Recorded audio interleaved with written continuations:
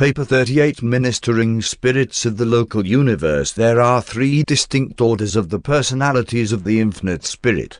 The impetuous apostle understood this when he wrote respecting Jesus, who has gone to heaven and is on the right hand of God, angels and authorities and powers being made subject to him. Angels are the ministering spirits of time, authorities, the messenger hosts of space, powers, the higher personalities of the infinite spirit.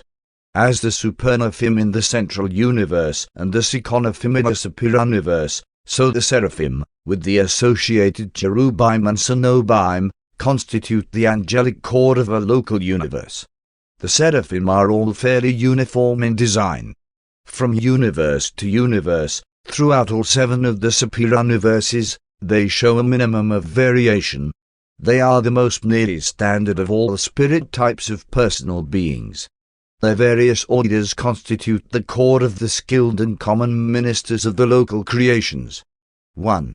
Origin of Seraphim. Seraphim are created by the universe Mother Spirit and have been projected in unit formation, 41,472 at a time, ever since the creation of the pattern angels and certain angelic archetypes in the early times of Nebadon.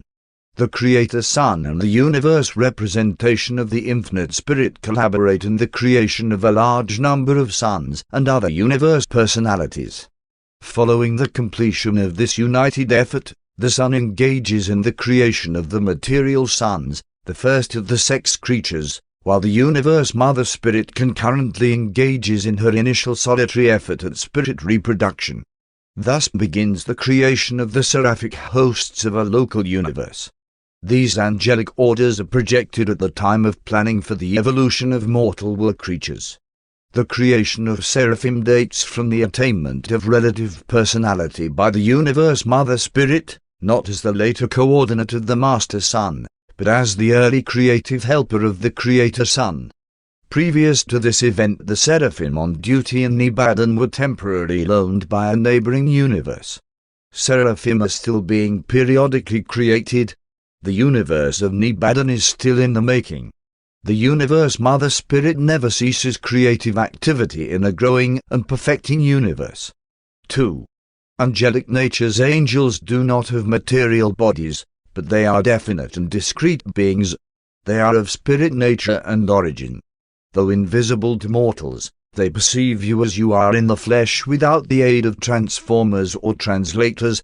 They intellectually understand the mode of mortal life, and they share all of man's non-sensuous emotions and sentiments. They appreciate and greatly enjoy your efforts in music, art, and real humor.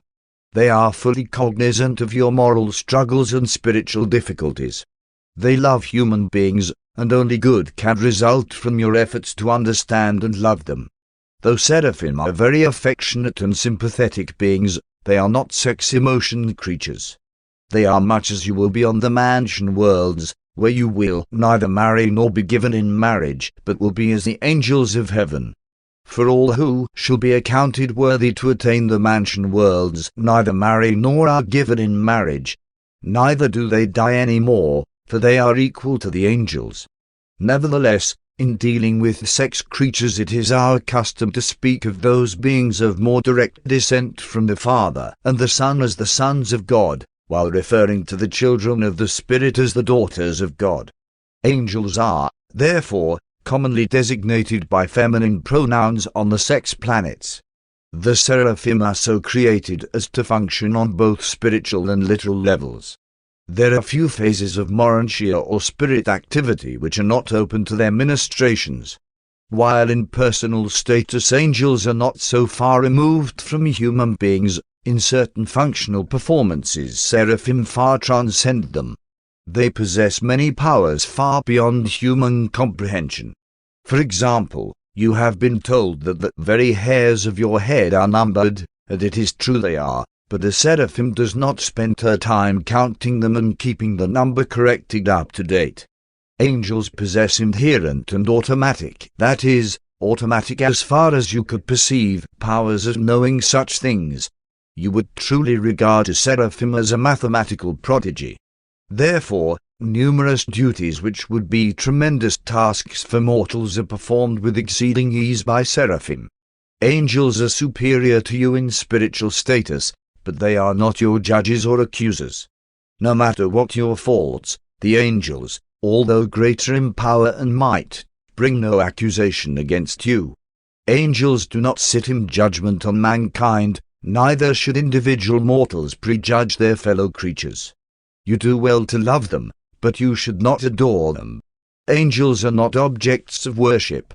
The great Seraphim, Loyalatia, when your seer fell down to worship before the feet of the angel, said, "See that you do it not. One am a fellow servant with you and with your races, who are all enjoined to worship God."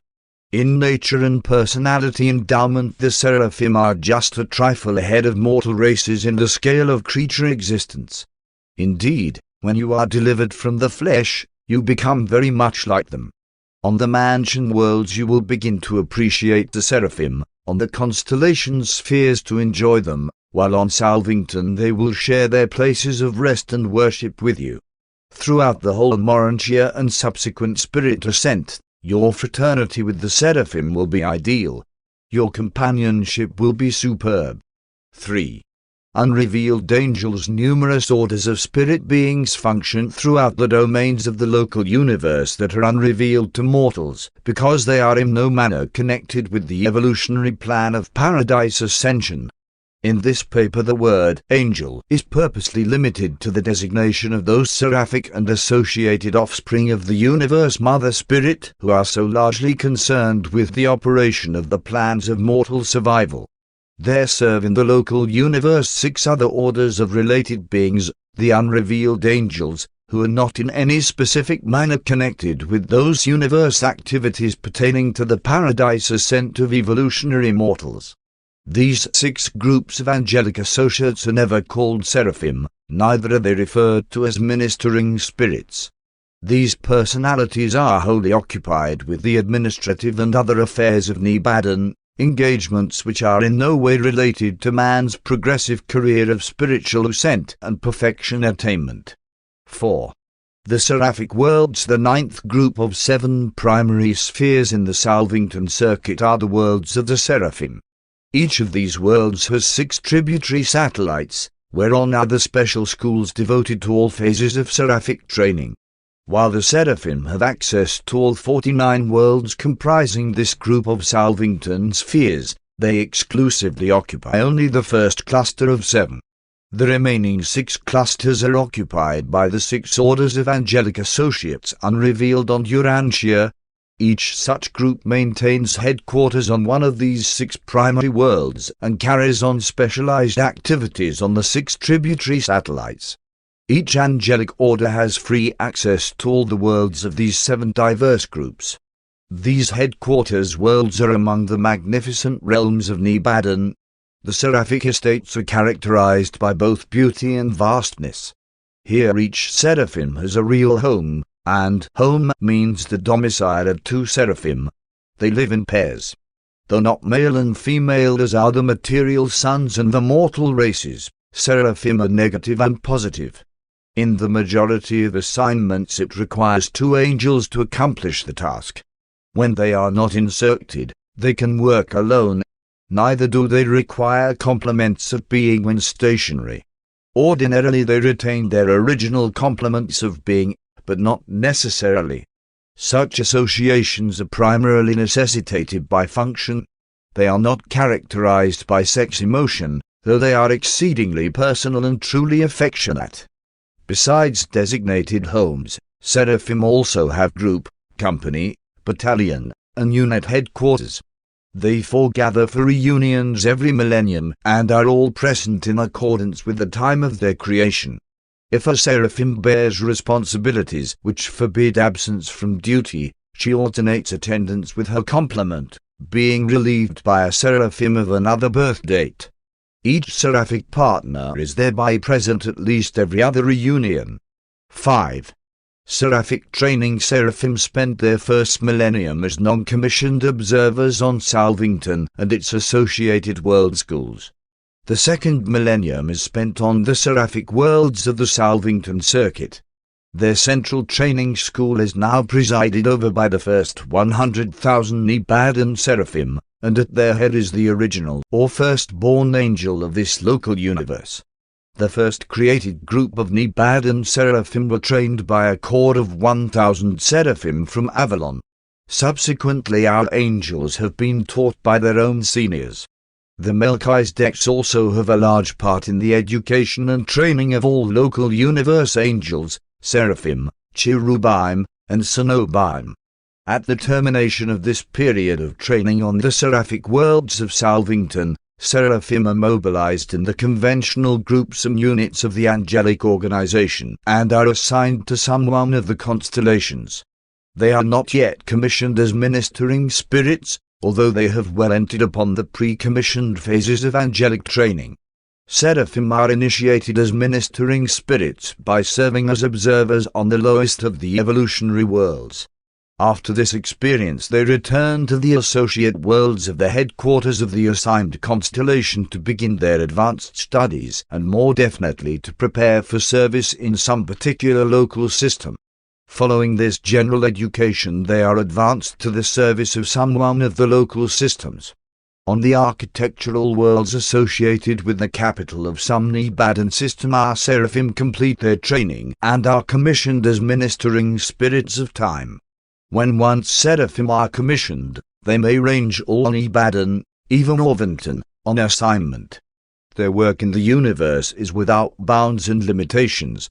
They are closely associated with the material creatures of the worlds and are ever in the service of the lower orders of spiritual personalities, making contact between these beings of the spirit world and the mortals of the material realms. 6.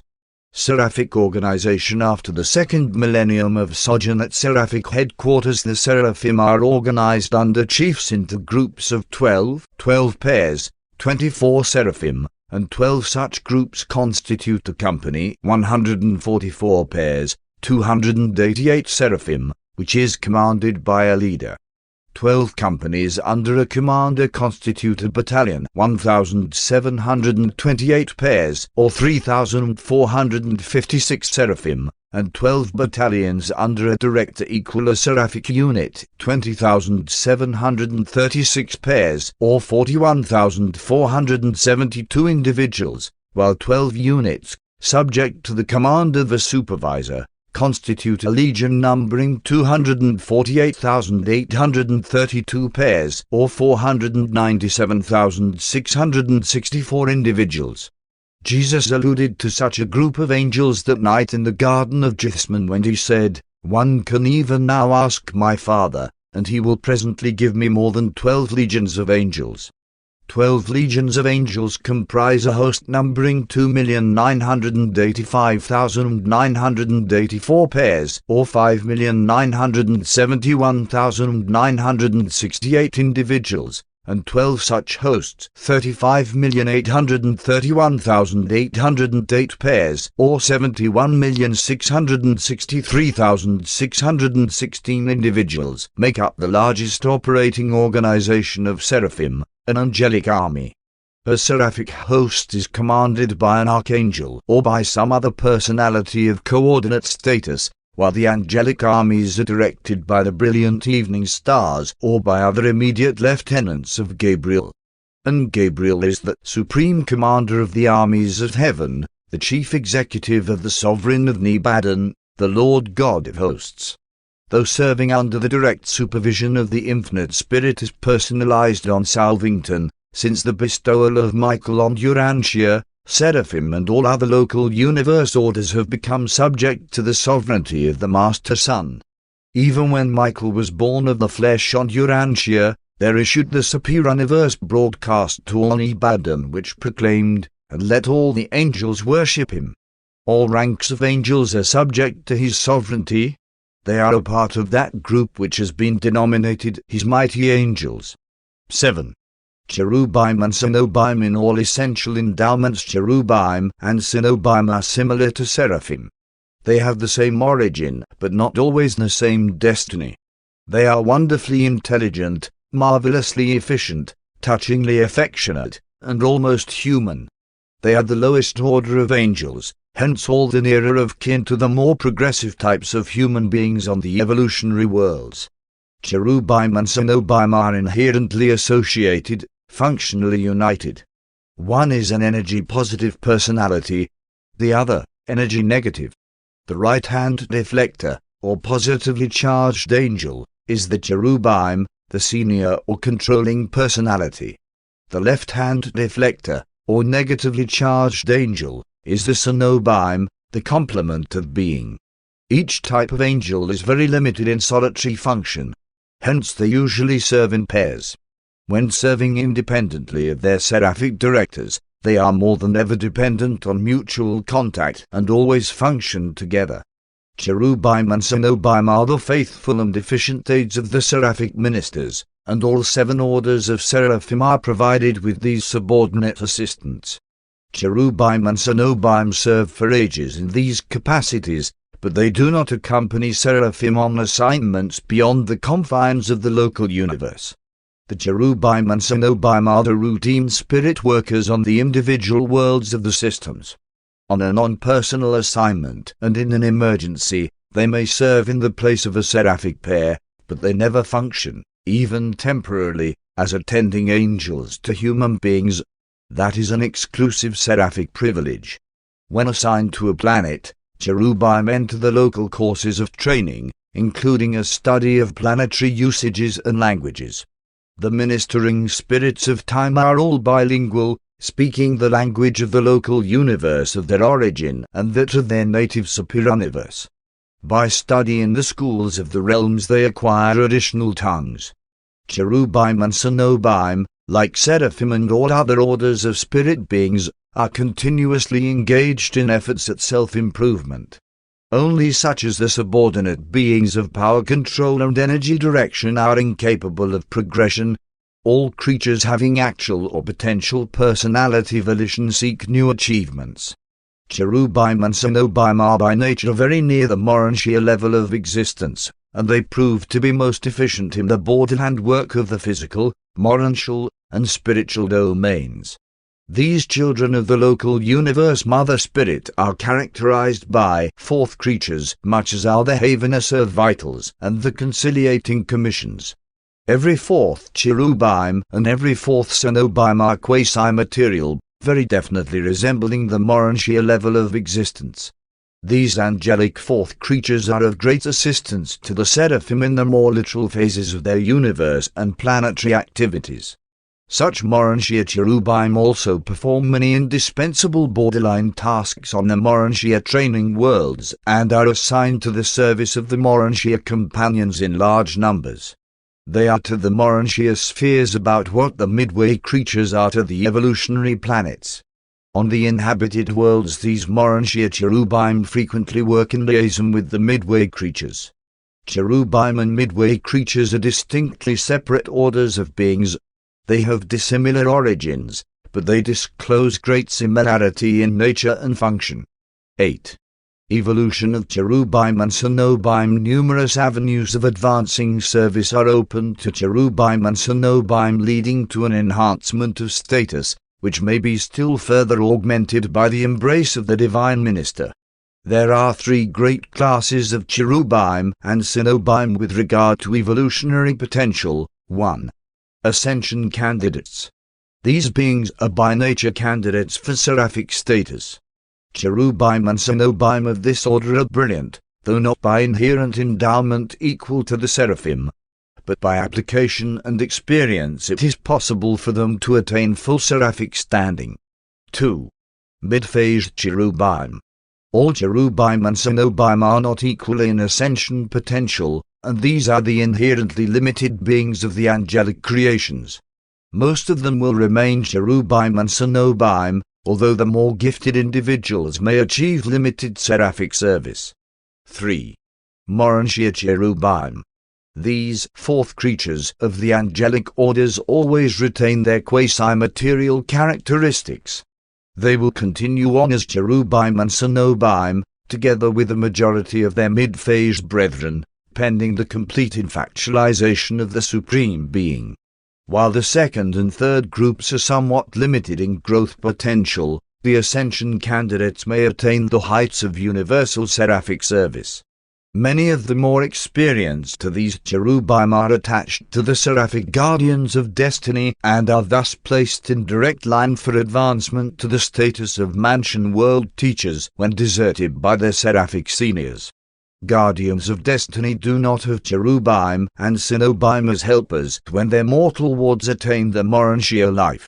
And when other types of evolutionary seraphim are granted clearance for Seraphington and paradise, they must forsake their former subordinates when they pass out of the confines of Nebadon.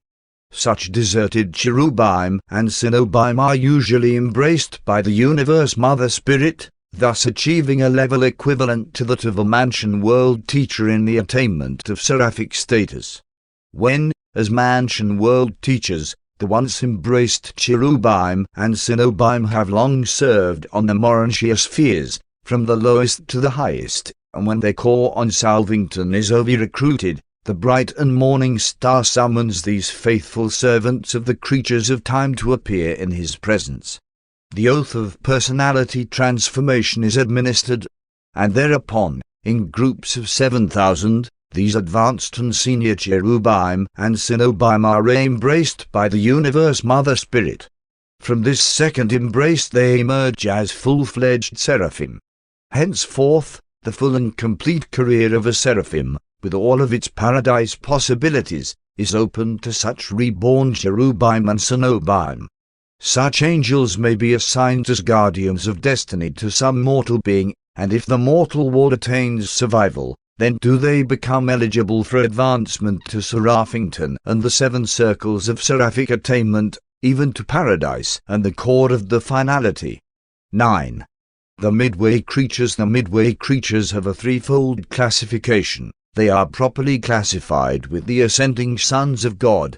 They are factually grouped with the orders of permanent citizenship, while they are functionally reckoned with the ministering spirits of time because of their intimate and effective association with the angelic hosts in the work of serving mortal man on the individual worlds of space.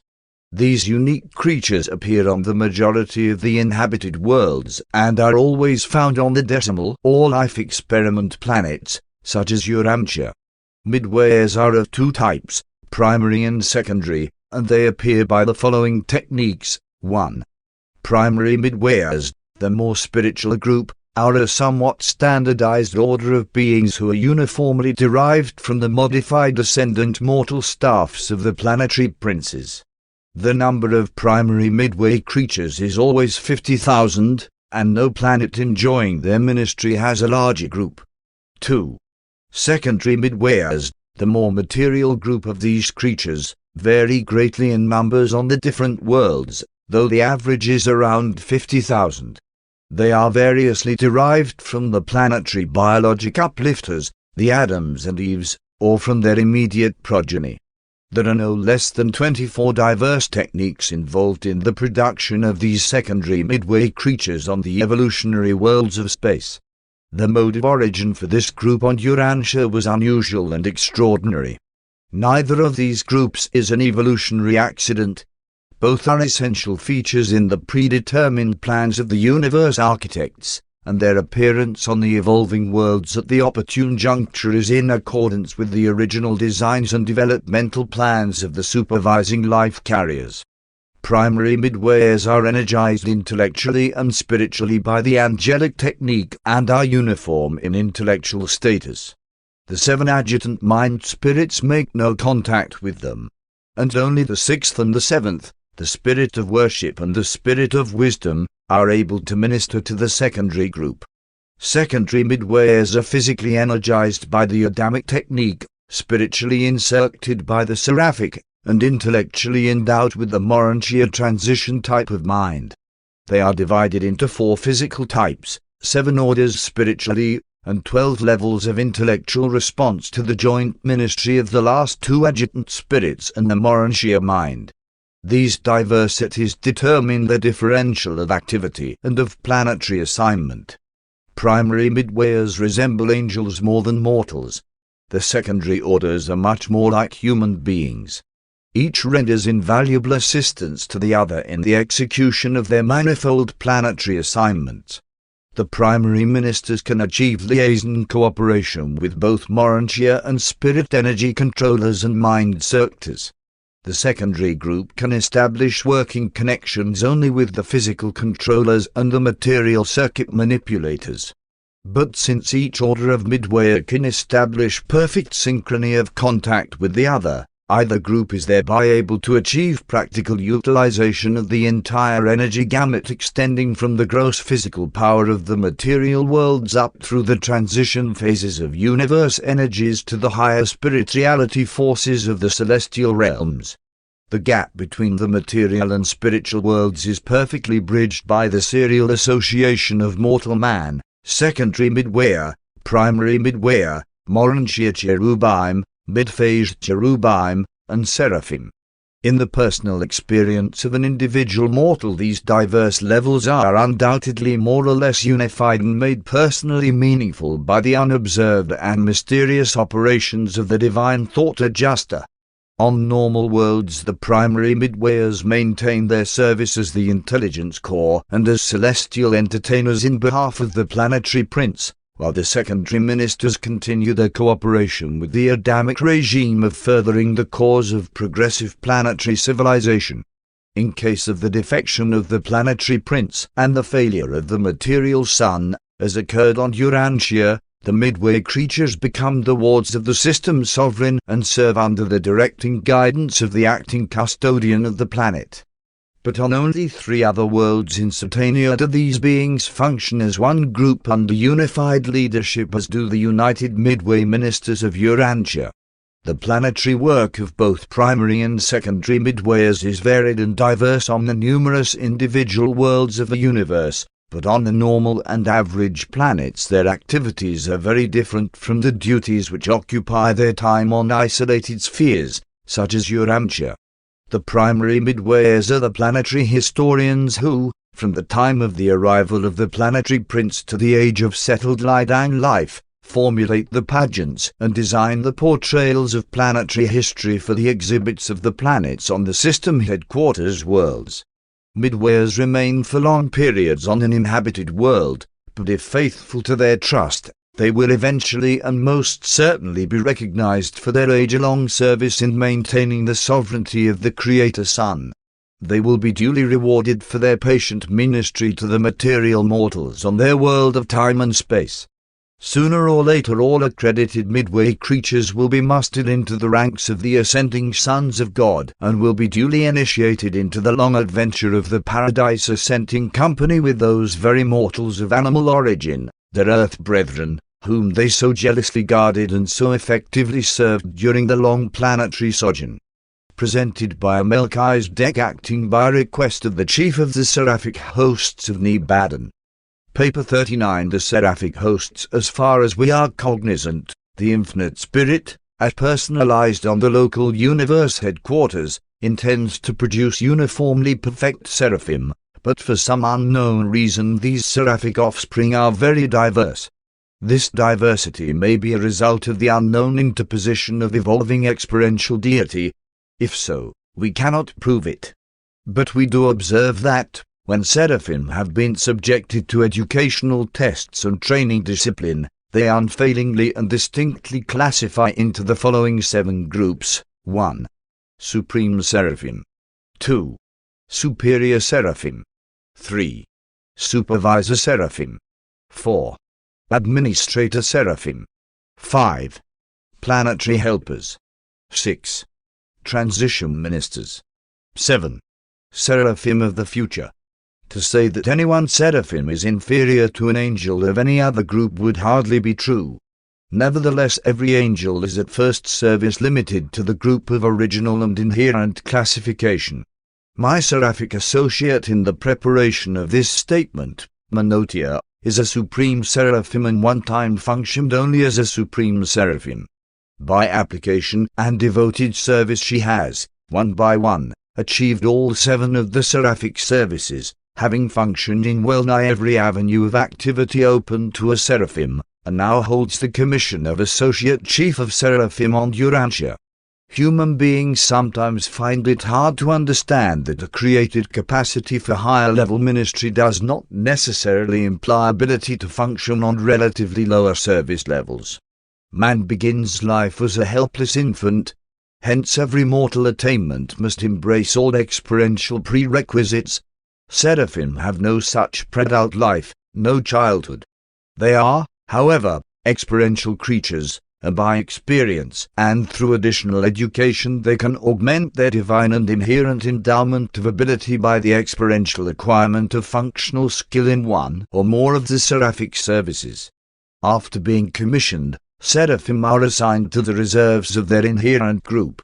Those of planetary and administrator status often serve for long periods as originally classified, but the higher the inherent function level, the more persistently do the angelic ministers seek assignment to the lower orders of universe service.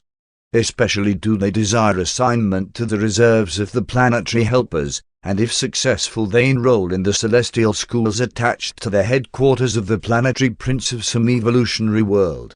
Here they begin the study of the languages, history, and local habits of the races of mankind. Seraphim must acquire knowledge and gain experience much as do human beings. They are not far removed from you in certain personality attributes. And they all crave to start at the bottom, on the lowest possible level of ministry. Thus may they hope to achieve the highest possible level of experiential destiny. 1. Supreme Seraphim. These Seraphim are the highest of the 7 revealed orders of local universe angels. They function in 7 groups, each of which is closely associated with the angelic ministers of the seraphic core of completion. 1. Sun Spirit Ministers. The first group of the Supreme Seraphim are assigned to the service of the high suns and spirit origin beings resident and functioning in the local universe. This group of angelic ministers also serve the universe sun and the universe spirit and are closely affiliated with the intelligence core of the bright and morning star, the universe chief executive of the united wills of the creator sun and the creative spirit. Being of assignment to the high suns and spirits, these seraphim are naturally associated with the far-flung services of the paradise avenals, the divine offspring of the eternal sun and the infinite spirit. The paradise avenals are always attended on all magisterial and bestowal missions by this high and experienced order of seraphim, who are at such times devoted to organizing and administering the special work connected with the termination of one planetary dispensation and the inauguration of a new age. But they are not concerned in the work of adjudication which might be incidental to such a change in dispensations. Bestowal attendants. Paradise avenals, but not creator sons, when on a bestowal mission are always accompanied by a corps of 144 bestowal attendants. These 144 angels are the chiefs of all other sun spirit ministers who may be associated with a bestowal mission. There might possibly be legions of angels subject to the command of an incarnated Son of God on a planetary bestowal, but all these seraphim would be organized and directed by the 144 bestowal attendants. Higher orders of angels, supernaphim and seconaphim, might also form a part of the attending host, and though their missions are distinct from those of the seraphim, all these activities would be coordinated by the bestowal attendants. These bestowal attendants are completion seraphim. They have all traversed the circles of Seraphington and have attained the seraphic core of completion. And they have been further especially trained to meet the difficulties and to cope with the emergencies associated with the bestowals of the sons of God for the advancement of the children of time. Such seraphim have all achieved paradise and the personal embrace of the second source and center, the eternal Sun. Seraphim equally crave assignment to the missions of the incarnated sons and attachment as destiny guardians to the mortals of the realms. The latter is the surest seraphic passport to paradise, while the bestowal attendants have achieved the highest local universe service of the completion seraphim of paradise attainment. 2. Court advisors. These are the seraphic advisors and helpers attached to all orders of adjudication, from the conciliators up to the highest tribunals of the realm. It is not the purpose of such tribunals to determine punitive sentences, but rather to adjudicate honest differences of opinion and to decree the everlasting survival of ascending mortals. Herein lies the duty of the court advisers, to see that all charges against mortal creatures are stated in justice and adjudicated in mercy. In this work they are closely associated with the High Commissioners, spirit-fused ascendant mortals serving in the local universe. The seraphic court advisors serve extensively as defenders of mortals. Not that there ever exists any disposition to be unfair to the lowly creatures of the realms, but while justice demands the adjudication of every default in the climb towards divine perfection, mercy requires that every such misstep be fairly adjudged in accordance with the creature nature and the divine purpose. These angels are the exponents and exemplification of the element of mercy inherent in divine justice, of fairness based on the knowledge of the underlying facts of personal motives and racial tendencies. This order of angels serves from the councils of the planetary princes to the highest tribunals of the local universe, while their associates of the seraphic court of completion function in the higher realms of Orventon, even to the courts of the ancients of days and Uversa. 3. Universe Orientators. These are the true friends and postgraduate counselors of all those ascending creatures who are pausing for the last time on Salvington, in their universe of origin, as they stand on the brink of the spirit adventure stretching out before them in the vast super-universe of Orventon. And at such a time many an ascender has a feeling which mortals could understand only by comparison with the human emotion of nostalgia. Behind lie the realms of achievement, realms grown familiar by long service and momentary attainment. Ahead lies the challenging mystery of a greater and vaster universe. It is the task of the universe orientators to facilitate the passage of the ascending pilgrims from the attained to the unattained level of universe service, to help these pilgrims in making those kaleidoscopic adjustments in the comprehension of meanings and values inherent in the realization that a first-stage spirit being stands, not at the end and climax of the local universe momentary ascent, but rather at the very bottom of the long ladder of spiritual ascent to the universal Father on Paradise. Many of the Seraphim graduates, members of the seraphic court of completion who are associated with these Seraphim, engage in extensive teaching in certain Salvington schools concerned with the preparation of the creatures of Nebadon for the relationships of the next universe age. 4. The teaching counselors. These angels are the invaluable assistants of the spiritual teaching court of the local universe. Teaching counselors are secretaries to all orders of teachers, from the Melchizedecs and the Trinity teacher sons down to the momentary immortals who are assigned as helpers to those of their kind to adjust behind them in the scale of ascendant life. You will first see these associate teaching Seraphim on some one of the 7 mansion worlds surrounding Jerusalem. These Seraphim become associates of the division chiefs of the numerous educational and training institutions of the local universes, and they are attached in large numbers to the faculties of the 7 training worlds of the local systems and of the 70 educational spheres of the constellations. These ministrations extend on down to the individual worlds. Even the true and consecrated teachers of time are assisted, and often attended, by these counselors of the Supreme Seraphim. The 4th creature bestowal of the Creator Son was in the likeness of a teaching counselor of the Supreme Seraphim of Nebadon. 5. Directors of assignment. A body of 144 Supreme Seraphim is elected from time to time by the angels serving on the evolutionary and on the architectural spheres of creature habitation. This is the highest angelic council on any sphere, and it coordinates the self-directed phases of seraphic service and assignment. These angels preside over all seraphic assemblies pertaining to the line of duty or the call to worship. 6. The recorders. These are the official recorders for the Supreme Seraphim. Many of these high angels were born with their gifts fully developed. Others have qualified for their positions of trust and responsibility by diligent application to study and faithful performance of similar duties while attached to lower or less responsible orders. 7. Unattached ministers. Large numbers of unattached seraphim of the Supreme Order are self-directed servers on the architectural spheres and on the inhabited planets. Such ministers voluntarily meet the differential of demand for the service of the Supreme Seraphim, thus constituting the general reserve of this order. 2.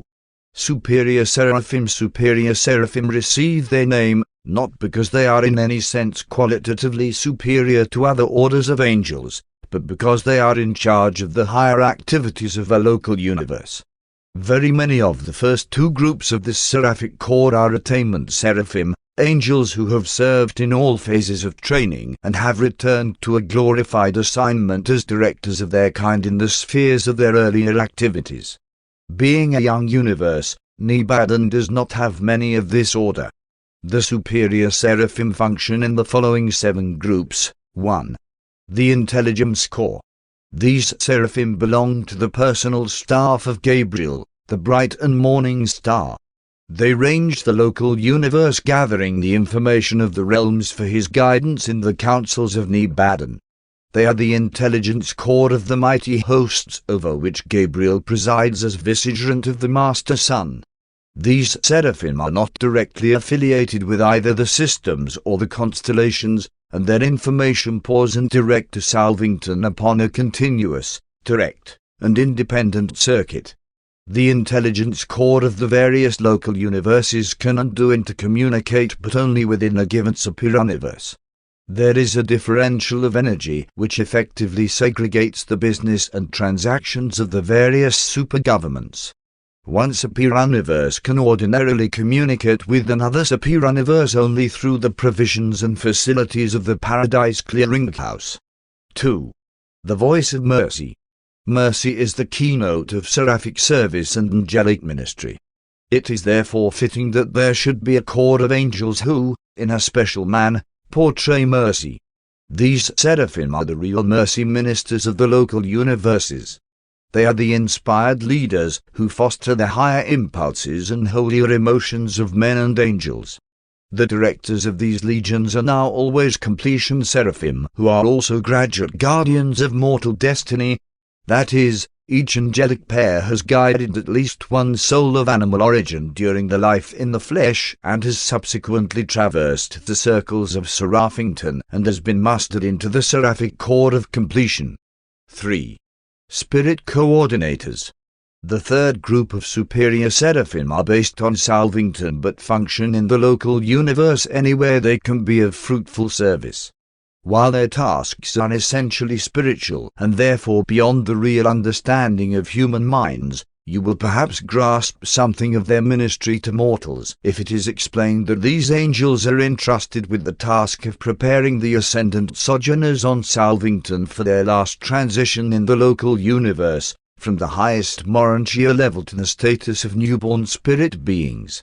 As the mind planners on the mansion worlds help the surviving creature to adjust to, and make effective use of, the potentials of Urantia mind, so do these seraphim instruct the Urantia graduates on Salvington regarding the newly attained capacities of the mind of the spirit. And they serve the ascendant mortals in many other ways. 4. Assistant teachers. The assistant teachers are the helpers and associates of their fellow seraphim, the teaching counselors. They are also individually connected with the extensive educational enterprises of the local universe, especially with the sevenfold scheme of training operative on the mansion worlds of the local systems. A marvelous corps of this order of seraphim functions on Urantia for the purpose of fostering and furthering the cause of truth and righteousness. 5. The transporters. All groups of ministering spirits have their transport corps, angelic orders dedicated to the ministry of transporting those personalities who are unable, of themselves, to journey from one sphere to another. The fifth group of the superior seraphim are headquartered on Salvington and serve as space traversers to and from the headquarters of the local universe. Like other subdivisions of the superior seraphim, some were created as such while others have risen from the lower or less endowed groups. The energy range of seraphim is wholly adequate for local universe and even for superuniverse requirements, but they could never withstand the energy demands entailed by such a long journey as that from Uversa to Havana. Such an exhaustive journey requires the special powers of a primary Seraphim of transport endowments. Transporters take on energy for flight while in transit and recuperate personal power at the end of the journey. Even on Salvington, ascending mortals do not possess personal transit forms. Ascenders must depend upon seraphic transport in advancing from world to world until after the last rest of sleep on the inner circle of Havana and the eternal awakening on Paradise. Subsequently, you will not be dependent on angels for transport from universe to universe. The process of being on Seraphim is not unlike the experience of death or sleep, except that there is an automatic time element in the transit slumber. You are consciously unconscious during seraphic rest. But the thought adjuster is wholly and fully conscious, in fact, exceptionally efficient, since you are unable to oppose, resist, or otherwise hinder creative and transforming work. When on Seraphim, you go to sleep for a specified time, and you will awake at the designated moment. The length of a journey when in transit sleep is immaterial. You are not directly aware of the passing of time. It is as if you went to sleep on a transport vehicle in one city and, after resting in peaceful slumber all night, awakened in another and distant metropolis. You journeyed while you slumbered. And so you take flight through space, on Seraphim, while you rest, sleep. The transit sleep is induced by the liaison between the adjusters and the seraphic transporters. The angels cannot transport combustion bodies, flesh and blood, such as you now have, but they can transport all others, from the lowest Urantia to the higher spirit forms. They do not function in the event of natural death. When you finish your earthly career, your body remains on this planet. Your thought adjuster proceeds to the bosom of the Father, and these angels are not directly concerned in your subsequent personality reassembly on the identification mansion world. There your new body is a Urantia form, one that can on Seraphim. You sow a mortal body in the grave. You reap a Urantia form on the mansion worlds.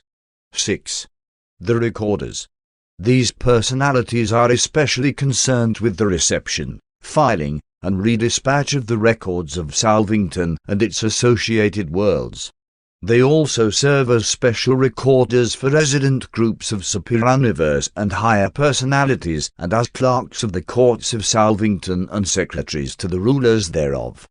Broadcasters, receivers and dispatchers are a specialized subdivision of the seraphic recorders, being concerned with the dispatch of records and with the dissemination of essential information. Their work is of a high order, being so multi-circuited that 144,000 messages can simultaneously traverse the same lines of energy. They adapt the higher ideographic techniques of the seraphic chief recorders, and with these common symbols maintain reciprocal contact with both the intelligence coordinators of the tertiary supernaphim and the glorified intelligence coordinators of the seraphic core of completion. Seraphic recorders of the superior order thus effect a close liaison with the intelligence core of their own order and with all subordinate recorders, while the broadcasts enable them to maintain constant communication with the higher recorders of the superuniverse and, through this channel, with the recorders of Havana and the custodians of knowledge on Paradise. Many of the superior order of recorders are seraphim ascended from similar duties in lower sections of the universe. 7. The reserves. Large reserves of all types of the superior seraphim are held on Salvington, instantly available for dispatch to the farthermost worlds of Nebadon as they are requisitioned by the directors of assignment or upon the request of the universe administrators. The reserves of superior seraphim also furnish messenger aids upon requisition by the chief of the brilliant evening stars, who is entrusted with the custody and dispatch of all personal communications. A local universe is fully provided with adequate means of intercommunication, but there is always a residue of messages which requires dispatch by personal messengers. The basic reserves for the entire local universe are held on the seraphic worlds of Salvington. This core includes all types of all groups of angels. 3. Supervisor Seraphim. This versatile order of universe angels is assigned to the exclusive service of the constellations. These able ministers make their headquarters on the constellation capitals but function throughout all Nebadon in the interests of their assigned realms. 1. Supervising assistants. The first order of the supervising Seraphim are assigned to the collective work of the constellation fathers, and they are the ever-efficient helpers of the Most Highs. These Seraphim are primarily concerned with the unification and stabilization of a whole constellation. 2. Law forecasters. The intellectual foundation of justice is law, and in a local universe law originates in the legislative assemblies of the constellations. These deliberative bodies codify and formally promulgate the basic laws of Nebadon, laws designed to afford the greatest possible coordination of a whole constellation consistent with the fixed policy of non-infringement of the moral free will of personal creatures. It is the duty of the second order of supervisor Seraphim to place before the constellation lawmakers a forecast of how any proposed enactment would affect the lives of free will creatures. This service they are well qualified to perform by virtue of long experience in the local systems and on the inhabited worlds. These Seraphim seek no special favors for one group or another, but they do appear before the celestial lawmakers to speak for those who cannot be present to speak for themselves. Even mortal man may contribute to the evolution of universe law, for these very Seraphim do faithfully and fully portray, not necessarily man's transient and conscious desires, but rather the true longings of the inner man, the evolving Urantia soul of the material mortal on the worlds of space. 3. Social architects. From the individual planets up through the Urantia training worlds, these Seraphim labor to enhance all sincere social contacts and to further the social evolution of universe creatures. These are the angels who seek to divest the associations of intelligent beings of all artificiality while endeavoring to facilitate the inter-association of will creatures on a basis of real self-understanding and genuine mutual appreciation. Social architects do everything within their province and power to bring together suitable individuals that they may constitute efficient and agreeable working groups on Earth. And sometimes such groups have found themselves reassociated on the mansioned worlds for continued fruitful service. But not always do these Seraphim attain their ends. Not always are they able to bring together those who would form the most ideal group to achieve a given purpose or to accomplish a certain task. Under these conditions they must utilize the best of the material available. These angels continue their ministry on the mansion and higher Urantia worlds. They are concerned with any undertaking having to do with progress on the Urantia worlds and which concerns 3 or more persons. 2 beings are regarded as operating on the mating, complemental, or partnership basis, but when 3 or more are grouped for service, they constitute a social problem and therefore fall within the jurisdiction of the social architects. These efficient Seraphim are organized in 70 divisions on Urantia, and these divisions minister on the 70 Urantia progress worlds encircling the headquarters sphere. 4. Ethical synthesizers. It is the mission of these Seraphim to foster and to promote the growth of creature appreciation of the morality of interpersonal relationships, for such is the seed and secret of the continued and purposeful growth of society and government, human or superhuman. These enhancers of ethical appreciation function anywhere and everywhere they may be of service, as volunteer counselors to the planetary rulers and as exchange teachers on the system training worlds. You will not, however, come under their full guidance until you reach the Brotherhood schools on Urantia, where they will quicken your appreciation of those very truths of fraternity which you will even then be so earnestly exploring by the actual experience of living with the Urantia in the social laboratories of Edentia, the 70 satellites of the Urantia capital. 5. The transporters. The fifth group of supervisor Seraphim operate as personality transporters, carrying beings to and from the headquarters of the constellations. Such transport Seraphim, while in flight from one sphere to another, are fully conscious of their velocity, direction, and astronomical whereabouts. They are not traversing space as would an inanimate projectile. They may pass near one another during space flight without the least danger of collision. They are fully able to vary speed of progression and to alter direction of flight, even to change destinations if their directors should so instruct them at any space junction of the universe intelligence circuits. These transit personalities are so organized that they can simultaneously utilize all three of the universally distributed lines of energy, each having a clear space velocity of 186,280 miles per second. These transporters are thus able to superimpose velocity of energy upon velocity of power until they attain an average speed on their long journeys varying anywhere from 555,000 to almost 559,000 of your miles per second of your time. The velocity is affected by the mass and proximity of neighboring matter and by the strength and direction of the nearby main circuits of universe power. There are numerous types of beings, similar to the Seraphim, who are able to traverse space, and who also are able to transport other beings who have been properly prepared. 6. The recorders.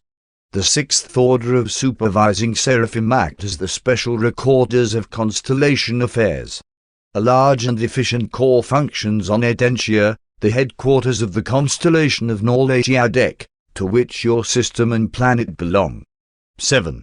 The reserves. General reserves of the supervisor Seraphim are held on the headquarters of the constellations. Such angelic reservists are in no sense inactive. Many serve as messenger aids to the constellation rulers. Others are attached to the Salvington reserves of unassigned Urantia. Still others may be attached to Urantia sons on special assignment, such as the Urantia observer, and sometimes Most High Regent, of Urantia. 4. Administrator Seraphim. The fourth order of Seraphim are assigned to the administrative duties of the local systems. They are indigenous to the system capitals, but are stationed in large numbers on the Mansion and Morantia spheres, and on the inhabited worlds. Fourth order Seraphim are by nature endowed with unusual administrative ability. They are the able assistants of the directors of the lower divisions of the universe government of a Creator Sun, and are mainly occupied with the affairs of the local systems and their component worlds. They are organized for service as follows. 1. Administrative assistants. These able Seraphim are the immediate assistants of a system sovereign, a primary Urantia Sun. They are invaluable aids in the execution of the intricate details of the executive work of the system headquarters. They also serve as the personal agents of the system rulers, journeying back and forth in large numbers to the various transition worlds and to the inhabited planets, executing many commissions for the welfare of the system and in the physical and biologic interests of its inhabited worlds. These same seraphic administrators are also attached to the governments of the world rulers, the planetary princes. The majority of planets in a given universe are under the jurisdiction of a secondary Urantia Sun, but on certain worlds, such as Urantia, there has been a miscarriage of the divine plan. In the event of the defection of a planetary prince, these Seraphim become attached to the Melchizedek receivers and their successors in planetary authority. The present acting ruler of Urantia is assisted by a corps of 1,000 of this versatile order of Seraphim. 2. Justice Guides. These are the angels who present the summary of evidence concerning the eternal welfare of men and angels when such matters come up for adjudication in the tribunals of a system or a planet. They prepare the statements for all preliminary hearings involving mortal survival, statements which are subsequently carried with the records of such cases to the higher tribunals of the universe and the superuniverse. The defense of all cases of doubtful survival is prepared by these seraphim, who have a perfect understanding of all the details of every feature of every count in the indictments drawn by the administrators of universe justice. It is not the mission of these angels to defeat or to delay justice, but rather to ensure that unerring justice is dealt out with generous mercy and fairness to all creatures. These seraphim often function on the local worlds, commonly appearing before the referee trios of the conciliating commissions, the courts for minor misunderstandings. Many who at one time served as justice guides in the lower realms later appear as voices of mercy in the higher spheres and on Salvington. In the Lucifer rebellion in Satania very few of the justice guides were lost, but more than 1/4 of the other administrator seraphim and of the lower orders of seraphic ministers were misled and deluded by the sophistries of unbridled personal liberty. 3. Interpreters of cosmic citizenship. When ascending mortals have completed the mansion world training, the first student apprenticeship in the universe career, they are permitted to enjoy the transient satisfactions of relative maturity, citizenship on the system capital. While the attainment of each ascendant goal is a factual achievement, in the larger sense such goals are simply milestones on the long ascending path to paradise. But however relative such successes may be, no evolutionary creature is ever denied the full, though transient satisfaction of goal attainment. Ever and anon there is a pause in the paradise ascent, a short breathing spell, during which universe horizons stand still, creature status is stationary, and the personality tastes the sweetness of goal fulfillment. The first of such periods in the career of a mortal ascender occurs on the capital of a local system. During this pause you will, as a citizen of Jerusalem, attempt to express in creature life those things which you have acquired during the 8 preceding life experiences, embracing Urantia and the 7 mansion worlds. The seraphic interpreters of cosmic citizenship guide the new citizens of the system capitals and quicken their appreciation of the responsibilities of universe government. These seraphim are also closely associated with the material sons in the system administration, while they portray the responsibility and morality of cosmic citizenship to the material mortals on the inhabited worlds. 4. Queer-kenners of morality. On the mansion worlds you begin to learn self-government for the benefit of all concerned. Your mind learns cooperation, learns how to plan with other and wiser beings. On the system headquarters the seraphic teachers will further quicken your appreciation of cosmic morality, of the interactions of liberty and loyalty. What is loyalty? It is the fruit of an intelligent appreciation of universe brotherhood. One could not take so much and give nothing. As you ascend the personality scale, first you learn to be loyal, then to love, then to be filial, and then may you be free. But not until you are a finaliter, not until you have attained perfection of loyalty, can you self-realize finality of liberty. These seraphim teach the fruitfulness of patience, that stagnation is certain death, but that overrapid growth is equally suicidal, that is a drop of water from a higher level falls to a lower and, flowing onward, passes ever downward through a succession of short falls, so ever upward is progress in the Urantia and spirit worlds, and just as slowly and by just such gradual stages. To the inhabited worlds the queer-kenners of morality portray mortal life as an unbroken chain of many links. Your short sojourn on Urantia, on this sphere of mortal infancy, is only a single link, the very first in the long chain that is to stretch across universes and through the eternal ages. It is not so much what you learn in this first life, it is the experience of living this life that is important. Even the work of this world, paramount though it is not nearly so important as the way in which you do this work. There is no material reward for righteous living, but there is profound satisfaction, consciousness of achievement, and this transcends any conceivable material reward. The keys of the kingdom of heaven are sincerity, more sincerity, and more sincerity. All men have these keys. Men use them, advance in spirit status, by decisions, by more decisions, and by more decisions. The highest moral choice is the choice of the highest possible value, and always, in any sphere, in all of them, this is to choose to do the will of God. If man thus chooses, he is great, though he be the humblest citizen of Jerusalem, or even the least of mortals on Urantia. 5. The transporters. These are the transport seraphim who function in the local systems. In Satania, your system, they carry passengers back and forth from Jerusalem and otherwise serve as interplanetary transporters. Seldom does a day pass in which a transport seraphim of Satania does not deposit some student visitor or some other traveler of spirit or semi-spirit nature on the shores of Urantia. These very space traversers will sometime carry you to and from the various worlds of the system headquarters group, and when you have finished the Jerusalem assignment, they will carry you forward to Urantia. But under no circumstances will they carry you backward to the world of human origin. A mortal never returns to his native planet during the dispensation of his temporal existence, and if he should return during a subsequent dispensation, he will be escorted by a transport seraphim of the universe headquarters group. 6. The recorders. These seraphim are the keepers of the threefold records of the local systems. The temple of records on a system capital is a unique structure, 1/3 material, constructed of luminous metals and crystals, 1/3 morontial, fabricated of the liaison of spiritual and material energy, but beyond the range of mortal vision, and 1/3 spiritual.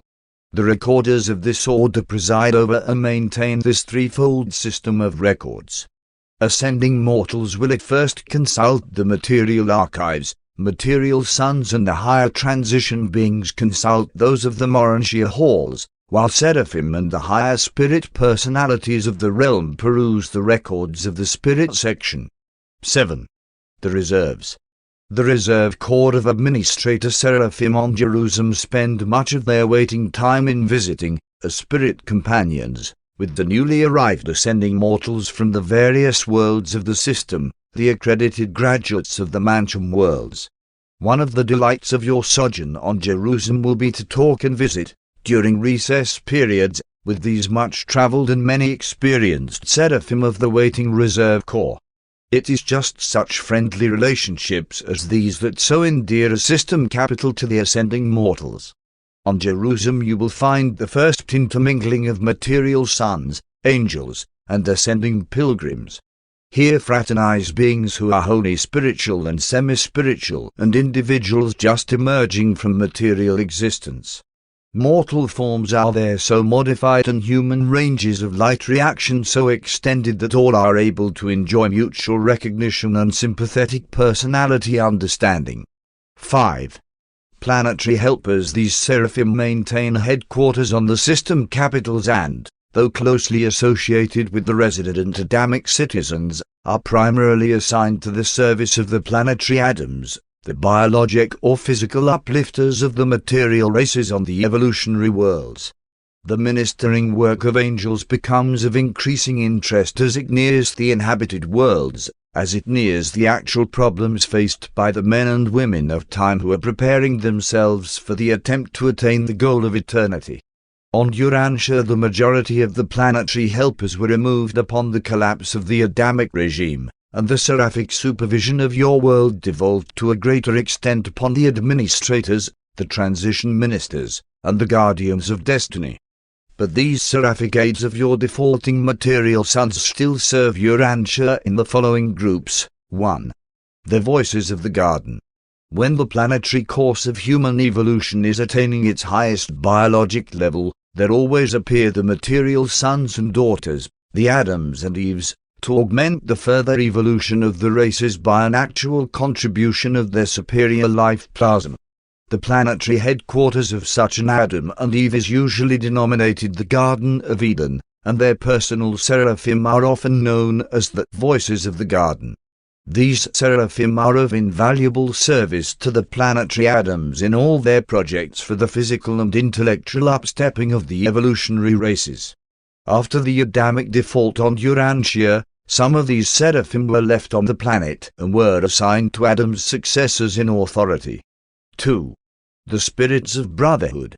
It should be apparent that, when an Adam and Eve arrive on an evolutionary world, the task of achieving racial harmony and social cooperation among its diverse races is one of considerable proportions. Seldom do these races of different colors and varied natures take kindly to the plan of human brotherhood. These primitive men only come to realize the wisdom of peaceful inter-association as a result of ripened human experience and through the faithful ministry of the seraphic spirits of brotherhood. Without the work of these seraphim, the efforts of the material sons to harmonize and advance the races of an evolving world would be greatly delayed. And had your Adam adhered to the original plan for the advancement of Urantia, by this time these spirits of brotherhood would have worked unbelievable transformations in the human race. In view of the Adamic default, it is indeed remarkable that these seraphic orders have been able to foster and bring to realization even as much of brotherhood as you now have on Urantia. 3. The souls of peace. The early millenniums of the upward strivings of evolutionary men are marked by many a struggle. Peace is not the natural state of the material realms. The worlds first realize peace on earth and goodwill among men through the ministry of the seraphic souls of peace. Although these angels were largely thwarted in their early efforts on Urantia, Vevana, chief of the souls of peace in Adam's day, was left on Urantia and is now attached to the staff of the resident Governor-General. And it was this same Vevana who, when Michael was born, heralded to the worlds, as the leader of the angelic host, glory to God in heaven and on earth peace and goodwill among men. In the more advanced epochs of planetary evolution, these seraphim are instrumental in supplanting the atonement idea by the concept of divine attunement as a philosophy of mortal survival. 4. The spirits of trust. Suspicion is the inherent reaction of primitive men. The survival struggles of the early ages do not naturally breed trust. Trust is a new human acquisition brought about by the ministry of these planetary seraphim of the Adamic regime. It is their mission to inculcate trust into the minds of evolving men.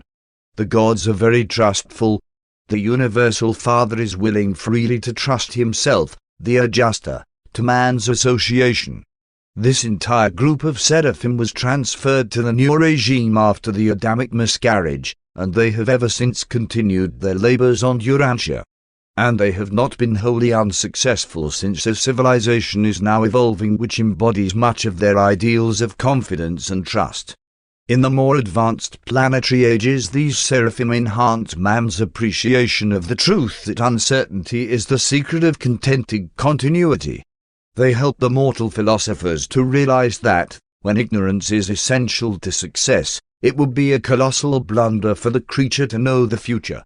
They heighten man's taste for the sweetness of uncertainty, for the romance and charm of the indefinite and unknown future. 5. The transporters. The planetary transporters serve the individual worlds. The majority of unseraphim beings brought to this planet are in transit. They merely stop over. They are in custody of their own special seraphic transporters, but there are a large number of such seraphim stationed on Urantia. These are the transport personalities operating from the local planets, as from Urantia to Jerusalem. Your conventional idea of angels has been derived in the following way. During moments just prior to physical death, a reflective phenomenon sometimes occurs in the human mind, and this dimming consciousness seems to visualize something of the form of the attending angel, and this is immediately translated into terms of the habitual concept of angels held in that individual's mind. The erroneous idea that angels possess wings is not wholly due to olden notions that they must have wings to fly through the air. Human beings have sometimes been permitted to observe seraphim that were being prepared for transport service, and the traditions of these experiences have largely determined the Urantian concept of angels. In observing a transport seraphim being made ready to receive a passenger for interplanetary transit, there may be seen what are apparently double sets of wings extending from the head to the foot of the angel. In reality, these wings are energy insulators, friction shields. When celestial beings are to be seraphimed for transfer from one world to another, they are brought to the headquarters of the sphere and, after due registry, are inducted into the transit sleep. Meantime, the transport seraphim moves into a horizontal position immediately above the universe energy pole of the planet. While the energy shields are wide open, the sleeping personality is skillfully deposited, by the officiating seraphic assistants, directly on top of the transport angel. Then both the upper and lower pairs of shields are carefully closed and adjusted. And now, under the influence of the transformers and the transmitters, a strange metamorphosis begins as the seraphim is made ready to swing into the energy currents of the universe circuits. To outward appearance, the seraphim grows pointed at both extremities and becomes so enshrouded in a queer light of amber hue that very soon it is impossible to distinguish the seraphimed personality. When all is in readiness for departure, the chief of transport makes the proper inspection of the carriage of life, carries out the routine tests to ascertain whether or not the angel is properly inserted, and then announces that the traveler is properly seraphimed, that the energies are adjusted, that the angel is insulated, and that everything is in readiness for the departing flash. The mechanical controllers, 2 of them, next take their positions. By this time the transport seraphim has become an almost transparent, vibrating, torpedo-shaped outline of glistening luminosity. Now the transport dispatcher of the realm summons the auxiliary batteries of the living energy transmitters, usually 1,000 in number. As he announces the destination of the transport, he reaches out and touches the near point of the seraphic carriage, which shoots forward with lightning-like speed, leaving a trail of celestial luminosity as far as the planetary atmospheric investment extends. In less than 10 minutes the marvelous spectacle will be lost even to reinforced seraphic vision. While planetary space reports are received at noon at the meridian of the designated spiritual headquarters, the transporters are dispatched from this same place at midnight. That is the most favorable time for departure and is the standard hour when not otherwise specified. 6. The recorders. These are the custodians of the major affairs of the planet as it functions as a part of the system, and as it is related to, and concerned in, the universe government. They function in the recording of planetary affairs, but are not concerned with matters of individual life and existence. 7. The reserves. The Satania Reserve Corps of the planetary seraphim is maintained on Jerusalem in close association with the reserves of the material suns. These abundant reserves repletely provide for every phase of the manifold activities of this seraphic order. These angels are also the personal message bearers of the local systems. They serve transition mortals, angels, and the material suns as well as others domiciled on the system headquarters. While Urantia is, at present, outside the spiritual circuits of Satania and Nebadon, you are otherwise in intimate touch with interplanetary affairs, for these messengers from Jerusalem frequently come to this world as to all the other spheres of the system. 6. Transition ministers, as their name might suggest, seraphim of transitional ministry serve wherever they can contribute the creature transition from the material to the spiritual estate. These angels serve from the inhabited worlds to the system capitals, but those in Satania at present direct their greatest efforts toward the education of the surviving mortals on the 7 mansion worlds. This ministry is diversified in accordance with the following 7 orders of assignment. 1. Seraphic evangels. 2. Racial interpreters. 3. Mind planners. 4. Urantia counselors. 5. Technicians. 6. Recorder teachers. 7. Ministering reserves. More about these seraphic ministers to transitional ascenders you will learn in connection with the narratives dealing with the mansion worlds and the Urantia life. 7. Seraphim of the future. These angels do not minister extensively except in older realms and on the more advanced planets of Nebadon. Large numbers of them are held in reserve on the seraphic worlds near Salvington, where they are engaged in pursuits relevant to the sometime dawning of the age of light and life in Nebadon. These seraphim do function in connection with the ascendant mortal career but minister almost exclusively to those mortals who survive by some one of the modified orders of ascension. Inasmuch as these angels are not now directly concerned with either Urantia or Urantians, it is deemed best to withhold the description of their fascinating activities. 8. Seraphic destiny. Seraphim are of origin in the local universes, and in these very realms of their nativity some achieve service destiny. With the help and counsel of the senior archangels, some seraphim may be elevated to the exalted duties of brilliant evening stars, while others attain status and service of the unrevealed coordinates of the evening stars. Still other adventures in local universe destiny may be attempted, but Seraphington never remains the eternal goal of all angels. Seraphington is the angelic threshold to paradise and deity attainment, the transition sphere from the ministry of time to the exalted service of eternity. Seraphim may attain paradise in scores, hundreds, of ways, but the most important as elaborated in these narratives are the following. 1. To gain admission to the paradise seraphic abode in a personal capacity by achieving perfection of specialized service as a celestial artisan, a technical advisor, or a celestial recorder. To become a paradise companion and, having thus attained the center of all things, perhaps then to become an eternal minister and advisor to the seraphic orders and others. 2. To be summoned to Seraphington. Under certain conditions seraphim are commanded on high.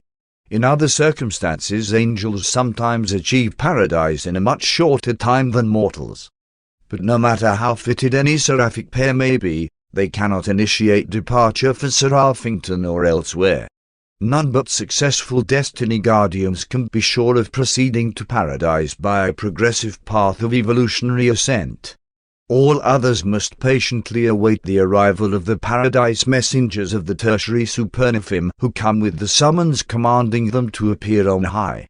3. To attain paradise by the evolutionary mortal technique. The supreme choice of seraphim in the career of time is the post of guardian angel in order that they may attain the career of finality and be qualified for assignment to the eternal spheres of seraphic service. Such personal guides of the children of time are called guardians of destiny, signifying that they guard mortal creatures in the path of divine destiny, and that in so doing they are determining their own high destiny. Guardians of destiny are drawn from the ranks of the more experienced angelic personalities of all orders of seraphim who have qualified for this service. All surviving mortals of a just fusion destiny have temporary guardians assigned, and these associates may become permanently attached when mortal survivors attain the requisite intellectual and spiritual development. Before mortal ascenders leave the mansion worlds, they all have permanent seraphic associates. This group of ministering spirits is discussed in connection with the Urantia narratives. It is not possible for angels to attain God from the human level of origin, for they are created a little higher than you. But it has been wisely arranged that, while they cannot possibly start up from the very bottom, the spiritual lowlands of mortal existence, they may go down to those who do start from the bottom and pilot such creatures, step by step, world by world, to the portals of Havana. When mortal ascenders leave Uversa to begin the circles of Havana, those guardians of attachment subsequent to the life in the flesh will bid their pilgrim associates a temporary farewell while they journey to Seraphington, the angelic destination of the grand universe. Here will these guardians attempt, and undoubtedly achieve, the 7 circles of seraphic light. Many, but not all, of those seraphim assigned as destiny guardians during the material life accompany their mortal associates through the Havana circles, and certain other seraphim pass through the circuits of the central universe in a way that is wholly different from the mortal ascent. But irrespective of the route of ascent, all evolutionary seraphim traverse Seraphington, and the majority pass through this experience instead of the heavenly circuits. Seraphington is the destiny sphere for angels, and their attainment of this world is quite different from the experiences of the mortal pilgrims on Ascendington. Angels are not absolutely sure of their eternal future until they have attained Seraphington. No angel attaining Seraphington has ever been known to go astray. Sin will never find response in the heart of a seraphim of completion. The graduates of Seraphington are variously assigned. Destiny guardians of heavenly circle experience usually enter the mortal finaliter core. Other guardians, having passed their heavenly separation tests, frequently rejoin their mortal associates on paradise, and some become the everlasting associates of the mortal finaliters, while others enter the various non-mortal finaliter core, and many are mustered into the core of seraphic completion. 9. The core of seraphic completion after attainment of the Father of Spirits and admission to the seraphic service of completion, angels are sometimes assigned to the ministry of worlds settled in light and life. They gain attachment to the high trinitized beings of the universes and to the exalted services of paradise and Havana. These seraphim of the local universes have experientially compensated the differential in divinity potential, formally setting them apart from the ministering spirits of the central and superior universes. Angels of the seraphic core of completion serve as associates of the superior universe Seraphim and as assistants to the high paradise Havana orders of Supernaphim. For such angels the career of time is finished. Henceforth and forever they are the servants of God, the consorts of divine personalities, and the peers of the paradise finaliters. Large numbers of the completion seraphim return to their native universes, there to complement the ministry of divine endowment by the ministry of experiential perfection. Nebadon is, comparatively speaking, one of the younger universes, and therefore does not have so many of these returned Seraphington graduates as would be found in an older realm.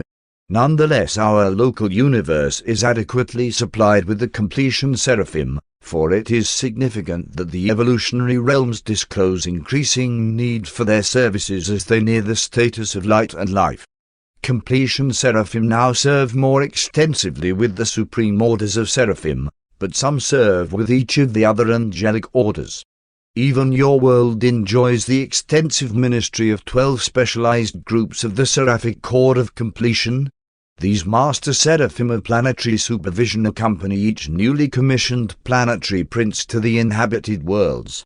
Many fascinating avenues of ministry are open to the completion seraphim, but just as they all craved assignment as destiny guardians in the pre-paradise days, so in the post-paradise experience they most desire to serve as bestowed attendants of the incarnated paradise sons.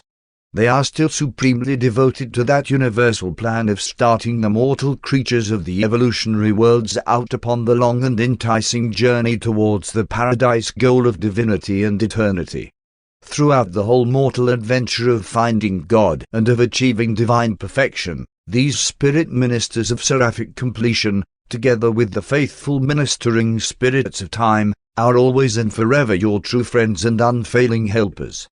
Presented by a Melchizedek acting by request of the chief of the seraphic hosts of Nebadon. Paper 40. The ascending sons of God. As in many of the major groups of universe beings, 7 general classes of the ascending sons of God have been revealed. 1.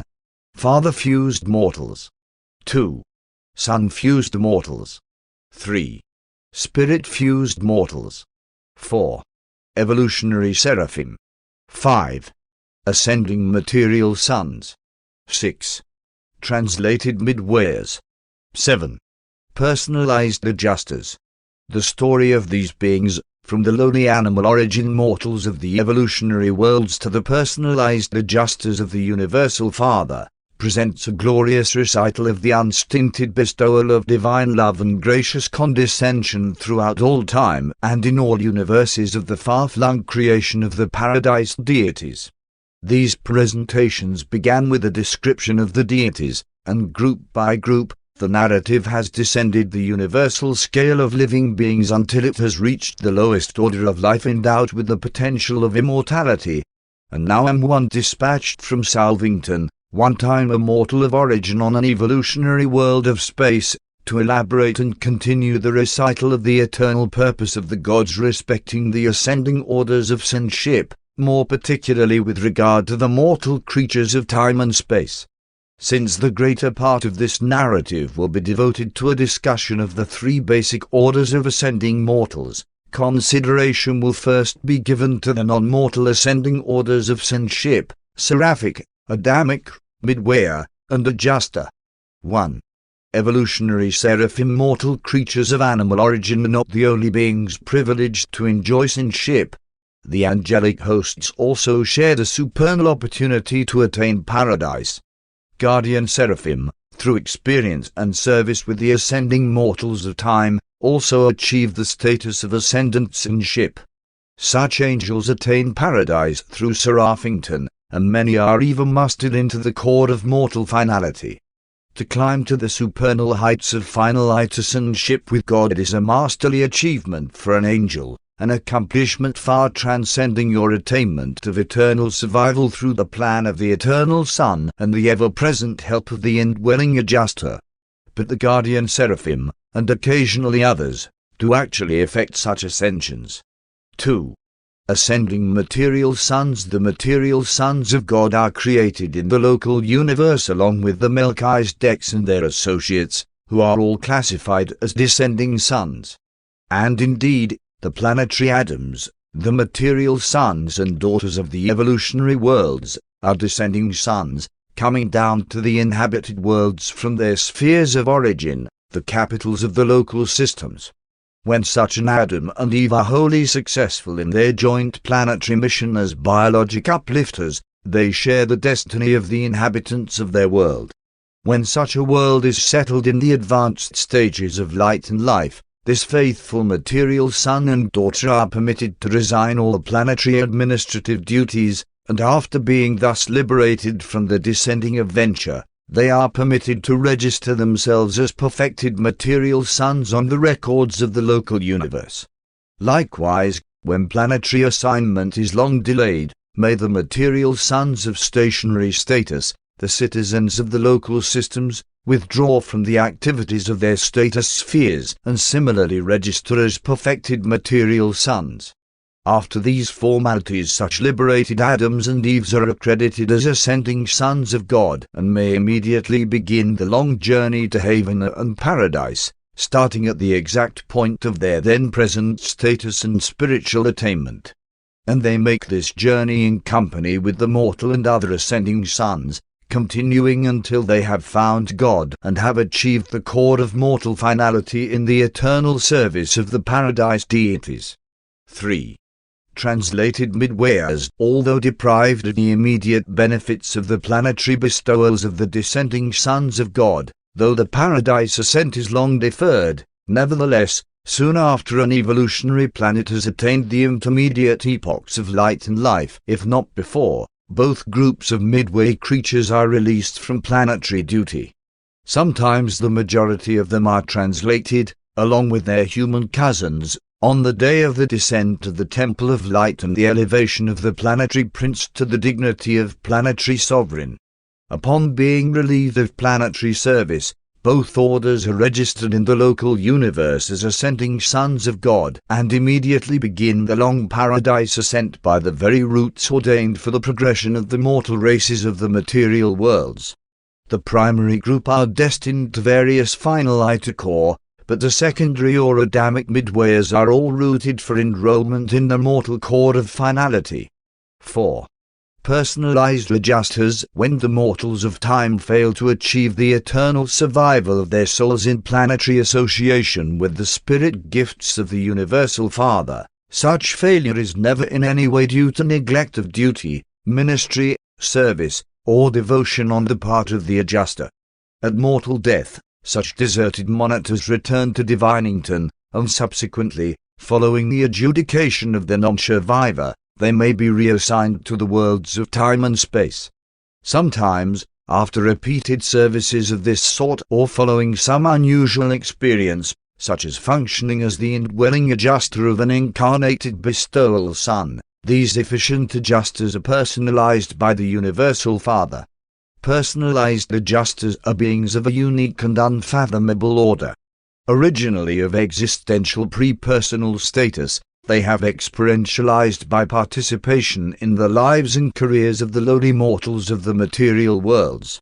And since the personality bestowed upon these experienced thought adjusters takes origin, and has its wellspring, in the Universal Father's personal and continuing ministry of the bestowals of experiential personality upon his creature creation, these personalized adjusters are classified as ascending sons of God, the highest of all such orders of sonship.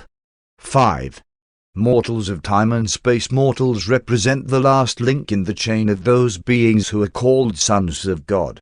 The personal touch of the original and eternal Son passes on down through a series of decreasingly divine and increasingly human personalizations until there arrives a being much like yourselves, one you can see, hear, and touch.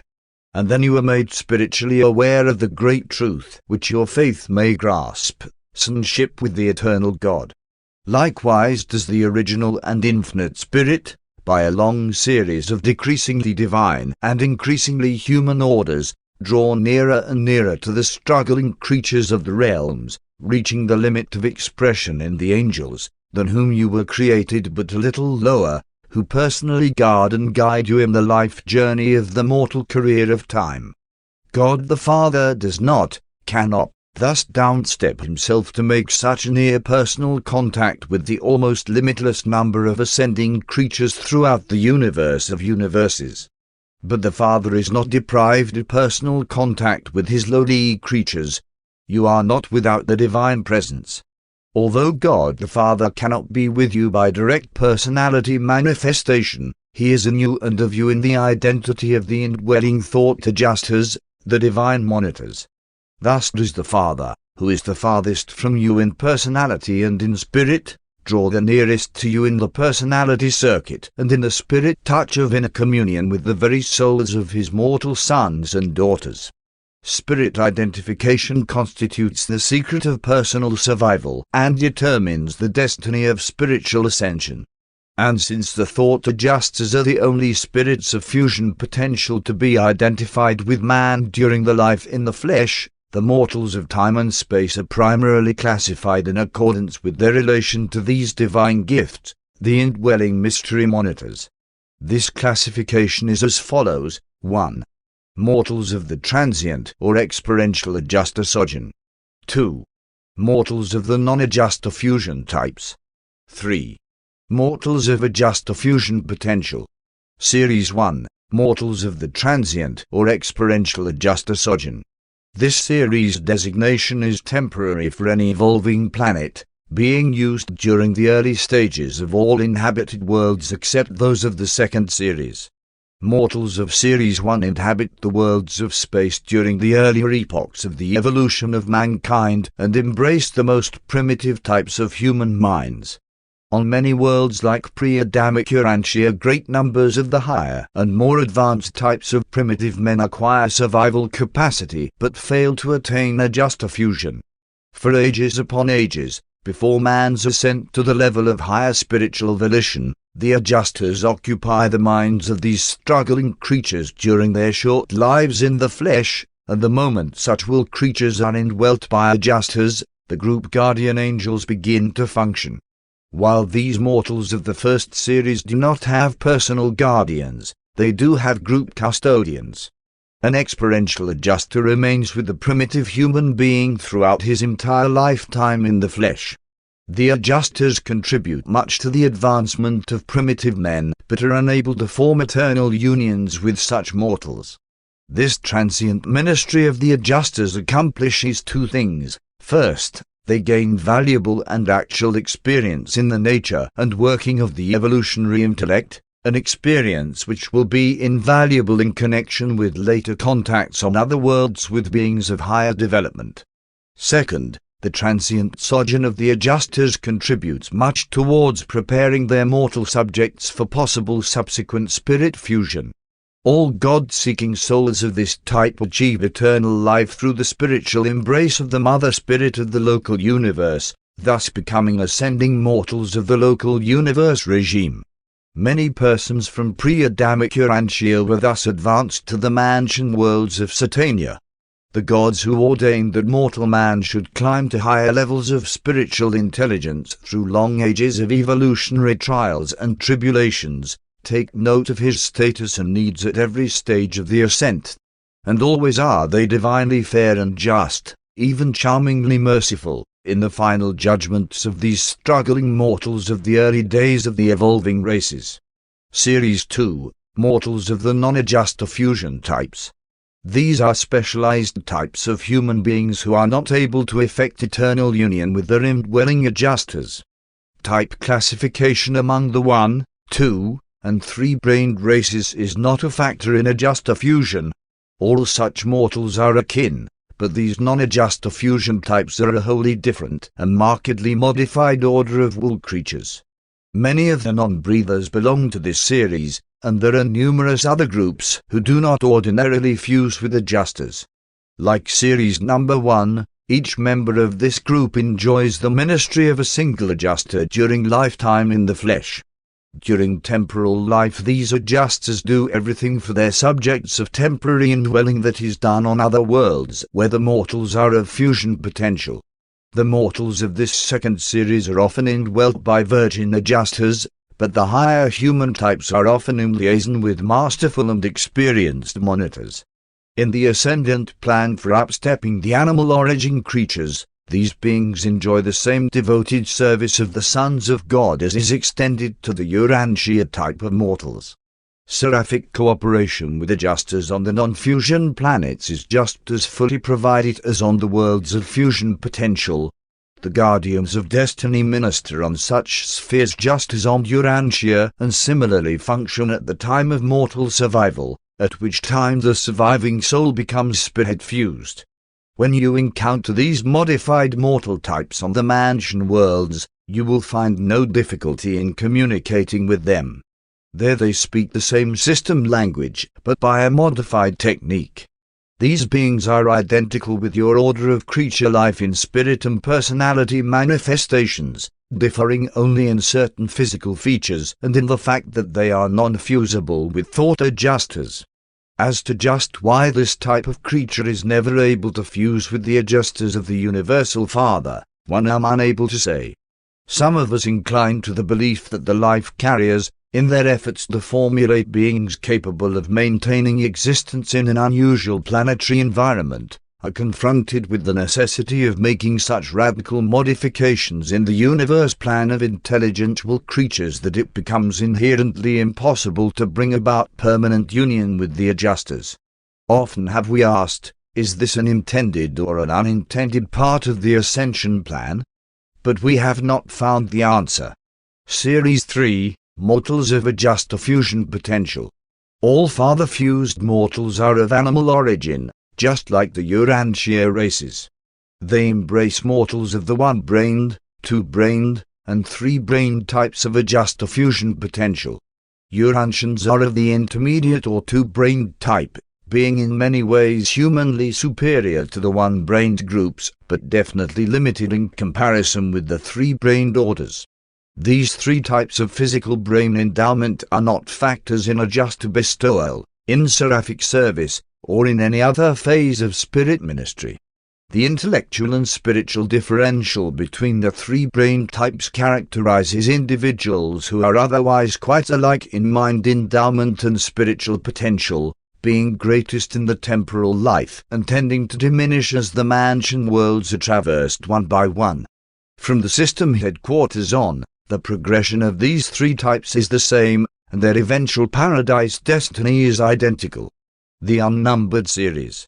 These narratives cannot possibly embrace all of the fascinating variations in the evolutionary worlds. You know that every 10th world is a decimal or experimental planet, but you know nothing of the other variables that punctuate the processional of the evolutionary spheres.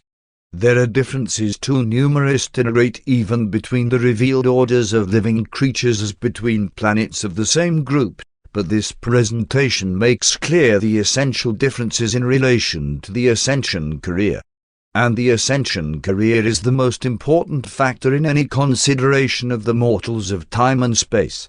As to the chances of mortal survival, let it be made forever clear, all souls of every possible phase of mortal existence will survive provided they manifest willingness to cooperate with their indwelling adjusters and exhibit a desire to find God and to attain divine perfection, even though these desires be but the first faint flickers of the primitive comprehension of that true light which lights every man who comes into the world.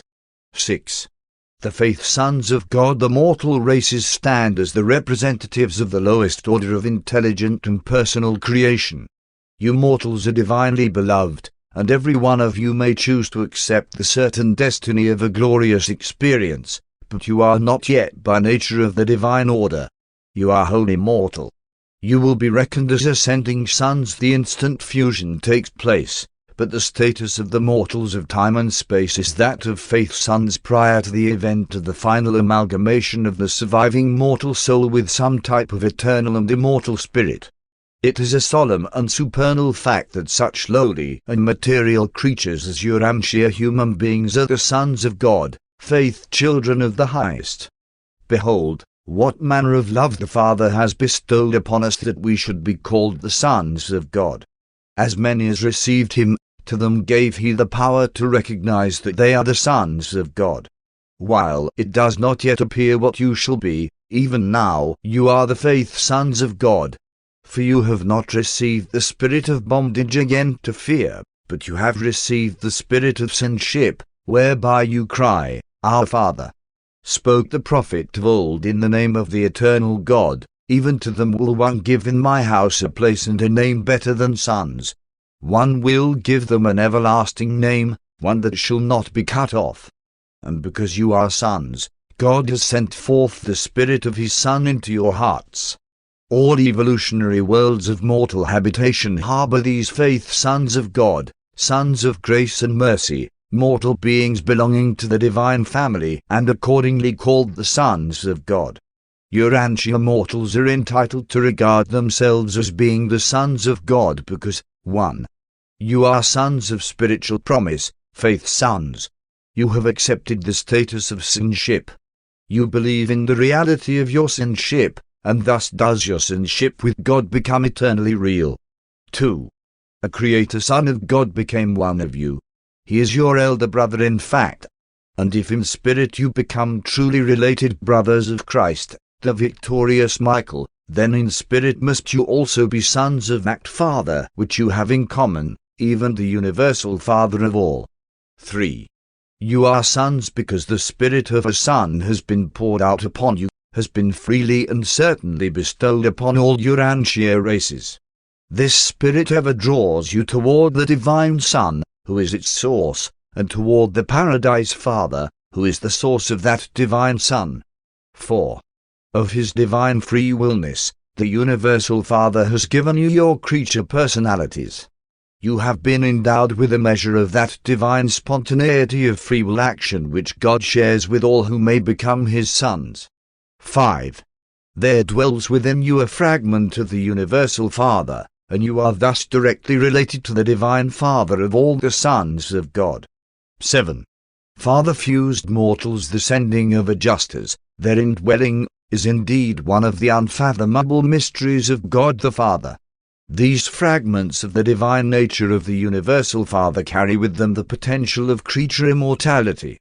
Adjusters are immortal spirits, and union with them confers eternal life upon the soul of the fused mortal. Your own races of surviving mortals belong to this group of the ascending sons of God. You are now planetary sons, evolutionary creatures derived from the life-carrier implantations and modified by the Adamic life infusion, hardly yet ascending sons. But you are indeed sons of ascension potential, even to the highest heights of glory and divinity attainment, and this spiritual status of ascending sonship you may attain by faith and by free will cooperation with the spiritualizing activities of the indwelling adjuster. When you and your adjusters are finally and forever fused, when you two are made one, even as in Christ Michael the Son of God and the Son of Man are one, then in fact have you become the ascending sons of God. The details of the adjuster career of indwelling ministry on a probationary and evolutionary planet are not a part of my assignment. The elaboration of this great truth embraces your whole career. 1. Include the mention of certain adjuster functions in order to make a replete statement regarding adjuster-fused mortals. These indwelling fragments of God are with your order of being from the early days of physical existence through all of the ascending career in Nebadon and Orvington and on through Havenir to Paradise itself. Thereafter, in the eternal adventure, this same adjuster is one with you and of you. These are the mortals who have been commanded by the Universal Father, be you perfect, even as one am perfect. The Father has bestowed himself upon you, placed his own spirit within you. Therefore does he demand ultimate perfection of you. The narrative of human ascent from the mortal spheres of time to the divine realms of eternity constitutes an intriguing recital not included in my assignment, but this supernal adventure should be the supreme study of mortal man. Fusion with a fragment of the Universal Father is equivalent to a divine validation of eventual paradise attainment, and such adjuster-fused mortals are the only class of human beings who all traverse the Havenir circuits and find God on Paradise. To the adjuster-fused mortal the career of universal service is wide open. What dignity of destiny and glory of attainment await every one of you? Do you fully appreciate what has been done for you? Do you comprehend the grandeur of the heights of eternal achievement which are spread out before you? Even you who now trudge on in the lowly path of life through your so-called veil of years. 8. Sun-fused mortals. While practically all surviving mortals are fused with their adjusters on one of the mansion worlds or immediately upon their arrival on the higher Urantia spheres, there are certain cases of delayed fusion, some not experiencing this final surety of survival until they reach the last educational worlds of the universe headquarters, and a few of these mortal candidates for never-ending life utterly fail to attain identity fusion with their faithful adjusters. Such mortals have been deemed worthy of survival by the adjudicational authorities, and even their adjusters, by returning from Divinington, have concurred in their ascension to the mansion worlds. Such beings have ascended through a system, a constellation, and through the educational worlds of the Salvington circuit. They have enjoyed the 70 times 7 opportunities for fusion and still have been unable to attain oneness with their adjusters. When it becomes apparent that some synchronizing difficulty is inhibiting farther fusion, the survival referees of the Creator Son are convened. And when this court of inquiry, sanctioned by a personal representative of the Ancients of Days, finally determines that the ascending mortal is not guilty of any discoverable cause for failure to attain fusion, they so certify on the records of the local universe and duly transmit this finding to the Ancients of Days.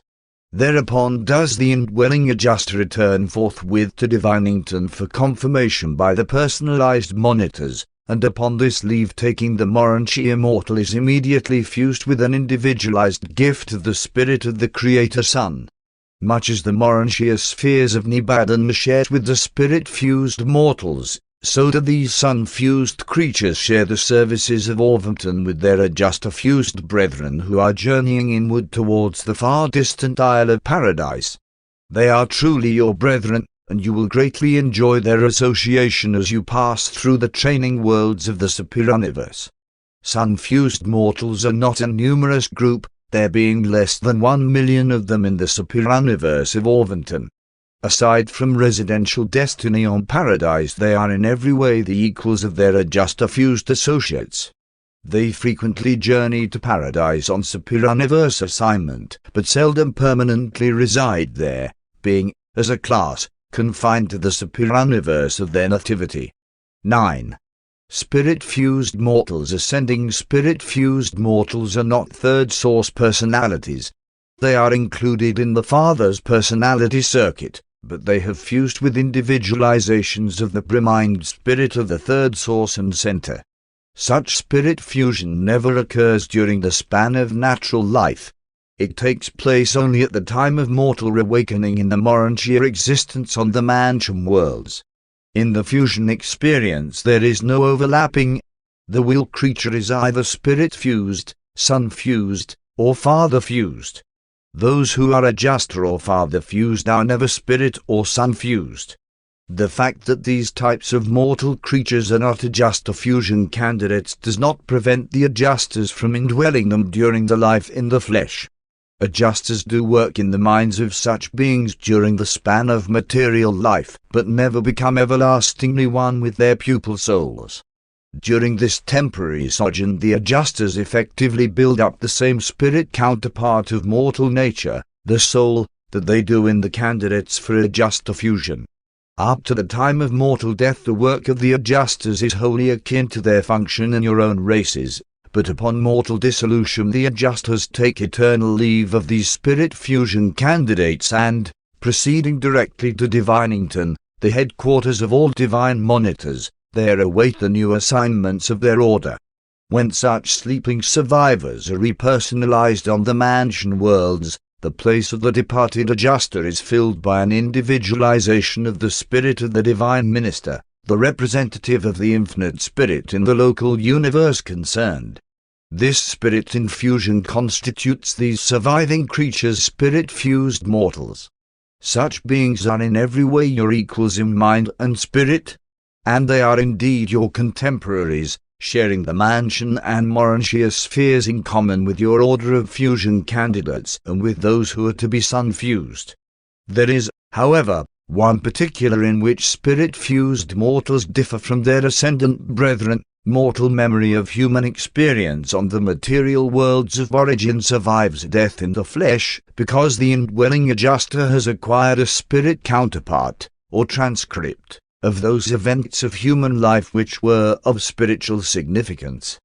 But with spirit-fused mortals there exists no such mechanism whereby human memory may persist.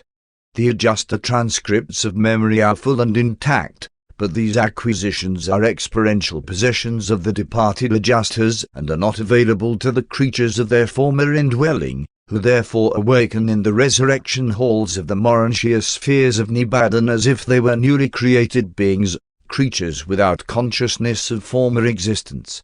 Such children of the local universe are enabled to repossess themselves of much of their former human memory experience through having it retold by the associated Seraphim and Cherubim and by consulting the records of the mortal career filed by the recording angels.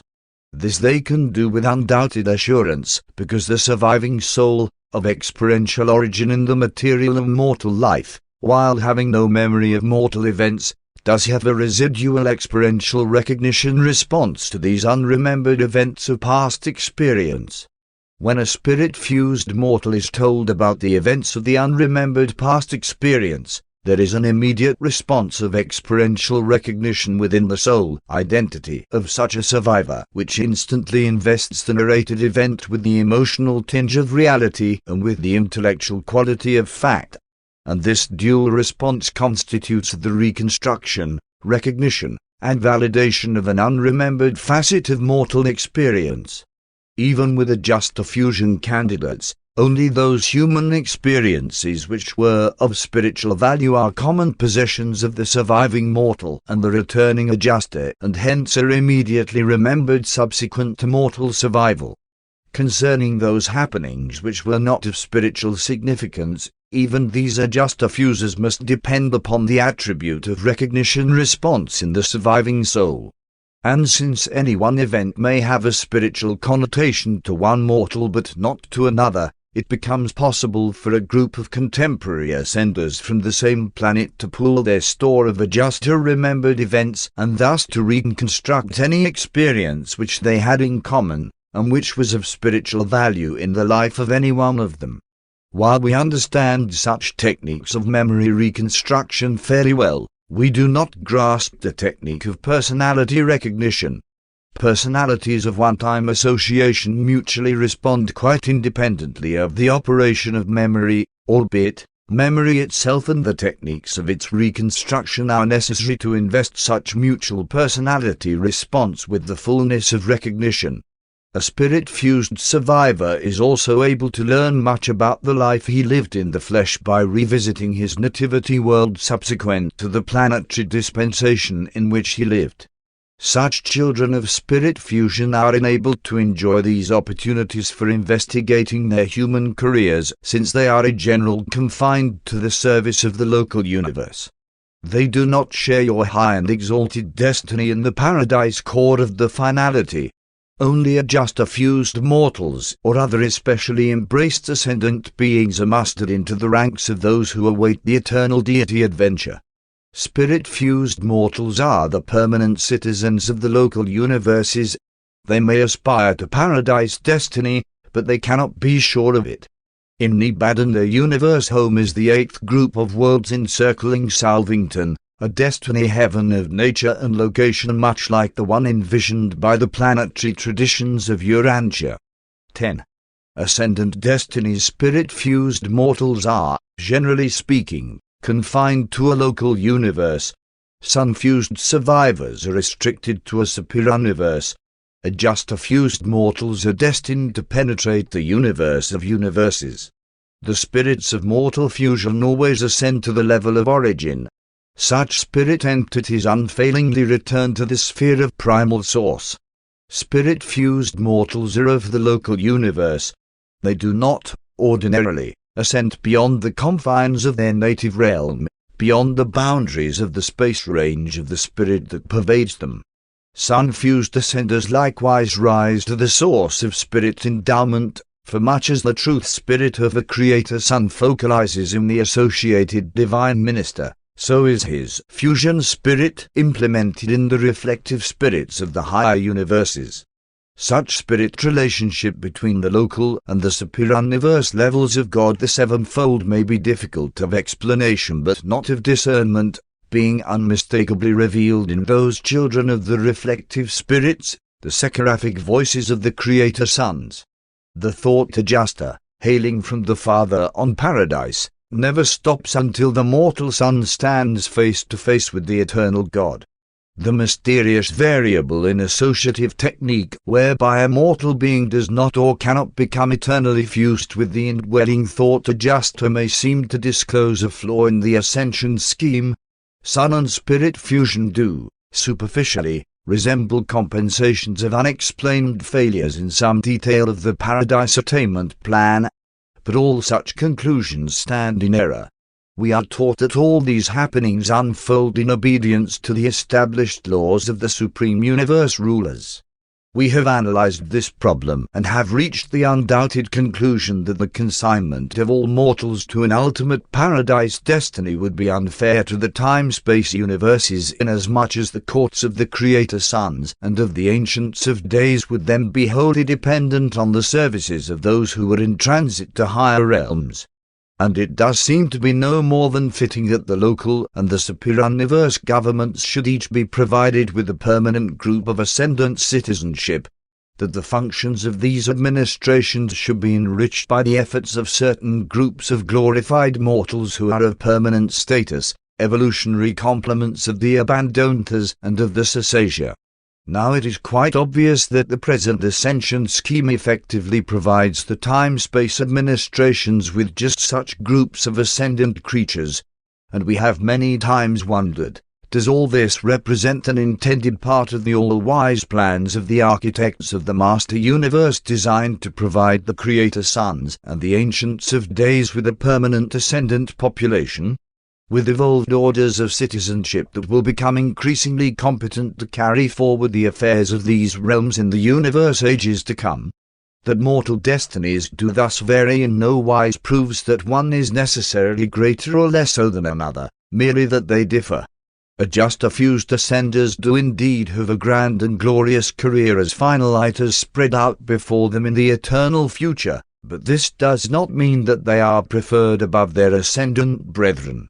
There is no favoritism, nothing arbitrary, in the selective operation of the divine plan of mortal survival.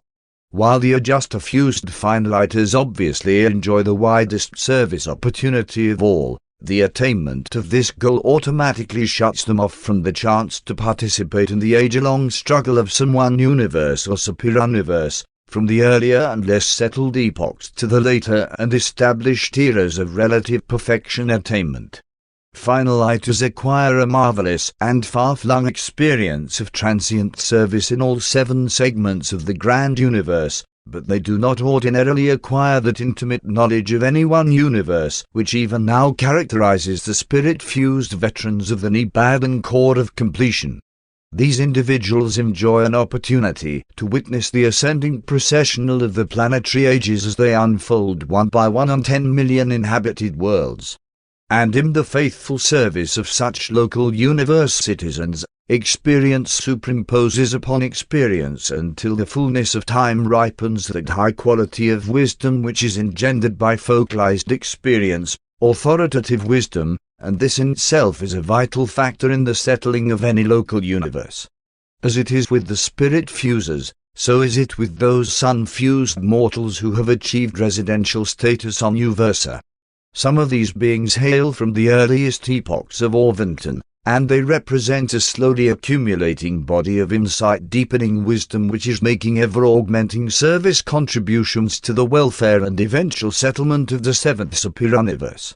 What the ultimate destiny of these stationary orders of local and of superuniverse citizenship will be we do not know, but it is quite possible that, when the Paradise Finalizers are pioneering the expanding frontiers of divinity in the planetary systems of the first outer space level, their sun and spirit-fused brethren of the ascendant evolutionary struggle will be acceptably contributing to the maintenance of the experiential equilibrium of the perfected superuniverses while they stand ready to welcome the incoming stream of paradise pilgrims who may, at that distant day, pour him through Orvanton and its sister creations as a vast spirit-questing torrent from these now uncharted and uninhabited galaxies of outer space. While the majority of spirit fusers serve permanently as citizens of the local universes, all do not. If some phase of their universe ministry should require their personal presence in the superuniverse, then would such transformations of being be wrought in these citizens as would enable them to ascend to the higher universe, and upon the arrival of the celestial guardians with orders to present such spirit-fused mortals at the courts of the Ancients of Days, they would so ascend, never to return. They become wards of the superuniverse, serving as assistants to the celestial guardians and permanently, save for those few who are in turn summoned to the service of Paradise and Havana. Like their spirit-fused brethren, the sun-fusers neither traverse Havana nor attain Paradise unless they have undergone certain modifying transformations. For good and sufficient reasons, such changes have been wrought in certain sun-fused survivors, and these beings are to be encountered ever and anon on the 7 circuits of the central universe. Thus it is that certain numbers of both the sun and the spirit-fused mortals do actually ascend to paradise, to attain a goal in many ways equal to that which awaits the father-fused mortals. Father-fused mortals are potential finalizers. Their destination is the universal Father, and him they do attain, but within the purview of the present universe age, finalizers, as such, are not destiny attainers. They remain unfinished creatures, 6th stage spirits, and hence non-active in the evolutionary domains of plight and life status. When a mortal finalizer is Trinity embraced, becomes a trinitized son, such as a mighty messenger, then has that finalizer attained destiny, at least for the present universe age. Mighty messengers and their fellows may not in the exact sense be 7th stage spirits, but in addition to other things the Trinity embrace endows them with everything which a finalizer will sometime achieve as a 7th stage spirit. After spirit-fused or sun-fused mortals are trinitized, they pass through the paradise experience with the adjuster-fused ascenders, with whom they are then identical in all matters pertaining to superuniverse administration. These trinitized sons of selection or of attainment, at least for now, are finished creatures, in contrast to the finaliters, who are at present unfinished creatures.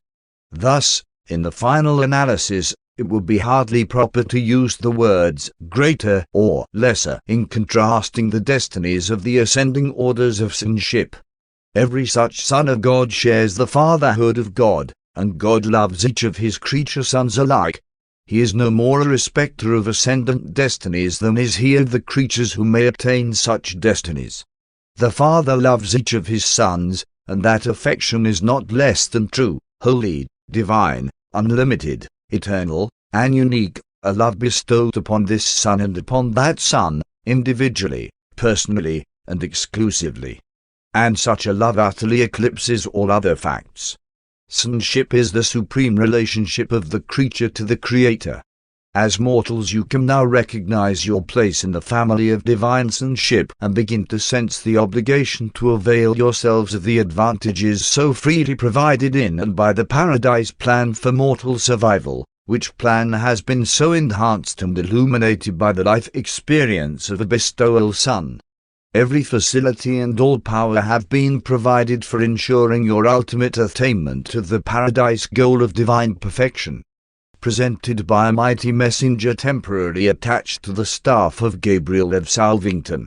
Paper 41. Physical aspects of the local universe. The characteristic space phenomenon which sets off each local creation from all others is the presence of the creative spirit.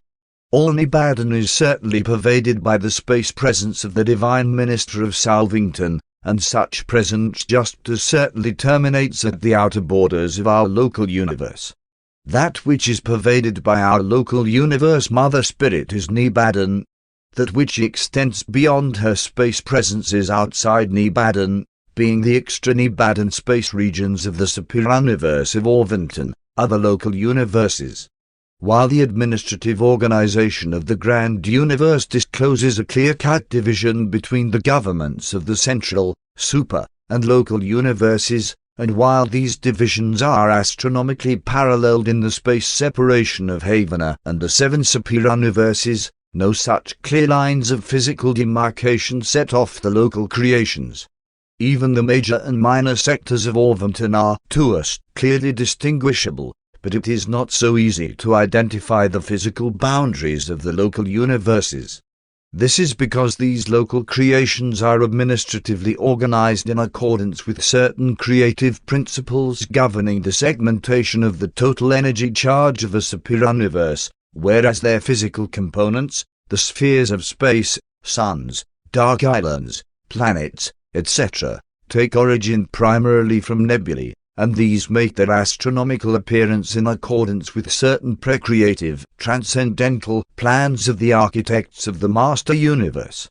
One or more, even many, such nebulae may be encompassed within the domain of a single local universe, even as Nebadon was physically assembled out of the stellar and planetary progeny of Andronova and other nebulae.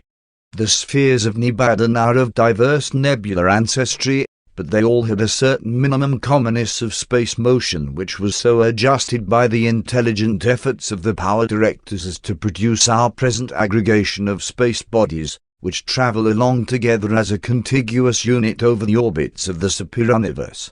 Such is the constitution of the local star cloud of Nebadon, which today swings in an increasingly settled orbit about the Sagittarius center of that minor sector of Orvonton to which our local creation belongs. 1. The Nebadon power centers, the spiral and other nebulae, the mother wheels of the spheres of space, are initiated by Paradise Force organizers, and following nebular evolution of gravity response, they are superseded in superior universe function by the power centers and physical controllers, who thereupon assume full responsibility for directing the physical evolution of the ensuing generations of stellar and planetary offspring. This physical supervision of the Nebadon pre-universe was, upon the arrival of our Creator Son, immediately coordinated with his plan for universe organization. Within the domain of this Paradise Son of God, The Supreme Power Centers and the Master Physical Controllers collaborated with the later appearing Urantia Power Supervisors and others to produce that vast complex of communication lines, energy circuits, and power lanes which firmly bind the manifold space bodies of Nebadon into one integrated administrative unit. 100 Supreme Power Centers of the Fourth Order are permanently assigned to our local universe. These beings receive the incoming lines of power from the Third Order Centers of Uversa and relay the downstepped and modified circuits to the power centers of our constellations and systems. These power centers, in association, function to produce the living system of control and equalization which operates to maintain the balance and distribution of otherwise fluctuating and variable energies. Power centers are not, however, concerned with transient and local energy upheavals, such as sunspots and system electric disturbances. Light and electricity are not the basic energies of space. They are secondary and subsidiary manifestations. The 100 local universe centers are stationed on Salvington, where they function at the exact energy center of that sphere. Architectural spheres, such as Salvington, Urantia, and Jerusalem, are lighted, heated, and energized by methods which make them quite independent of the suns of space. These spheres were constructed, made to order, by the power centers and physical controllers and were designed to exert a powerful influence over energy distribution. Basing their activities on such focal points of energy control, the power centers, by their living presences, directionize and channelize the physical energies of space. And these energy circuits are basic to all physical material and Urantia spiritual phenomena. 10 Supreme Power Centers of the Fifth Order are assigned to each of Nebadon's primary subdivisions, the 100 constellations. In Urantia, your constellation, they are not stationed on their headquarters sphere, but are situated at the center of the enormous stellar system which constitutes the physical core of the constellation. On Urantia there are 10 associated mechanical controllers and 10 Frandalinks who are in perfect and constant liaison with the nearby power centers. One Supreme Power Center of the Sixth Order is stationed at the exact gravity focus of each local system. In the system of Satania, the assigned power center occupies a dark island of space located at the astronomic center of the system. Many of these dark islands are vast dynamos which mobilize and directionize certain space energies, and these natural circumstances are effectively utilized by the Satania Power Center, whose living mass functions as a liaison with the higher centers, directing the streams of more materialized power to the master physical controllers on the evolutionary planets of space. 2. The Satania physical controllers, while the master physical controllers serve with the power centers throughout the grand universe, their functions in a local system, such as Satania, are more easy of comprehension.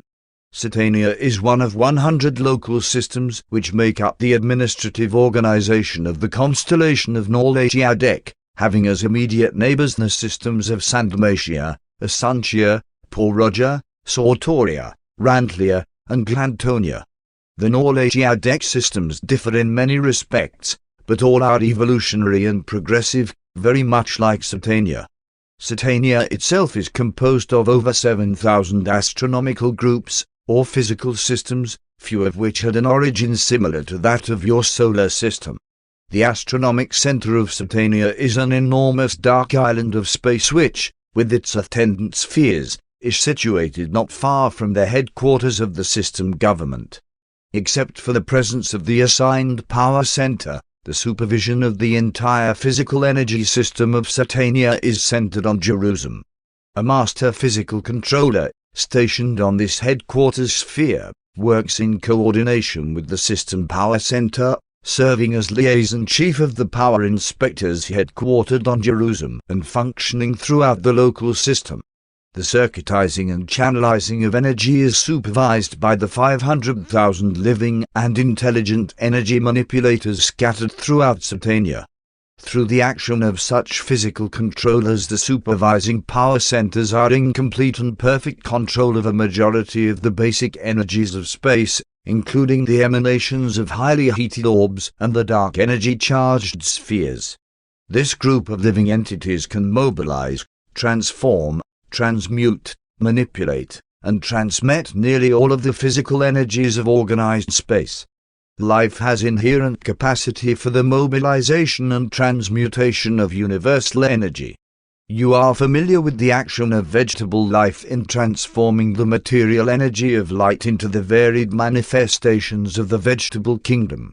You also know something of the method whereby this vegetative energy can be converted into the phenomena of animal activities, but you know practically nothing of the technique of the power directors and the physical controllers, who are endowed with ability to mobilize, transform, directionize, and concentrate the manifold energies of space.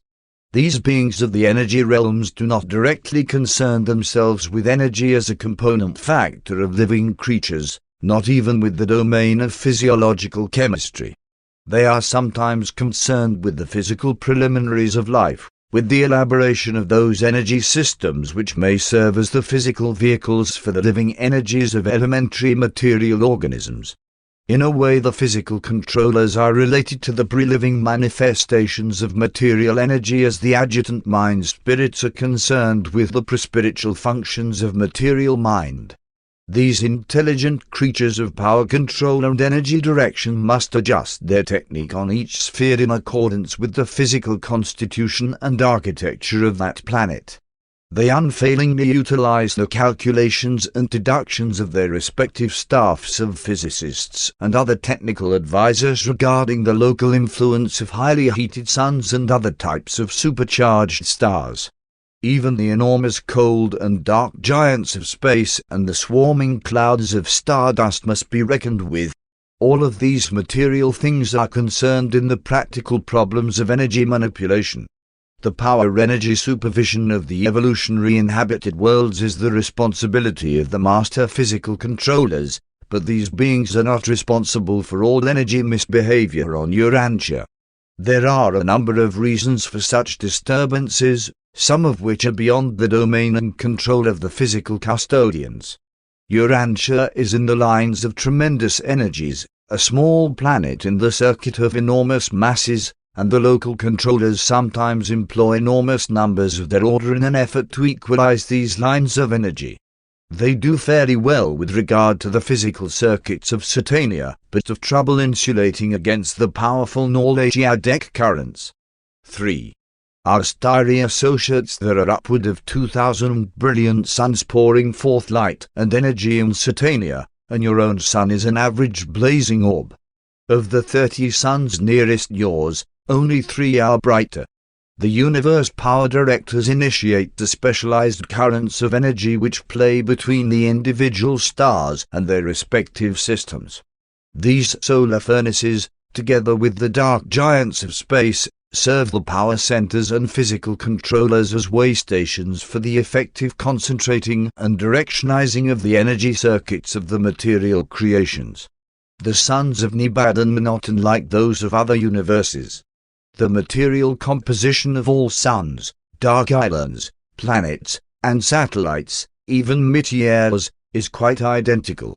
These suns have an average diameter of about 1 million miles, that of your own solar orb being slightly less. The largest star in the universe, the stellar cloud Antares, is 450 times the diameter of your sun and is 60 million times its volume. But there is abundant space to accommodate all of these enormous suns.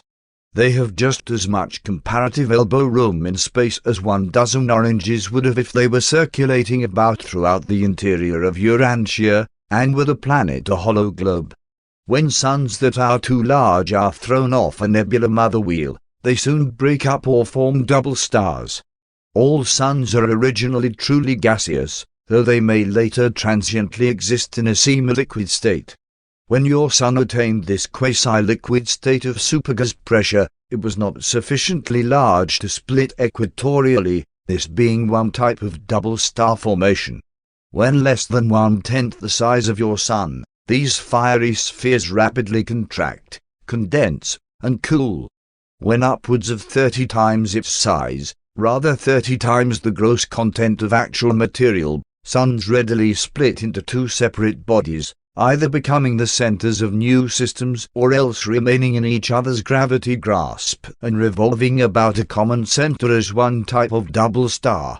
The most recent of the major cosmic eruptions in Orvington was the extraordinary double star explosion, the light of which reached Urantia in Anno Domini 1572. This conflagration was so intense that the explosion was clearly visible in broad daylight. Not all stars are solid, but many of the older ones are. Some of the reddish, faintly glimmering stars have acquired a density at the center of their enormous masses which would be expressed by saying that 1 cubic inch of such a star, if on Urantia, would weigh 6,000 pounds. The enormous pressure, accompanied by loss of heat and circulating energy, has resulted in bringing the orbits of the basic material units closer and closer together until they now closely approach the status of electronic condensation. This process of cooling and contraction may continue to the limiting and critical explosion point of ultimatonic condensation. Most of the giant suns are relatively young.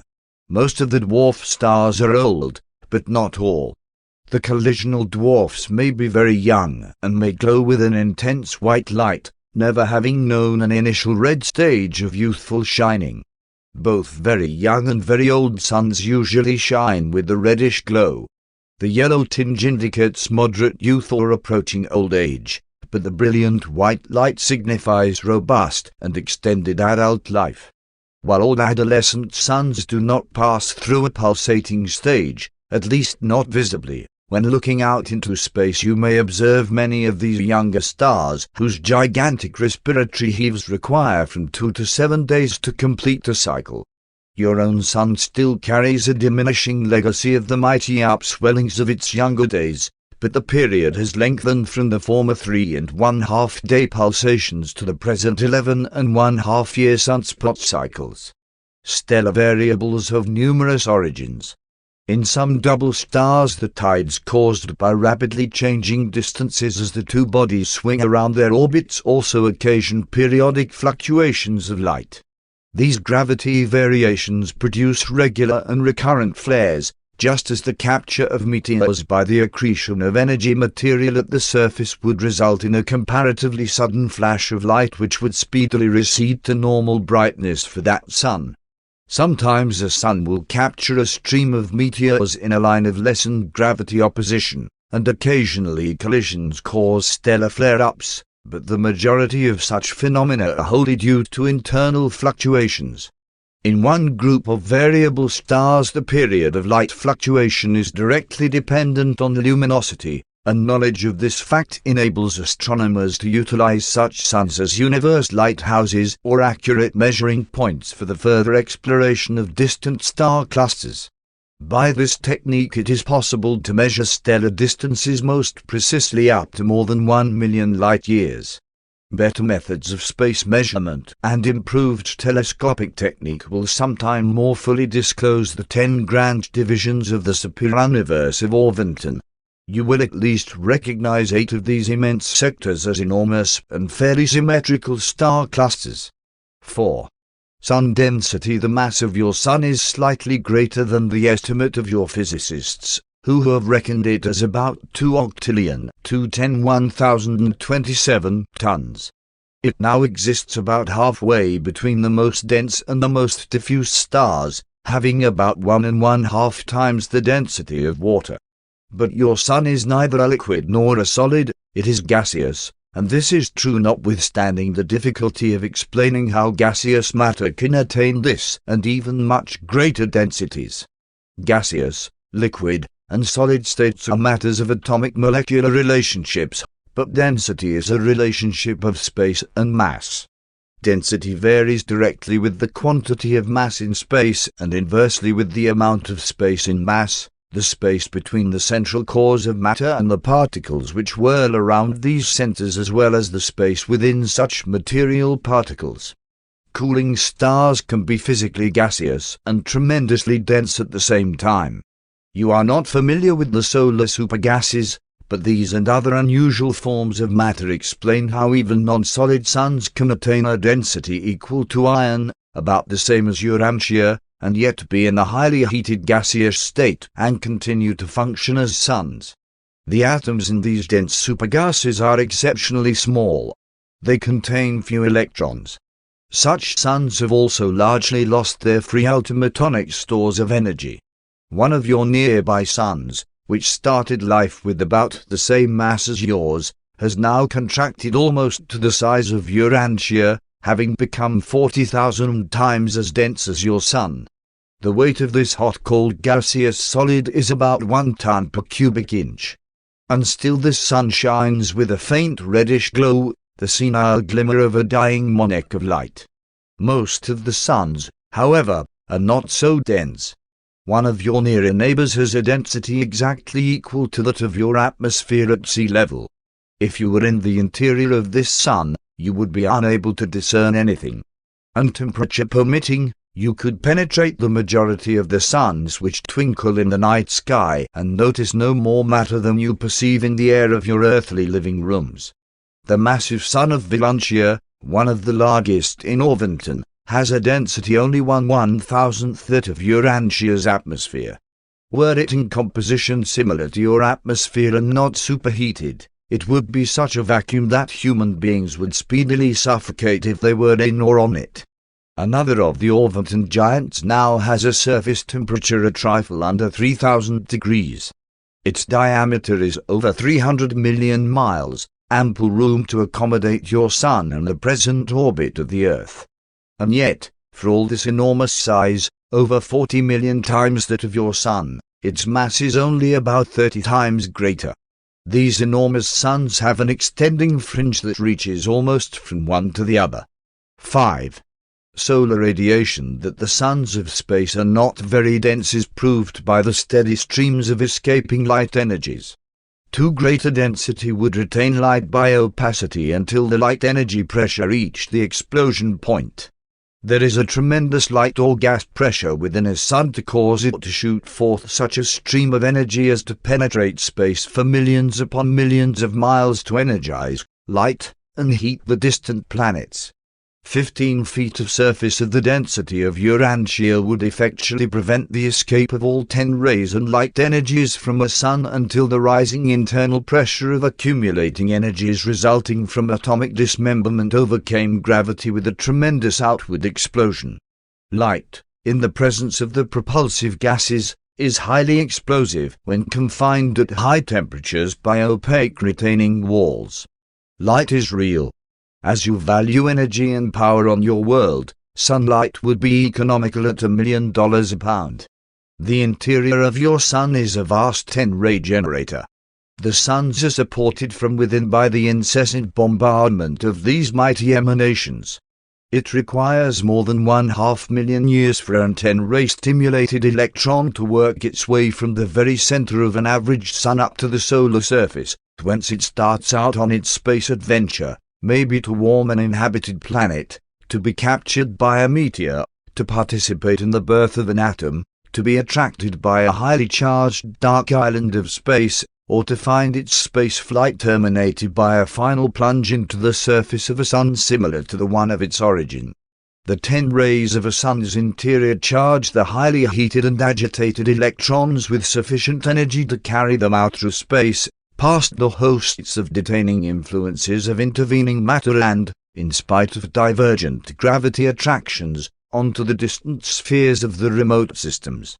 The great energy of velocity required to escape the gravity clutch of a sun is sufficient to ensure that the sunbeam will travel on with unabated velocity until it encounters considerable masses of matter, whereupon it is quickly transformed into heat with the liberation of other energies. Energy, whether as light or in other forms, in its flight through space moves straight forward. The actual particles of material existence traverse space like a fusillade. They go in a straight and unbroken line or procession except as they are acted on by superior forces, and except as they ever obey the linear gravity pull inherent in material mass and the circular gravity presence of the Isle of Paradise. Solar energy may seem to be propelled in waves, but that is due to the action of coexistent and diverse influences. A given form of organized energy does not proceed in waves but in direct lines. The presence of a second or a third form of force energy may cause the stream under observation to appear to travel in wavy formation, just as, in a blinding rainstorm accompanied by a heavy wind, the water sometimes appears to fall in sheets or to descend in waves. The raindrops are coming down in a direct line of unbroken procession, but the action of the wind is such as to give the visible appearance of sheets of water and waves of raindrops. The action of certain secondary and other undiscovered energies present in the space regions of your local universe is such that solar light emanations appear to execute certain wavy phenomena as well as to be chopped up into infinitesimal portions of definite length and weight. And, practically considered, that is exactly what happens.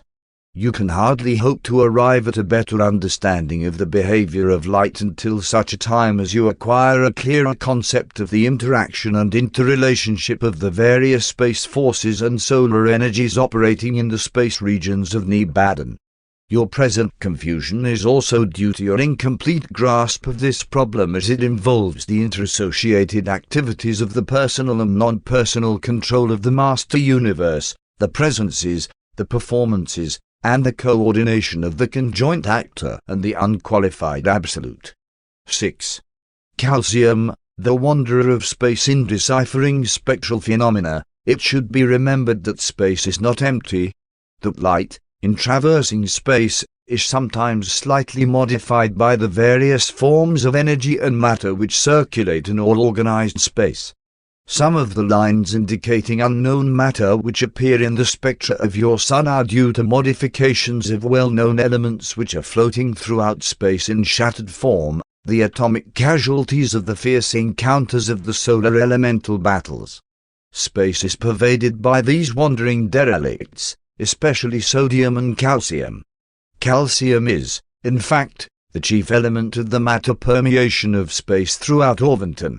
Our whole super-universe is sprinkled with minutely pulverized stone.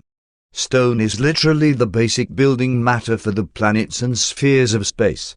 The cosmic cloud, the great space blanket, consists for the most part of the modified atoms of calcium. The stone atom is one of the most prevalent and persistent of the elements. It not only endures solar ionization, splitting, but persists in an associative identity even after it has been battered by the destructive 10 rays and shattered by the high solar temperatures. Calcium possesses an individuality and a longevity excelling all of the more common forms of matter. As your physicists have suspected, these mutilated remnants of solar calcium literally ride the light beams for varied distances, and thus their widespread dissemination throughout space is tremendously facilitated. The sodium atom, under certain modifications, is also capable of light and energy locomotion. The calcium feat is all the more remarkable since this element has almost twice the mass of sodium. Local space permeation by calcium is due to the fact that it escapes from the solar photosphere, in modified form, by literally riding the outgoing sunbeams. Of all the solar elements, calcium, notwithstanding its comparative bulk, containing as it does 20 revolving electrons, is the most successful in escaping from the solar interior to the realms of space. This explains why there is a calcium layer, a gaseous stone surface, on the Sun 6,000 miles thick. And this despite the fact that 19 lighter elements, and numerous heavier ones, are underneath. Calcium is an active and versatile element at solar temperatures. The stone atom has 2 agile and loosely attached electrons in the 2 outer electronic circuits, which are very close together. Early in the atomic struggle it loses its outer electron, whereupon it engages in a masterful act of juggling the 19th electron back and forth between the 19th and 20th circuits of electronic revolution. By tossing this 19th electron back and forth between its own orbit and that of its lost companion more than 25,000 times a second, a mutilated stone atom is able partially to defy gravity and thus successfully to ride the emerging streams of light and energy, the sunbeams, to liberty and adventure. This calcium atom moves outward by alternate jerks of forward propulsion, grasping and letting go the sunbeam about 25,000 times each second. And this is why stone is the chief component of the worlds of space. Calcium is the most expert solar prison escaper. The agility of this acrobatic calcium electron is indicated by the fact that, when tossed by the temperature 10-ray solar forces to the circle of the higher orbit, it only remains in that orbit for about 1/1,000,000th of a second. But before the electric gravity power of the atomic nucleus pulls it back into its old orbit, it is able to complete 1,000,000 revolutions about the atomic center. Your sun has parted with an enormous quantity of its calcium, having lost tremendous amounts during the times of its convulsive eruptions in connection with the formation of the solar system. Much of the solar calcium is now in the outer crust of the sun. It should be remembered that spectral analyses show only sun surface compositions. For example, solar spectra exhibit many iron lines, but iron is not the chief element in the sun. This phenomenon is almost wholly due to the present temperature of the sun's surface, a little less than 6,000 degrees, this temperature being very favorable to the registry of the iron spectrum. 7. Sources of solar energy. The internal temperature of many of the suns, even your own, is much higher than is commonly believed. In the interior of a sun practically no whole atoms exist. They are all more or less shattered by the intensive 10-ray bombardment which is indigenous to such high temperatures. Regardless of what material elements may appear in the outer layers of a sun, those in the interior are rendered very similar by the dissociative action of the disruptive 10 rays. 10-ray is the great leveler of atomic existence. The surface temperature of your sun is almost 6,000 degrees, but it rapidly increases as the interior is penetrated until it attains the unbelievable height of about 35 million degrees in the central regions. All of these temperatures refer to your Fahrenheit scale. All of these phenomena are indicative of enormous energy expenditure, and the sources of solar energy, named in the order of their importance, are 1. Annihilation of atoms and, eventually, of electrons. 2. Transmutation of elements, including the radioactive group of energies thus liberated. 3. The accumulation and transmission of certain universal space energies. 4. Space matter and meteors which are incessantly diving into the blazing suns. 5. Solar contraction. The cooling and consequent contraction of a sun yields energy and heat sometimes greater than that supplied by space matter. 6. Gravity action at high temperatures transforms certain circuitized power into radiative energies. 7. Recaptive light and other matter which are drawn back into the sun after having left it, together with other energies having extrasolar origin. There exists a regulating blanket of hot gases, sometimes millions of degrees in temperature, which envelops the suns, and which acts to stabilize heat loss and otherwise prevent hazardous fluctuations of heat dissipation.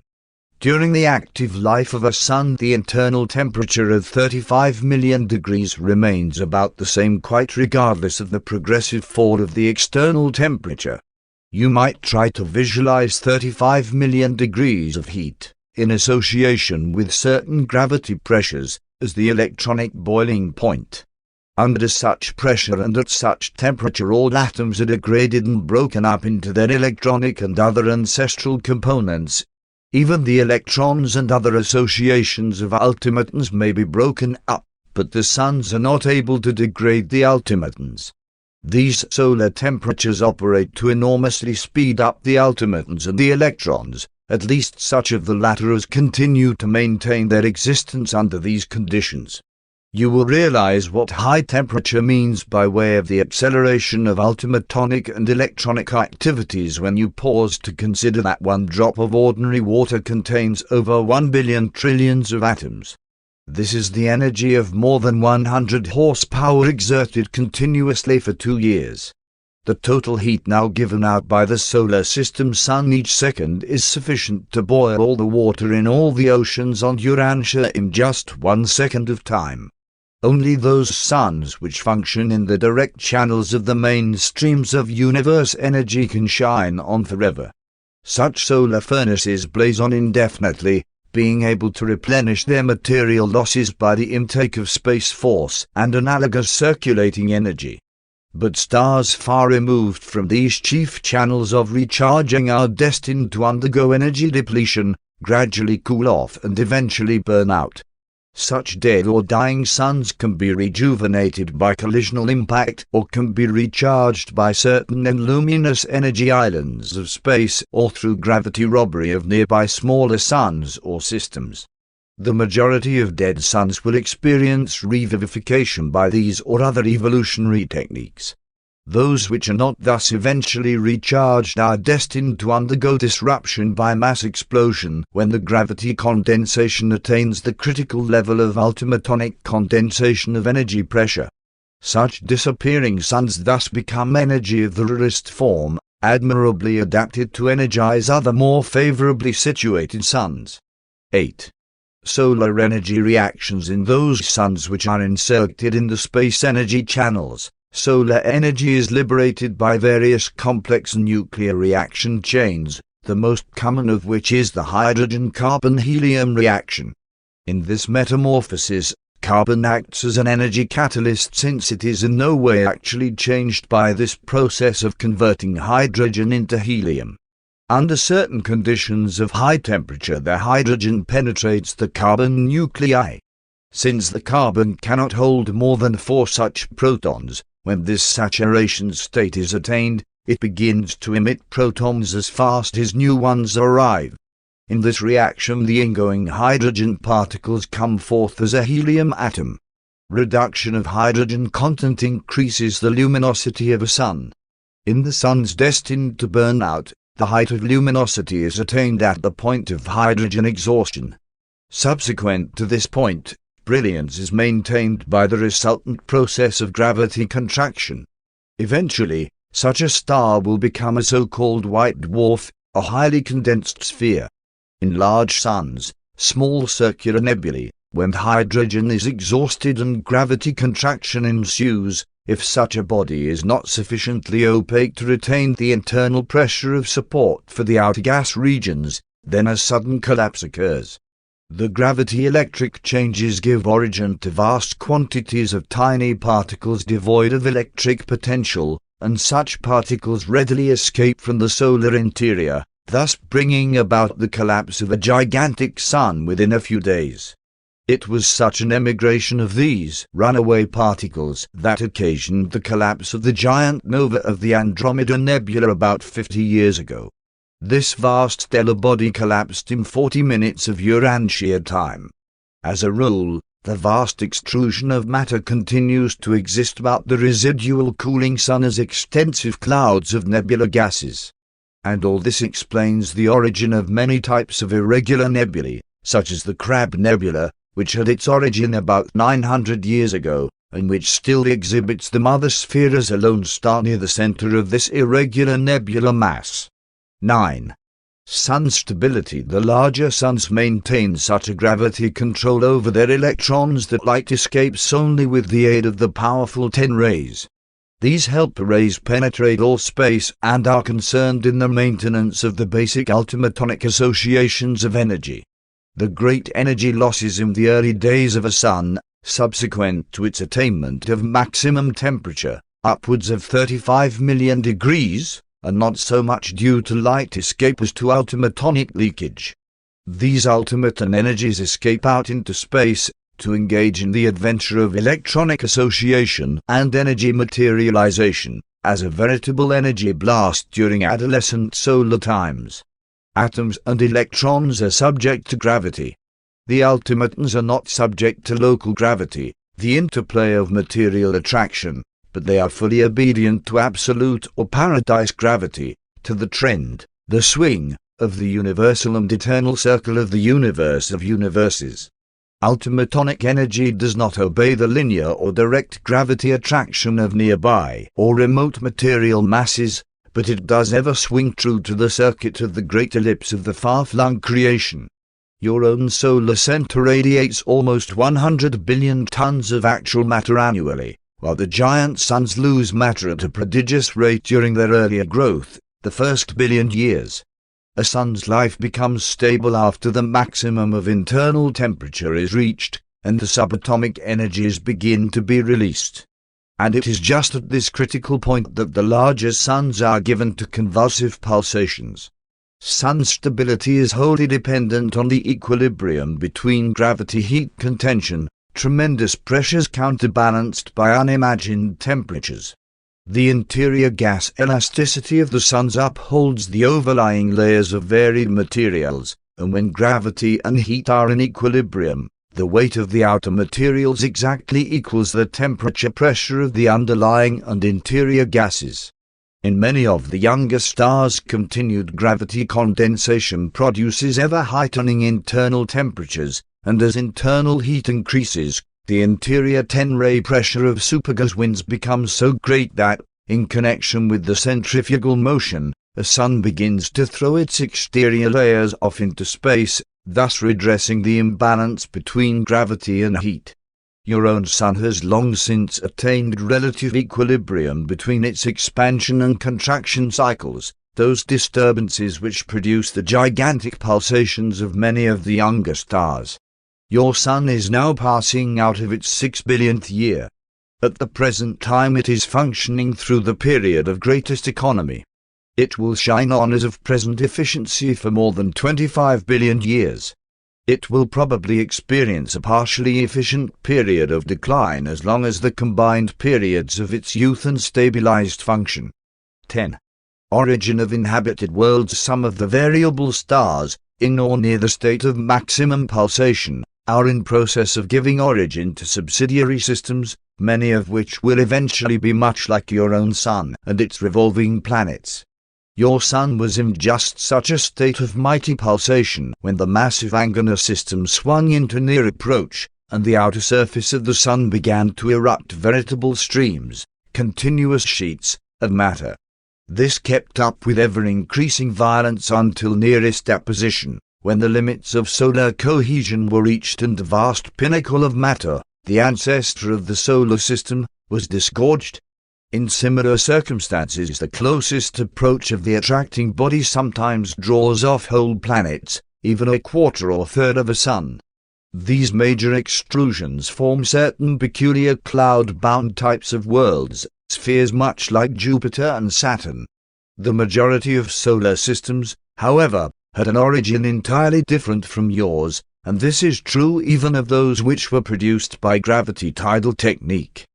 But no matter what technique of world-building obtains, gravity always produces the solar system type of creation. That is, a central sun or dark island with planets, satellites, subsatellites, and meteors. The physical aspects of the individual worlds are largely determined by mode of origin, astronomical situation, and physical environment. Age, size, rate of revolution, and velocity through space are also determining factors. Both the gas contraction and the solid accretion worlds are characterized by mountains and, during their earlier life, when not too small, by water and air. The molten split and collisional worlds are sometimes without extensive mountain ranges. During the earlier ages of all these new worlds, earthquakes are frequent, and they are all characterized by great physical disturbances. Especially is this true of the gas contraction spheres, the worlds born of the immense nebula rings which are left behind in the wake of the early condensation and contraction of certain individual suns. Planets having a dual origin like Urantia pass through a less violent and stormy youthful career. Even so, your world experienced an early phase of mighty upheavals, characterized by volcanoes, earthquakes, floods, and terrific storms. Urantia is comparatively isolated on the outskirts of Satania, your solar system, with one exception, being the farthest removed from Jerusalem, while Satania itself is next to the outermost system of Urantia Book, and this constellation is now traversing the outer fringe of Nebadon. You were truly among the least of all creation until Michael's bestowal elevated your planet to a position of honor and great universe interest. Sometimes the last is first, while truly the least becomes greatest. Presented by an archangel in collaboration with the chief of Nebadon Power Centers. Paper 42. Energy, mind and matter. The foundation of the universe is material in the sense that energy is the basis of all existence, and pure energy is controlled by the Universal Father. Force, energy, is the one thing which stands as an everlasting monument demonstrating and proving the existence and presence of the Universal Absolute. This vast stream of energy proceeding from the Paradise presences has never lapsed, never failed. There has never been a break in the infinite upholding. The manipulation of universe energy is ever in accordance with the personal will and the all-wise mandates of the Universal Father. This personal control of manifested power and circulating energy is modified by the coordinate acts and decisions of the Eternal Son, as well as by the united purposes of the Son and the Father executed by the conjoint actor. These divine beings act personally and as individuals. They also function in the persons and powers of an almost unlimited number of subordinates, each variously expressive of the eternal and divine purpose in the universe of universes. But these functional and provisional modifications or transmutations of divine power in no way lessen the truth of the statement that all force energy is under the ultimate control of a personal God resident at the center of all things. 1. Paradise forces and energies. The foundation of the universe is material, but the essence of life is spirit. The Father of spirits is also the ancestor of universes. The eternal Father of the original Son is also the eternity source of the original pattern, the Isle of Paradise. Matter, energy, for they are but diverse manifestations of the same cosmic reality, as a universe phenomenon is inherent in the Universal Father. In him all things consist. Matter may appear to manifest inherent energy and to exhibit self-contained powers, but the lines of gravity involved in the energies concerned in all these physical phenomena are derived from, and are dependent on, Paradise. The ultimate and, the first measurable form of energy, has Paradise as its nucleus. There is innate in matter and present in universal space a form of energy not known on Urantia. When this discovery is finally made, then will physicists feel that they have solved, almost at least, the mystery of matter. And so will they have approached one step nearer the Creator, so will they have mastered one more phase of the divine technique. But in no sense will they have found God, neither will they have established the existence of matter or the operation of natural laws apart from the cosmic technique of Paradise and the motivating purpose of the Universal Father. Subsequent to even still greater progress and further discoveries, after Urantia has advanced immeasurably in comparison with present knowledge, though you should gain control of the energy revolutions of the electrical units of matter to the extent of modifying their physical manifestations, even after all such possible progress, forever will scientists be powerless to create one atom of matter or to originate one flash of energy or ever to add to matter that which we call life. The creation of energy and the bestowal of life are the prerogatives of the Universal Father and his associate creator personalities. The river of energy and life is a continuous outpouring from the deities, the universal and united stream of Paradise force going forth to all space. This divine energy pervades all creation. The force organizers initiate those changes and institute those modifications of space force which eventuate in energy. The power directors transmute energy into matter. Thus the material worlds are born. The life carriers initiate those processes in dead matter which we call life, and material life. The Urantia power supervisors likewise perform throughout the transition realms between the material and the spiritual worlds. The higher spirit creators inaugurate similar processes in divine forms of energy, and there ensue the higher spirit forms of intelligent life. Energy proceeds from paradise, fashioned after the divine order. Energy, pure energy, partakes of the nature of the divine organization. It is fashioned after the similitude of the three gods embraced in one, as they function at the headquarters of the universe of universes. And all forces circuited in paradise comes from the paradise presences and returns thereto, and is in essence a manifestation of the uncaused cause, the universal Father. And without the Father would not anything exist that does exist. Force derived from self-existent deity is in itself ever-existent. Force energy is imperishable, indestructible. These manifestations of the infinite may be subject to unlimited transmutation, endless transformation, and eternal metamorphosis, but in no sense or degree, not even to the slightest imaginable extent, could they or ever shall they suffer extinction. But energy, though springing from the infinite, is not infinitely manifest. There are outer limits to the presently conceived master universe. Energy is eternal but not infinite. It ever responds to the all-embracing grasp of infinity. Forever force and energy go on. Having gone out from paradise, they must return thereto, even if age upon age be required for the completion of the ordained circuit. That which is of paradise deity origin can have only a paradise destination or a deity destiny. And all this confirms our belief in a circular, somewhat limited, but orderly and far-flung universe of universes. If this were not true, then evidence of energy depletion at some point would sooner or later appear. All laws, organizations, administration, and the testimony of universe explorers, everything points to the existence of an infinite God but, as yet, a finite universe, a circularity of endless existence, well nigh limitless but, nevertheless, finite in contrast with infinity.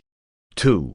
Universal non-spiritual energy systems, physical energies. It is indeed difficult to find suitable words in the English language whereby to designate and wherewith to describe the various levels of force and energy, physical, mental, or spiritual.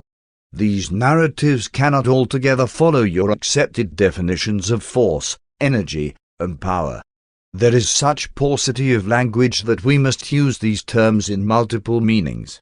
In this paper, for example, the word energy is used to denote all phases and forms of phenomenal motion, action, and potential, while force is applied to the pre-gravity, and power to the post-gravity, stages of energy. One will, however, endeavor to lessen conceptual confusion by suggesting the advisability of adopting the following classification for cosmic force, emergent energy, and universe power. Physical energy. 1. Space potency. This is the unquestioned free space presence of the unqualified absolute. The extension of this concept connotes the universe force space potential inherent in the functional totality of the unqualified absolute, while the intension of this concept implies the totality of cosmic reality, universes, which emanated eternity-wise from the never-beginning, never-ending, never-moving, never-changing Isle of Paradise. The phenomena indigenous to the nether side of paradise probably embrace three zones of absolute force presence and performance: the fulcral zone of the unqualified absolute, the zone of the Isle of Paradise itself, and the intervening zone of certain unidentified equalizing and compensating agencies or functions. These triconcentric zones are the centrum of the paradise cycle of cosmic reality. Space potency is a pre-reality.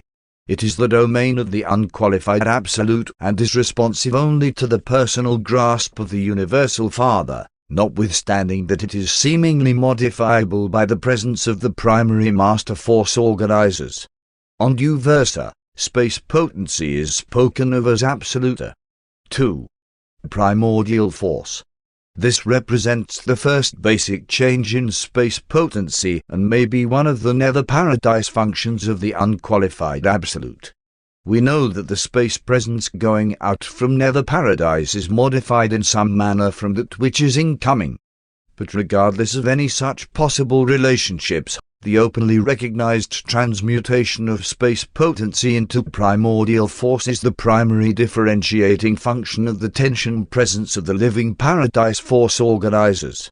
Passive and potential force becomes active and primordial in response to the resistance afforded by the space presence of the primary eventuated master force organizers. Force is now emerging from the exclusive domain of the unqualified absolute into the realms of multiple response to certain primal motions initiated by the god of action, and thereupon to certain compensating motions emanating from the universal absolute. Primordial force is seemingly reactive to transcendental causation in proportion to absoluteness. Primordial force is sometimes spoken of as pure energy. On due versa we refer to it as segregator. 3. Emergent energies. The passive presence of the primary force organizers is sufficient to transform space potency into primordial force, and it is upon such an activated space field that these same force organizers begin their initial and active operations.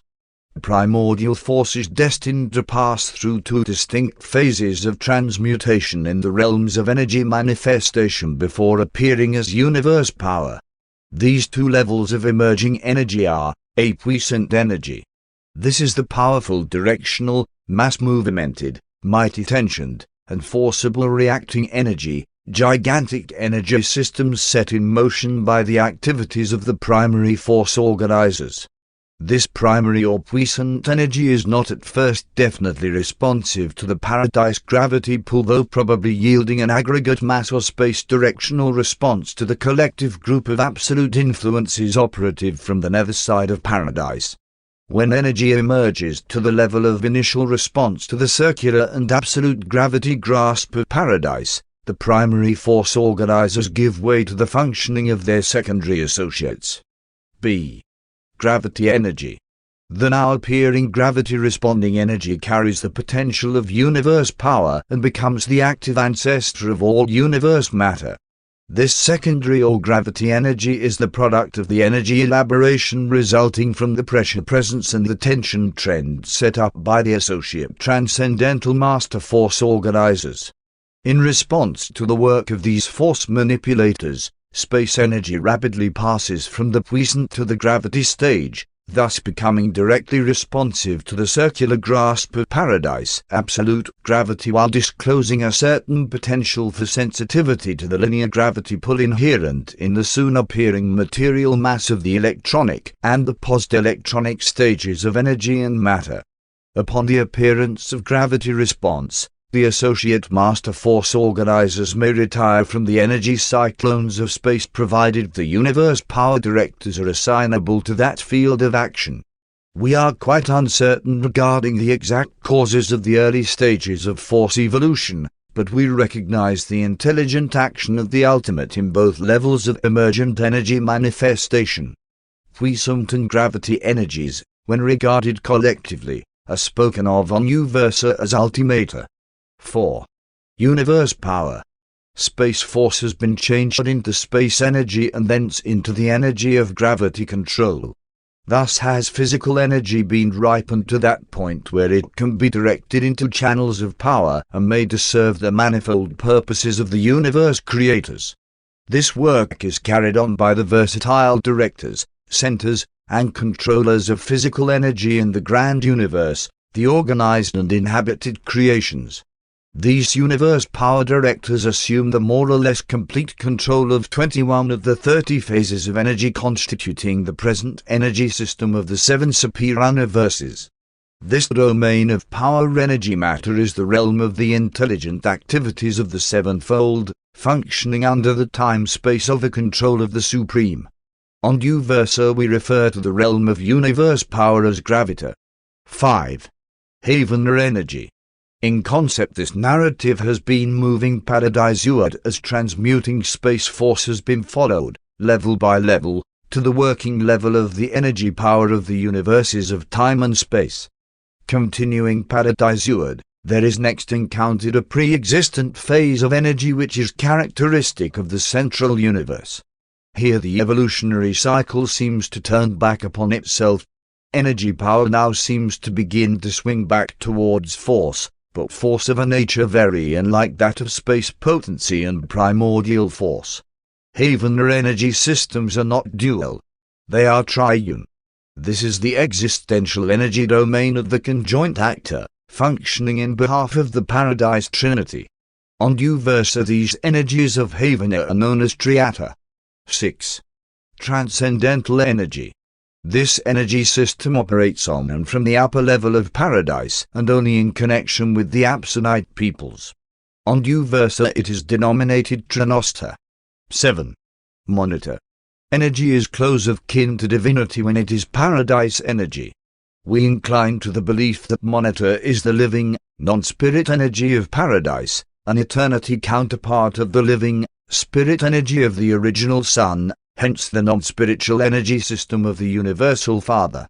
We cannot differentiate the nature of Paradise Spirit and Paradise Monitor. They are apparently alike.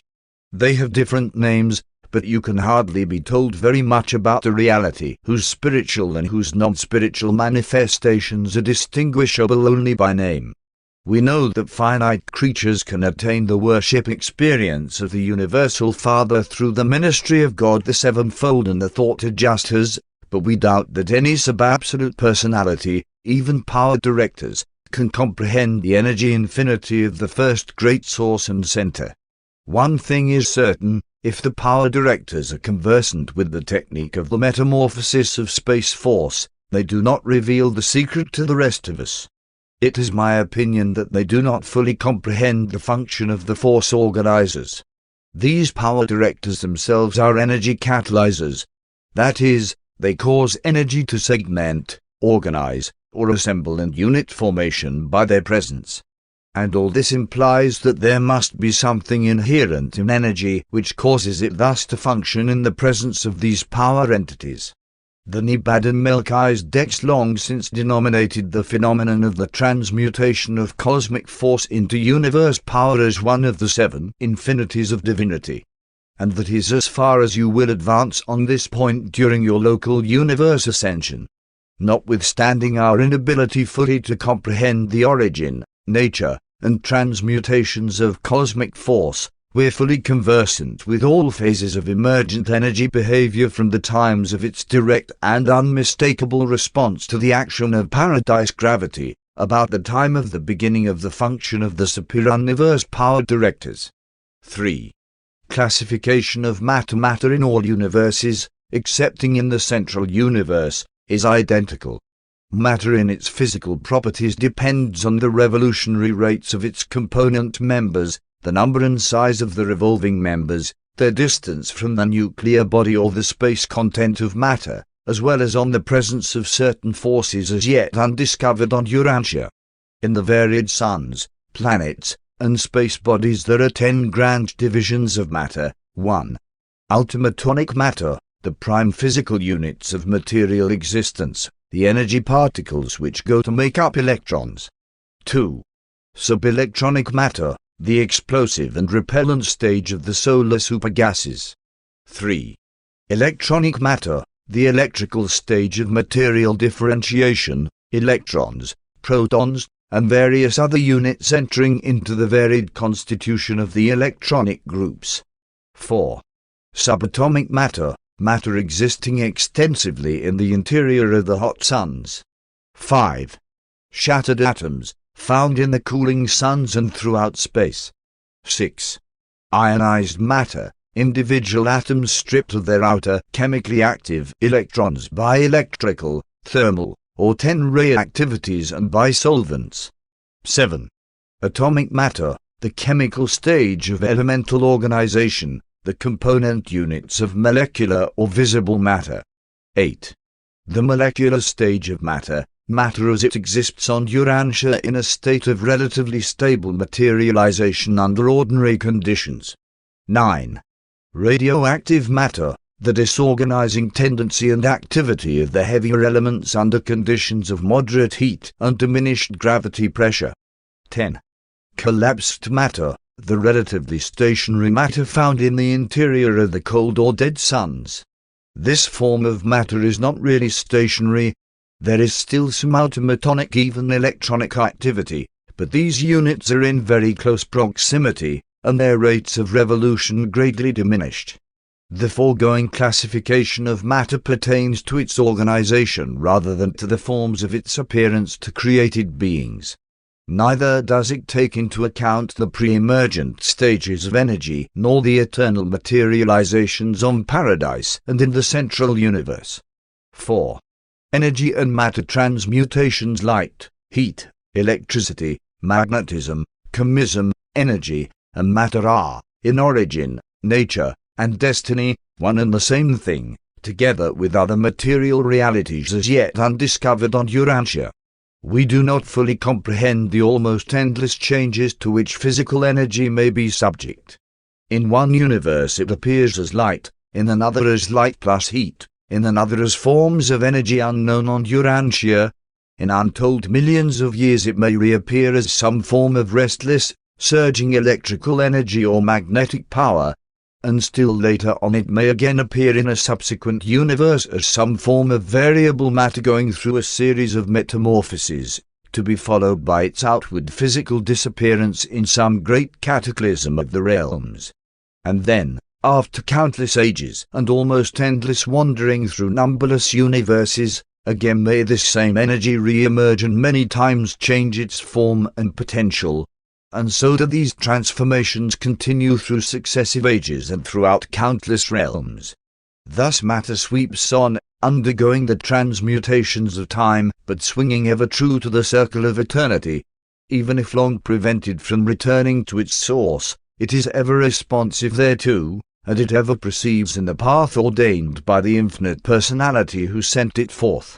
The power centers and their associates are much concerned in the work of transmuting the ultimate into the circuits and revolutions of the electron. These unique beings control and compound power by their skillful manipulation of the basic units of materialized energy, the ultimatons. They are masters of energy as it circulates in this primitive state. In liaison with the physical controllers, they are able to effectively control and direct energy even after it has transmuted to the electrical level, the so-called electronic stage. But their range of action is enormously curtailed when electronically organized energy swings into the worlds of the atomic systems. Upon such materialization, these energies fall under the complete grasp of the drawing power of linear gravity. Gravity acts positively on the power lanes and energy channels of the power centers and the physical controllers, but these beings have only a negative relation to gravity, the exercise of their anti-gravity endowments. Throughout all space, cold and other influences are at work creatively organizing ultimatons into electrons. Heat is the measurement of electronic activity, while cold merely signifies absence of heat, comparative energy rest, the status of the universal force charge of space provided neither emergent energy nor organized matter were present and responding to gravity. Gravity presence and action is what prevents the appearance of the theoretical absolute zero, for interstellar space is not of the temperature of absolute zero. Throughout all organized space there are gravity-responding energy currents, power circuits, and ultimatonic activities, as well as organizing electronic energies. Practically speaking, space is not empty. Even the atmosphere of Urantia thins out increasingly until at about 3,000 miles it begins to shade off into the average space matter in this section of the universe. The most nearly empty space known in Nebadon would yield about 100 ultimatons, the equivalent of 1 electron, in each cubic inch. Such scarcity of matter is regarded as practically empty space. Temperature, heat and cold, is secondary only to gravity in the realms of energy and matter evolution. Ultimatons are humbly obedient to temperature extremes. Low temperatures favor certain forms of electronic construction and atomic assembly, while high temperatures facilitate all sorts of atomic breakup and material disintegration. When subjected to the heat and pressure of certain internal solar states, all but the most primitive associations of matter may be broken up. Heat can thus largely overcome gravity stability. But no known solar heat or pressure can convert ultimatons back into puissant energy. The blazing suns can transform matter into various forms of energy, but the dark worlds and all outer space can slow down electronic and ultimatonic activity to the point of converting these energies into the matter of the realms. Certain electronic associations of a closed nature, as well as many of the basic associations of nuclear matter, are formed in the exceedingly low temperatures of open space, being later augmented by association with larger accretions of materializing energy. Throughout all of this never-ending metamorphosis of energy and matter, we must reckon with the influence of gravity pressure and with the anti-gravity behavior of the ultimatonic energies under certain conditions of temperature, velocity, and revolution. Temperature, energy currents, distance, and the presence of the living force organizers and the power directors also have a bearing on all transmutation phenomena of energy and matter. The increase of mass in matter is equal to the increase of energy divided by the square of the velocity of light. In a dynamic sense, the work which resting matter can perform is equal to the energy expended in bringing its parts together from paradise, minus the resistance of the forces overcome in transit and the attraction exerted by the parts of matter on one another. The existence of pre-electronic forms of matter is indicated by the 2 atomic weights of lead. The lead of original formation weighs slightly more than that produced through uranium disintegration by way of radium emanations, and this difference in atomic weight represents the actual loss of energy in the atomic breakup. The relative integrity of matter is assured by the fact that energy can be absorbed or released only in those exact amounts which Urantia scientists have designated quanta. This wise provision in the material realms serves to maintain the universes as going concerns. The quantity of energy taken in or given out when electronic or other positions are shifted is always a quantum or some multiple thereof, but the vibratory or wave-like behavior of such units of energy is wholly determined by the dimensions of the material structures concerned. Such wave-like energy ripples are 860 times the diameters of the ultimatons, electrons, atoms, or other units, thus performing. The never-ending confusion attending the observation of the wave mechanics of quantum behavior is due to the superimposition of energy waves. 2 crests can combine to make a double height crest, while a crest and a trough may combine, thus producing mutual cancellation. 5. Wave energy manifestations in the superuniverse evolve until there are 100 octaves of wave energy. Of these 100 groups of energy manifestations, 64 are wholly or partially recognized on Urantia. The sun's rays constitute 4 octaves in the superuniverse scale, the visible rays embracing a single octave, number 46 in this series. The ultraviolet group comes next, while 10 octaves up are the 10 rays, followed by the gamma rays of radium.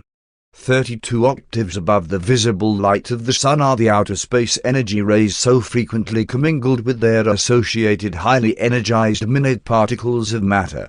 Next downward from visible sunlight appear the infrared rays, and 30 octaves below are the radio transmission group.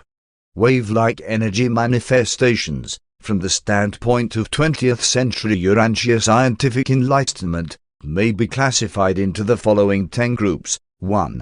Infra-ultimatonic rays, the borderland revolutions of ultimatons as they begin to assume definite form. This is the first stage of emergent energy in which wave-like phenomena can be detected and measured. 2. Ultimatonic rays.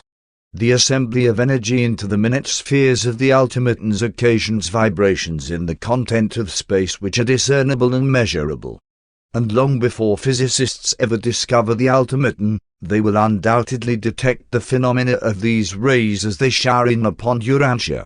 These short and powerful rays represent the initial activity of the ultimatons as they are slowed down to that point where they veer towards the electronic organization of matter.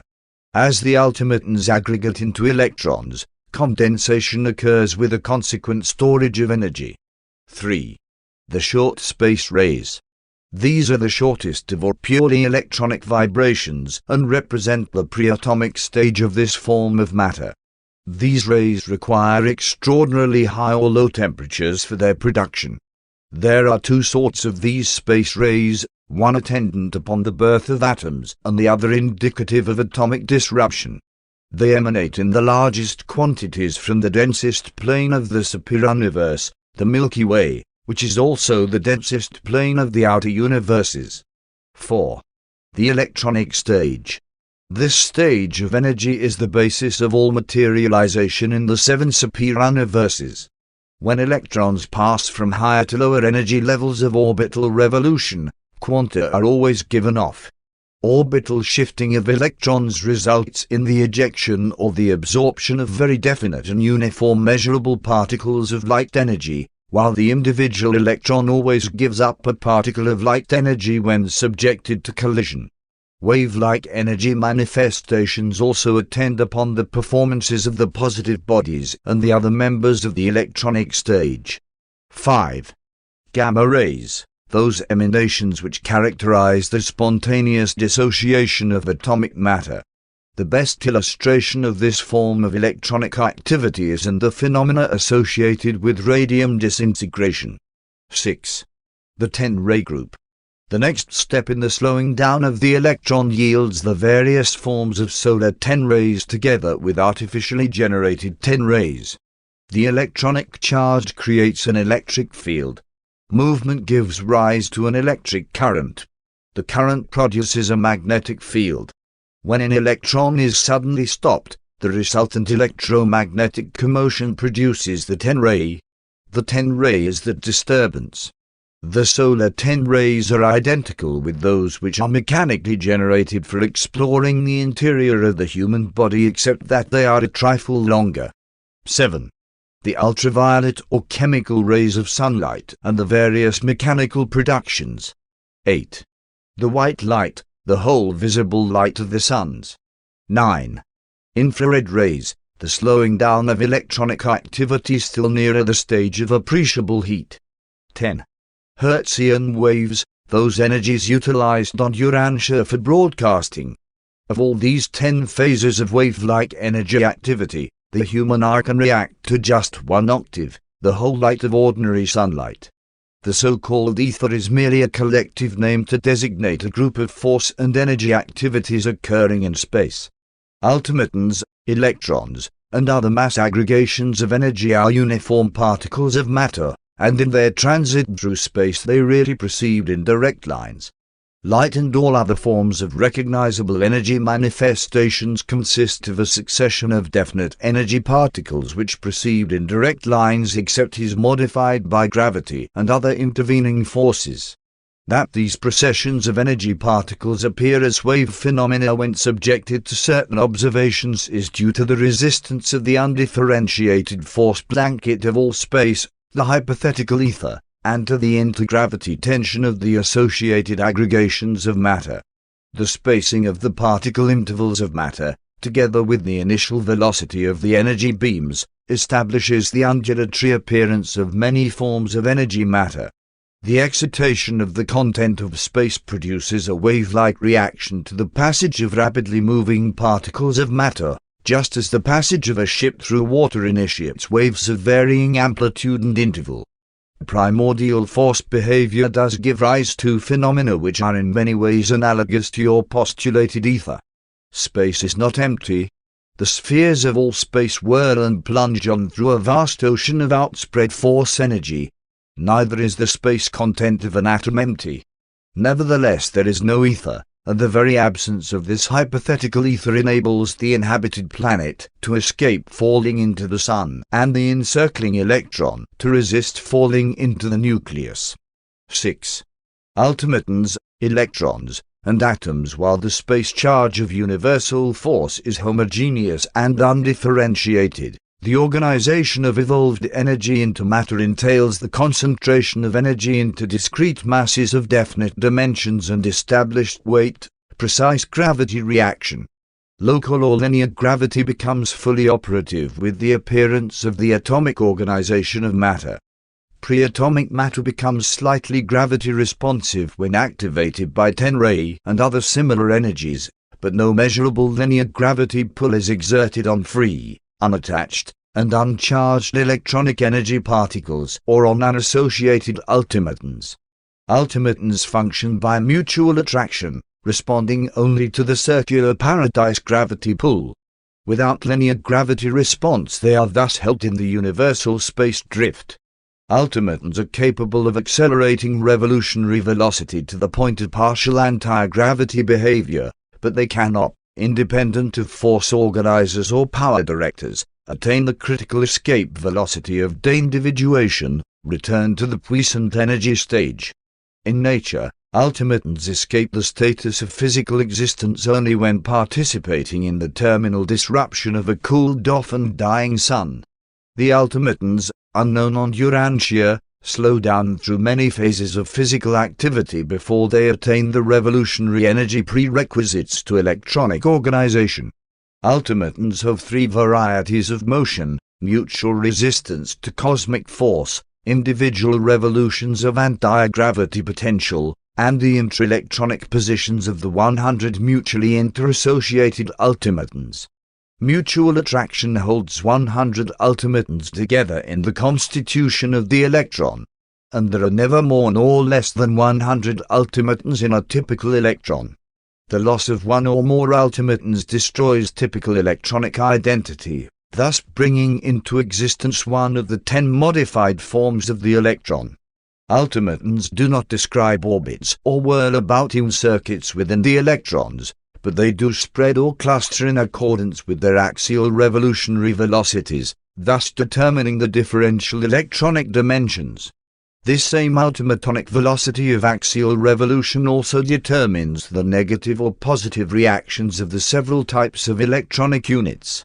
The entire segregation and grouping of electronic matter, together with the electric differentiation of negative and positive bodies of energy matter, result from these various functions of the component ultimatonic interassociation. Each atom is a trifle over 1/100 millionth of an inch in diameter, while an electron weighs a little more than 1/2000th of the smallest atom, hydrogen. The positive proton, characteristic of the atomic nucleus, while it may be no larger than a negative electron, weighs almost 2000 times more.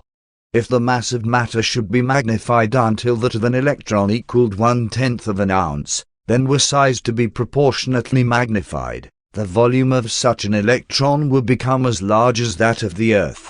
If the volume of a proton, 1800 times as heavy as an electron, should be magnified to the size of the head of a pin, then, in comparison, a pin's head would attain a diameter equal to that of the Earth's orbit around the Sun.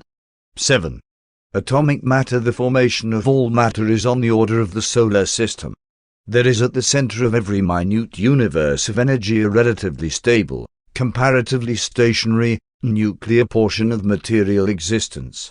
This central unit is endowed with a threefold possibility of manifestation.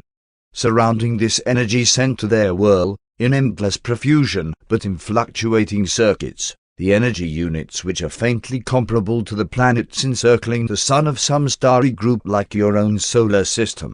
Within the atom the electrons revolve about the central proton with about the same comparative room the planets have as they revolve about the Sun in the space of the solar system.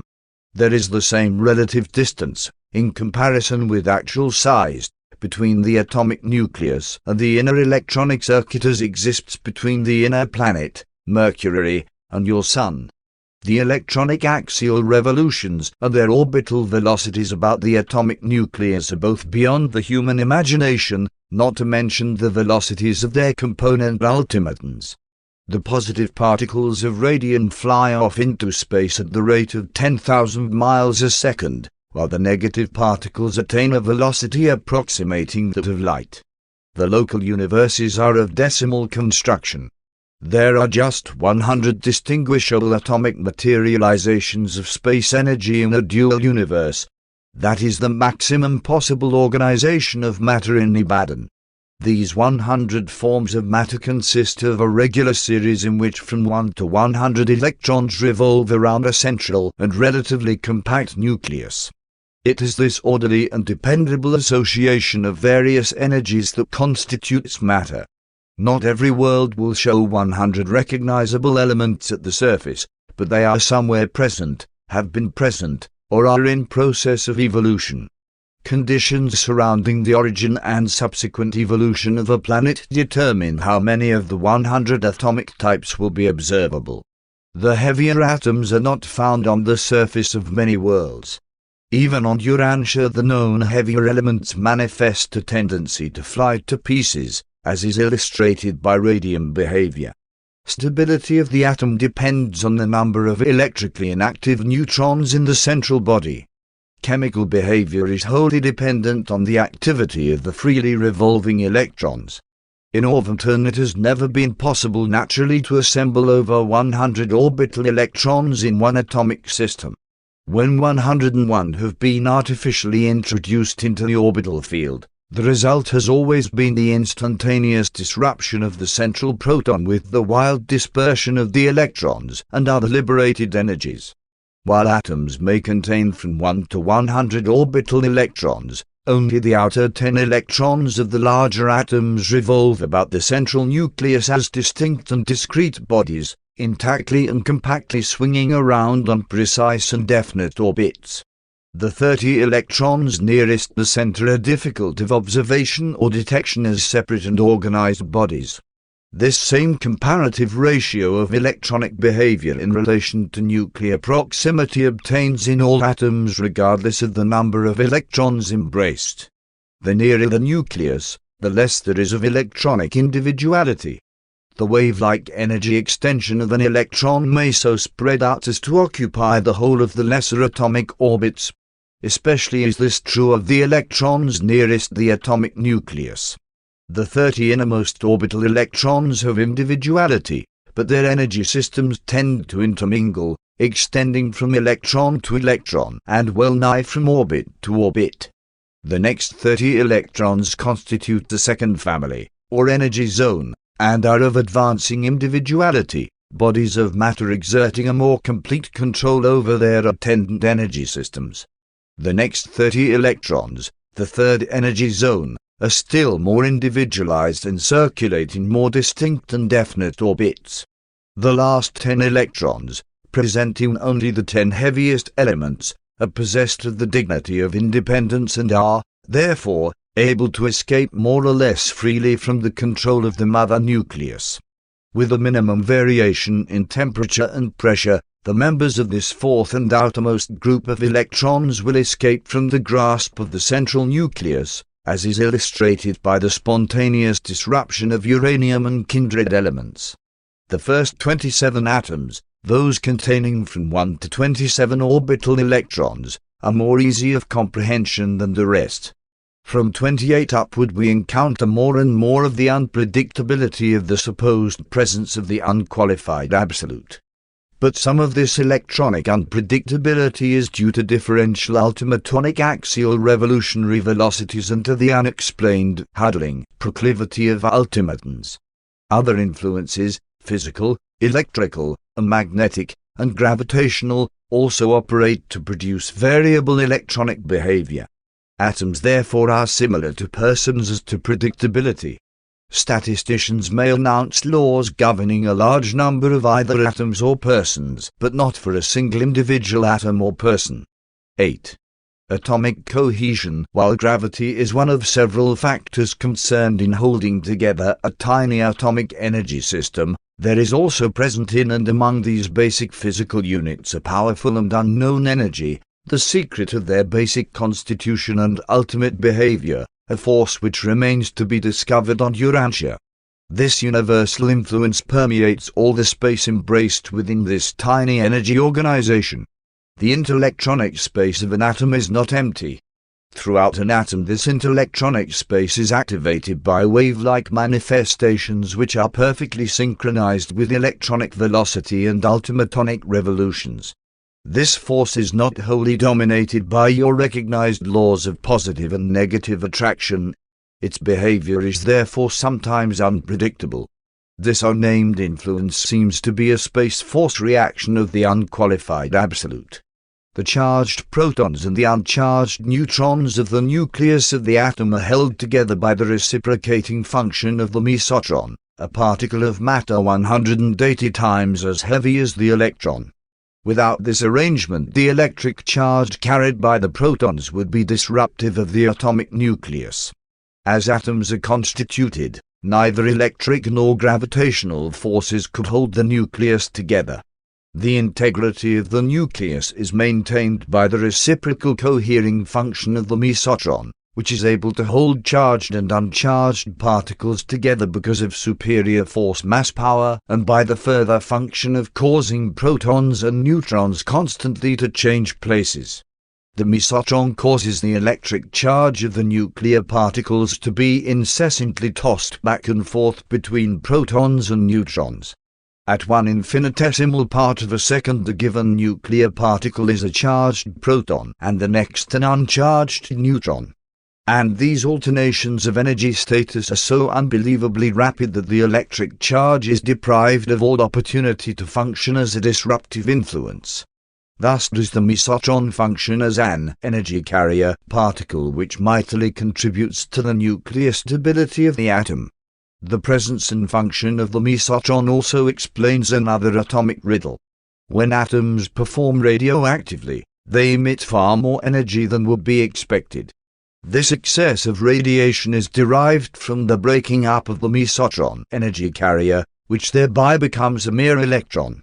The mesotronic disintegration is also accompanied by the emission of certain small uncharged particles. The mesotron explains certain cohesive properties of the atomic nucleus, but it does not account for the cohesion of proton to proton, nor for the adhesion of neutron to neutron. The paradoxical and powerful force of atomic cohesive integrity is a form of energy as yet undiscovered on Urantia.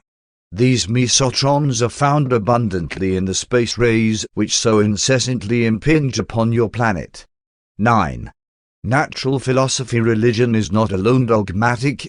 Natural philosophy equally tends to dogmatize. When a renowned religious teacher reasoned that the number 7 was fundamental to nature, because there are 7 openings in the human head, if he had known more of chemistry, he might have advocated such a belief founded on a true phenomenon of the physical world. There is in all the physical universes of time and space, notwithstanding the universal manifestation of the decimal constitution of energy, the ever-present reminder of the reality of the sevenfold electronic organization of pre-matter. The number 7 is basic to the central universe and the spiritual system of inherent transmissions of character, but the number 10, the decimal system, is inherent in energy, matter, and the material creation.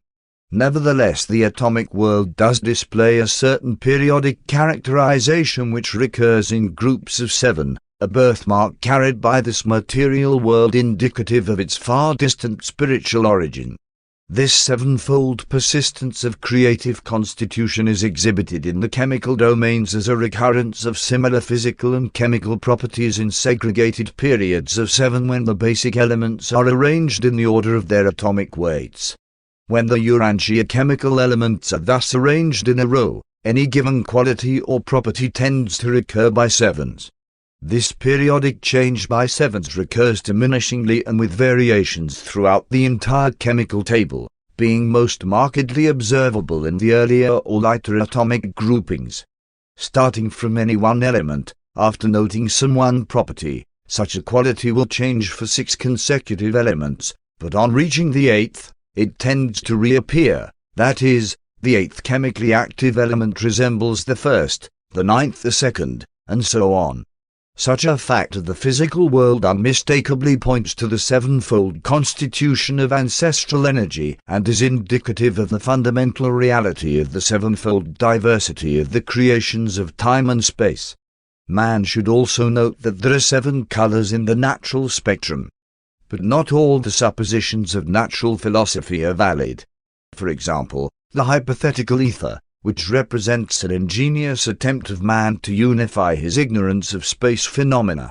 The philosophy of the universe cannot be predicated on the observations of so-called science. If such a metamorphosis could not be seen, a scientist would be inclined to deny the possibility of developing a butterfly out of a caterpillar. Physical stability associated with biologic elasticity is present in nature only because of the well-nigh infinite wisdom possessed by the master architects of creation. Nothing less than transcendental wisdom could ever design units of matter which are at the same time so stable and so efficiently flexible. 10.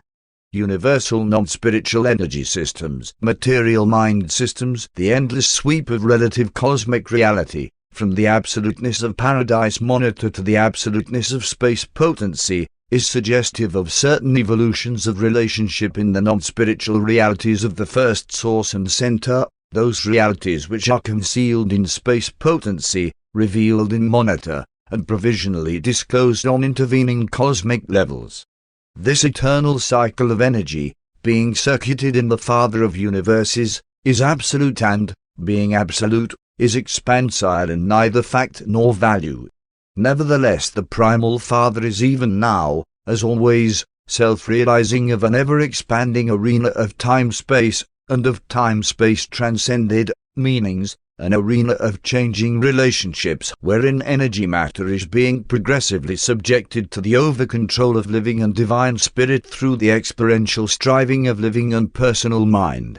The universal non-spiritual energies are reassociated in the living systems of non-creator minds on various levels, certain of which may be depicted as follows. 1. Pre-agitant spirit minds. This level of mind is non-experiencing, and on the inhabited worlds is ministered by the master physical controllers. This is mechanical mind, the unteachable intellect of the most primitive forms of material life, but the unteachable mind functions on many levels beside that of primitive planetary life. 2. Adjutant spirit minds. This is the ministry of a local universe mother spirit functioning through her 7 adjutant mind spirits on the teachable, non-mechanical level of material mind. On this level material mind is experiencing, as subhuman animal intellect in the first 5 adjutants, as human moral intellect in the 7 adjutants, as superhuman midway intellect in the last 2 adjutants. 3. Evolving Morantia minds. The expanding consciousness of evolving personalities in the local universe ascending careers. This is the bestowal of the local universe mother spirit in liaison with the creator sun. This mind level connotes the organization of the Morantia type of life vehicle, a synthesis of the material and the spiritual, which is effected by the Morantia power supervisors of a local universe. Morantia mind functions differentially in response to the 570 levels of Morantia life, disclosing increasing associative capacity with the cosmic mind on the higher levels of attainment. This is the evolutionary course of mortal creatures, but mind of a non-Morantia order is also bestowed by a universe sun and a universe spirit upon the non-Morantia children of the local creations. The cosmic mind. This is the 7-fold diversified mind of time and space, one phase of which is ministered by each of the 7 master spirits to one of the 7 superior universes. The cosmic mind encompasses all finite mind levels and coordinates experientially with the evolutionary deity levels of the supreme mind and transcendentally with the existential levels of absolute mind, the direct circuits of the conjoint actor. On paradise, mind is absolute. In Havana, absolute. In Orvington, finite. Mind always connotes the presence activity of living ministry plus varied energy systems, and this is true of all levels and of all kinds of mind. But beyond the cosmic mind it becomes increasingly difficult to portray the relationships of mind to non-spiritual energy. Havana mind is sub-absolute but super-evolutionary. Being existential experiential, it is nearer the absolute than any other concept revealed to you. Paradise mind is beyond human understanding. It is existential, non-spatial, and non-temporal. Nevertheless, all of these levels of mind are overshadowed by the universal presence of the conjoint actor, by the mind-gravity grasp of the God of mind on paradise. 11. Universe mechanisms in the evaluation and recognition of mind. It should be remembered that the universe is neither mechanical nor magical. It is a creation of mind and a mechanism of law. But while in practical application the laws of nature operate in what seems to be the dual realms of the physical and the spiritual, in reality they are one. The first source and center is the primal cause of all materialization, and at the same time the first and final father of all spirits. The Paradise Father appears personally in the extraheavenly universes only as pure energy and pure spirit, as the thought adjusters and other similar fragmentations. Mechanisms do not absolutely dominate the total creation. The universe of universes in toto is mind-planned, mind-made, and mind-administered. But the divine mechanism of the universe of universes is altogether too perfect for the scientific methods of the finite mind of man to discern even a trace of the dominance of the infinite mind. For this creating, controlling, and upholding mind is neither material mind nor creature mind. It is spirit mind functioning on and from creator levels of divine reality. The ability to discern and discover mind in universe mechanisms depends entirely on the ability, scope, and capacity of the investigating mind engaged in such a task of observation. Time-space minds, organized out of the energies of time and space, are subject to the mechanisms of time and space. Motion and universe gravitation are twin facets of the impersonal time-space mechanism of the universe of universes. The levels of gravity response for spirit, mind, and matter are quite independent of time, but only true spirit levels of reality are independent of space, non-spatial. The higher mind levels of the universe, the spirit mind levels, may also be non-spatial, but the levels of material mind, such as human mind, are responsive to the interactions of universe gravitation, losing this response only in proportion to spirit identification. Spirit reality levels are recognized by their spirit content, and spirituality in time and space is measured inversely to the linear gravity response. Linear gravity response is a quantitative measure of non-spirit energy. All mass, organized energy, is subject to this grasp except his motion and mind act upon it.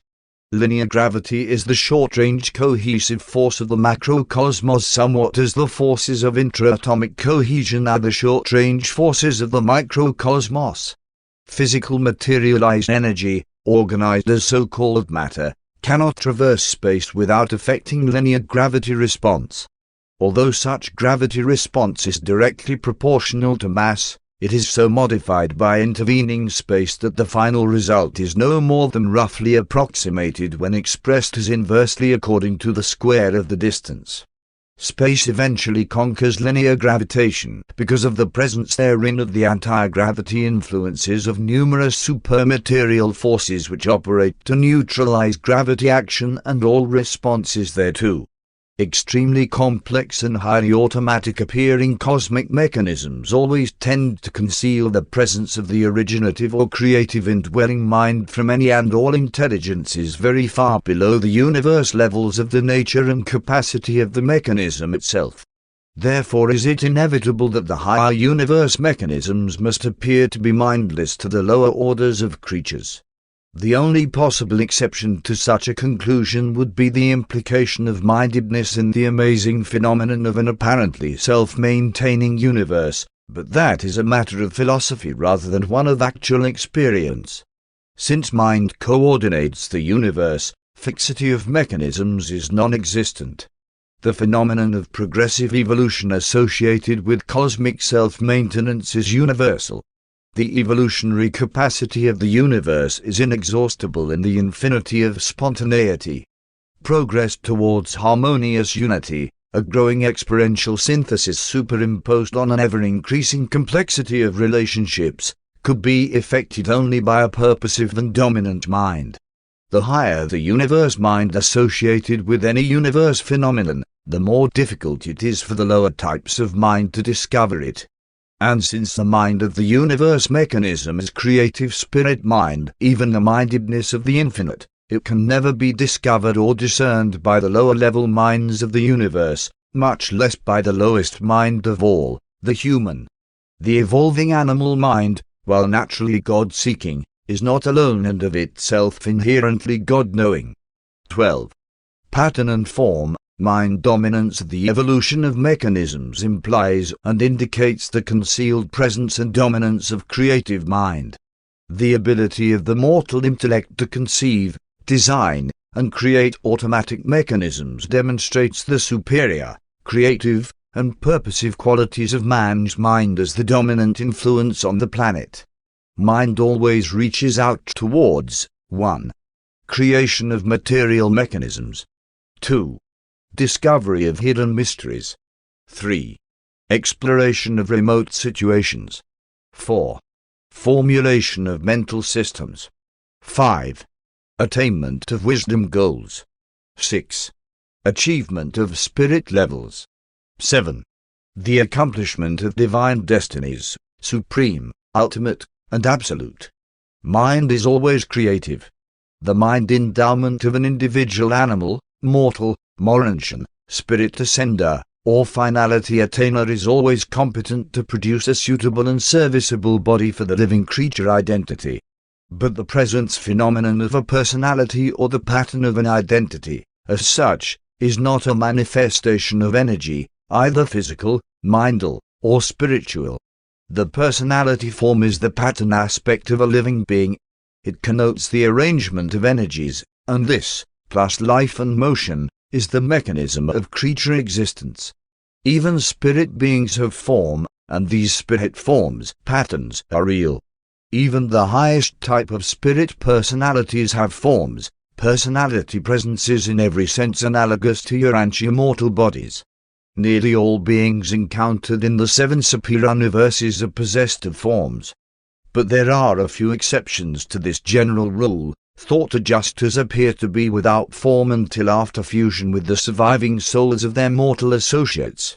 Solitary messengers, inspired Trinity spirits, personal aids of the infinite spirit, gravity messengers, transcendental recorders, and certain others are also without discoverable form. But these are typical of the exceptional few. The great majority have bona fide personality forms, forms which are individually characteristic, and which are recognizable and personally distinguishable. The liaison of the cosmic mind and the ministry of the adjutant mind spirits evolve a suitable physical tabernacle for the evolving human being. Likewise does the Urantia mind individualize the Urantia form for all mortal survivors. As the mortal body is personal and characteristic for every human being, so will the Urantia form be highly individual and adequately characteristic of the creative mind which dominates it. No 2 Urantia forms are any more alike than any 2 human bodies. The Urantia power supervisors sponsor, and the attending Seraphim provide, the undifferentiated Urantia material wherewith the Urantia life can begin to work. And after the Urantia life it will be found that spirit forms are equally diverse, personal, and characteristic of their respective spirit-mind indwellers. On the material world you think of a body as having a spirit, but we regard the spirit as having a body. The material eyes are truly the windows of the spirit-born soul. The spirit is the architect, the mind is the builder, the body is the material building. Physical, spiritual, and mindful energies, as such and in their pure states, do not fully interact as atoms of the phenomenal universes. On Paradise the 3 energies are coordinate, in heaven are coordinated, while in the universe levels of finite activities there must be encountered all ranges of material, mental, and spiritual dominance. In non-personal situations of time and space, physical energy seems to predominate. But it also appears that the more nearly spirit-mind function approaches divinity of purpose and supremacy of action, the more nearly does the spirit phase become dominant. That on the ultimate level spirit-mind may become all but completely dominant. On the absolute level spirit certainly is dominant. And from there on out through the realms of time and space, wherever a divine spirit reality is present, whenever a real spirit-mind is functioning, there always tends to be produced a material or physical counterpart of that spirit reality. The spirit is the creative reality. The physical counterpart is the time-space reflection of the spirit reality, the physical repercussion of the creative action of spirit mind. Mind universally dominates matter, even as it is in turn responsive to the ultimate over-control of spirit. And with mortal man, only that mind which freely submits itself to the spirit direction can hope to survive the mortal time-space existence as an immortal child of the eternal spirit world of the Supreme, the Ultimate, and the Absolute, the Infinite. Presented by a mighty messenger on duty in Nebadon and by the request of Gabriel. Paper 43. The constellations Urantia is commonly referred to as 606 of Satania in Urantia Book of Nebadon, meaning the 606th inhabited world in the local system of Satania, situated in the constellation of Urantia Book, one of the 100 constellations of the local universe of Nebadon. Constellations being the primary divisions of a local universe, their rulers link the local systems of inhabited worlds to the central administration of the local universe on Salvington, and by reflectivity to the super-administration of the ancients of days on Uversa. The government of your constellation is situated in a cluster of 771 architectural spheres, the centermost and largest of which is Urantia, the seat of the administration of the constellation fathers, the Most Highs of Urantia Book. Urantia itself is approximately 100 times as large as your world.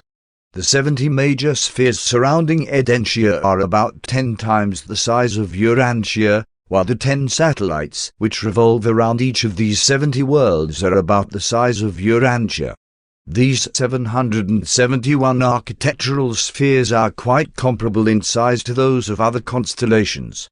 Urantia time reckoning and distance measurement are those of Salvington, and like the spheres of the universe capital, the constellation headquarters worlds are fully supplied with all orders of celestial intelligences. In general, these personalities are not very different from those described in connection with the universe administration. The supervisor Seraphim, the third order of local universe angels, are assigned to the service of the constellations. They make their headquarters on the capital spheres and minister extensively to the encircling Urantia training worlds. In Urantia Book the 70 major spheres, together with the 700 minor satellites, are inhabited by the Univitatia, the permanent citizens of the constellation. All these architectural worlds are fully administered by the various groups of native life, for the greater part unrevealed but including the efficient Spironga and the beautiful Spornager. Being the midpoint in the Urantia training regime, as you might suspect, the Urantia life of the constellations is both typical and ideal. 1. The constellation headquarters Urantia abounds in fascinating highlands, extensive elevations of physical matter crowned with Urantia life and overspread with spiritual glory, but there are no rugged mountain ranges such as appear on Urantia. There are tens of thousands of sparkling lakes and thousands upon thousands of interconnecting streams, but there are no great oceans nor torrential rivers. Only the highlands are devoid of these surface streams. The water of Urantia and similar architectural spheres is no different from the water of the evolutionary planets. The water systems of such spheres are both surface and subterranean, and the moisture is in constant circulation. Urantia can be circumnavigated via these various water routes, though the chief channel of transportation is the atmosphere. Spirit beings would naturally travel above the surface of the sphere, while the Urantia and material beings make use of material and semi-material means to negotiate atmospheric passage. Urantia and its associated worlds have a true atmosphere, the usual three-gas mixture which is characteristic of such architectural creations, and which embodies the two elements of Urantian atmosphere plus that Urantia gas suitable for the respiration of Urantia creatures. But while this atmosphere is both material and Urantial, there are no storms or hurricanes, neither is there summer nor winter. This absence of atmospheric disturbances and of seasonal variation makes it possible to embellish all outdoors on these especially created worlds. The Urantia highlands are magnificent physical features, and their beauty is enhanced by the endless profusion of life which abounds throughout their length and breadth. Excepting a few rather isolated structures, These highlands contain no work of creature hands. Material and moral ornamentations are limited to the dwelling areas. The lesser elevations are the sites of special residences and are beautifully embellished with both biologic and moral art.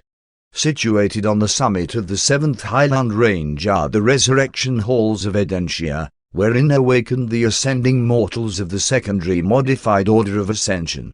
These chambers of creature reassembly are under the supervision of the Melchisedeks. The first of the receiving spheres of Urantia, like the planet Melchizedek near Salvington, also has special resurrection halls, wherein the mortals of the modified orders of ascension are reassembled. The Melchizedeks also maintain 2 special colleges on Urantia. One, the Emergency School, is devoted to the study of problems growing out of the Satania rebellion. The other, the Bestowal School, is dedicated to the mastery of the new problems arising out of the fact that Michael made his final bestowal on one of the worlds of Urantia. This latter college was established almost 40,000 years ago, immediately after the announcement by Michael that Urantia had been selected as the world for his final bestowal. The Sea of Glass, the receiving area of Urantia, is near the administrative center and is encircled by the headquarters amphitheater. Surrounding this area are the governing centers for the 70 divisions of constellation affairs. One half of Urantia is divided into 70 triangular sections, whose boundaries converge at the headquarters buildings of their respective sectors. The remainder of this sphere is one vast natural park, the Gardens of God. During your periodic visits to Urantia, though the entire planet is open to your inspection, most of your time will be spent in that administrative triangle whose number corresponds to that of your current residential world. You will always be welcome as an observer in the legislative assemblies. The Morantia area assigned to ascending mortals resident on Urantia is located in the mid-zone of the 35th triangle adjoining the headquarters of the Finaliters, situated in the 36th triangle. The general headquarters of the Urantia occupies an enormous area in the mid-region of the 34th triangle immediately adjoining the residential reservation of the Morantia citizens. From these arrangements it may be seen that provision is made for the accommodation of at least 70 major divisions of celestial life, and also that each of these 70 triangular areas is correlated with some one of the 70 major spheres of Morantia training. The Urantia Sea of Glass is one enormous circular crystal about 100 miles in circumference and about 30 miles in depth. This magnificent crystal serves as the receiving field for all transport seraphim and other beings arriving from points outside the sphere. Such a sea of glass greatly facilitates the landing of transport seraphim. A crystal field on this order is found on almost all architectural worlds, and it serves many purposes aside from its decorative value, being utilized for portraying super-universe reflectivity to assembled groups and as a factor in the energy transformation technique for modifying the currents of space and for adapting other incoming physical energy streams. 2. The constellation government. The constellations are the autonomous units of a local universe, each constellation being administered according to its own legislative enactments. When the courts of Nebadon sit in judgment on universe affairs, all internal matters are adjudicated in accordance with the laws prevailing in the constellation concerned. These judicial decrees of Salvington, together with the legislative enactments of the constellations, are executed by the administrators of the local systems. Constellations thus function as the legislative or lawmaking units, while the local systems serve as the executive or enforcement units. The Salvington government is the supreme judicial and coordinating authority. While the supreme judicial function rests with the central administration of a local universe, there are 2 subsidiary but major tribunals at the headquarters of each constellation, the Melchizedek Council and the Court of the Most High.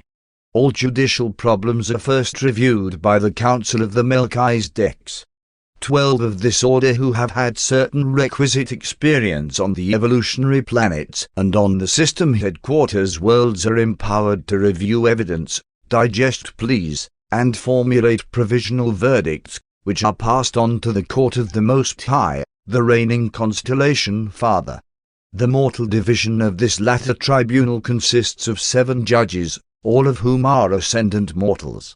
The higher you ascend in the universe, the more certain you are to be judged by those of your own kind. The constellation legislative body is divided into 3 groups. The legislative program of a constellation originates in the lower house of ascenders, a group presided over by a finaliter and consisting of 1,000 representative mortals. Each system nominates 10 members to sit in this deliberative assembly.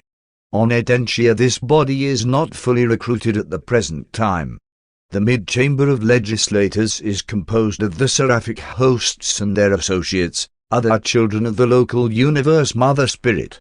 This group numbers 100 and is nominated by the supervising personalities who preside over the various activities of such beings as they function within the constellation.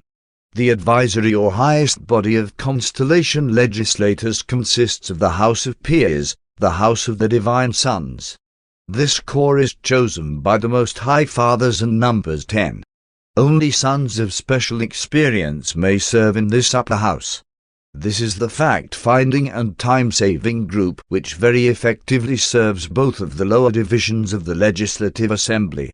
The combined Council of Legislators consists of 3 members from each of these separate branches of the Constellation Deliberative Assembly and is presided over by the reigning Junior Most High. This group sanctions the final form of all enactments and authorizes their promulgation by the broadcasters. The approval of this Supreme Commission renders legislative enactments the law of the realm. Their acts are final. The legislative pronouncements of Urantia constitute the fundamental law of all Urantia. 3. The Most Highs of Urantia, the rulers of the constellations, are of the Urantia order of local universe-ship. When commissioned to active duty in the universe as constellation rulers or otherwise, these sons are known as the Most Highs, since they embody the highest administrative wisdom, coupled with the most far-seeing and intelligent loyalty, of all the orders of the local universe sons of God. Their personal integrity and their group loyalty have never been questioned. No disaffection of the Urantia sons has ever occurred in Nebadon. At least 3 Urantia sons are commissioned by Gabriel as the Most Highs of each of the Nebadon constellations. The presiding member of this trio is known as the Constellation Father, and his 2 associates as the Senior Most High and the Junior Most High. A Constellation Father reigns for 10,000 standard years, about 50,000 Urantia years, having previously served as Junior Associate and as Senior Associate for equal periods. The psalmist knew that Urantia was ruled by 3 constellation fathers, and accordingly spoke of their abode in the plural. There is a river, the streams whereof shall make glad the city of God, the most holy place of the tabernacles of the Most Highs. Down through the ages there has been great confusion on Urantia regarding the various universe rulers. Many later teachers confused their vague and indefinite tribal deities with the Most High Fathers. Still later, the Hebrews merged all of these celestial rulers into a composite deity. One teacher understood that the Most Highs were not the supreme rulers, for he said, "He who dwells in the secret place of the Most High shall abide under the shadow of the Almighty."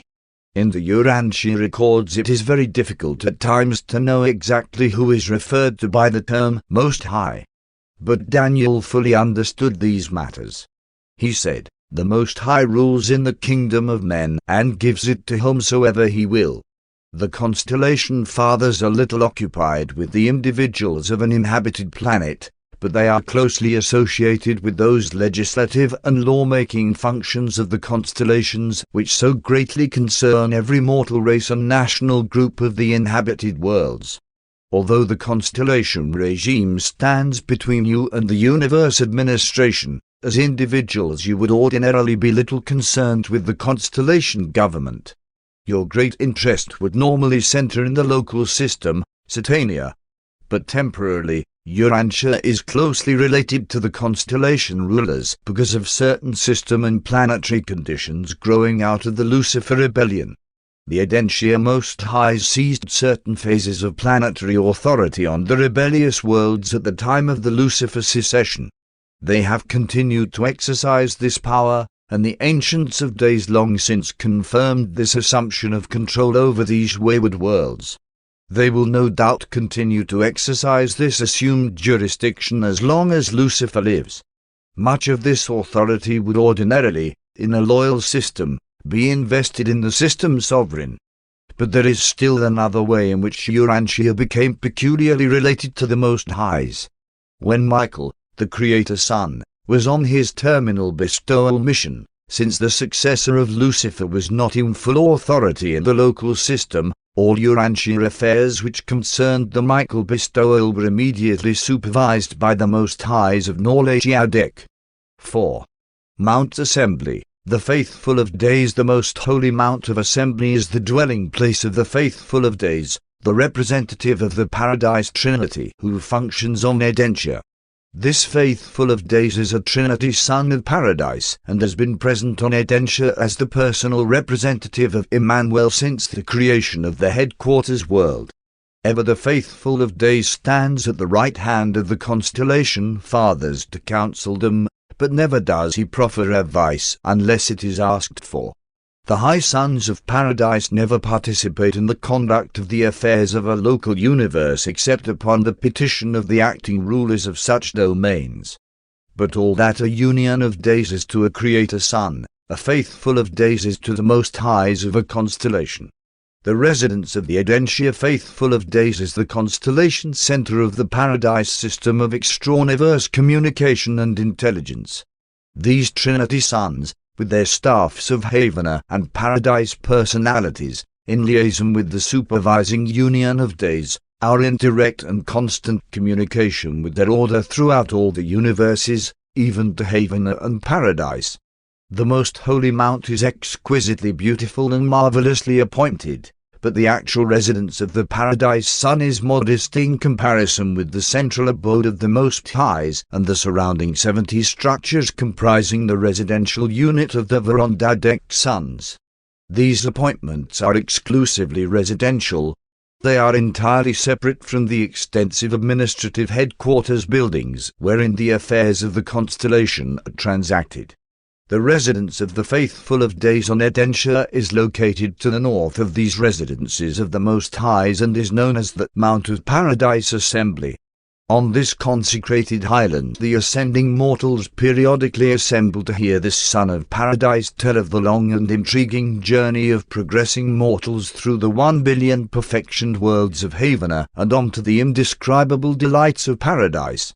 And it is at these special gatherings on Mount Assembly that the Urantia mortals become more fully acquainted with the various groups of personalities of origin in the central universe. The traitorous Lucifer, one-time sovereign of Satania, in announcing his claims to increased jurisdiction, sought to displace all superior orders of sonship in the governmental plan of the local universe. He purposed in his heart, saying, "One will exalt my throne above the sons of God. One will sit upon the Mount of Assembly in the north. One will be like the Most High." The 100 system sovereigns come periodically to the Audentia conclaves, which deliberate on the welfare of the constellation. After the Satania rebellion, the archbells of Jerusalem were wont to come up to these Audentia councils just as they had on former occasions. And there was found no way to stop this arrogant effrontery until after the bestowal of Michael on Urantia and his subsequent assumption of unlimited sovereignty throughout all Nebadon. Never, since that day, have these instigators of sin been permitted to sit in the Audentia councils of the loyal system sovereigns. That the teachers of olden times knew of these things is shown by the record, and there was a day when the sons of God came to present themselves before the Most Highs, and Satan came also and presented himself among them. And this is a statement of fact regardless of the connection in which it chances to appear. Since the triumph of Christ, all Urantia is being cleansed of sin and rebels.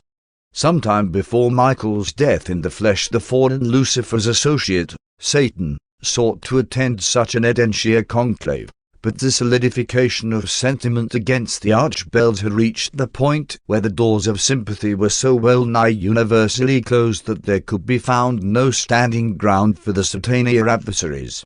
When there exists no open door for the reception of evil, there exists no opportunity for the entertainment of sin. The doors of the hearts of all Urantia closed against Satan. He was unanimously rejected by the assembled system sovereigns, and it was at this time that the Son of Man beheld Satan fall as lightning from heaven. Since the Lucifer rebellion, a new structure has been provided near the residence of the faithful of days. This temporary edifice is the headquarters of the Most High Liaison, who functions in close touch with the Paradise Sun as advisor to the constellation government in all matters respecting the policy and attitude of the Order of Days towards sin and rebellion. 5. The Urantia Fathers. Since the Lucifer rebellion, the rotation of the Most Highs on Urantia was suspended at the time of the Lucifer rebellion. We now have the same rulers who were on duty at that time. We infer that no change in these rulers will be made until Lucifer and his associates are finally disposed of. The present government of the constellation, however, has been expanded to include 12 sons of the Urantia order. These 12 are as follows. 1. The Constellation Father. The present Most High Ruler of Urantia is number 617,318 of the Urantia series of Nebadon. He saw service in many constellations throughout our local universe before taking up his Urantia responsibilities. 2. The Senior Most High Associate. 3. The Junior Most High Associate. 4. The Most High Advisor, the personal representative of Michael since his attainment to the status of a Master Son. 5. The Most High Executive, the personal representative of Gabriel stationed on Urantia ever since the Lucifer rebellion. 6. The Most High Chief of Planetary Observers, the director of the Urantia observers stationed on the isolated worlds of Satania. 7. The Most High Referee, the Urantia Son entrusted with the duty of adjusting all difficulties consequential to rebellion within the constellation. 8. The Most High Emergency Administrator, the Urantia Son charged with the task of adapting the emergency enactments of the Urantia legislature to the rebellion isolated worlds of Satania. 9. The Most High Mediator, the Urantia Son assigned to harmonize the special bestowed adjustments on Urantia with the routine administration of the constellation. The presence of certain archangel activities and numerous other irregular ministrations on Urantia, together with the special activities of the brilliant evening stars on Jerusalem, necessitates the functioning of this Sun. 10. The Most High Judge Advocate, the head of the emergency tribunal devoted to the adjustment of the special problems of Urantia growing out of the confusion consequent upon the Satania rebellion. 11. The Most High Liaison, the Urantia Son attached to the Urantia rulers, but commissioned as a special counselor with the faithful of days regarding the best course to pursue in the management of problems pertaining to rebellion and creature disloyalty. 12. The Most High Director, the President of the Emergency Council of Urantia. All personalities assigned to Urantia because of the Satania upheaval constitute the Emergency Council, and their presiding officer is a Urantia son of extraordinary experience. And this takes no account of the numerous Urantia envoys of Nebadon constellations, and others who are also resident on Urantia. Ever since the Lucifer rebellion, the Urantia Fathers have exercised the special care over Urantia and the other isolated worlds of Satania. Long ago the Prophet recognized the controlling hand of the constellation Fathers in the affairs of nations. When the Most High divided to the nations their inheritance, when he separated the sons of Adam, he set the bounds of the people. Every quarantined or isolated world has a Urantia Son acting as an observer. He does not participate in planetary administration except when ordered by the constellation Father to intervene in the affairs of the nations. Actually, it is this Most High Observer who rules in the kingdoms of men. Urantia is one of the isolated worlds of Nebadon, and a Urantia observer has been stationed on the planet ever since the Caligasteel betrayal. When Melchizedek ministered in semi-material form on Urantia, he paid respectful homage to the Most High Observer then on duty, as it is written, and Melchizedek, king of Salem, was the priest of the Most High. Melchizedek revealed the relations of this Most High Observer to Abraham when he said, "And blessed be the Most High, who has delivered your enemies into your hand." 6. The gardens of God. The system capitals are particularly beautified with material and mineral constructions, while the universe headquarters is more reflective of spiritual glory, but the capitals of the constellations are the acme of Urantia activities and living embellishments. On the constellation headquarters world's living embellishment is more generally utilized, and it is this preponderance of life, botanic artistry, that causes these worlds to be called the Gardens of God. About 1/2 of Urantia is devoted to the exquisite gardens of the Most Highs, and these gardens are among the most entrancing Urantia creations of the local universe. This explains why the extraordinarily beautiful places on the inhabited worlds of Nebadon are so often called the Garden of Eden. Centrally located in this magnificent garden is the worship shrine of the Most Highs. The psalmist must have known something about these things, for he wrote, "Who shall ascend the hill of the Most Highs? Who shall stand in this holy place? He who has clean hands and a pure heart, who has not lifted up his soul to vanity nor sworn deceitfully." At this shrine the Most Highs, on every 10th day of relaxation, lead all Urantia in the worshipful contemplation of God the Supreme. The architectural worlds enjoy 10 forms of life of the material order. On Urantia there is plant and animal life, but on such a world as Urantia there are 10 divisions of the material orders of life.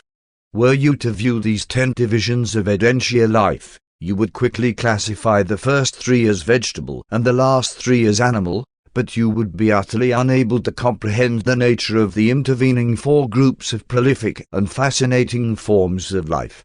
Even the distinctively animal life is very different from that of the evolutionary worlds, so different that it is quite impossible to portray to mortal minds the unique character and affectionate nature of these non-speaking creatures. There are thousands upon thousands of living creatures which your imagination could not possibly picture. The whole animal creation is of an entirely different order from the gross animal species of the evolutionary planets. But all this animal life is most intelligent and exquisitely serviceable, and all the various species are surprisingly gentle and touchingly companionable. There are no carnivorous creatures on such architectural worlds. There is nothing in all Urantia to make any living being afraid. The vegetable life is also very different from that of Urantia, consisting of both material and Urantia varieties. The material growths have a characteristic green coloration, but the Urantia equivalents of vegetative life have a violet or orchid tinge of varying hue and reflection. Such Urantia vegetation is purely an energy growth. When eaten there is no residual portion. Being endowed with 10 divisions of physical life, not to mention the Urantia variations, these architectural worlds provide tremendous possibilities for the biologic beautification of the landscape and of the material and the Urantia structures. The celestial artisans direct the native spawnager in this extensive work of botanic decoration and biologic embellishment. Whereas your artists must resort to inert paint and lifeless marble to portray their concepts, the celestial artisans in the Urantia more frequently utilize living materials to represent their ideas and to capture their ideals. If you enjoy the flowers, shrubs, and trees of Urantia, then will you feast your eyes upon the botanical beauty and the floral grandeur of the supernal gardens of Urantia. But it is beyond my powers of description to undertake to convey to the mortal mind an adequate concept of these beauties of the heavenly worlds. Truly, eye has not seen such glories as await your arrival on these worlds of the mortal ascension adventure. 7. The Univitatia are the permanent citizens of Edentia and its associated worlds, all 770 worlds surrounding the constellation headquarters being under their supervision. These children of the Creator Sun and the Creative Spirit are projected on a plane of existence in between the material and the spiritual, but they are not Morantia creatures. The natives of each of the 70 major spheres of Edentia possess different visible forms, and the Morantia mortals have their Morantia forms attuned to correspond with the ascending scale of the Univitatia each time they change residence from one Edentia sphere to another as they pass successively from world number 1 to world number 70. Spiritually, the Univitatia are alike. Intellectually, they vary as do mortals. In form, they much resemble the Morantia state of existence, and they are created to function in 70 diverse orders of personality. Each of these orders of Univitatia exhibits 10 major variations of intellectual activity, and each of these varying intellectual types presides over the special training and cultural schools of progressive occupational or practical socialization on some one of the 10 satellites which swing around each of the major Edentia worlds.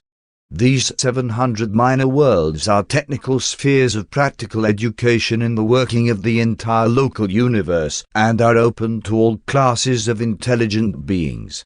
These training schools of special skill and technical knowledge are not conducted exclusively for ascending mortals, although Morantia students constitute by far the largest group of all those who attend these courses of training. When you are received on any one of the 70 major worlds of social culture, you are immediately given clearance for each of the 10 surrounding satellites. In the various courtesy colonies, ascending Morantia mortals predominate among the reversion directors, but the Univitatia represent the largest group associated with the Nebadon Corps of celestial artisans. In all of them no extra-Havener beings excepting the Uversa Bandontas can equal the Univitatia in artistic skill, social adaptability, and coordinating cleverness. These citizens of the constellation are not actually members of the Artisan Corps, but they freely work with all groups and contribute much to making the constellation worlds the chief spheres for the realization of the magnificent artistic possibilities of transition culture. They do not function beyond the confines of the constellation headquarters worlds. 8. The Edentia training worlds. The physical endowment of Edentia and its surrounding spheres is well nigh perfect. They could hardly equal the spiritual grandeur of the spheres of Salvington, but they far surpass the glories of the training worlds of Jerusalem. All these Edentia spheres are energized directly by the universal space currents, and their enormous power systems, both material and morantial, are expertly supervised and distributed by the constellation centers, assisted by a competent corps of master physical controllers and morantia power supervisors.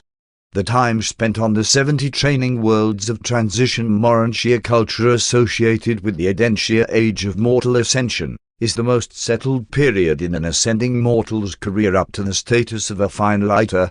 This is really the typical Morantia life. While you are Reki'd each time you pass from one major cultural world to another, you retain the same Morantia body, and there are no periods of personality unconsciousness. Your sojourn on Edentia and its associated spheres will be chiefly occupied with the mastery of group ethics, the secret of pleasant and profitable interrelationship between the various universe and superuniverse orders of intelligent personalities. On the mansion worlds you completed the unification of the evolving mortal personality. On the system capital you attained Jerusalem citizenship and achieved the willingness to submit the self to the disciplines of group activities and coordinated undertakings. But now on the constellation training worlds you are to achieve the real socialization of your evolving Morantia personality.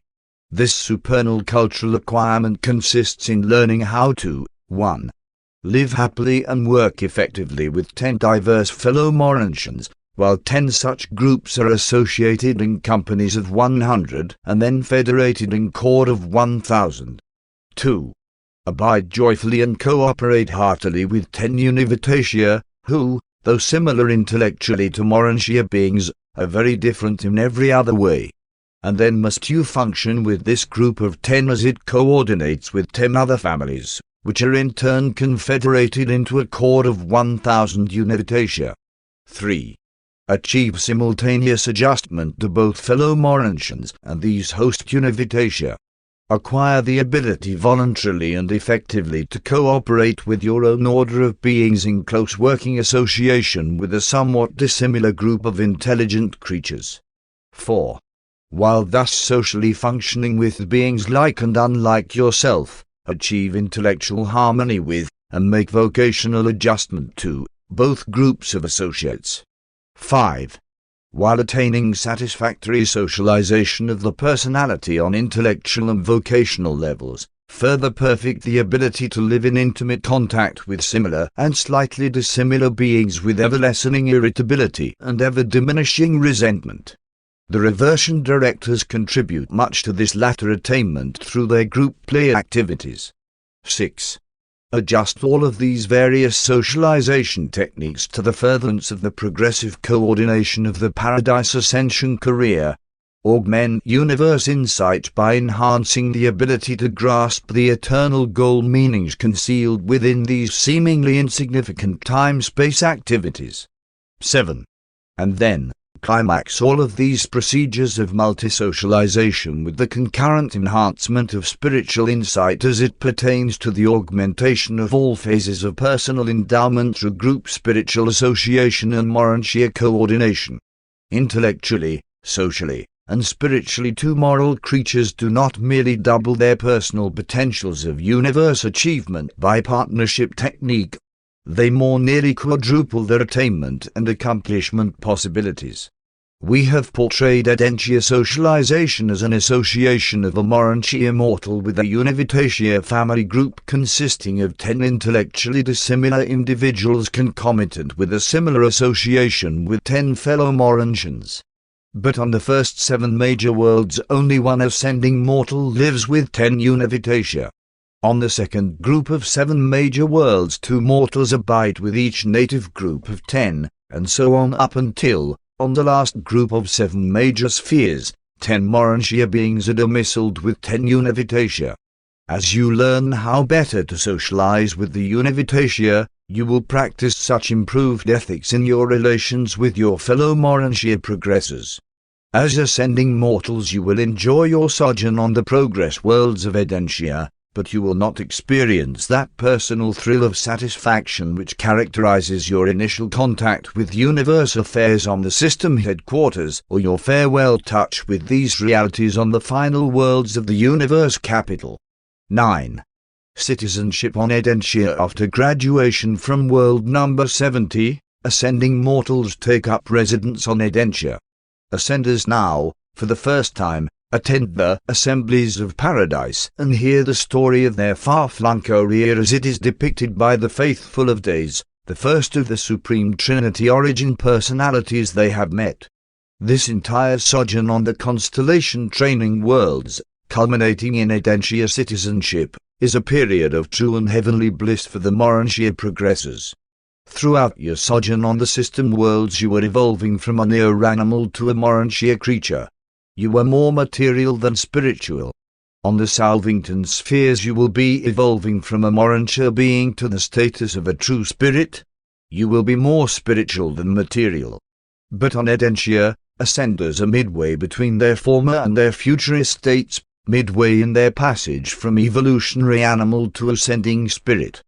During your whole stay on Audentia and its worlds you are, as the angels, you are constantly progressing, but all the while maintaining a general and a typical Morantia status. This constellation sojourn of an ascending mortal is the most uniform and stabilized epoch in the entire career of Morantia progression. This experience constitutes the pre-spirit socialization training of the ascenders. It is analogous to the pre-finalite spiritual experience of Havana and to the pre-absonite training on Paradise. Ascending mortals on Edentia are chiefly occupied with the assignments on the 70 progressive Univitatia worlds. They also serve in varied capacities on Edentia itself, mainly in conjunction with the constellation program concerned with group, racial, national, and planetary welfare. The Most Highs are not so much engaged in fostering individual advancement on the inhabited worlds. They rule in the kingdoms of men rather than in the hearts of individuals. And on that day when you are prepared to leave Edentia for the Salvington career, you will pause and look back on one of the most beautiful and most refreshing of all your epochs of training this side of paradise. But the glory of it all augments as you ascend inward and achieve increased capacity for enlarged appreciation of divine meanings and spiritual values. Sponsored by Madhavesha Melchizedek. Paper 44. The celestial artisans among the courtesy colonies of the various divisional and universe headquarters worlds may be found the unique order of composite personalities denominated the celestial artisans. These beings are the master artists and artisans of the Urantia and lower spirit realms. They are the spirits and semi-spirits who are engaged in Urantia embellishment and in spiritual beautification. Such artisans are distributed throughout the grand universe, on the headquarters worlds of the superior universes, the local universes, the constellations, and systems, as well as on all spheres settled in light and life. But their chief realm of activity is in the constellations and especially on the 770 worlds surrounding each headquarters sphere. Though their work may be almost incomprehensible to the material mind, it should be understood that the Urantia and spirit worlds are not without their high arts and supernal cultures. The celestial artisans are not created as such. They are a selected and recruited core of beings composed of certain teacher personalities native to the central universe and their volunteer pupils drawn from the ascending mortals and numerous other celestial groups. The original teaching core of these artisans was sometime assigned by the Infinite Spirit in collaboration with the 7 Master Spirits and consisted of 7,000 Havana instructors, 1,000 to each of the 7 divisions of artisans. With such a nucleus to start with, there has developed through the ages this brilliant body of skillful workers in spirit and Urantia affairs. Any Urantia personality or spirit entity is eligible for admission to the core of the celestial artisans. That is, any being below the rank of inherent divine sonship. Ascending sons of God from the evolutionary spheres may, after their arrival on the Urantia worlds, apply for admission to the artisan corps and, if sufficiently gifted, may choose such a career for a longer or shorter period. But no one may enlist with the celestial artisans for less than 1 millennium, 1,000 years of superior universe time. All celestial artisans are registered on the superior universe headquarters, but are directed by Urantia supervisors on the local universe capitals. They are commissioned in the following 7 major divisions of activity by the central core of Urantia supervisors functioning on the headquarters world of each local universe. 1. Celestial musicians. 2. Heavenly reproducers. 3. Divine builders. 4. Thought recorders. 5. Energy manipulators. 6. Designers and embellishers. 7. Harmony workers. The original teachers of these 7 groups all hailed from the perfect worlds of Havana, and Havana contains the patterns, the pattern studies, for all phases and forms of spirit artistry. While it is a gigantic task to undertake to transfer these arts of Havana to the worlds of space, the celestial artisans have improved in technique and execution from age to age. As in all other phases of the ascending career, those who are most advanced in any line of endeavor are required constantly to impart their superior knowledge and skill to their less favored fellows. You will first begin to glimpse these transplanted arts of Havana on the mansion worlds, and their beauty and your appreciation of their beauty will heighten and brighten until you stand in the spirit halls of Salvington and behold the inspiring masterpieces of the supernal artists of the spirit realms. All these activities of the Urantia and spirit worlds are real. To spirit beings the spirit world is a reality. To us the material world is the more unreal. The higher forms of spirits freely pass through ordinary matter. High spirits are reactive to nothing material excepting certain of the basic energies. To material beings the spirit world is more or less unreal. To spirit beings the material world is almost entirely unreal, being merely a shadow of the substance of spirit realities. One cannot, with exclusive spirit vision, perceive the building in which this narrative is being translated and recorded. A divine counselor from Uversa who chances to stand by my side perceives still less of these purely material creations. We discern how these material structures appear to you by viewing a spirit counterpart presented to our minds by one of our attending energy transformers. This material building is not exactly real to me, a spirit being, but it is, of course, very real and very serviceable to material mortals. There are certain types of beings who are capable of discerning the reality of the creatures of both the spirit and the material worlds. Belonging to this class are the so-called fourth creatures of the Havenesser Vitals and the fourth creatures of the Conciliators. The angels of time and space are endowed with the ability to discern both spirit and material beings, as also are the ascending mortals subsequent to deliverance from the life in the flesh. After attainment of the higher spirit levels, the ascenders are able to recognize material, Urantia, and spirit realities. There is also here with me a mighty messenger from Uversa, an ascendant just a fused, one-time mortal being, and he perceives you as you are, and at the same time he visualizes the solitary messenger, the Seraphim, and other celestial beings present. Never in your long ascendancy will you lose the power to recognize your associates of former existences. Always, as you ascend inward in the scale of life, will you retain the ability to recognize and fraternize with the fellow beings of your previous and lower levels of experience. Each new translation or resurrection will add one more group of spirit beings to your vision range without in the least depriving you of the ability to recognize your friends and fellows of former estates. All this is made possible in the experience of ascending mortals by the action of the indwelling thought adjusters. Through their attention of the duplicates of your entire life's experiences, you are assured of never losing any true attribute you once had. And these adjusters are going through with you, as a part of you, in reality, as you. But one almost despair of being able to convey to the material mind the nature of the work of the celestial artisans. One am under the necessity of constantly perverting thought and distorting language in an effort to unfold to the mortal mind the reality of these Urantia transactions and near-spirit phenomena. Your comprehension is incapable of grasping, and your language is inadequate for conveying, the meaning, value, and relationship of these semi-spirit activities. And one proceed with this effort to enlighten the human mind concerning these realities with the full understanding of the utter impossibility of my being very successful in such an undertaking. One can do no more than attempt to sketch a crude parallelism between mortal material activities and the manifold functions of the celestial artisans.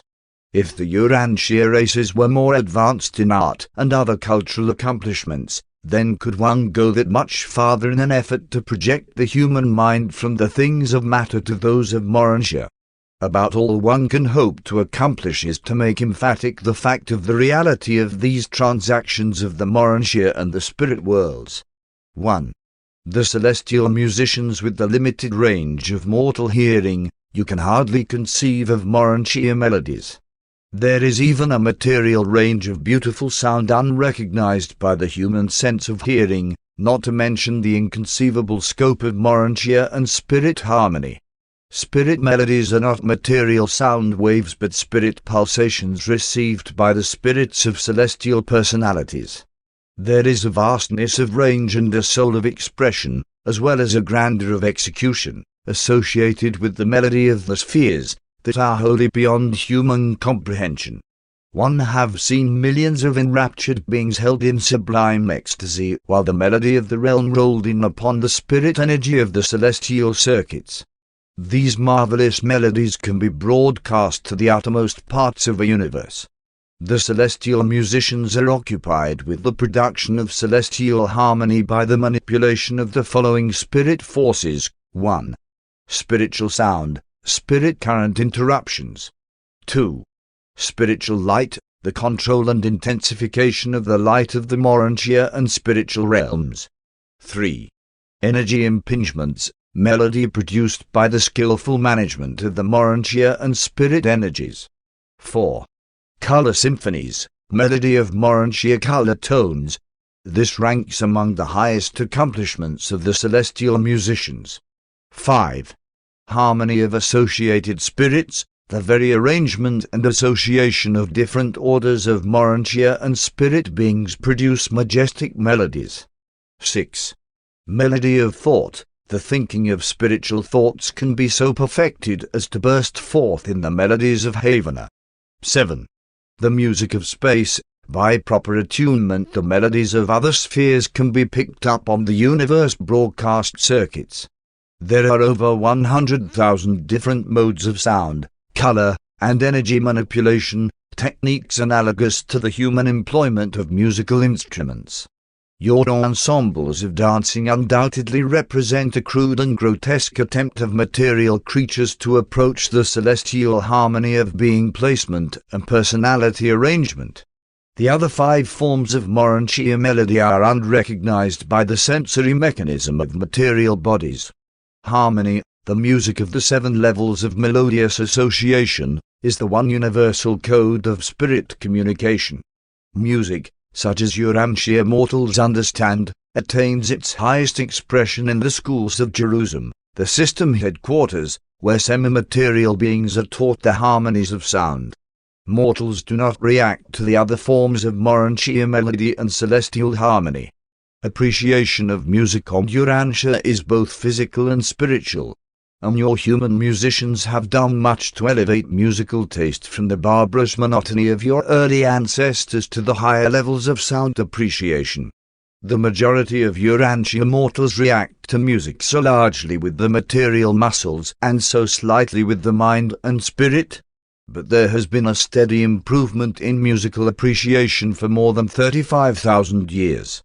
Tuneful syncopation represents a transition from the musical monotony of primitive man to the expressionful harmony and meaningful melodies of your later-day musicians.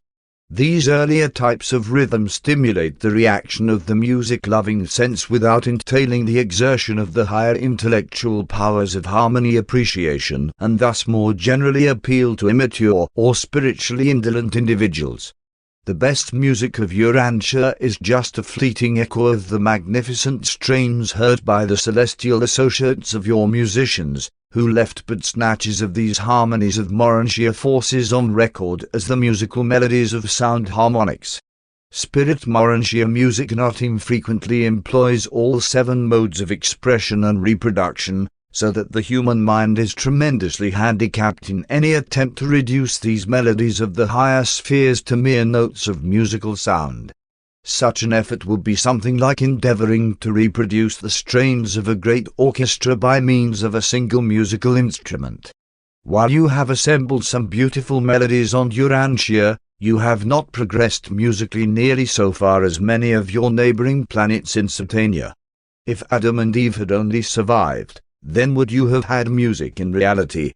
But the gift of harmony, so large in their natures, has been so diluted by strains of unmusical tendencies that only once in 1,000 mortal lives is there any great appreciation of harmonics. But be not discouraged. Some day a real musician may appear on Urantia, and whole peoples will be enthralled by the magnificent strains of his melodies. One such human being could forever change the course of a whole nation, even the entire civilized world. It is literally true, melody has power a whole world to transform. Forever, music will remain the universal language of men, angels, and spirits. Harmony is the speech of Havana.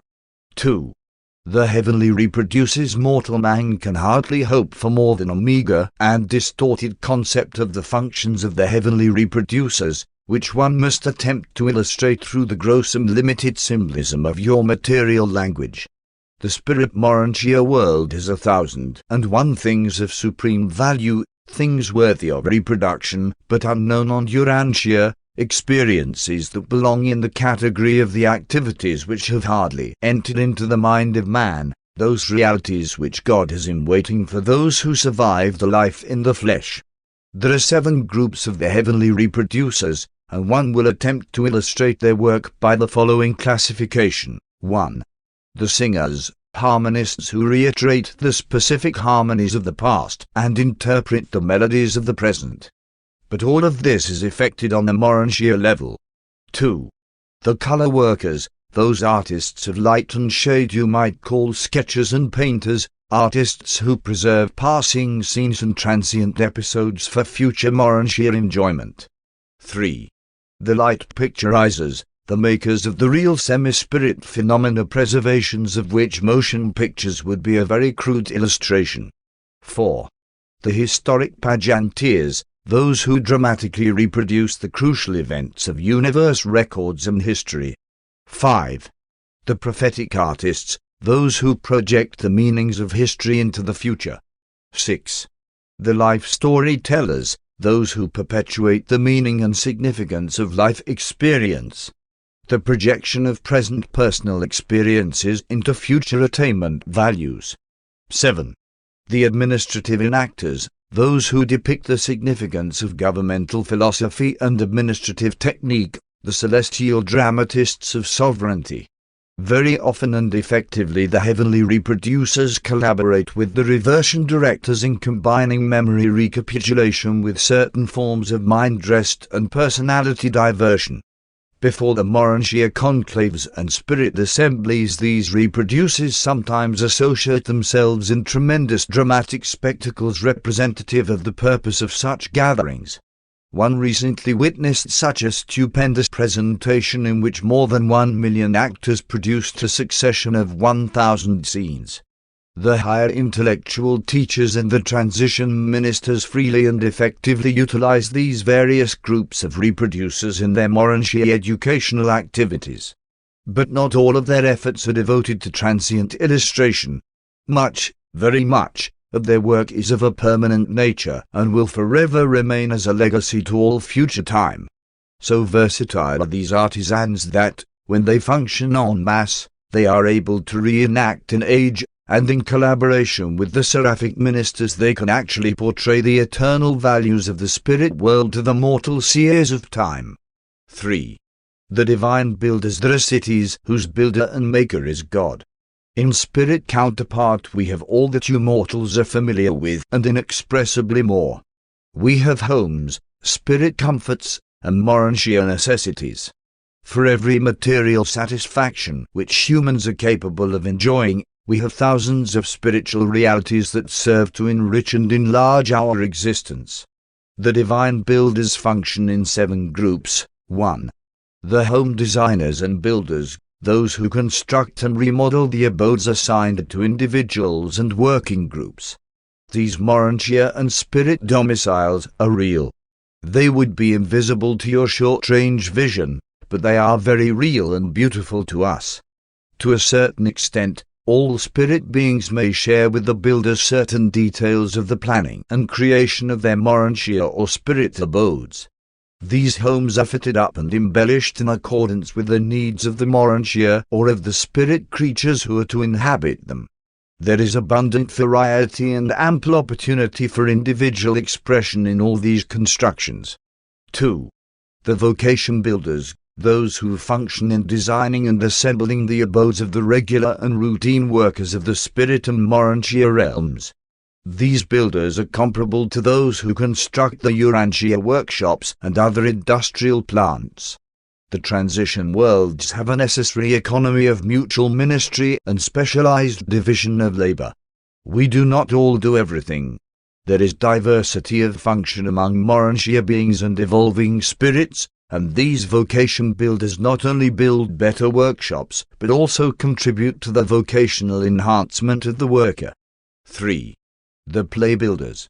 Enormous edifices are utilized during the seasons of rest, what mortals would call recreation and, in a certain sense, play. Provision is made for a suitable setting for the reversion directors, the humanists of the Urantia worlds, those transition spheres whereon takes place the training of ascendant beings but recently removed from the evolutionary planets. Even the higher spirits engage in a certain form of reminiscent humor during their periods of spiritual recharging. 4. The worship builders, the experienced architects of the spirit and the Urantia temples. All the worlds of mortal ascent have temples of worship, and they are the most exquisite creations of the Urantia realms and the spirit spheres. 5. The education builders, those who build the headquarters of Urantia training and advanced spirit learning. Always is the way open to acquire more knowledge, to gain additional information respecting one's present and future work as well as universal cultural knowledge, information designed to make ascending mortals more intelligent and effective citizens of the Urantia and spirit worlds. 6. Urantia planners, those who build for the coordinate association of all the personalities of all realms as they are at any one time present on any one sphere. These planners collaborate with the Urantia power supervisors to enrich the coordination of the progressive Urantia life. 7. The public builders, the artisans who plan and construct the designated places of assembly other than those of worship. Great and magnificent are the places of common assembly. While neither these structures nor their embellishment would be exactly real to the sensory comprehension of material mortals, they are very real to us. You would be unable to see these temples could you be there in the flesh. Nevertheless, all of these supermaterial creations are actually there, and we clearly discern them and just as fully enjoy them. 4. The thought recorders, these artisans are devoted to the preservation and reproduction of the superior thought of the realms, and they function in 7 groups. 1. Thought preservers. These are the artisans dedicated to the preservation of the higher thought of the realms. On the Urantia worlds they truly treasure the gems of mentation. Before first coming to Urantia, one saw records and heard broadcasts of the ideation of some of the great minds of this planet. Thought recorders preserve such noble ideas in the tongue of Uversa. Each superuniverse has its own language, a tongue spoken by its personalities and prevailing throughout its sectors. This is known as the tongue of Uversa in our superuniverse. Each local universe also has its own language. All of the higher orders of Nebadon are bilingual, speaking both the language of Nebadon and the tongue of Uversa. When two individuals from different local universes meet, they communicate in the tongue of Uversa. If, however, one of them hails from another superuniverse, they must have recourse to a translator. In the central universe there is little need of a language. There exists perfect and well-nigh complete understanding. There, only the gods are not fully comprehended. We are taught that a chance meeting on paradise reveals more of mutual understanding than could be communicated by a mortal language in 1,000 years. Even on Salvington we know as we are known. The ability to translate thought into language in the Urantia and spirit spheres is beyond mortal comprehension. Our rate of reducing thought to a permanent record can be so speeded up by the expert recorders that the equivalent of over 500,000 words, or thought symbols, can be registered in 1 minute of Urantia time. These universe languages are far more replete than the speech of the evolving worlds. The concept symbols of Uversa embrace more than 1 billion characters, although the basic alphabet contains only 70 symbols. The language of Nebadon is not quite so elaborate, the basic symbols, or alphabet, being 48 in number. 2. Concept recorders. This second group of recorders are concerned with the preservation of concept pictures, idea patterns. This is a form of permanent recording unknown on the material realms, and by this method one could gain more knowledge in 1 hour of your time than you could gain in 100 years of perusing ordinary written language. 3. Ideograph recorders. We have the equivalent of both your written and spoken word, but in preserving thought, we usually employ concept picturization and ideograph techniques. Those who preserve ideographs are able to improve 1,000-fold upon the work of the concept recorders. 4. Promoters of oratory. This group of recorders are occupied with the task of preserving thought for reproduction by oratory.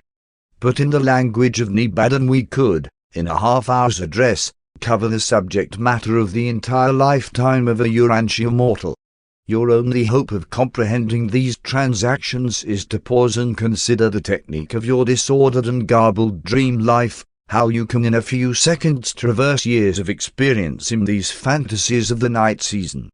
The oratory of the spirit world is one of the rare treats which await you who have heard only the crude and stumbling orations of Urantia. There is harmony of music and euphony of expression in the orations of Salvington and Edentia, which are inspiring beyond description. These burning concepts are like gems of beauty and diadems of glory. But one cannot do it. One cannot convey to the human mind the breadth and depth of these realities of another world. 5. The broadcast directors. The broadcasts of paradise, the superior universes, and the local universes are under the general supervision of this group of thought conservers. They serve as censors and editors as well as coordinators of the broadcast material, making a superior universe adaptation of all paradise broadcasts and adapting and translating the broadcasts of the ancients of days into the individual tongues of the local universes.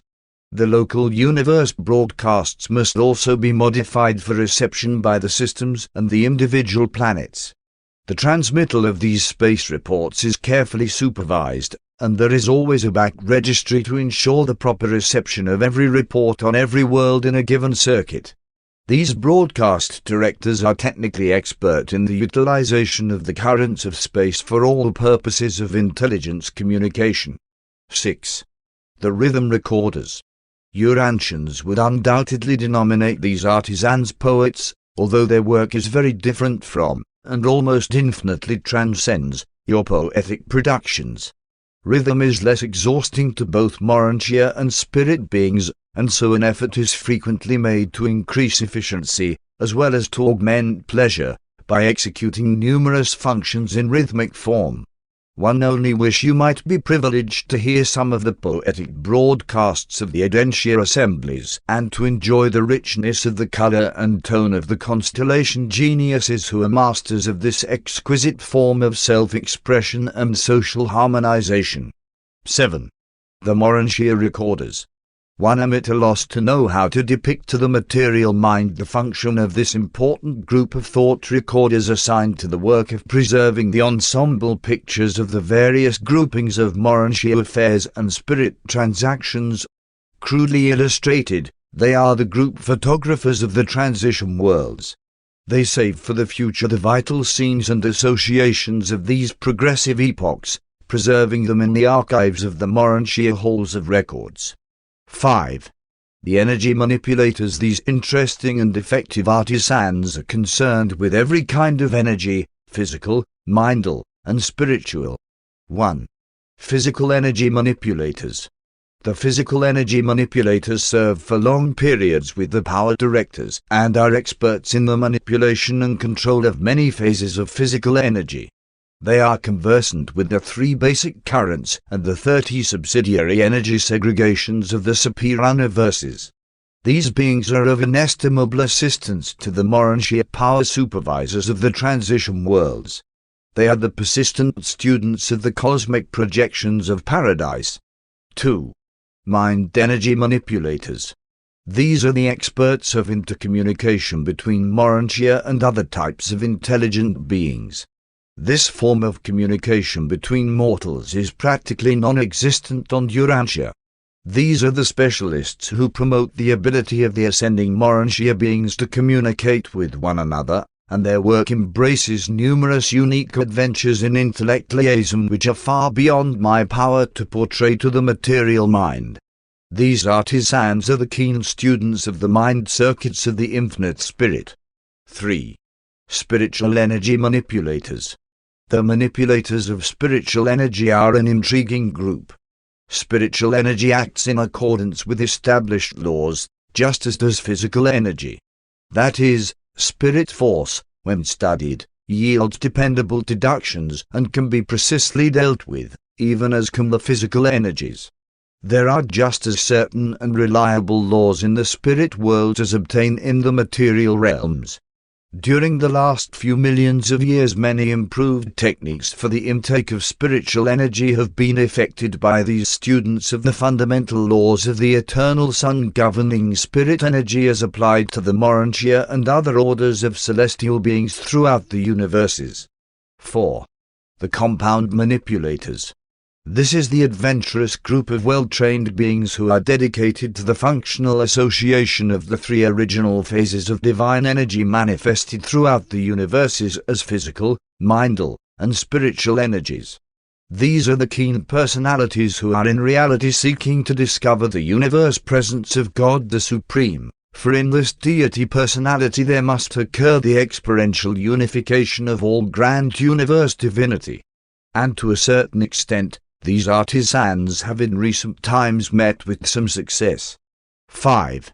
The transport advisors. This corps of technical advisors to the transport Seraphim are most proficient in collaborating with the star students in working out routings and in otherwise assisting the chiefs of transport on the worlds of space. They are the traffic supervisors of the spheres and are present on all inhabited planets. Urantia is served by a corps of 70 transport advisors. 6. The experts of communication. Urantia, likewise, is served by 12 technicians of interplanetary and inter-universe communication. These long-experienced beings are expert in the knowledge of the laws of transmittal and interference as applied to the communications of the realms. This corps is concerned with all forms of space messages except those of gravity and solitary messengers. On Urantia much of their work must be accomplished over the Archangel circuit. 7. The teachers of rest. Divine rest is associated with the technique of spiritual energy intake. Urantia and spirit energy must be replenished just as certainly as physical energy, but not for the same reasons. 1 am, perforce, compelled to employ crude illustrations in my attempt to enlighten you. Nevertheless, we of the spirit world must stop our regular activities periodically and betake ourselves to suitable places of rendezvous where we enter the divine rest, and thus recuperate our depleting energies.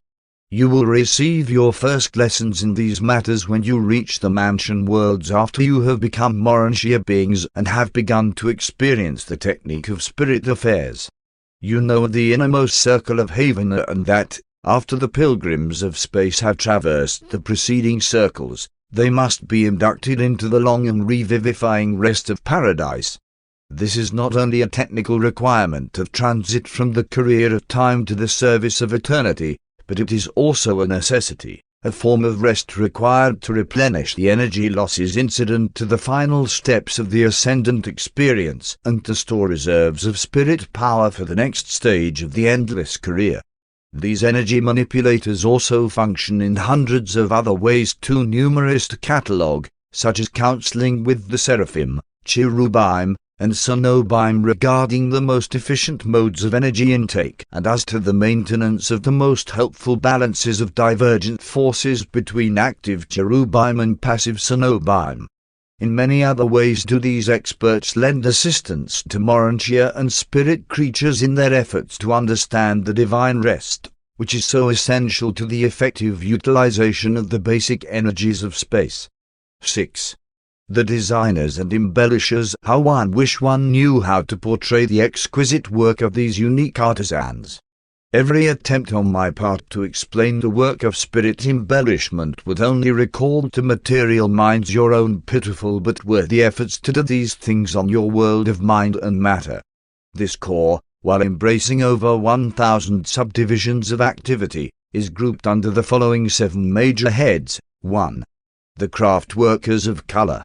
These are they who make the 10,000 color tones of spirit reflection peal forth their exquisite messages of harmonious beauty.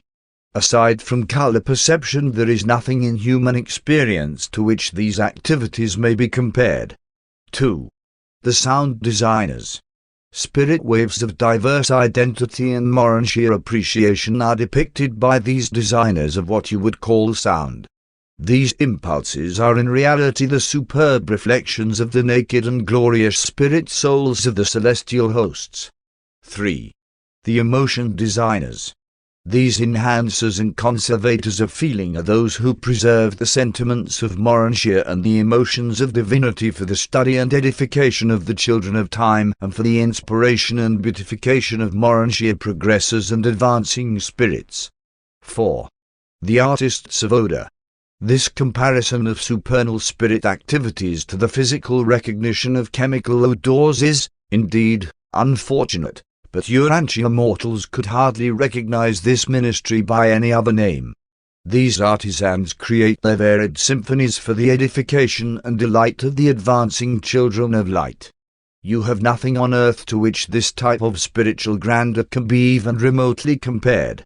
5. The presence embellishers. These artisans are not occupied with the arts of self-adornment or the technique of creature beautification. They are devoted to the production of multitudinous and joyous reactions in individual Morantia and spirit creatures by dramatizing the significance of relationship through the positional values assigned to different Morantia and spirit orders in the composite ensembles of these diversified beings. These artists arrange supermaterial beings as you would living musical notes, odors, sights, and then blend them into the anthems of glory. 6. The taste designers. And how can you be told of these artists? Faintly one might suggest that they are improvers of Morantia taste, and they also endeavor to increase the appreciation of beauty through the sharpening of the evolving spirit senses. 7. The Morantia synthesizers. These are the master craftsmen who, when all others have made their respective contributions, then add the culminating and finishing touches to the Morantia ensemble, thus achieving an inspiring portrayal of the divinely beautiful, an enduring inspiration to spirit beings and their Morantia associates. But you must await your deliverance from the animal body before you can begin to conceive of the artistic glories and aesthetic beauties of the Morantia and spirit worlds. 7. The harmony workers. These artists are not concerned with music, painting, or anything similar, as you might be led to surmise. They are occupied with the manipulation and organization of specialized forces and energies which are present in the spirit world, but which are not recognized by mortals. If one had the least possible basis for comparison, one would attempt to portray this unique field of spirit achievement, but one despair. There is no hope of conveying to mortal minds this sphere of celestial artistry. Nevertheless, that which cannot be described may still be implied. Beauty, rhythm, and harmony are intellectually associated and spiritually akin. Truth, fact, and relationship are intellectually inseparable and associated with the philosophic concepts of beauty. Goodness, righteousness, and justice are philosophically interrelated and spiritually bound up together with living truth and divine beauty. Cosmic concepts of true philosophy, the portrayal of celestial artistry, or the mortal attempt to depict the human recognition of divine beauty can never be truly satisfying if such attempted creature progression is ununified. These expressions of the divine urge within the evolving creature may be intellectually true, emotionally beautiful, and spiritually good. But the real soul of expression is absent unless these realities of truth, meanings of beauty, and values of goodness are unified in the life experience of the artisan, the scientist, or the philosopher. These divine qualities are perfectly and absolutely unified in God.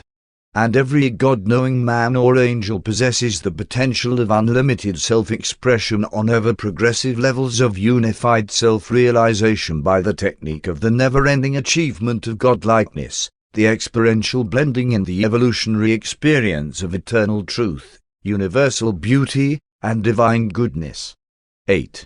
Mortal aspirations and Morantia achievements. Although celestial artisans do not personally work on material planets, such as Urantia, they do come, from time to time, from the headquarters of the system to proffer help to the naturally gifted individuals of the mortal races. When thus assigned, these artisans temporarily work under the supervision of the planetary angels of progress. The seraphic hosts cooperate with these artisans in attempting to assist those mortal artists who possess inherent endowments, and who also possess adjusters of special and previous experience. There are three possible sources of special human ability. At the bottom always there exists the natural or inherent aptitude. Special ability is never an arbitrary gift of the gods. There is always an ancestral foundation for every outstanding talent.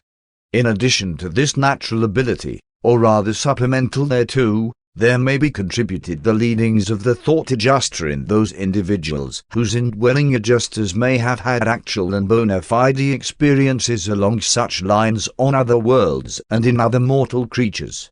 In those cases where both the human mind and the indwelling adjuster are unusually skillful, the spirit artisans may be delegated to act as harmonizers of these talents and otherwise to assist and inspire these mortals to seek forever perfecting ideals and to attempt their enhanced portrayal for the edification of the realm. There is no caste in the ranks of spirit artisans. No matter how lowly your origin, if you have ability and the gift of expression, you will gain adequate recognition and receive due appreciation as you ascend upward in the scale of Urantia experience and spiritual attainment. There can be no handicap of human heredity or deprivation of mortal environment which the Urantia career will not fully compensate and wholly remove.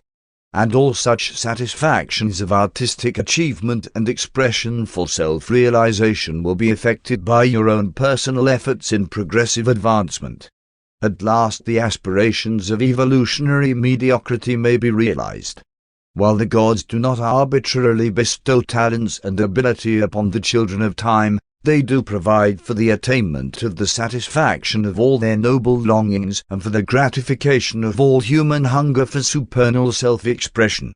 But every human being should remember, many ambitions to excel which tantalize mortals in the flesh will not persist with these same mortals in the Urantia and spirit careers.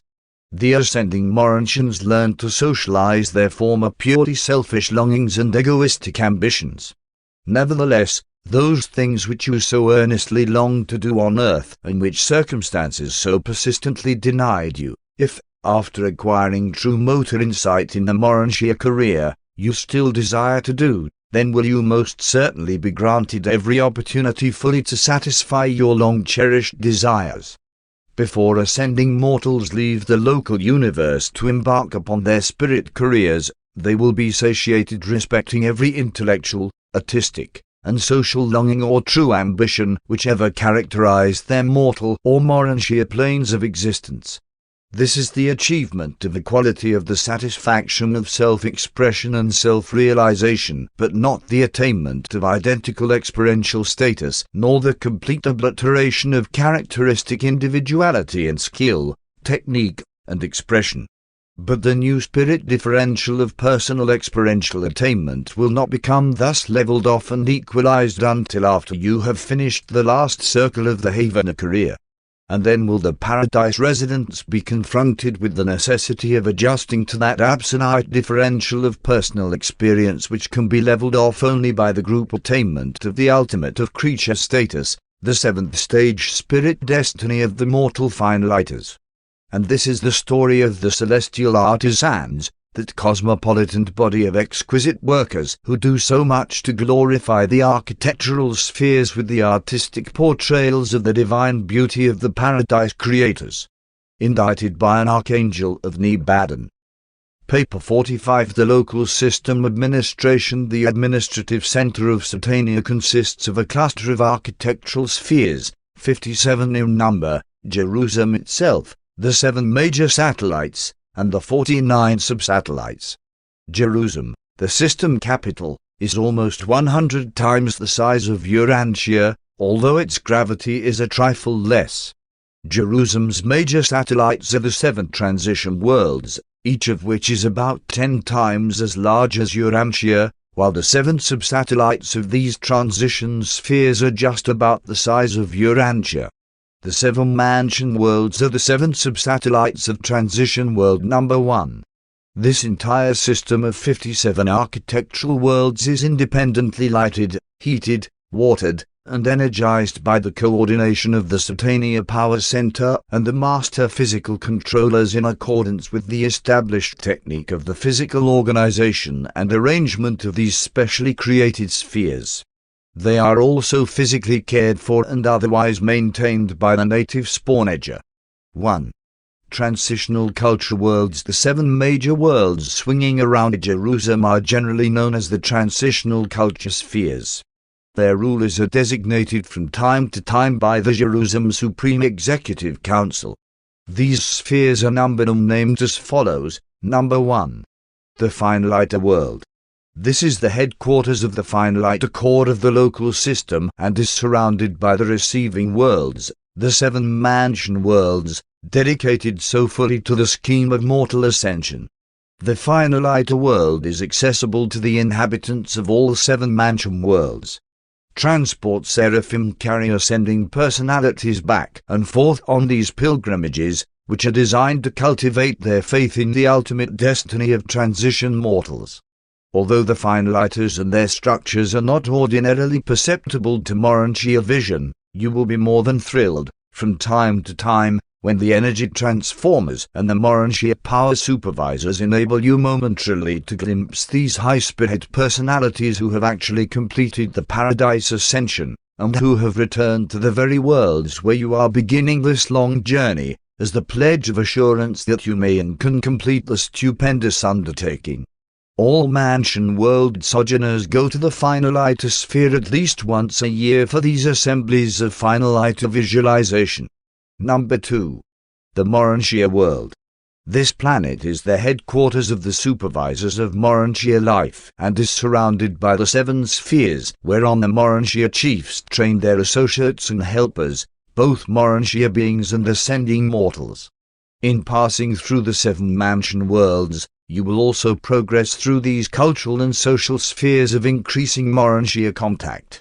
When you advance from the first to the 2nd mansion world, you will become eligible for a visitor's permit to transitional headquarters number 2, the Urantia world, and so on. And when present on any one of these 6 cultural spheres, you may, on invitation, become a visitor and observer on any of the 7 surrounding worlds of associated group activities. Number 3. The Angelic World. This is the headquarters of all the seraphic hosts engaged in system activities and is surrounded by the 7 worlds of angelic training and instruction. These are the seraphic social spheres. Number 4. The Superangel World. This sphere is the Satania home of the brilliant evening stars and a vast concourse of coordinate and near-coordinate beings. The 7 satellites of this world are assigned to the 7 major groups of these unnamed celestial beings. Number 5. The world of the suns. This planet is the headquarters of the divine sons of all orders, including the creature trinitized suns.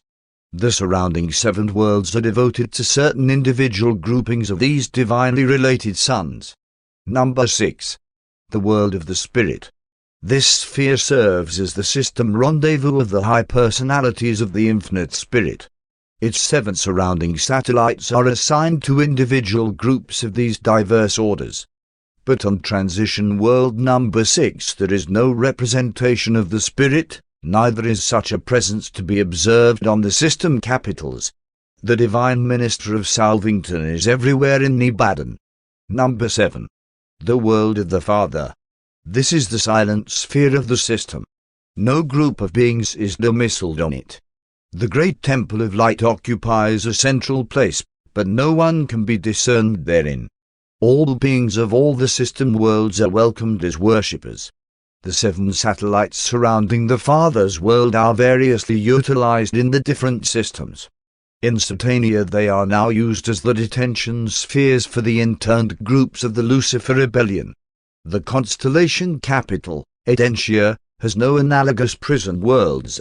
The few Seraphim and Cherubim who went over to the rebels in the Satania rebellion have been long since confined on these isolation worlds of Jerusalem. As a sojourner on the seventh mansion world, you have access to the seventh transition world, the sphere of the Universal Father, and are also permitted to visit the Satania prison worlds surrounding this planet, whereon are now confined Lucifer and the majority of those personalities who followed him in rebellion against Michael. And this sad spectacle has been observable during these recent ages, and will continue to serve as a solemn warning to all Nebadon until the Ancients of Days shall adjudicate the sin of Lucifer and his fallen associates who rejected the salvation proffered by Michael, their universe father. 2.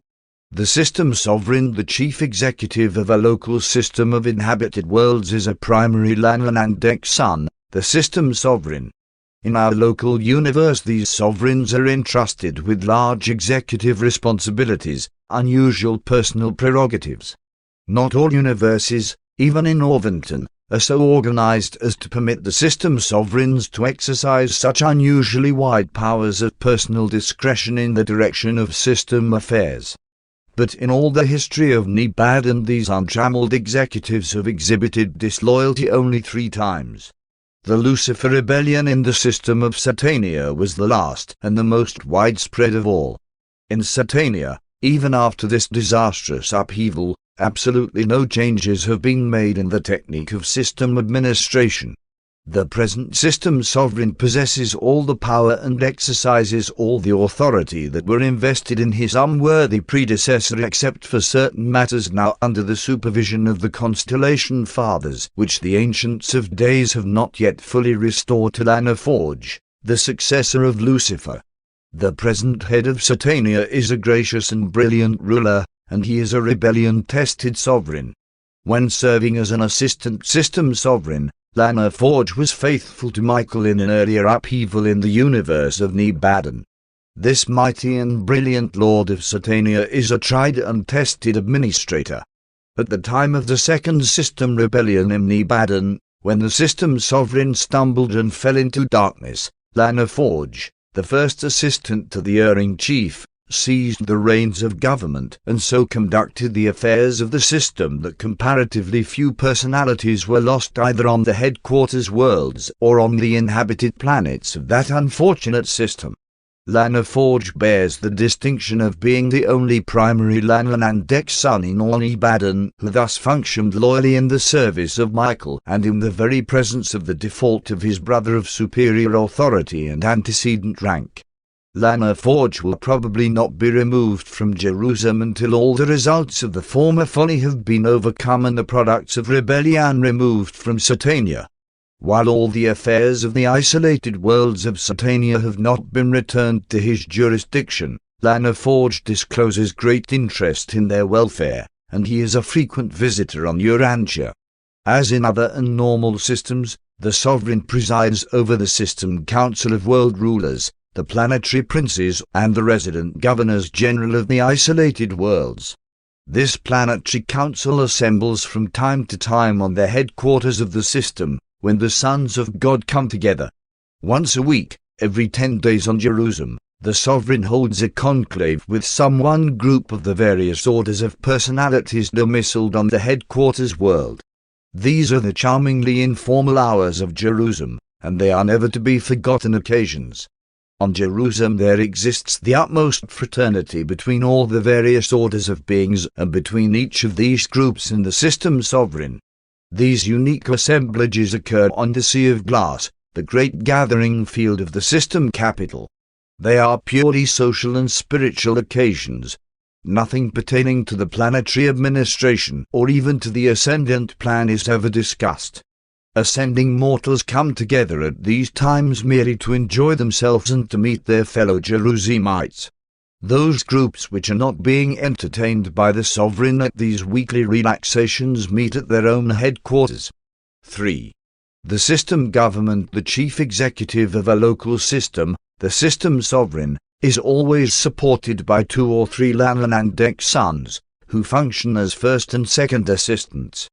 But at the present time the system of Satania is administered by a staff of 7 Lanlanandeks, 1. The System Sovereign, Lana Forge, number 2709 of the Primary Order and successor to the apostate Lucifer. 2. The First Assistant Sovereign, Urantia, number 17841 of the Tertiary Lana Namdex. He was dispatched to Satania along with Lana Forge. 3. The Second Assistant Sovereign, Sidib, number 271,402 of the Tertiary Order. Sidib also came to Satania with Lana Forge. 4. The Custodian of the System, Holdent, number 19 of the Tertiary Core, the holder and controller of all interned spirits above the order of mortal existence. Holdent likewise came to Satania with Lana Forge. 5. The System Recorder, Vilton, Secretary of the Lananandek Ministry of Satania, number 374 of the Third Order. Vilton was a member of the original Lana Forge group. 6.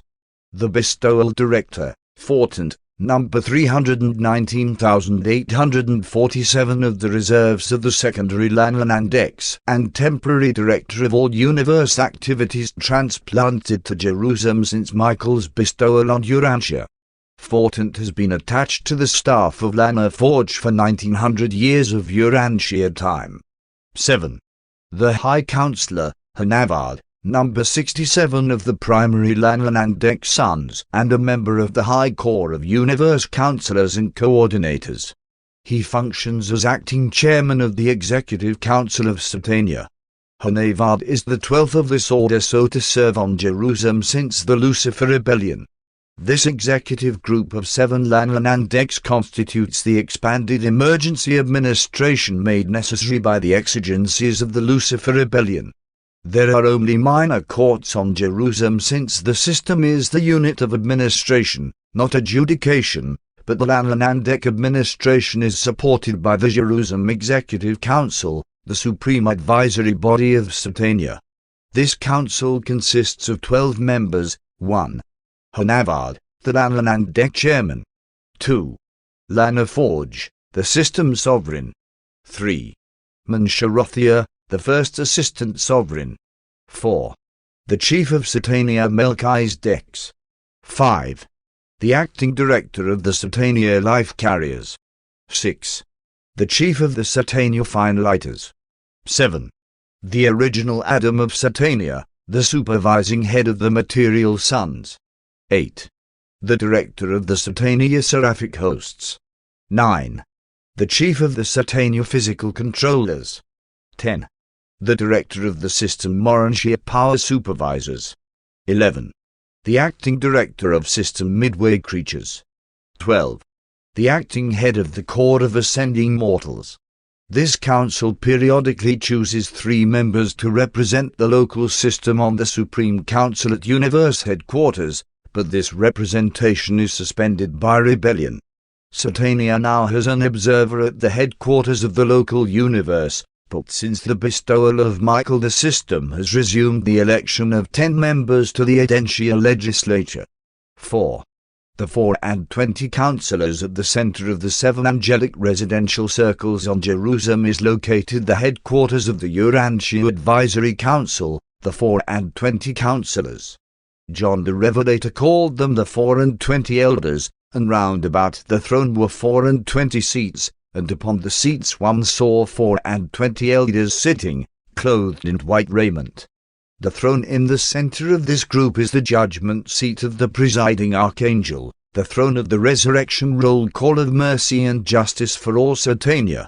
This judgment seat has always been on Jerusalem, but the 24 surrounding seats were placed in position no more than 1900 years ago, soon after Christ Michael was elevated to the full sovereignty of Nebadon. These 4 and 20 councillors are his personal agents on Jerusalem, and they have authority to represent the Master Son in all matters concerning the roll calls of Satania and in many other phases of the scheme of mortal ascension on the isolated worlds of the system. They are the designated agents for executing the special requests of Gabriel and the unusual mandates of Michael. These 24 councillors have been recruited from the 8 Urantia races, and the last of this group were assembled at the time of the resurrection roll call of Michael, 1900 years ago. This Urantia Advisory Council is made up of the following members: 1. Onago, the mastermind of the pre-planetary Prince Age, who directed his fellows in the worship of the Breath Giver. 2. Manzant, the great teacher of the post-planetary Prince Age on Urantia, who pointed his fellows to the veneration of the Great Light. 3. Onamalanton, a far-distant leader of the Red Man and the one who directed this race from the worship of many gods to the veneration of the Great Spirit. 4.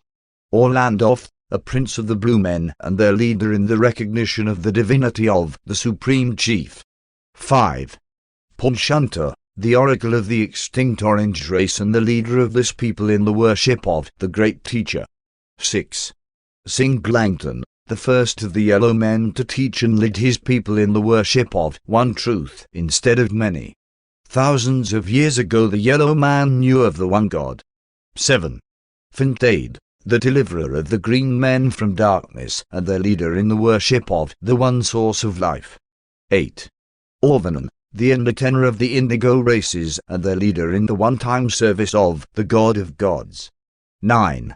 Adam, the discredited but rehabilitated planetary father of Urantia, a material son of God who was relegated to the likeness of mortal flesh, but who survived and was subsequently elevated to this position by the decree of Michael. 10. Eve, the mother of the violet race of Urantia, who suffered the penalty of default with her mate and was also rehabilitated with him and assigned to serve with this group of mortal survivors. 11. Enoch, the first of the mortals of Urantia to fuse with the thought adjuster during the mortal life in the flesh. 12. Moses, the emancipator of a remnant of the submerged violet race and the instigator of the revival of the worship of the Universal Father under the name of the God of Israel. 13. Elijah, a translated soul of brilliant spiritual achievement during the post-material Sun Age. 14. Machaventa Melchizedek, the only son of this order to bestow himself upon the Urantia races. While still numbered as a Melchizedek, he has become forever a minister of the Most High's, eternally assuming the assignment of service as a mortal ascender, having sojourned on Urantia in the likeness of mortal flesh at Salem in the days of Abraham. This Melchizedek has latterly been proclaimed vicegerent planetary prince of Urantia with headquarters on Jerusalem and authority to act in behalf of Michael, who is actually the planetary prince of the world whereon he experienced his terminal bestowal in human form.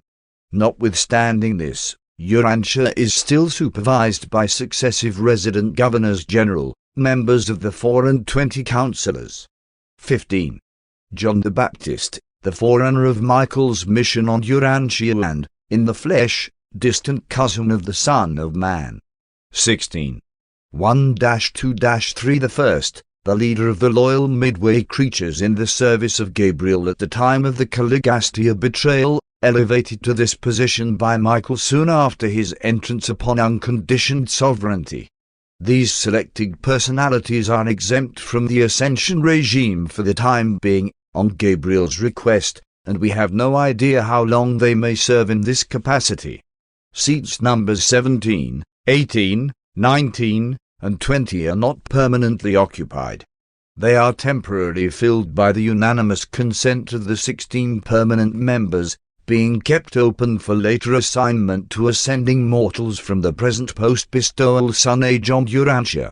Numbers 21, 22, 23, and 24 are likewise temporarily filled while being held in reserve for the great teachers of other and subsequent ages, which undoubtedly will follow the present age.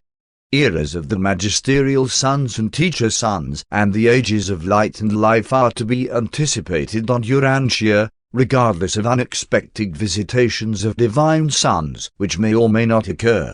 5.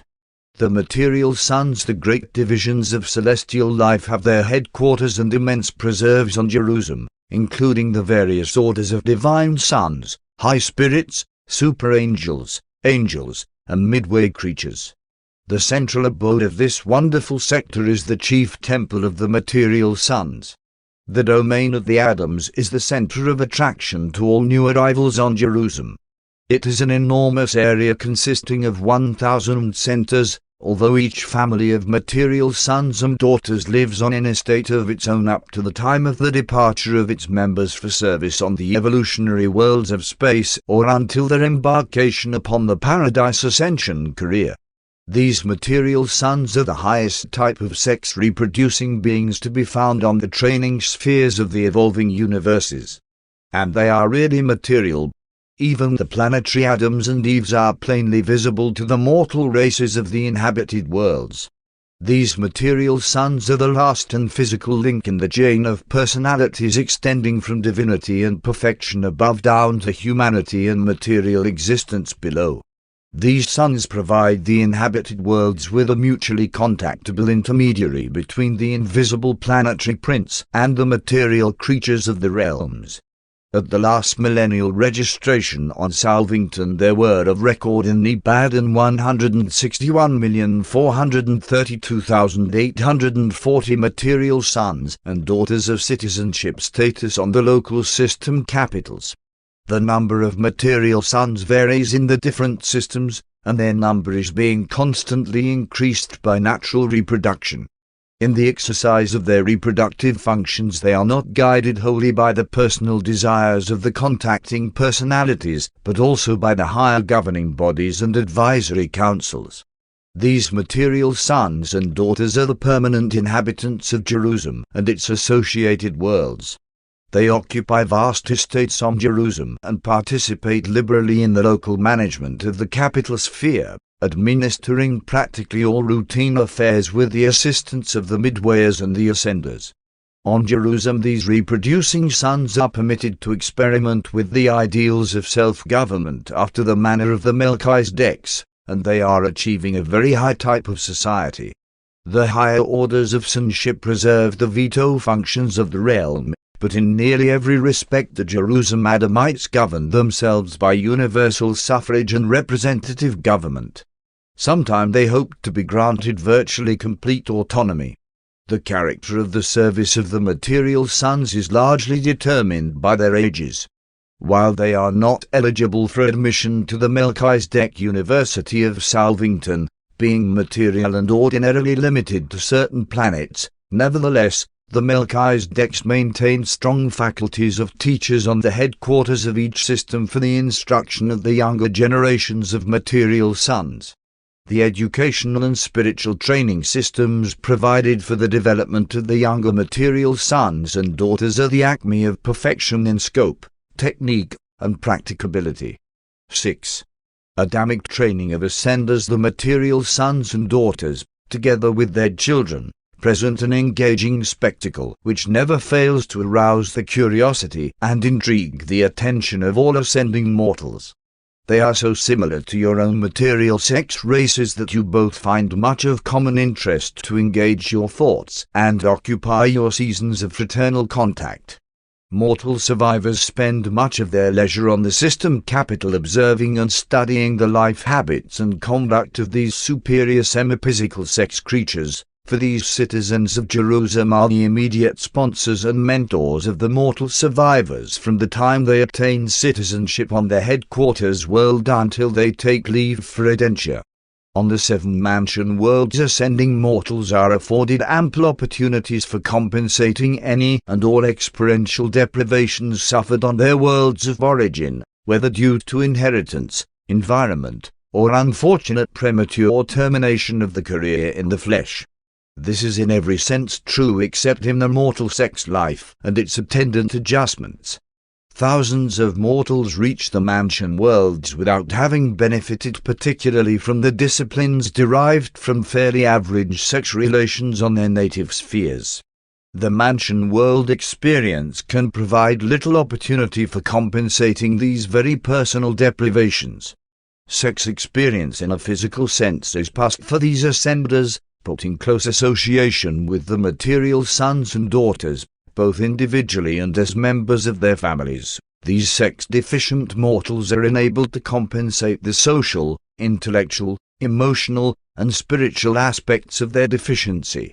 Thus are all those humans whom circumstances or bad judgment deprived of the benefits of advantageous sex association on the evolutionary worlds, here on the system capitals afforded full opportunity to acquire these essential mortal experiences in close and loving association with the supernal Adamic sex creatures of permanent residence on the system capitals.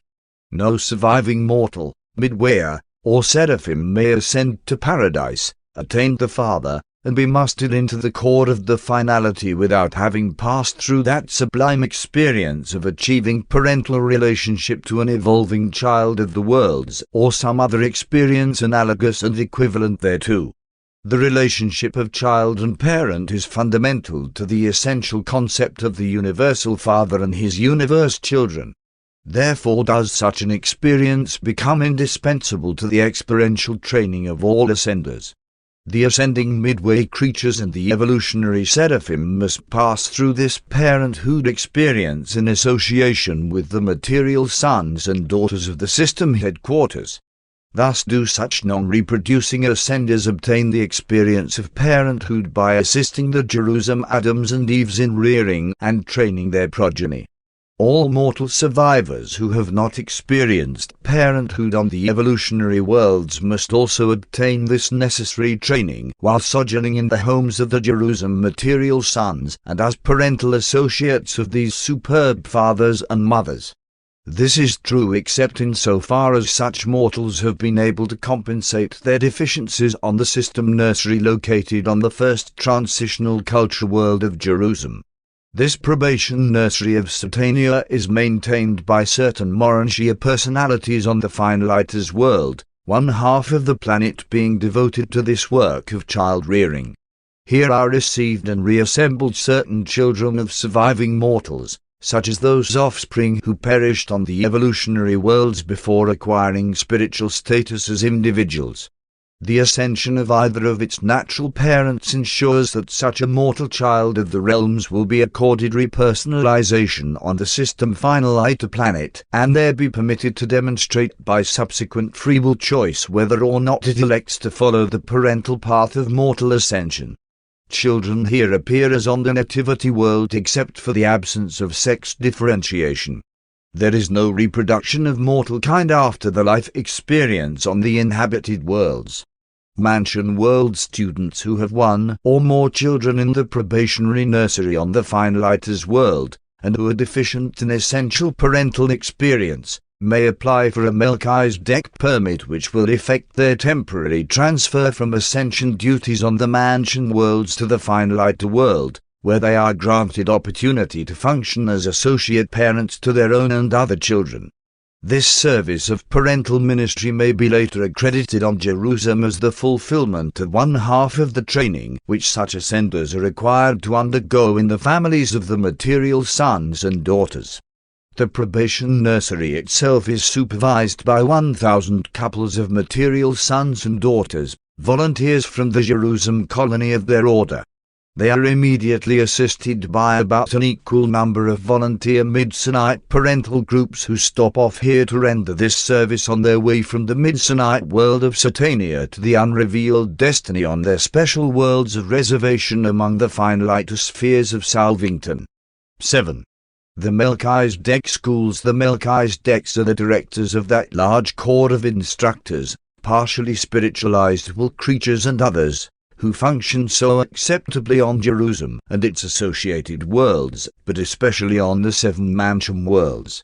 These are the detention planets, where those mortals who fail to achieve fusion with their indwelling adjusters during the life in the flesh are rehabilitated in transient form to receive further help and to enjoy extended opportunity for continuing their strivings for spiritual attainment, those very efforts which were prematurely interrupted by death.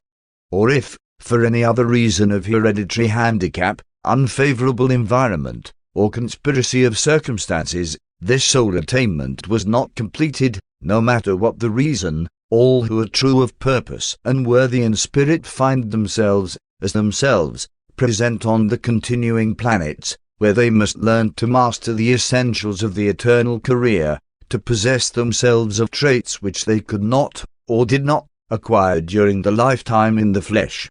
The brilliant evening stars and their unnamed coordinates frequently serve as teachers in the various educational enterprises of the universe, including those sponsored by the Melchizedeks. Also do the Trinity teacher sons collaborate, and they impart the touches of paradise perfection to these progressive training schools. But all these activities are not exclusively devoted to the advancement of ascending mortals. Many are equally occupied with the progressive training of the native spirit personalities of Nebadon. The Melchizedek sons conduct upward of 30 different educational centers on Jerusalem. These training schools begin with the College of Self-Evaluation and end with the Schools of Jerusalem Citizenship, wherein the material sons and daughters join with the Melchizedeks and others in their supreme effort to qualify the mortal survivors for the assumption of the higher responsibilities of representative government. The entire universe is organized and administered on the representative plan. Representative government is the divine ideal of self-government among non-perfect beings. Every 100 years of universe time each system selects its 10 representatives to sit in the constellation legislature. They are chosen by the Jerusalem Council of 1000, an elective body charged with the duty of representing the system groups in all such delegated or appointive matters. All representatives or other delegates are selected by the Council of 1000 electors, and they must be graduates of the highest school of the Melchizedek College of Administration, as also are all of those who constitute this group of 1000 electors. This school is fostered by the Melchizedeks, latterly assisted by the Finaliters. There are many elective bodies on Jerusalem, and they are voted into authority from time to time by 3 orders of citizenship: the material sons and daughters, the Seraphim and their associates, including midway creatures, and the ascending mortals. To receive nomination for representative honor, a candidate must have gained requisite recognition from the Melchizedek schools of administration. Suffrage is universal on Jerusalem among these 3 groups of citizenship, but the vote is differentially cast in accordance with the recognized and duly registered personal possession of Urantia wisdom. The vote cast at a Jerusalem election by any one personality has a value ranging from 1 up to 1000. Jerusalem citizens are thus classified in accordance with their motto achievement. From time to time Jerusalem citizens present themselves to the Melchizedek examiners, who certify to their attainment of Urantia wisdom. Then they go before the examining court of the brilliant evening stars or their designates, who ascertain the degree of spirit insight. Next they appear in the presence of the 24 counselors and their associates, who pass upon their status of experiential attainment of socialization. These 3 factors are then carried to the citizenship registrars of representative government, who quickly compute the motor status and assign suffrage qualifications in accordance therewith. Under the supervision of the Melchizedeks, the ascending mortals, especially those who are tardy in their personality unification on the new Urantia levels, are taken in hand by the material sons and are given intensive training designed to rectify such deficiencies. No ascending mortal leaves the system headquarters for the more extensive and varied socialization career of the constellation until these material sons certify to the achievement of motor personality, an individuality combining the completed mortal existence in experiential association with the budding Urantia career, both being duly blended by the spiritual over-control of the thought adjuster. Presented by a Melchizedek of temporary assignment on Urantia. Paper 46. The local system headquarters Jerusalem, the headquarters of Satania, is an average capital of a local system, and aside from numerous irregularities occasioned by the Lucifer rebellion and the bestowal of Michael on Urantia, it is typical of similar spheres. Your local system has passed through some stormy experiences, but it is at present being administered most efficiently, and as the ages pass, the results of this harmony are being slowly but surely eradicated. Order and goodwill are being restored, and the conditions on Jerusalem are more and more approaching the heavenly status of your traditions, for the system headquarters is truly the heaven visualized by the majority of 20th century religious believers. 1. Physical aspects of Jerusalem. Jerusalem is divided into 1,000 latitudinal sectors and 10,000 longitudinal zones. The sphere has 7 major capitals and 70 minor administrative centers. The 7 sectional capitals are concerned with diverse activities, and the system sovereign is present in each at least once a year. The standard mile of Jerusalem is equivalent to about 7 Urantia miles. The standard weight, the gradient, is built up through the decimal system from the mature ultimatum and represents almost exactly 10 ounces of your weight. The Satania day equals 3 days of Urantia time, less 1 hour, 4 minutes, and 15 seconds, that being the time of the axial revolution of Jerusalem. The system year consists of 100 Jerusalem days. The time of the system is broadcast by the master chronodex. The energy of Jerusalem is superbly controlled and circulates about the sphere in the zoned channels, which are directly fed from the energy charges of space and expertly administered by the master physical controllers. The natural resistance to the passage of these energies through the physical channels of conduction yields the heat required for the production of the equable temperature of Jerusalem. The full light temperature is maintained at about 70 degrees Fahrenheit, while during the period of light recession it falls to a little lower than 50 degrees. The lighting system of Jerusalem should not be so difficult for you to comprehend. There are no days and nights, no seasons of heat and cold. The power transformers maintain 100,000 centers from which rarefied energies are projected upward through the planetary atmosphere, undergoing certain changes, until they reach the electric air ceiling of the sphere. And then these energies are reflected back and down as a gentle, sifting, and even light of about the intensity of Urantia sunlight when the sun is shining overhead at 10 o'clock in the morning. Under such conditions of lighting, the light rays do not seem to come from one place. They just sift out of the sky, emanating equally from all space directions. This light is very similar to natural sunlight except that it contains very much less heat. Thus it will be recognized that such headquarters worlds are not luminous in space. If Jerusalem were very near Urantia, it would not be visible. The gases which reflect this light energy from the Jerusalem upper ionosphere back to the ground are very similar to those in the Urantia upper air belts which are concerned with the auroral phenomena of your so-called northern lights, although these are produced by different causes. On Urantia it is this same gas shield which prevents the escape of the terrestrial broadcast waves, reflecting them earthward when they strike this gas belt in their direct outward flight. In this way broadcasts are held near the surface as they journey through the air around your world. This lighting of the sphere is uniformly maintained for 75% of the Jerusalem day, and then there is a gradual recession until, at the time of minimum illumination, the light is about that of your full moon on a clear night. This is the quiet hour for all Jerusalem. Only the broadcast receiving stations are in operation during this period of rest and rehabilitation. Jerusalem receives faint light from several nearby suns, a sort of brilliant starlight, but it is not dependent on them. Worlds like Jerusalem are not subject to the vicissitudes of sun disturbances, neither are they confronted with the problem of a cooling or dying sun. The 7 transitional study worlds and their 49 satellites are heated, lighted, energized, and watered by the Jerusalem technique. 2.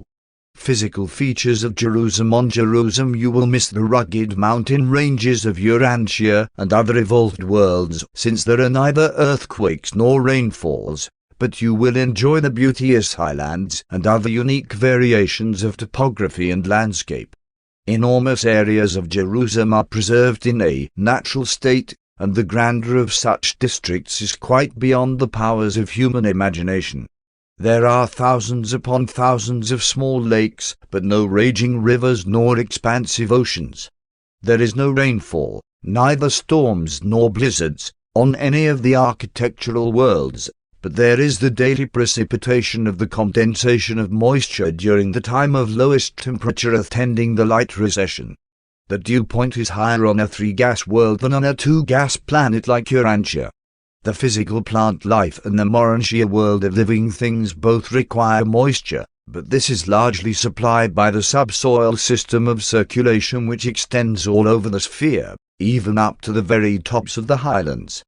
This water system is not entirely subsurface, for there are many canals interconnecting the sparkling lakes of Jerusalem.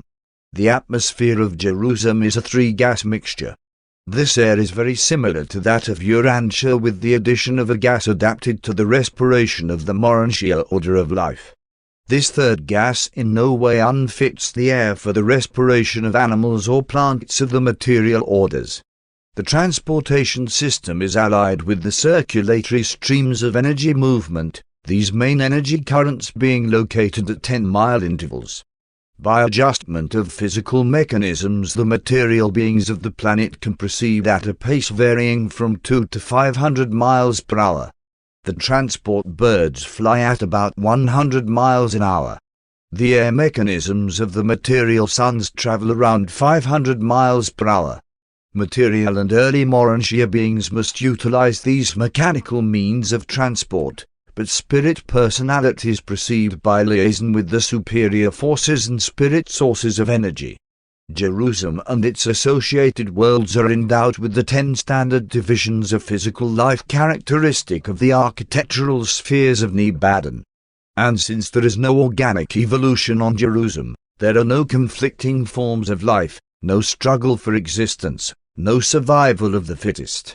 Rather is there a creative adaptation which foreshadows the beauty, the harmony, and the perfection of the eternal worlds of the central and divine universe. And in all this creative perfection there is the most amazing intermingling of physical and of Urantia life, artistically contrasted by the celestial artisans and their fellows. Jerusalem is indeed a foretaste of paradisiacal glory and grandeur.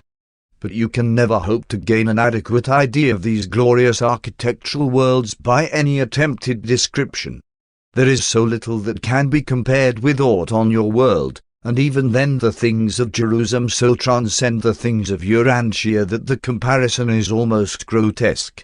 Until you actually arrive on Jerusalem, you can hardly entertain anything like a true concept of the heavenly worlds, but that is not so long a time in the future when your coming experience on the system capital is compared with your sometime arrival on the more remote training spheres of the universe, the superuniverse, and Havana.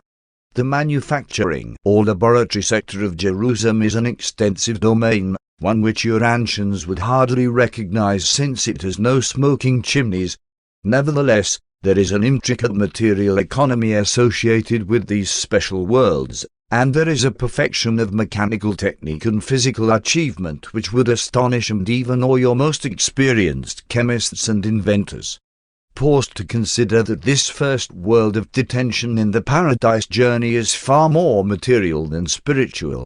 Throughout your stay on Jerusalem and its transition worlds you are far nearer your earth life of material things than your later life of advancing spirit existence.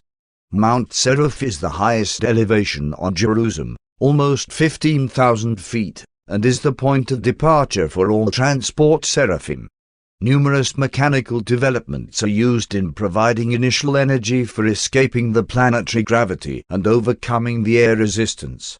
A seraphic transport departs every 3 seconds of Urantia time throughout the light period and, sometimes, far into the recession.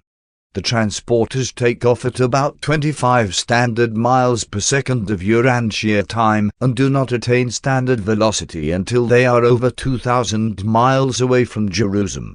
Transports arrive on the crystal field, the so-called Sea of Glass.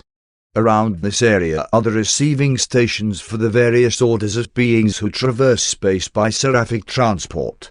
Near the Polar Crystal Receiving Station for student visitors you may ascend the Pearly Observatory and view the immense relief map of the entire headquarters planet. 3. The Jerusalem broadcasts to the Superuniverse and Paradise Haven broadcasts are received on Jerusalem in liaison with Salvington and by a technique involving the polar crystal, the sea of glass. In addition to provisions for the reception of these extra Nebadon communications, there are 3 distinct groups of receiving stations. These separate but tricircular groups of stations are adjusted to the reception of broadcasts from the local worlds, from the constellation headquarters, and from the capital of the local universe. All these broadcasts are automatically displayed so as to be discernible by all types of beings present in the central broadcast amphitheater. Of all preoccupations for an ascendant mortal on Jerusalem, none is more engaging and engrossing than that of listening in on the never-ending stream of universe space reports. This Jerusalem broadcast receiving station is encircled by an enormous amphitheater, constructed of scintillating materials largely unknown on Urantia and seating over 5 billion beings, a material and Morantia, besides accommodating innumerable spirit personalities. It is the favorite diversion for all Jerusalem to spend their leisure at the broadcast station, there to learn of the welfare and state of the universe. And this is the only planetary activity which is not slowed down during the recession of light. At this broadcast receiving amphitheater the Salvington messages are coming in continuously. Nearby, the Audentia word of the Most High Constellation Fathers is received at least once a day. Periodically the regular and special broadcasts of Uversa are relayed through Salvington, and when Paradise messages are in reception, the entire population is assembled around the Sea of Glass, and the Uversa friends add the reflectivity phenomena to the technique of the Paradise broadcast so that everything heard becomes visible.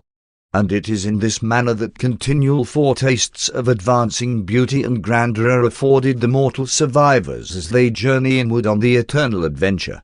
The Jerusalem sending station is located at the opposite pole of the sphere.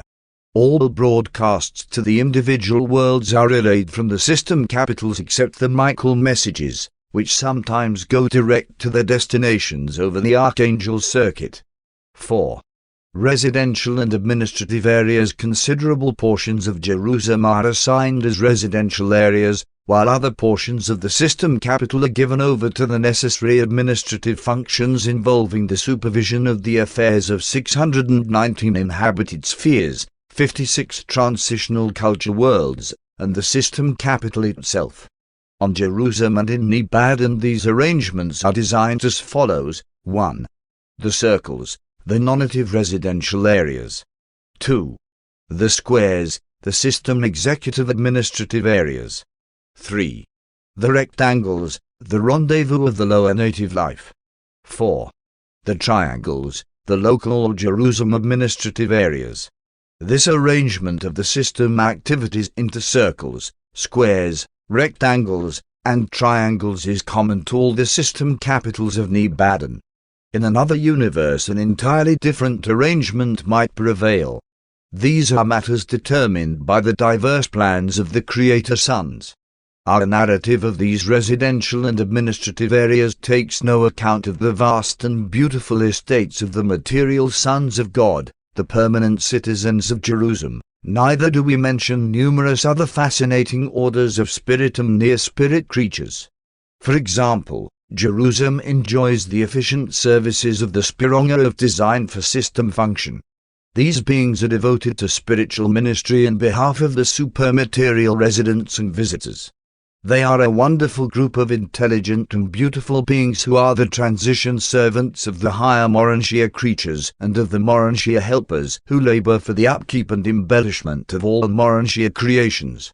They are on Jerusalem what the midway creatures are on Urantia, midway helpers functioning between the material and the spiritual. The system capitals are unique in that they are the only worlds which exhibit well-nigh perfectly all 3 phases of universe existence: the material, the morantial, and the spiritual. Whether you are a material, morantia, or spirit personality, you will feel at home on Jerusalem. So also do the combined beings, such as the midway creatures and the material sons. Jerusalem has great buildings of both material and morantia types, while the embellishment of the purely spiritual zones is no less exquisite and replete. If one only had words to tell you of the Urantia counterparts of the marvelous physical equipment of Jerusalem, if one could only go on to portray the sublime grandeur and exquisite perfection of the spiritual appointments of this headquarters world, your most imaginative concept of perfection of beauty and repleteness of appointment would hardly approach these grandeurs. And Jerusalem is but the first step on the way to the supernal perfection of paradise beauty. 5. The Jerusalem circles, the residential reservations assigned to the major groups of universe life, are designated the Jerusalem circles. Those circle groups which find mention in these narratives are the following: 1. The circles of the sons of God. 2. The circles of the angels and higher spirits. 3. The circles of the universe aids, including the creature trinitized sons not assigned to the Trinity teacher sons. 4. The circles of the master physical controllers. 5. The circles of the assigned ascending mortals, including the midway creatures. 6. The circles of the courtesy colonies. 7. The circles of the core of the finality.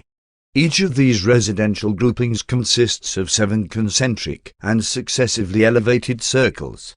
They are all constructed along the same lines, but are of different sizes and are fashioned of differing materials. They are all surrounded by far-reaching enclosures, which mount up to form extensive promenades entirely encompassing every group of 7 concentric circles. 1. Circles of the sons of God. Though the sons of God possess a social planet of their own, one of the transitional culture worlds, they also occupy these extensive domains on Jerusalem. On their transitional culture world, the ascending mortals freely mingle with all orders of divine sonship. There you will personally know and love these sons, but their social life is largely confined to this special world and its satellites. In the Jerusalem circles, however, these various groups of sonship may be observed at work. And since Urantia vision is of enormous range, you can walk about on the sun's promenades and overlook the intriguing activities of their numerous orders. These 7 circles of the sons are concentric and successively elevated so that each of the outer and larger circles overlooks the inner and smaller ones, each being surrounded by a public promenade wall. These walls are constructed of crystal gems of gleaming brightness and are so elevated as to overlook all of their respective residential circles. The many gates, from 50 to 150,000, which penetrate each of these walls consist of single pearly crystals. The first circle of the domain of the sons is occupied by the magisterial sons and their personal staffs. Here center all of the plans and immediate activities of the bestowal and educational services of these juridical sons. It is also through this center that the avenals of the system maintain contact with the universe. The second circle is occupied by the Trinity teacher sons. In this sacred domain the Danals and their associates carry forward the training of the newly arrived primary teacher sons. And in all of this work they are ably assisted by a division of certain coordinates of the brilliant evening stars. The creature trinitized sons occupy a sector of the Danal circle. The Trinity teacher sons come the nearest to being the personal representatives of the Universal Father in a local system. They are at least Trinity origin beings. This second circle is a domain of extraordinary interest to all the peoples of Jerusalem. The third circle is devoted to the Melchizedecs. Here the system chiefs reside and supervise the almost endless activities of these versatile sons. From the first of the mansion worlds on through all the Jerusalem career of ascending mortals, the Melchizedecs are foster fathers and ever-present advisors. It would not be amiss to say that they are the dominant influence on Jerusalem aside from the ever-present activities of the material sons and daughters. The fourth circle is the home of the Verondadeks and all other orders of the visiting and observer sons who are not otherwise provided for. The Most High Constellation Fathers take up their abode in this circle when on visits of inspection to the local system. Perfecters of wisdom, divine counselors, and universal censors all reside in this circle when on duty in the system. The fifth circle is the abode of the Lanlandex, the sonship order of the system sovereigns and the planetary princes. The three groups mingle as one when at home in this domain. The system reserves are held in this circle, while the system sovereign has a temple situated at the center of the governing group of structures on Administration Hill. The sixth circle is the tarrying place of the system life carriers. All orders of these sons are here assembled, and from here they go forth on their world assignments. The seventh circle is the rendezvous of the ascending sons, those assigned mortals who may be temporarily functioning on the system headquarters, together with their seraphic consorts. All ex-mortals above the status of Jerusalem citizens and below that of finalizers are reckoned as belonging to the group having its headquarters in this circle. These circular reservations of the sons occupy an enormous area, and until 1900 years ago there existed a great open space at its center. This central region is now occupied by the Michael Memorial, completed some 500 years ago. 495 years ago, when this temple was dedicated, Michael was present in person, and all Jerusalem heard the touching story of the Master Son's bestowal on Urantia, the least of Satania. The Michael Memorial is now the center of all activities embraced in the modified management of the system occasioned by Michael's bestowal, including most of the more recently transplanted Salvington activities. The memorial staff consists of over 1 million personalities. 2. The circles of the angels. Like the residential area of the sons, these circles of the angels consist of 7 concentric and successively elevated circles, each overlooking the inner areas. The first circle of the angels is occupied by the higher personalities of the infinite spirit who may be stationed on their headquarters world, solitary messengers and their associates. The second circle is dedicated to the messenger hosts, technical advisors, companions, inspectors, and recorders as they may chance to function on Jerusalem from time to time. The third circle is held by the ministering spirits of the higher orders and groupings.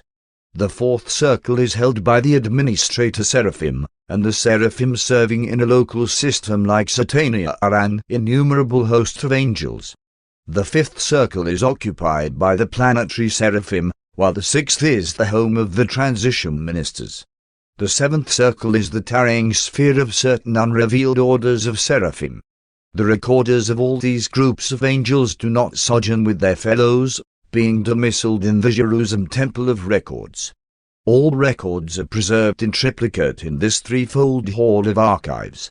On a system headquarters, records are always preserved in material, in morantia, and in spirit form. These 7 circles are surrounded by the exhibit panorama of Jerusalem, 5,000 standard miles in circumference, which is devoted to the presentation of the advancing status of the peopled worlds of Satania and is constantly revised so as to truly represent up-to-date conditions on the individual planets. One doubt not that this vast promenade overlooking the circles of the angels will be the first sight of Jerusalem to claim your attention when you are permitted extended leisure on your earlier visits. These exhibits are in charge of the native life of Jerusalem, but they are assisted by the ascenders from the various Satania worlds who are tarrying on Jerusalem en route to Urantia. The portrayal of planetary conditions and world progress is effected by many methods, some known to you, but mostly by techniques unknown on Urantia. These exhibits occupy the outer edge of this vast wall. The remainder of the promenade is almost entirely open, being highly and magnificently embellished. 3. The circles of the universe aids of the headquarters of the evening stars situated in the enormous central space. Here is located the system headquarters of Urantia, the associate head of this powerful group of super angels, being the first commissioned of all the ascendant evening stars. This is one of the most magnificent of all the administrative sectors of Jerusalem, even though it is among the more recent constructions. This center is 50 miles in diameter. The Urantia headquarters is a monolithic cast crystal, wholly transparent. These material Urantia crystals are greatly appreciated by both Urantia and material beings. The created evening stars exert their influence all over Jerusalem, being possessed of such extra-personality attributes. The entire world has been rendered spiritually fragrant since so many of their activities were transferred here from Salvington. 4. The circles of the Master Physical Controllers. The various orders of the Master Physical Controllers are concentrically arranged around the vast Temple of Power, wherein presides the Power Chief of the system in association with the Chief of the Urantia Power Supervisors. This Temple of Power is one of 2 sectors on Jerusalem where ascending mortals and midway creatures are not permitted. The other one is the dematerializing sector in the area of the material suns, a series of laboratories wherein the transport Seraphim transform material beings into a state quite like that of the Urantia order of existence. 5. The circles of the ascending mortals. The central area of the circles of the ascending mortals is occupied by a group of 619 planetary memorials representative of the inhabited worlds of the system, and these structures periodically undergo extensive changes. It is the privilege of the mortals from each world to agree, from time to time, upon certain of the alterations or additions to their planetary memorials. Many changes are even now being made in the Urantia structures. The center of these 619 temples is occupied by a working model of Edentia and its many worlds of ascendant culture. This model is 40 miles in diameter and is an actual reproduction of the Edentia system, true to the original in every detail.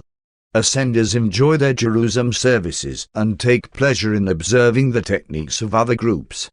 Everything done in these various circles is open to the full observation of all Jerusalem. The activities of such a world are of 3 distinct varieties: work, progress, and play. Stated otherwise, they are service, study, and relaxation. The composite activities consist of social intercourse, group entertainment, and divine worship. There is great educational value in mingling with diverse groups of personalities, or leaders very different from one's own fellows. 6. The circles of the courtesy colonies. The 7 circles of the courtesy colonies are graced by 3 enormous structures: the vast astronomic observatory of Jerusalem, the gigantic art gallery of Satania, and the immense assembly hall of the reversion directors, the theatre of Urantia activities devoted to rest and recreation. The celestial artisans direct the spornager and provide the host of creative decorations and monumental memorials which abound in every place of public assembly. The studios of these artisans are among the largest and most beautiful of all the matchless structures of this wonderful world. The other courtesy colonies maintain extensive and beautiful headquarters. Many of these buildings are constructed wholly of crystal gems. All the architectural worlds abound in crystals and the so-called precious metals. 7. The circles of the finalizers have a unique structure at the center. And this same vacant temple is found on every system headquarters world throughout Nebadon. This edifice on Jerusalem is sealed with the insignia of Michael, and it bears this inscription: "I'm dedicated to the 7th stage of spirit, to the eternal assignment." Gabriel placed the seal on this temple of mystery, and none but Michael can or may break the seal of sovereignty affixed by the bright and morning star. Some day you shall look upon this silent temple, even though you may not penetrate its mystery. Other Jerusalem circles. In addition to these residential circles, there are on Jerusalem numerous additional designated abodes. 6. The executive administrative squares. The executive administrative divisions of the system are located in the immense departmental squares, 1,000 in number. Each administrative unit is divided into 100 subdivisions of 10 subgroups each. These 1,000 squares are clustered in 10 grand divisions, thus constituting the following 10 administrative departments: 1. Physical maintenance and material improvement, the domains of physical power and energy. 2. Arbitration, ethics, and administrative adjudication. 3. Planetary and local affairs. 4. Constellation and universe affairs. 5. Education and other Melchizedek activities. 6. Planetary and system physical progress, the scientific domains of Satanic activities. 7. Urantia affairs. 8. Pure spirit activities and ethics. 9. Ascendant ministry. 10. Grand universe philosophy. These structures are transparent, hence all system activities can be viewed even by student visitors. 7. The rectangles, the Spawnedger. The 1,000 rectangles of Jerusalem are occupied by the lower native life of the headquarters planet, and at their center is situated the vast circular headquarters of the Spawnedger. On Jerusalem you will be amazed by the agricultural achievements of the wonderful Spawnedger. There the land is cultivated largely for aesthetic and ornamental effects. The Spawnedger are the landscape gardeners of the headquarters worlds, and they are both original and artistic in their treatment of the open spaces of Jerusalem. They utilize both animals and numerous mechanical contrivances in the culture of the soil.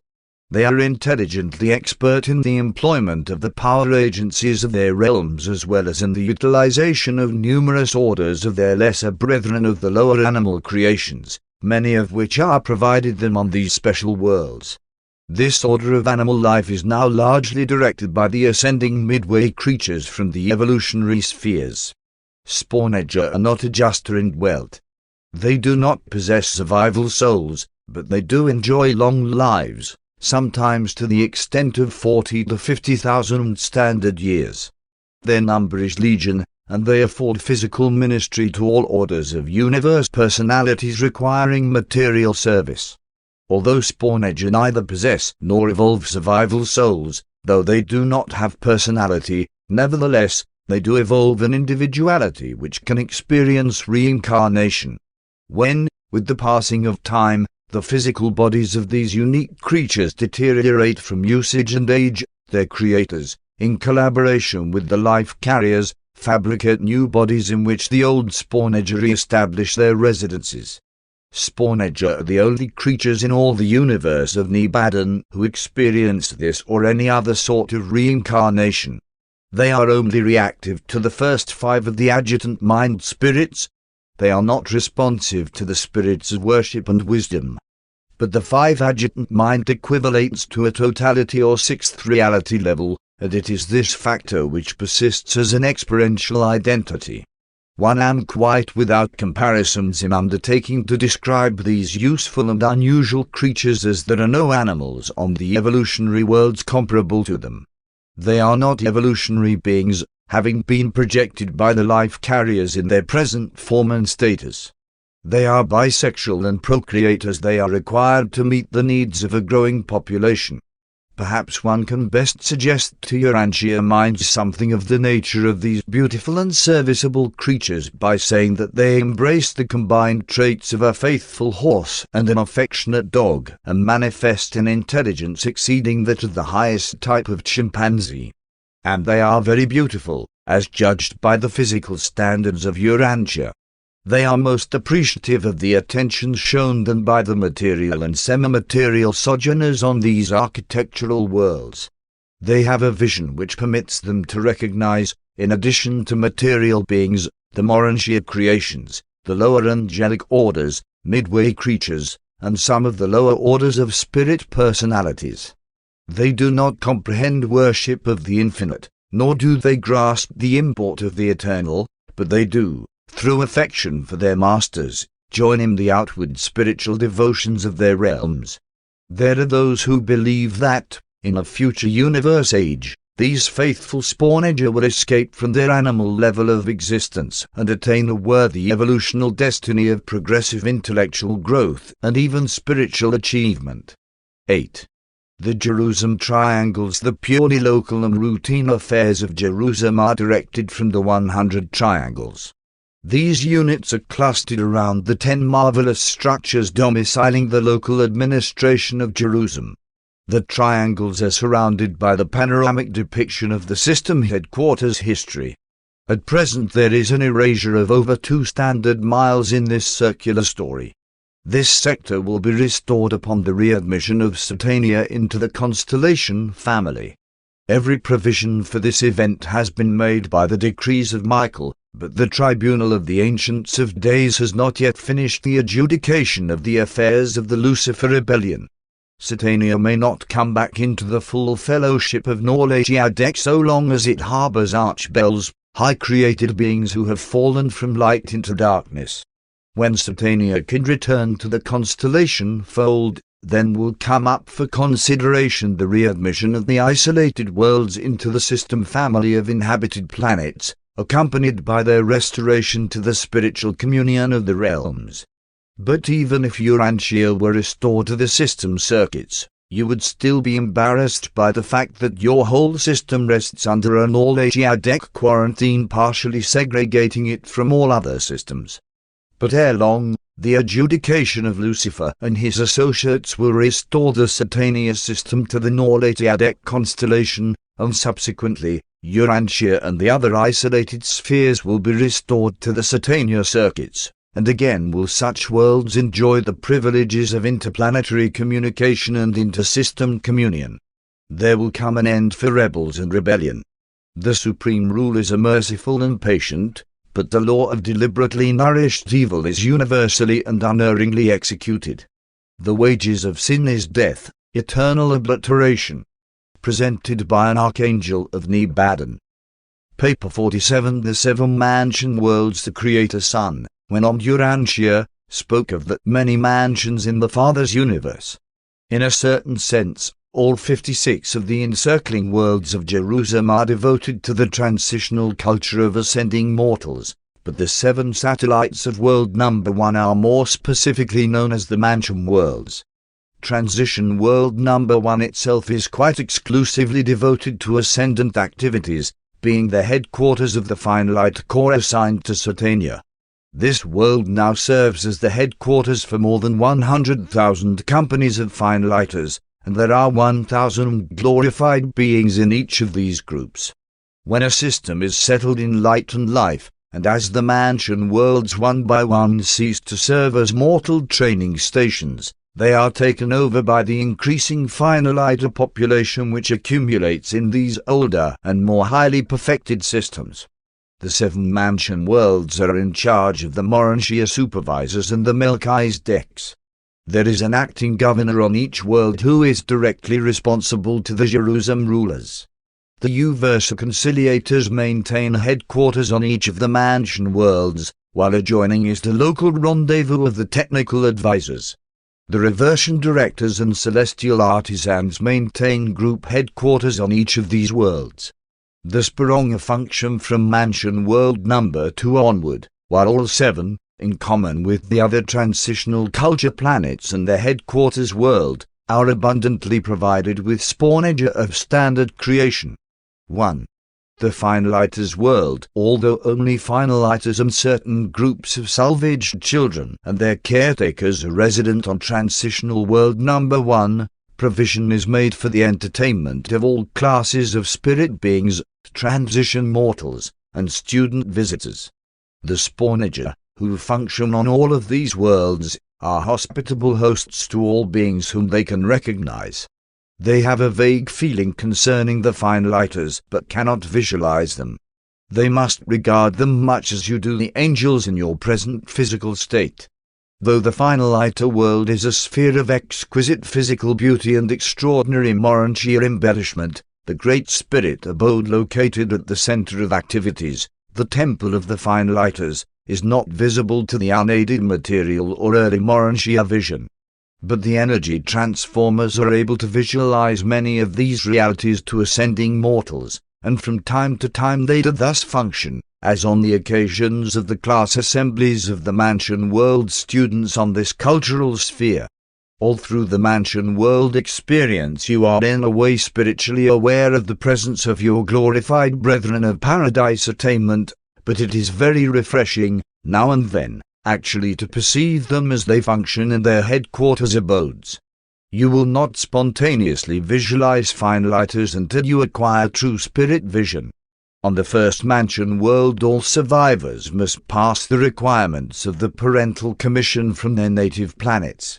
The present Urantia Commission consists of 12 parental couples, recently arrived, who have had mortal experience in rearing 3 or more children to the pubescent age.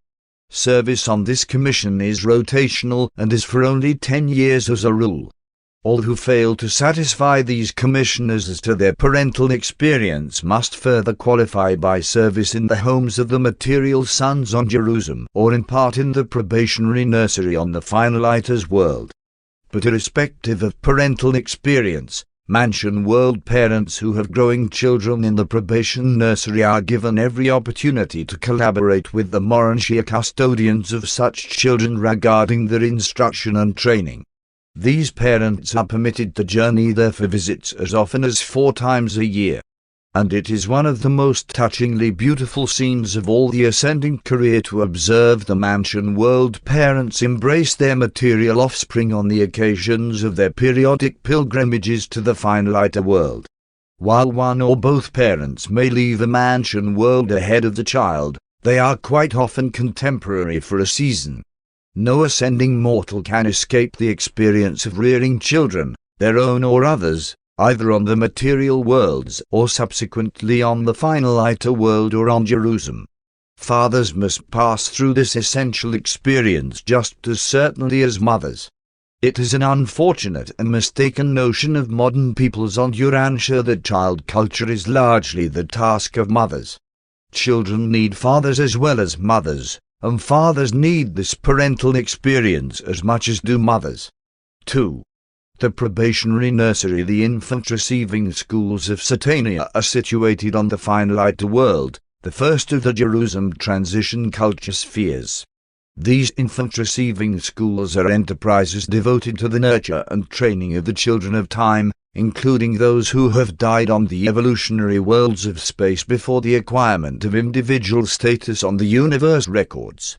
In the event of the survival of it or both of such a child's parents, the guardian of destiny deputizes her associated cherubim as the custodian of the child's potential identity, charging the cherubim with the responsibility of delivering this undeveloped soul into the hands of the mansion world teachers in the probationary nurseries of the Urantia worlds. It is these same deserted cherubim who, as mansion world teachers, under the supervision of the Melchisedeks, maintain such extensive educational facilities for the training of the probationary wards of the finaliters. These wards of the finaliters, these infants of ascending mortals, are always personalized as of their exact physical status at the time of death except for reproductive potential. This awakening occurs at the exact time of the parental arrival on the first mansion world. And then are these children given every opportunity, as they are, to choose the heavenly way just as they would have made such a choice on the worlds where death so untimely terminated their careers. On the nursery world, probationary creatures are grouped according to whether or not they have adjusters, for the adjusters come to indwell these material children just as on the worlds of time. Children of pre-adjuster ages are cared for in families of 5, ranging in ages from 1 year and under up to approximately 5 years, or that age when the adjuster arrives. All children on the evolving worlds who have thought adjusters, but who before death had not made a choice concerning the paradise career, are also repersonalized on the finaliter world of the system, where they likewise grow up in the families of the material sons and their associates as do those little ones who arrived without adjusters, but who will subsequently receive the mystery monitors after attaining the requisite age of moral choice.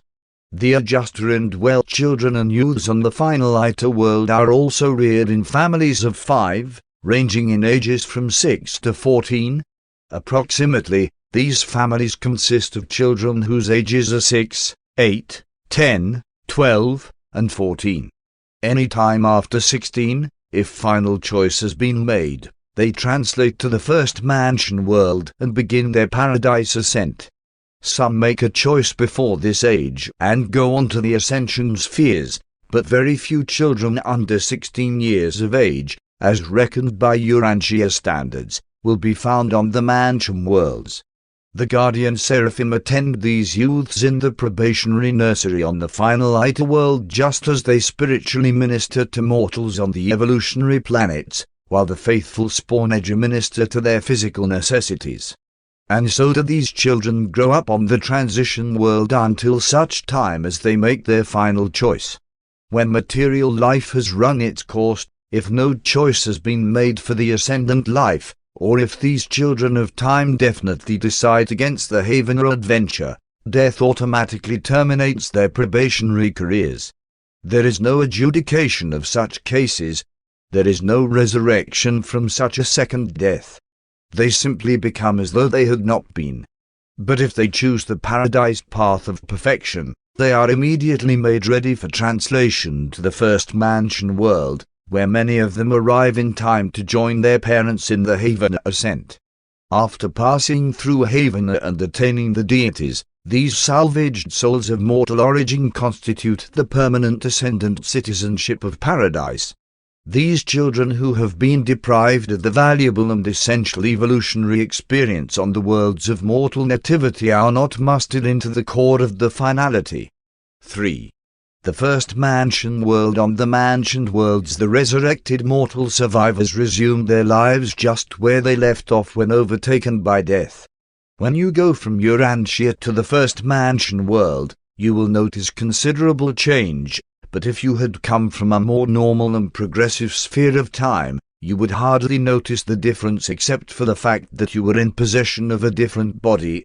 The tabernacle of flesh and blood has been left behind on the world of nativity. The very center of all activities on the first mansion world is the resurrection hall, the enormous temple of personality assembly. This gigantic structure consists of the central rendezvous of the seraphic destiny guardians, the thought adjusters, and the archangels of the resurrection.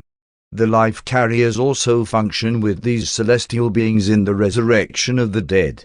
The mortal mind transcripts and the active creature memory patterns is transformed from the material levels to the spiritual and the individual possession of the detached thought adjusters. These spiritized factors of mind, memory, and creature personality are forever a part of such adjusters.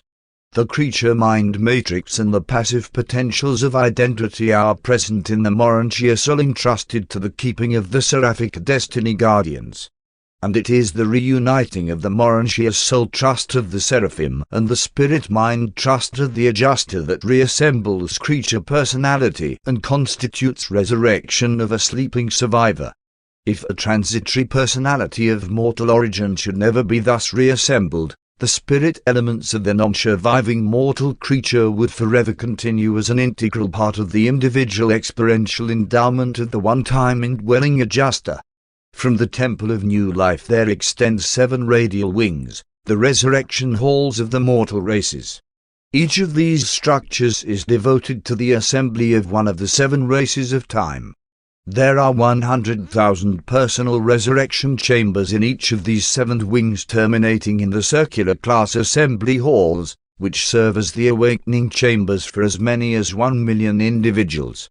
These halls are surrounded by the personality assembly chambers of the blended races of the normal post-Adamic worlds. Regardless of the technique which may be employed on the individual worlds of time in connection with special or dispensational resurrections, the real and conscious reassembly of actual and complete personality takes place in the resurrection halls of Mansonia number 1. Throughout all eternity you will recall the profound memory impressions of your first witnessing of these resurrection mornings. From the resurrection halls you proceed to the Melchizedek sector, where you are assigned permanent residence. Then you enter upon 10 days of personal liberty. You are free to explore the immediate vicinity of your new home and to familiarize yourself with the program which lies immediately ahead. You also have time to gratify your desire to consult the registry and call upon your loved ones and other earth friends who may have preceded you to these worlds. At the end of your 10-day period of leisure you begin the second step in the paradise journey, for the mansion worlds are actual training spheres, not merely detention planets. On Mansion World number 1 or another in case of advanced status, you will resume your intellectual training and spiritual development at the exact level whereon they were interrupted by death. Between the time of planetary death or translation and resurrection on the Mansion World, mortal man gains absolutely nothing aside from experiencing the fact of survival. You begin over there right where you leave off down here. Almost the entire experience of Mansion World number 1 pertains to deficiency ministry. Survivors arriving on this first of the detention spheres present so many and such varied defects of creature character and deficiencies of mortal experience that the major activities of the realm are occupied with the correction and cure of these manifold legacies of the life in the flesh on the material evolutionary worlds of time and space. The sojourn on Mansion World number 1 is designed to develop mortal survivors at least up to the status of the post-Adamic dispensation on the normal evolutionary worlds. Spiritually, of course, the Mansion World students are far in advance of such a state of mere human development. If you are not to be detained on Mansion World number 1, at the end of 10 days you will enter the translation sleep and proceed to World number 2. And every 10 days thereafter you will thus advance until you arrive on the world of your assignment. The center of the 7 major circles of the first Mansion World administration is occupied by the Temple of the Urantia Companions, the personal guides assigned to ascending mortals. These companions are the offspring of the local universe Mother Spirit, and there are several million of them on the Urantia worlds of Satania. Aside from those assigned as group companions, you will have much to do with the interpreters and translators, the building custodians, and the excursion supervisors. And all of these companions are most cooperative with those who have to do with developing your personality factors of mind and spirit within the Urantia body. As you start out on the first Mansion World, 1 Urantia companion is assigned to each company of 1,000 ascending mortals. But you will encounter larger numbers as you progress through the 7 mansion spheres. These beautiful and versatile beings are companionable associates and charming guides. They are free to accompany individuals or selected groups to any of the transition culture spheres, including their satellite worlds. They are the excursion guides and leisure associates of all ascending mortals. They often accompany survivor groups on periodic visits to Jerusalem. And on any day you are there, you can go to the registry sector of the system capital and meet ascending mortals from all 7 of the mansion worlds, since they freely journey back and forth between their residential abodes and the system headquarters. 4. The second mansion world. It is on this sphere that you are more fully inducted into the Mansonia life. The groupings of the Urantia life begin to take form. Working groups and social organizations start to function, communities take on formal proportions, and the advancing mortals inaugurate new social orders and governmental arrangements. Spirit-fused survivors occupy the mansioned worlds in common with the adjuster-fused ascending mortals. While the various orders of celestial life differ, they are all friendly and fraternal. In all the worlds of ascension you will find nothing comparable to human intolerance and the discriminations of inconsiderate caste systems. As you ascend the mansion worlds one by one, they become more crowded with the Urantia activities of advancing survivors. As you go forward, you will recognize more and more of the Jerusalem features added to the mansion worlds. The Sea of Glass makes its appearance on the second Mansonia. A newly developed and suitably adjusted Urantia body is acquired at the time of each advance from one mansion world to another. You go to sleep with the seraphic transport and awake with the new but undeveloped body in the resurrection halls, much as when you first arrived on Mansion World number 1, except that the thought adjuster does not leave you during these transit sleeps between the mansion worlds. Your personality remains intact after you once pass from the evolutionary worlds to the initial mansion world.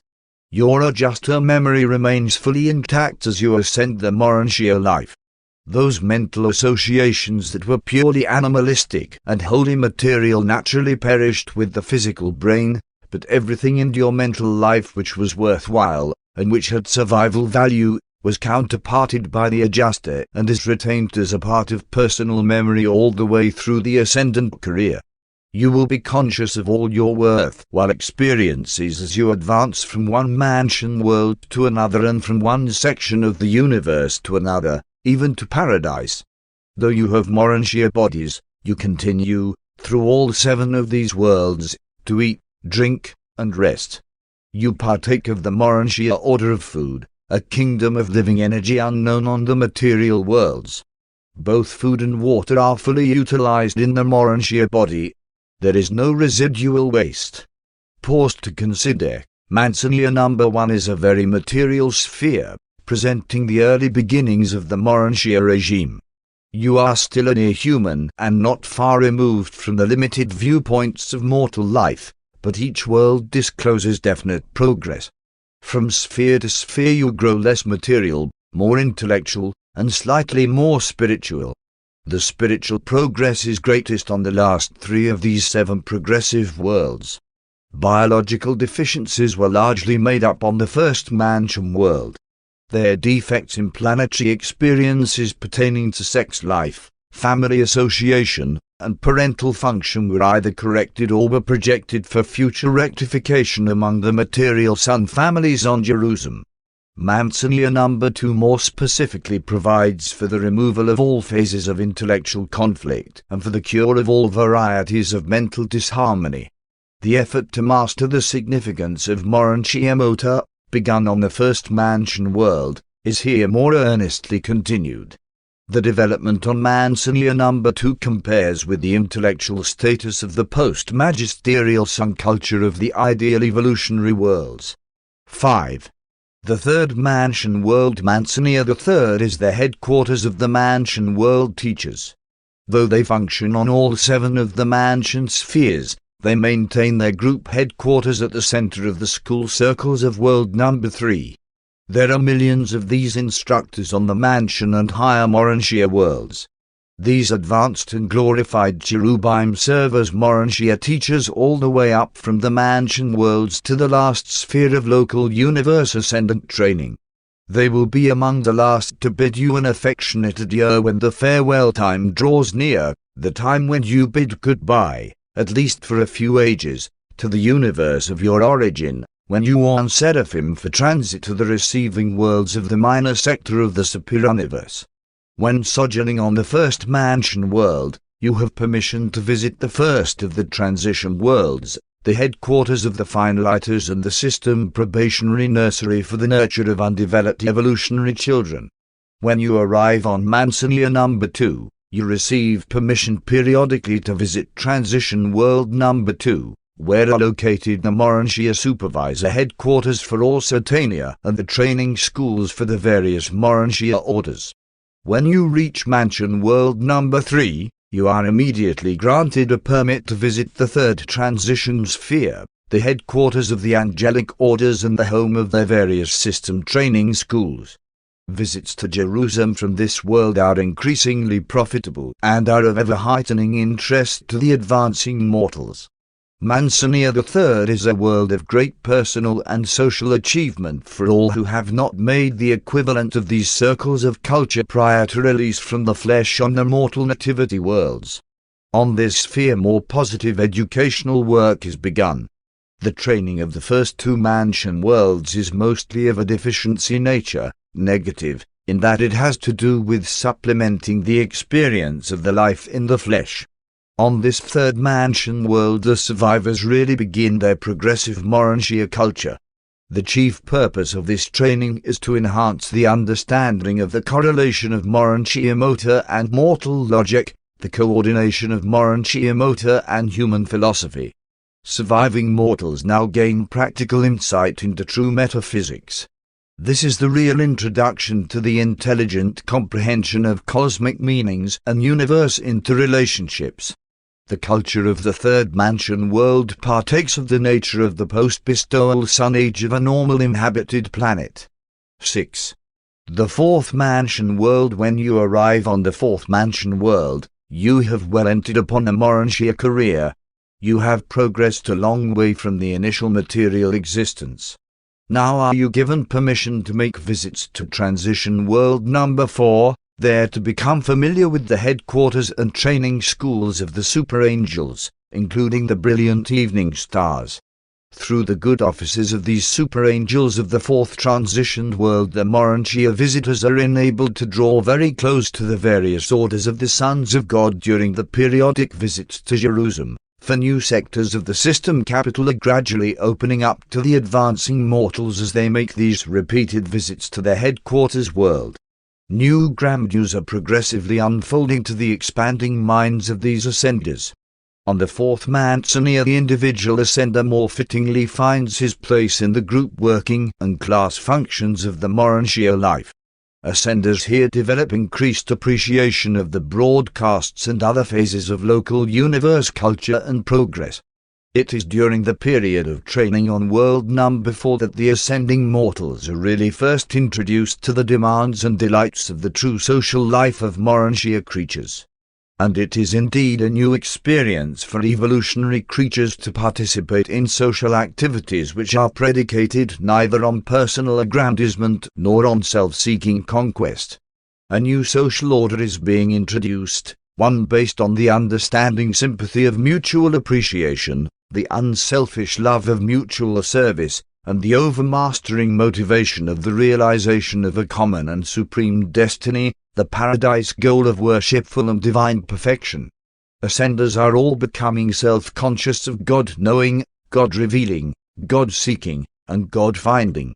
The intellectual and social culture of this fourth mansion world is comparable to the mental and social life of the post-teacher sun age on the planets of normal evolution. The spiritual status is much in advance of such a mortal dispensation. 7. The fifth mansion world. Transport to the fifth mansion world represents a tremendous forward step in the life of a Urantia progressor.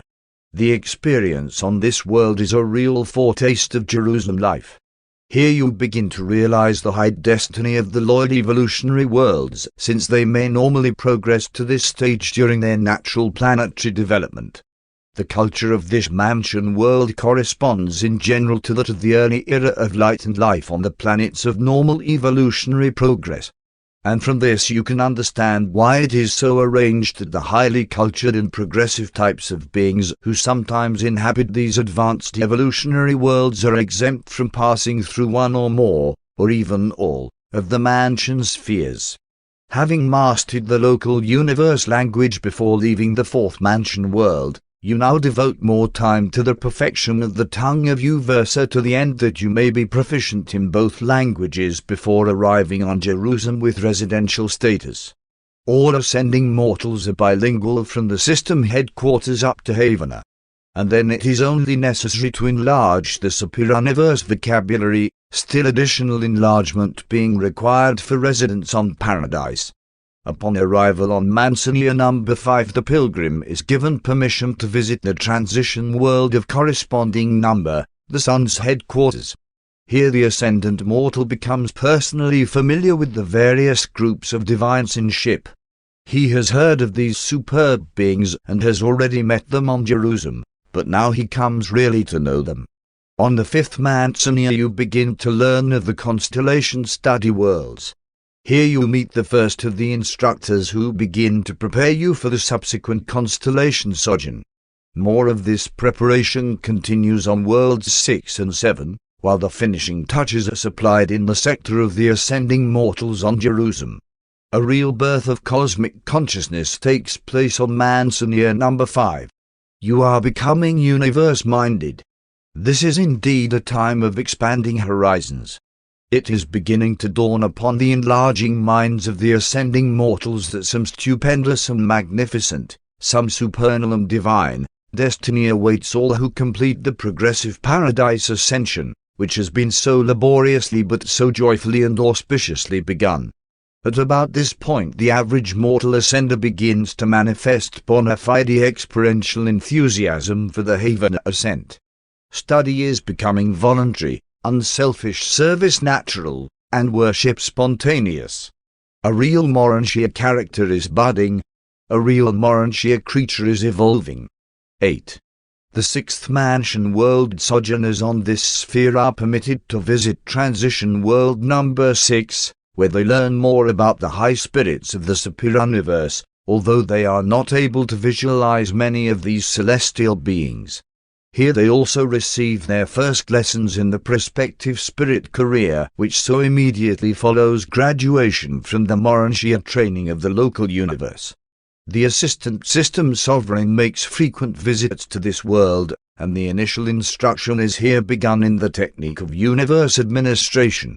The first lessons embracing the affairs of a whole universe are now imparted. This is a brilliant age for ascending mortals, and usually witnesses the perfect fusion of the human mind and the divine adjuster. In potential, this fusion may have occurred previously, but the actual working identity many times is not achieved until the time of the sojourn on the fifth mansion world or even the sixth.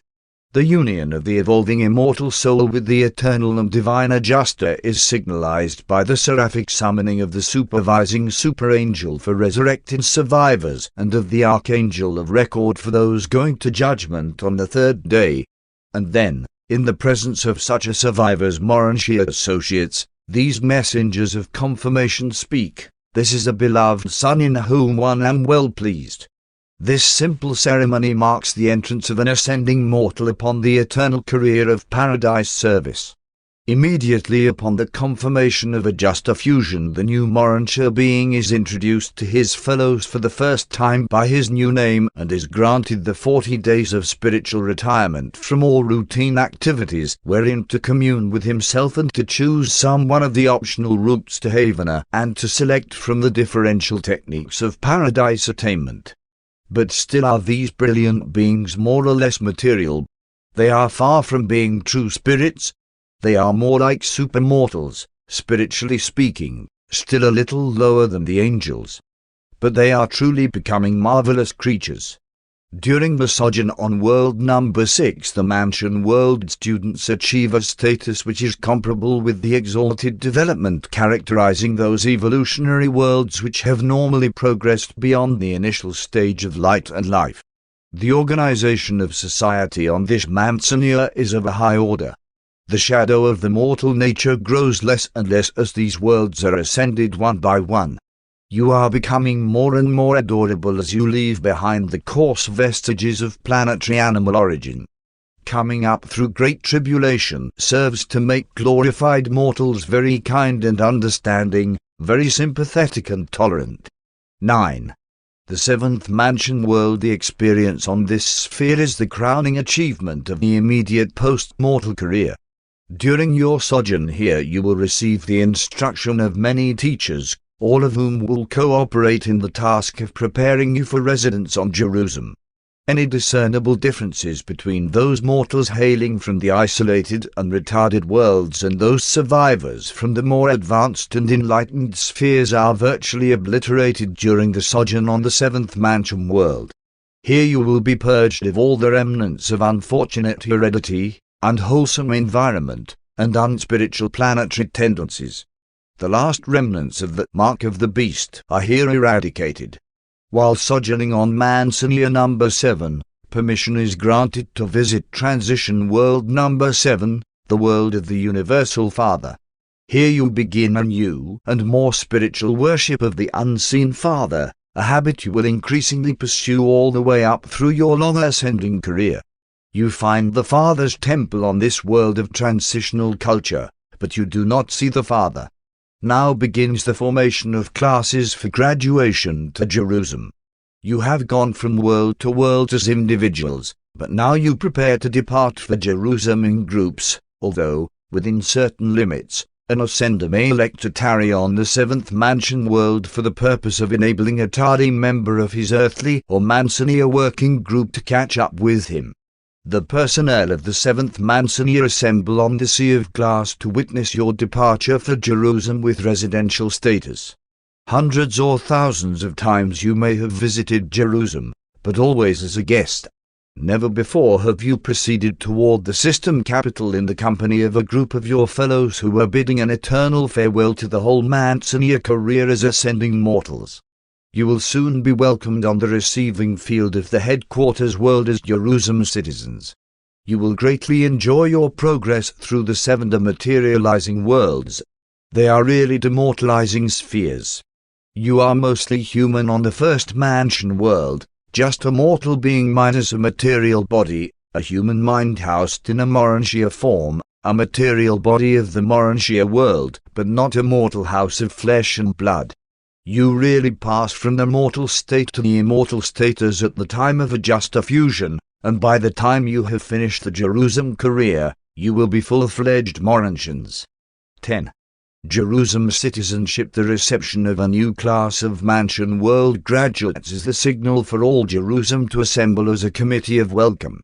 Even the Spawnager enjoyed the arrival of these triumphant ascenders of evolutionary origin, those who have run the planetary race and finished the mansion world progression. Only the physical controllers and Urantia power supervisors are absent from these occasions of rejoicing. John the Revelator saw a vision of the arrival of a class of advancing mortals from the 7th mansion world to their first heaven, the glories of Jerusalem. He recorded, and one saw as it were a sea of glass mingled with fire, and those who had gained the victory over the beast that was originally in them and over the image that persisted through the mansion worlds and finally over the last mark and trace, standing on the sea of glass, having the harps of God, and singing the song of deliverance from mortal fear and death. Perfected space communication is to be had on all these worlds, and your anywhere reception of such communications is made possible by carrying the harp of God, a Urantia contrivance compensating for the inability to directly adjust the immature Urantia sensory mechanism to the reception of space communications. Paul also had a view of the ascendant citizen core of perfecting mortals on Jerusalem, for he wrote, "But you have come to Mount Zion, and to the city of the living God, the heavenly Jerusalem, and to an innumerable company of angels, to the grand assembly of Michael, and to the spirits of just men being made perfect." After mortals have attained residence on the system headquarters, no more literal resurrections will be experienced. The Urantia form granted you on departure from the mansion world career is such as will see you through to the end of the local universe experience. Changes will be made from time to time, but you will retain this same form until you bid it farewell when you emerge as first-stage spirits preparatory for transit to the superior-universe worlds of ascending culture and spirit training. 7 times do those mortals who pass through the entire Mansonia career experience the adjustment sleep and the resurrection awakening. But the last resurrection hall, the final awakening chamber, was left behind on the 7th mansion world. No more will a form change necessitate the lapse of consciousness or a break in the continuity of personal memory.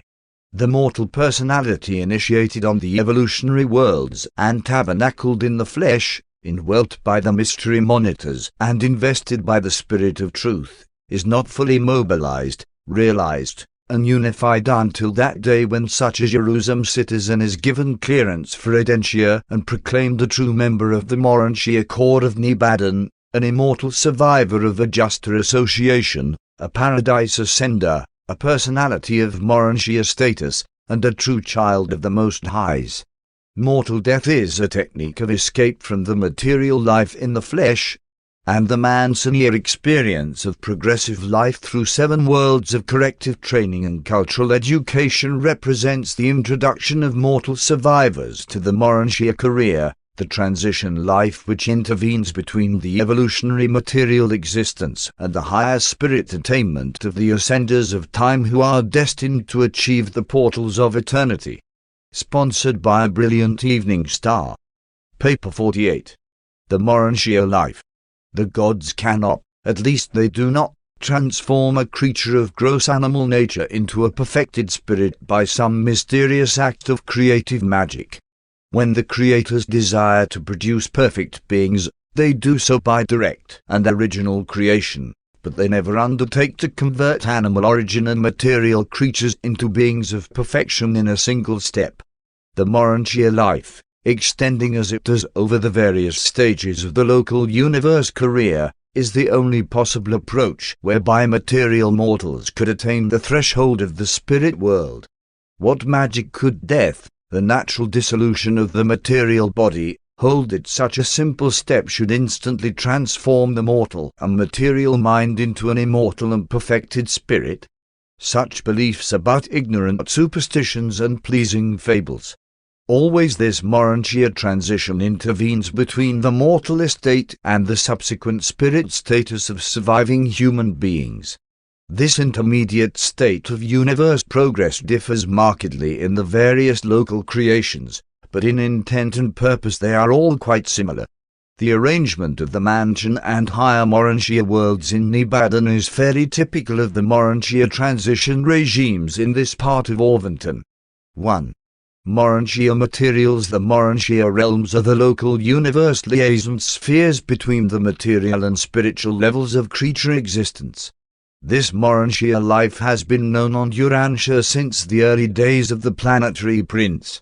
From time to time this transition state has been taught to mortals, and the concept, in distorted form, has found a place in present-day religions. The Urantia spheres are the transition phases of mortal ascension through the progression worlds of the local universe. Only the 7 worlds surrounding the finite sphere of the local systems are called mansion worlds, but all 56 of the system transition abodes, in common with the higher spheres around the constellations and the universe headquarters, are called Urantia worlds. These creations partake of the physical beauty and the Urantia grandeur of the local universe headquarters spheres. All of these worlds are architectural spheres, and they have just double the number of elements of the evolved planets. Such made-to-order worlds not only abound in the heavy metals and crystals, having 100 physical elements, but likewise have exactly 100 forms of a unique energy organization called Urantia material. The master physical controllers and the Urantia power supervisors are able so to modify the revolutions of the primary units of matter and at the same time so to transform these associations of energy as to create this new substance. The early Urantia life in the local systems is very much like that of your present material world, becoming less physical and more truly Urantial on the constellation study worlds. And as you advance to the Salvington spheres, you increasingly attain spiritual levels. The Urantia power supervisors are able to effect a union of material and of spiritual energies, thereby organizing a Urantia form of materialization which is receptive to the superimposition of a controlling spirit. When you traverse the Urantia life of Nebadon, these same patient and skillful Urantia power supervisors will successively provide you with 570 Urantia bodies, each one a phase of your progressive transformation. From the time of leaving the material worlds until you are constituted a first-stage spirit on Salvington, you will undergo just 570 separate and ascending Urantia changes. 8 of these occur in the system, 71 in the constellation, and 491 during the sojourn on the spheres of Salvington. In the days of the mortal flesh the divine spirit indwells you, almost as a thing apart, in reality an invasion of man by the bestowed spirit of the Universal Father.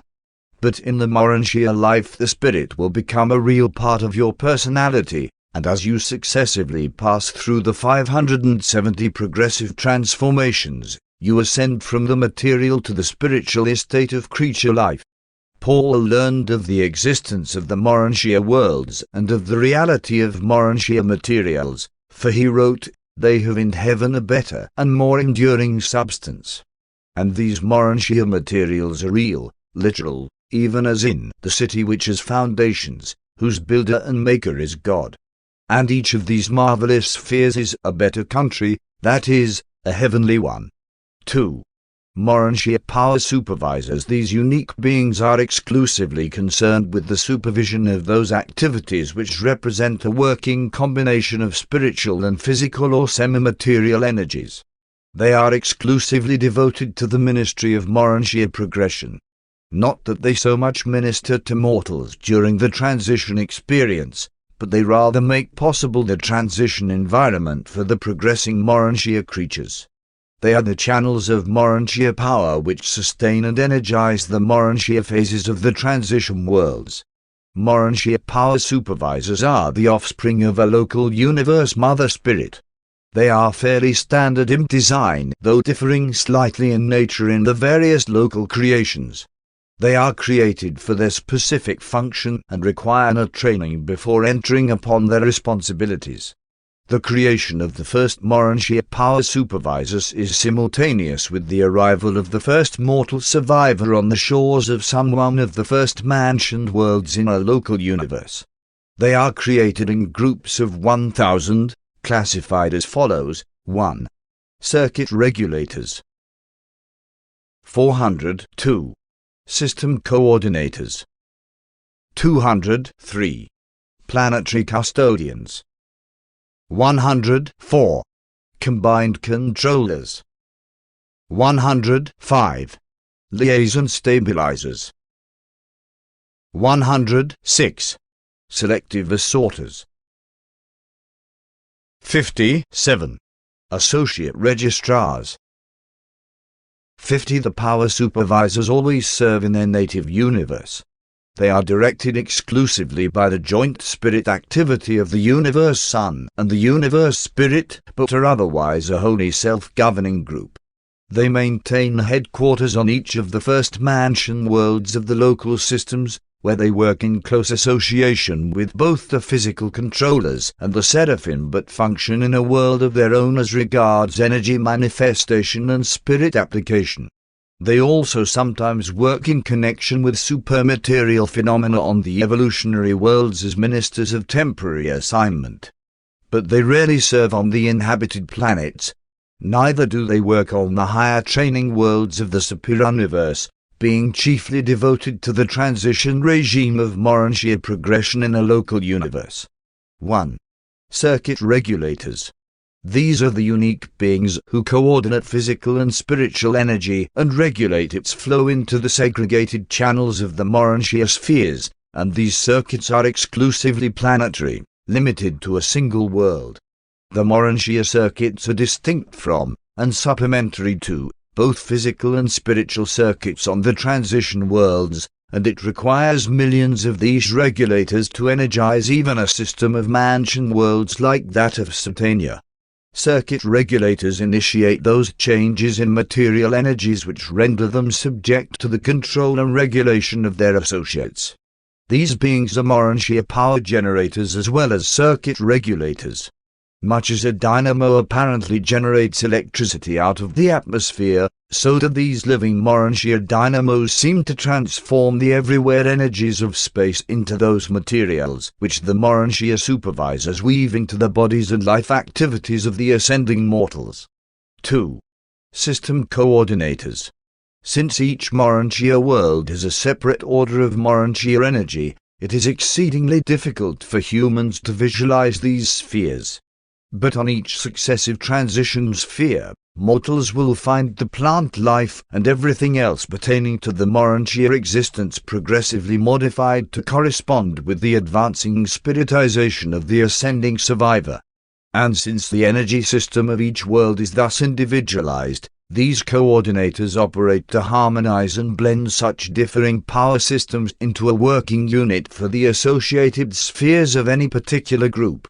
Ascending mortals gradually progress from the physical to the spiritual as they advance from one Urantia world to another, hence the necessity for providing an ascending scale of Urantia spheres and an ascending scale of Urantia forms. When mansion world ascenders pass from one sphere to another, they are delivered by the transport Seraphim to the receivers of the system coordinators on the advanced world. Here in those unique temples at the center of the 70 radiating wings, wherein are the chambers of transition similar to the resurrection halls on the initial world of reception for Earth origin mortals, the necessary changes in creature form are skillfully effected by the system coordinators. These early Urantia form changes require about 7 days of standard time for their accomplishment. 3. Planetary custodians. Each Urantia world, from the mansion spheres up to the universe headquarters, is in the custody, as regards Urantia affairs, of 70 guardians. They constitute the local planetary council of supreme Morantia authority. This council grants material for Morantia forms to all ascending creatures who land on the spheres and authorizes those changes in creature form which make it possible for an ascender to proceed to the succeeding sphere. After the mansion worlds have been traversed, you will translate from one phase of Morantia life to another without having to surrender consciousness. Unconsciousness attends only the earlier metamorphoses and the later transitions from one universe to another and from Haven to Paradise. 4. Combined controllers. One of these highly mechanical beings is always stationed at the center of each administrative unit of a Morantia world. A combined controller is sensitive to, and functional with, physical, spiritual, and morantial energies, and with this being there are always associated 2 system coordinators, 4 circuit regulators, 1 planetary custodian, 1 liaison stabilizer, and either an associate registrar or a selective assorter. 5. Liaison stabilizers. These are the regulators of the Morantia energy in association with the physical and spirit forces of the realm. They make possible the conversion of Morantia energy into Morantia material. The whole Morantia organization of existence is dependent on the stabilizers. They slow down the energy revolutions to that point where physicalization can occur. But one have no terms with which one can compare or illustrate the ministry of such beings. It is quite beyond human imagination. 6. Selective assorters. As you progress from one class or phase of the Morantia world to another, you must be rekeyed or advance-tuned, and it is the task of the selective assorters to keep you in progressive synchrony with the Morantia life. While the basic Morantia forms of life and matter are identical from the first mansion world to the last universe transition sphere, there is a functional progression which gradually extends from the material to the spiritual. Your adaptation to this basically uniform but successively advancing and spiritizing creation is effected by this selective rekeying. Such an adjustment in the mechanism of personality is tantamount to a new creation, notwithstanding that you retain the same Morantia form. You may repeatedly subject yourself to the test of these examiners, and as soon as you register adequate spiritual achievement, they will gladly certify you for advanced standing. These progressive changes result in altered reactions to the Morantia environment, such as modifications in food requirements and numerous other personal practices. The selective assorters are also of great service in the grouping of Morantia personalities for purposes of study, teaching, and other projects. They naturally indicate those who will best function in temporary association. 7. Associate registrars. The Morantia world has its own recorders, who serve in association with the spirit recorders in the supervision and custody of the records and other data indigenous to the Morantia creations. The Morantia records are available to all orders of personalities. All Morantia transition realms are accessible alike to material and spirit beings.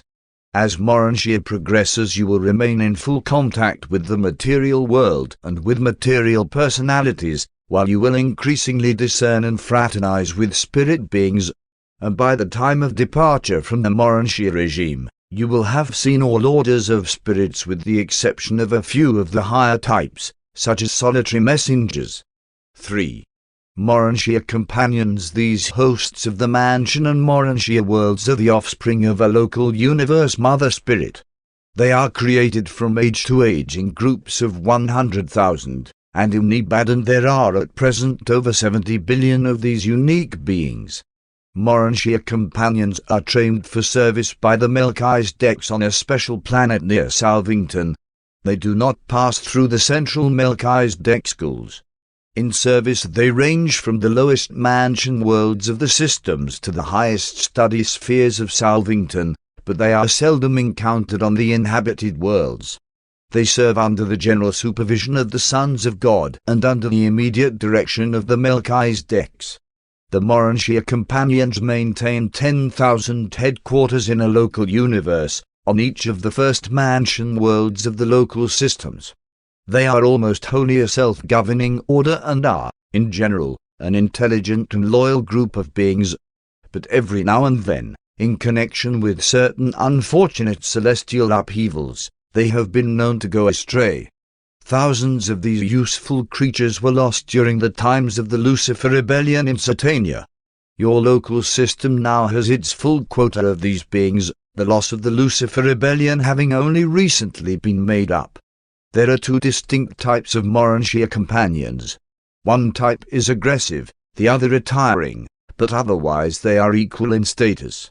They are not sex creatures, but they manifest a touchingly beautiful affection for one another. And while they are hardly companionate in the material, human sense, they are very close of kin to the human races in the order of creature existence.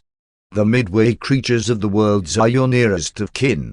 Then come the Morantia cherubim, and after them the Morantia companions. These companions are touchingly affectionate and charmingly social beings. They possess distinct personalities, and when you meet them on the mansion worlds, after learning to recognize them as a class, you will soon discern their individuality. Mortals all resemble one another. At the same time, each of you possesses a distinct and recognizable personality.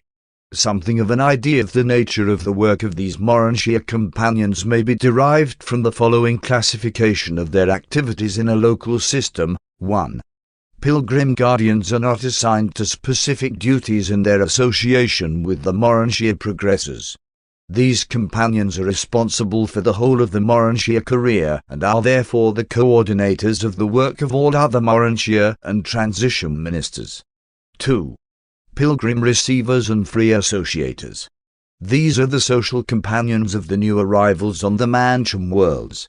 One of them will certainly be on hand to welcome you when you awaken on the initial mansion world from the first transit sleep of time, when you experience the resurrection from the death of the flesh into the Morantia life. And from the time you are thus formally welcomed on awakening to that day when you leave the local universe as a first stage spirit, these Morantia companions are ever with you. Companions are not assigned permanently to individuals. An ascending mortal on one of the mansion or higher worlds might have a different companion on each of several successive occasions, and again might go for long periods without one. It would all depend on the requirements and also on the supply of companions available. 3. Hosts to celestial visitors. These gracious creatures are dedicated to the entertainment of the superhuman groups of student visitors and other celestials who may chance to sojourn on the transition worlds. You will have ample opportunity to visit within any realm you have experientially attained. Student visitors are allowed on all inhabited planets, even those in isolation. 4. Coordinators and liaison directors. These companions are dedicated to the facilitation of Morantia intercourse and to the prevention of confusion. They are the instructors of social conduct and Morantia progress, sponsoring classes and other group activities among the ascending mortals. They maintain extensive areas wherein they assemble their pupils and from time to time make requisition on the celestial artisans and the reversion directors for the embellishment of their programs. As you progress, you will come in intimate contact with these companions, and you will grow exceedingly fond of both groups. It is a matter of chance as to whether you will be associated with an aggressive or a retiring type of companion. 5. Interpreters and translators. During the early Mansonia career you will have frequent recourse to the interpreters and the translators. They know and speak all the tongues of a local universe. They are the linguists of the realms. You will not acquire new languages automatically. You will learn a language over there much as you do down here, and these brilliant beings will be your language teachers. The first study on the mansion worlds will be the tongue of Satania and then the language of Nebadon. And while you are mastering these new tongues, the Morantia companions will be your efficient interpreters and patient translators. You will never encounter a visitor on any of these worlds, but that some one of the Morantia companions will be able to officiate as interpreter. 6. excursion and reversion supervisors. These companions will accompany you on the longer trips to the headquarters sphere and to the surrounding worlds of transition culture. They plan, conduct, and supervise all such individual and group tours about the system worlds of training and culture. 7. Area and building custodians. Even the material and Urantia structures increase in perfection and grandeur as you advance in the Mansonia career. As individuals and as groups you are permitted to make certain changes in the abodes assigned as headquarters for your sojourn on the different mansion worlds.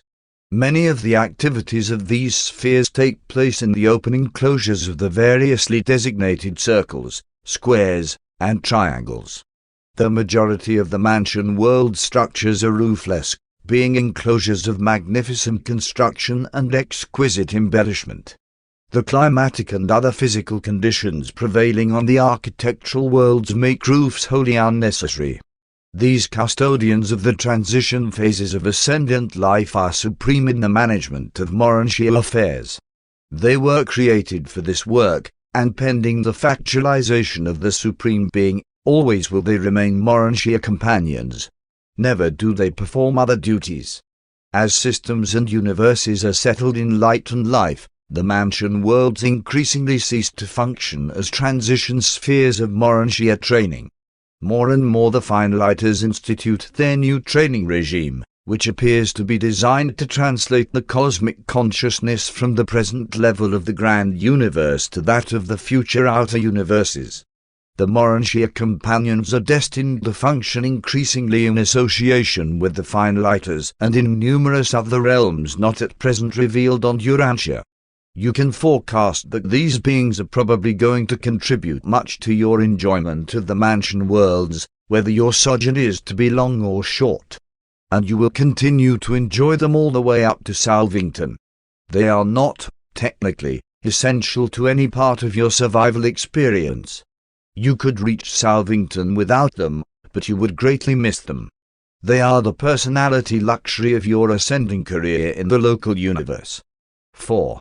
The reversion director's joyful mirth and the smile equivalent are as universal as music. There is a moral and a spiritual equivalent of mirth and laughter. The ascendant life is about equally divided between work and play, freedom from assignment.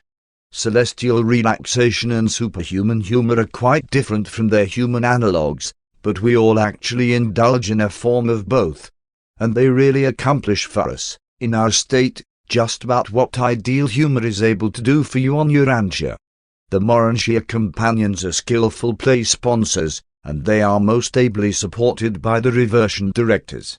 You would probably best understand the work of the reversion directors if they were likened to the higher types of humorists on Urantia, though that would be an exceedingly crude and somewhat unfortunate way in which to try to convey an idea of the function of these directors of change and relaxation, these ministers of the exalted humor of the Urantia and spirit realms. In discussing spirit humor, first let me tell you what it is not.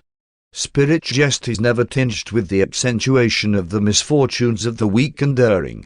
Neither is it ever blasphemous of the righteousness and glory of divinity.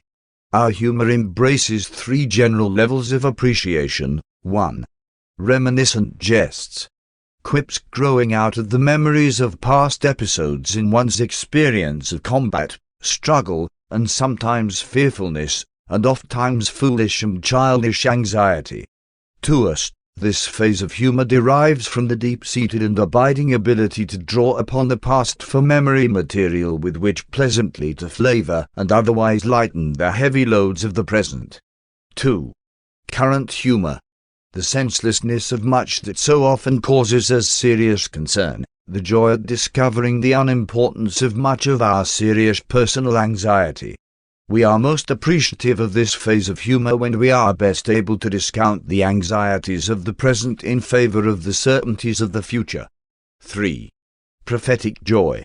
It will perhaps be difficult for mortals to envisage this phase of humor, but we do get a peculiar satisfaction out of the assurance that all things work together for good, for spirits and Urantians as well as for mortals.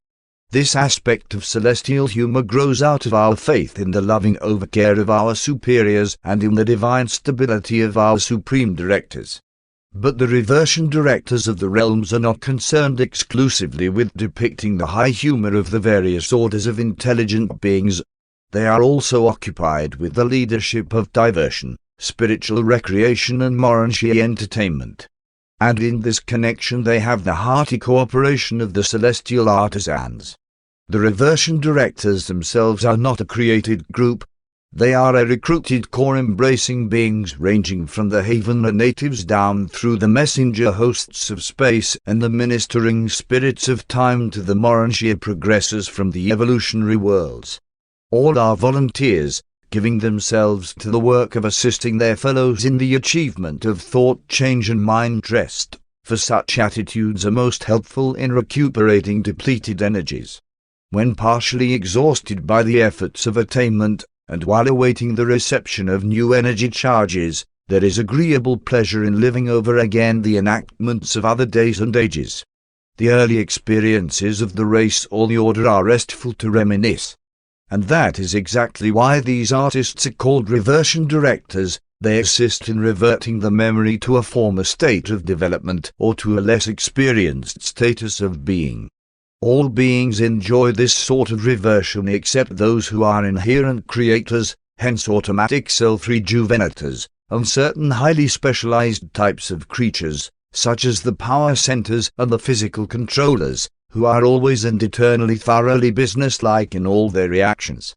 These periodic releases from the tension of functional duty are a regular part of life on all worlds throughout the universe of universes, but not on the Isle of Paradise. Beings indigenous to the central abode are incapable of depletion and are not, therefore, subject to re-energizing. And with such beings of eternal paradise perfection there can be no such reversion to evolutionary experiences. Most of us have come up through lower stages of existence or through progressive levels of our orders, and it is refreshing and in a measure amusing to look back upon certain episodes of our early experience. There is a restfulness in the contemplation of that which is old to one's order, and which lingers as a memory possession of the mind. The future signifies struggle and advancement. It bespeaks work, effort, and achievement. But the past savours of things already mastered and achieved. Contemplation of the past permits of relaxation and such a carefree review as to provoke spirit mirth and a Urantia state of mind verging on merriment. Even mortal humour becomes most hearty when it depicts episodes affecting those just a little beneath one's present developmental state, or when it portrays one's supposed superiors falling victim to the experiences which are commonly associated with supposed inferiors. You of Urantia have allowed much that is at once vulgar and unkind to become confused with your humour, but on the whole, you are to be congratulated on a comparatively keen sense of humour. Some of your races have a rich vein of it and are greatly helped in their earthly careers thereby. Apparently you received much in the way of humour from your Adamic inheritance, much more than was secured of either music or art. Also Tania, during times of play, those times when its inhabitants refreshingly resurrect the memories of a lower stage of existence, is edified by the pleasant humour of a corps of reversion directors from Urantia. The sense of celestial humour we have with us always, even when engaged in the most difficult of assignments. It helps to avoid an overdevelopment of the notion of one's self-importance. But we do not give rein to it freely, as you might say, have fun, except when we are in recess from the serious assignments of our respective orders. When we are tempted to magnify our self-importance, if we stop to contemplate the infinity of the greatness and grandeur of our makers, our own self-glorification becomes sublimely ridiculous, even verging on the humorous. One of the functions of humor is to help all of us take ourselves less seriously. Humor is the divine antidote for exaltation of ego. The need for the relaxation and diversion of humor is greatest in those orders of ascendant beings who are subjected to sustained stress in their upward struggles. The two extremes of life have little need for humorous diversions. primitive men have no capacity therefore, and beings of paradise perfection have no need thereof. The hosts of heaven are naturally a joyous and exhilarating assemblage of supremely happy personalities. On paradise the quality of worship obviates the necessity for reversion activities.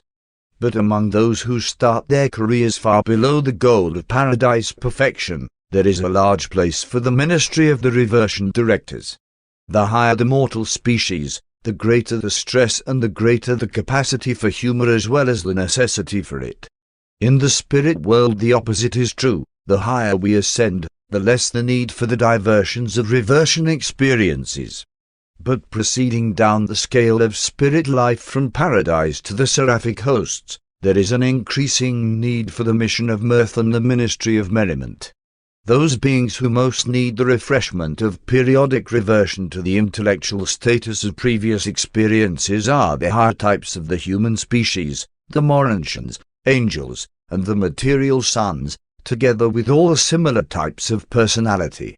Humor should function as an automatic safety valve to prevent the building up of excessive pressures due to the monotony of sustained and serious self-contemplation in association with the intense struggle for developmental progress and noble achievement. Humor also functions to lessen the shock of the unexpected impact of fact or of truth, rigid unyielding fact and flexible ever-living truth. The mortal personality, never sure as to which will next be encountered, through humor swiftly grasps, sees the point and achieves insight, the unexpected nature of the situation, be it fact or be it truth. While the humor of Urantia is exceedingly crude and most inartistic, it does serve a valuable purpose both as a health insurance and as a liberator of emotional pressure, thus preventing injurious nervous tension and over-serious self-contemplation. Humor and play, relaxation, are never reactions of progressive exertion. Always are they the echoes of a backward glance, a reminiscence of the past. Even on Urantia and as you now are, you always find it rejuvenating when for a short time you can suspend the exertions of the newer and higher intellectual efforts and revert to the more simple engagements of your ancestors. The principles of Urantian play life are philosophically sound and continue to apply on up through your ascending life, through the circuits of Havener to the eternal shores of paradise. As ascendant beings you are in possession of personal memories of all former and lower existences, and without such identity memories of the past there would be no basis for the humor of the present, either mortal laughter or Morantia mirth. It is this recalling of past experiences that provides the basis for present diversion and amusement. And so you will enjoy the celestial equivalents of your earthly humor all the way up through your long Morantia, and then increasingly spiritual, careers.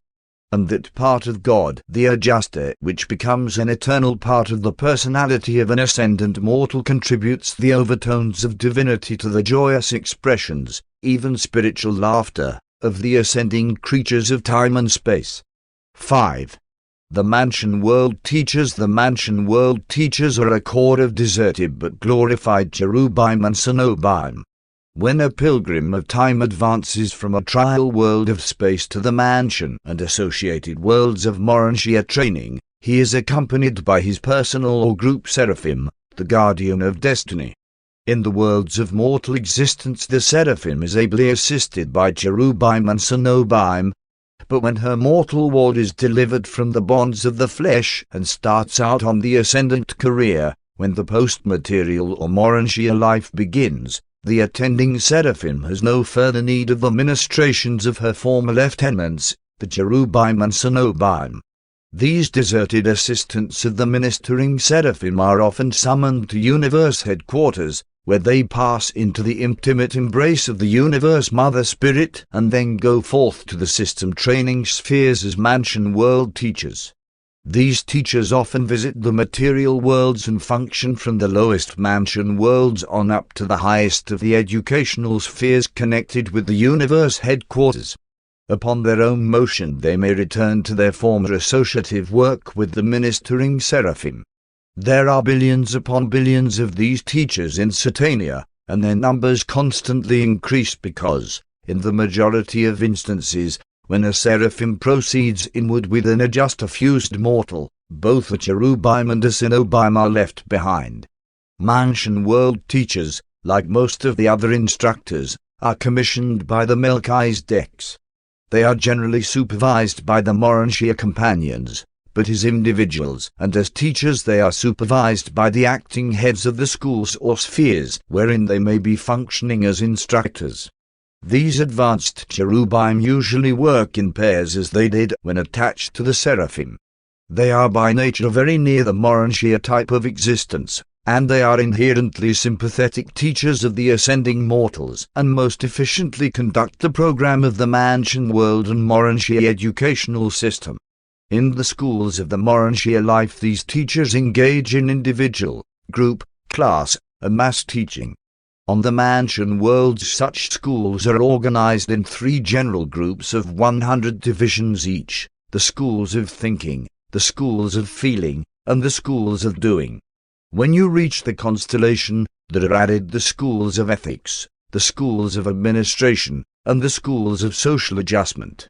On the universe headquarters worlds you will enter the schools of philosophy, divinity, and pure spirituality. Those things which you might have learned on earth, but which you failed to learn, must be acquired under the tutelage of these faithful and patient teachers. There are no royal roads, shortcuts, or easy paths to paradise.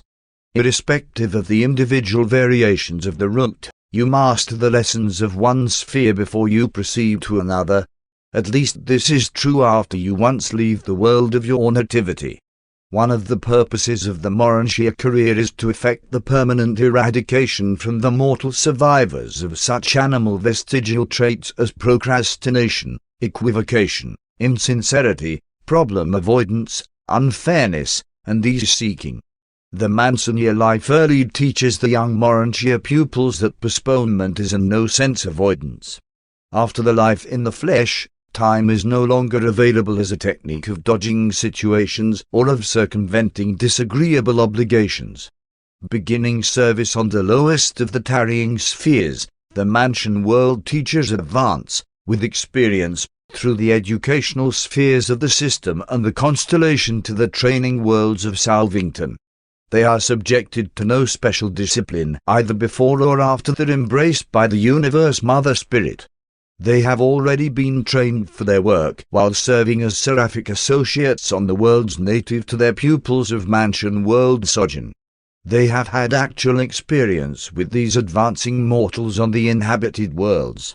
They are practical and sympathetic teachers, wise and understanding instructors, able and efficient guides. They are entirely familiar with the ascendant plans and thoroughly experienced in the initial phases of the progression career.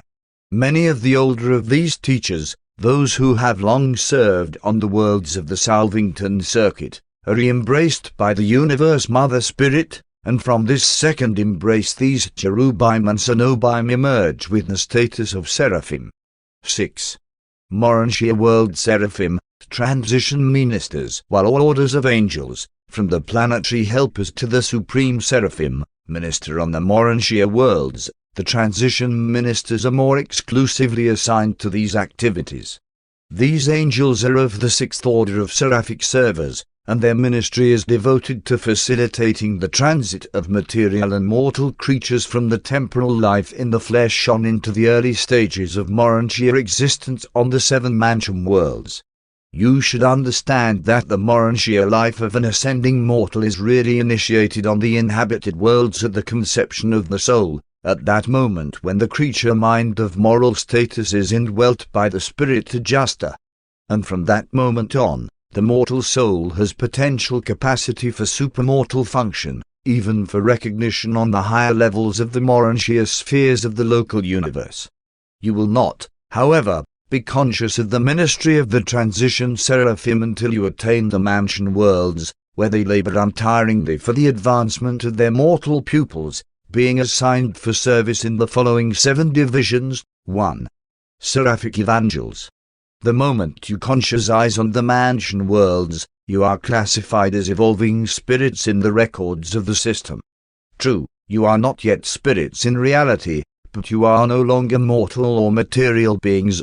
You have embarked upon the Prespirit career and have been duly admitted to the Urantia life. On the mansion worlds, the seraphic evangels will help you to choose wisely among the optional routes to Urantia, Salvington, Uversa, and Havana. If there are a number of equally advisable routes, these will be put before you, and you will be permitted to select the one that most appeals to you. These Seraphim then make recommendations to the 24 advisors on Jerusalem concerning that course which would be most advantageous for each ascending soul. You are not given unrestricted choice as to your future course, but you may choose within the limits of that which the transition ministers and their superiors wisely determine to be most suitable for your future spirit attainment. The spirit world is governed on the principle of respecting your free will choice, provided the course you may choose is not detrimental to you or injurious to your fellows. These seraphic evangels are dedicated to the proclamation of the gospel of eternal progression, the triumph of perfection attainment. On the mansion worlds they proclaim the great law of the conservation and dominance of goodness. No act of good is ever wholly lost. It may be long thwarted but never wholly annulled, and it is eternally potent in proportion to the divinity of its motivation. Even on Urantia they counsel the human teachers of truth and righteousness to adhere to the preaching of the goodness of God, which leads to repentance, to proclaim the love of God, which casts out all fear. Even so have these truths been declared on your world. The gods are my caretakers. One shall not stray. Side by side they lead me in the beautiful paths and glorious refreshing of life everlasting. One shall not, in this divine presence, want for food nor thirst for water.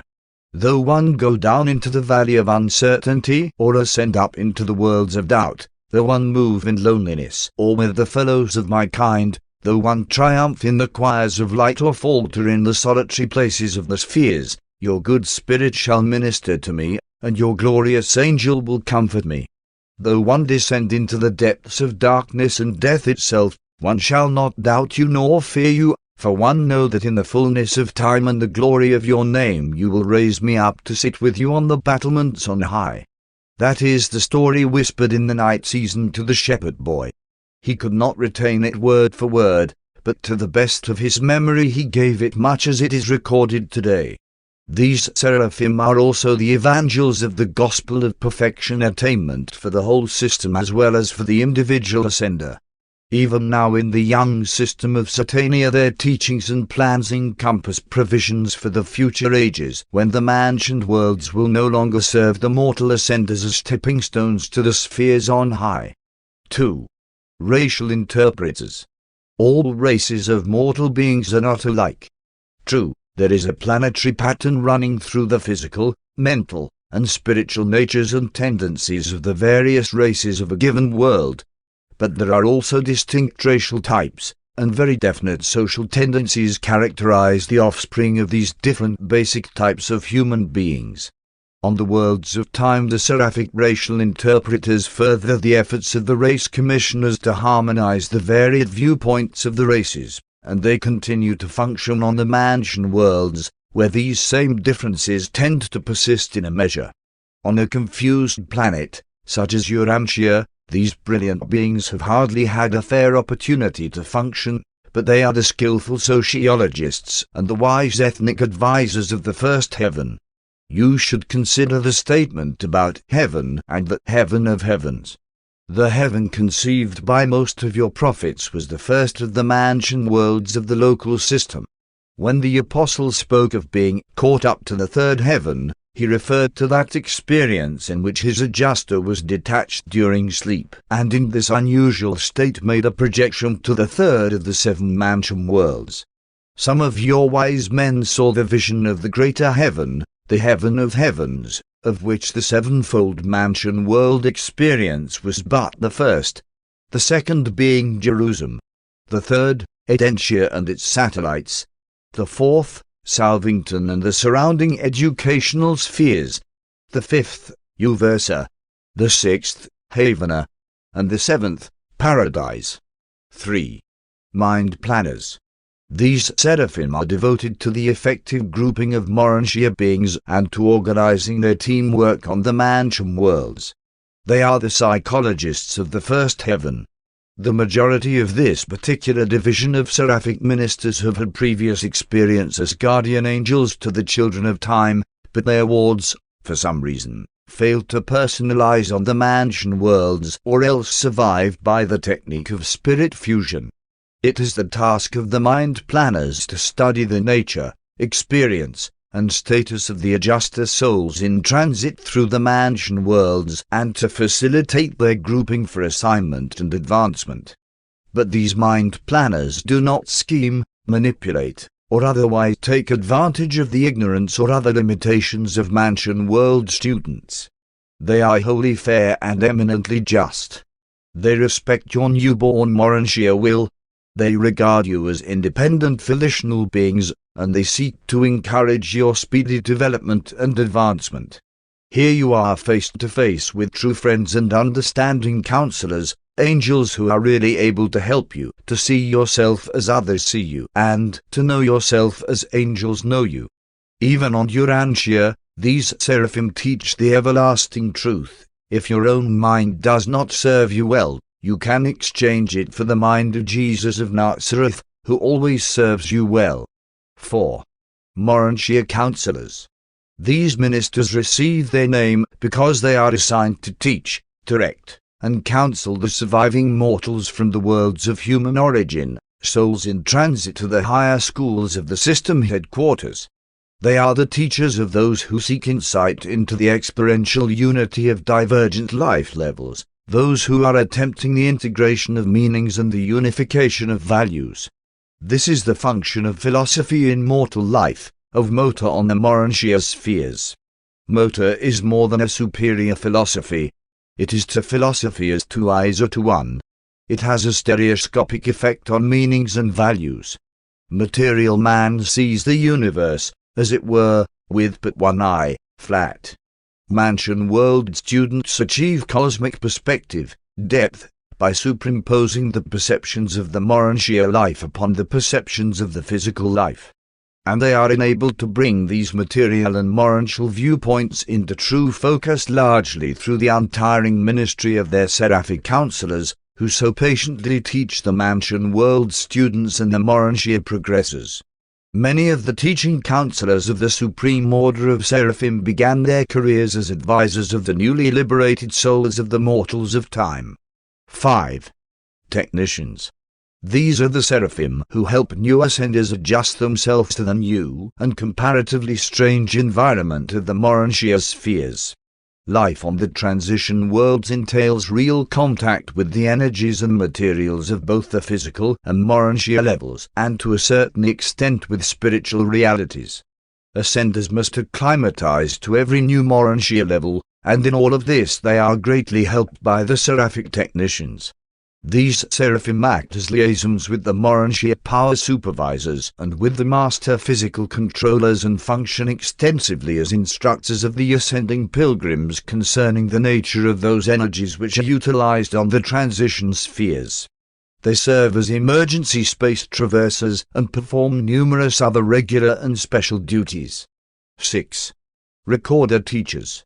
These Seraphim are the recorders of the borderland transactions of the spiritual and the physical, of the relationships of men and angels, of the Morantia transactions of the lower universe realms. They also serve as instructors regarding the efficient and effective techniques of fact recording.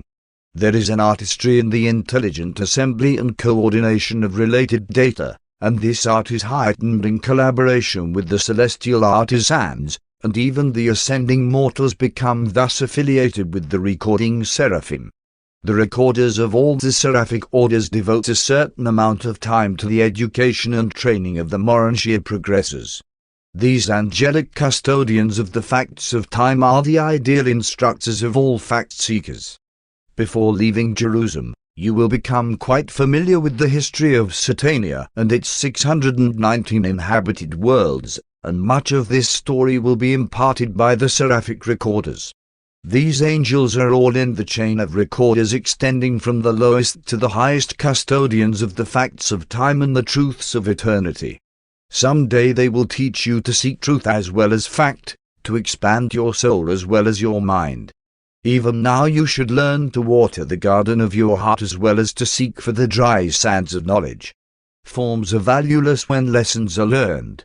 No chick may be had without the shell, and no shell is of any worth after the chick is hatched.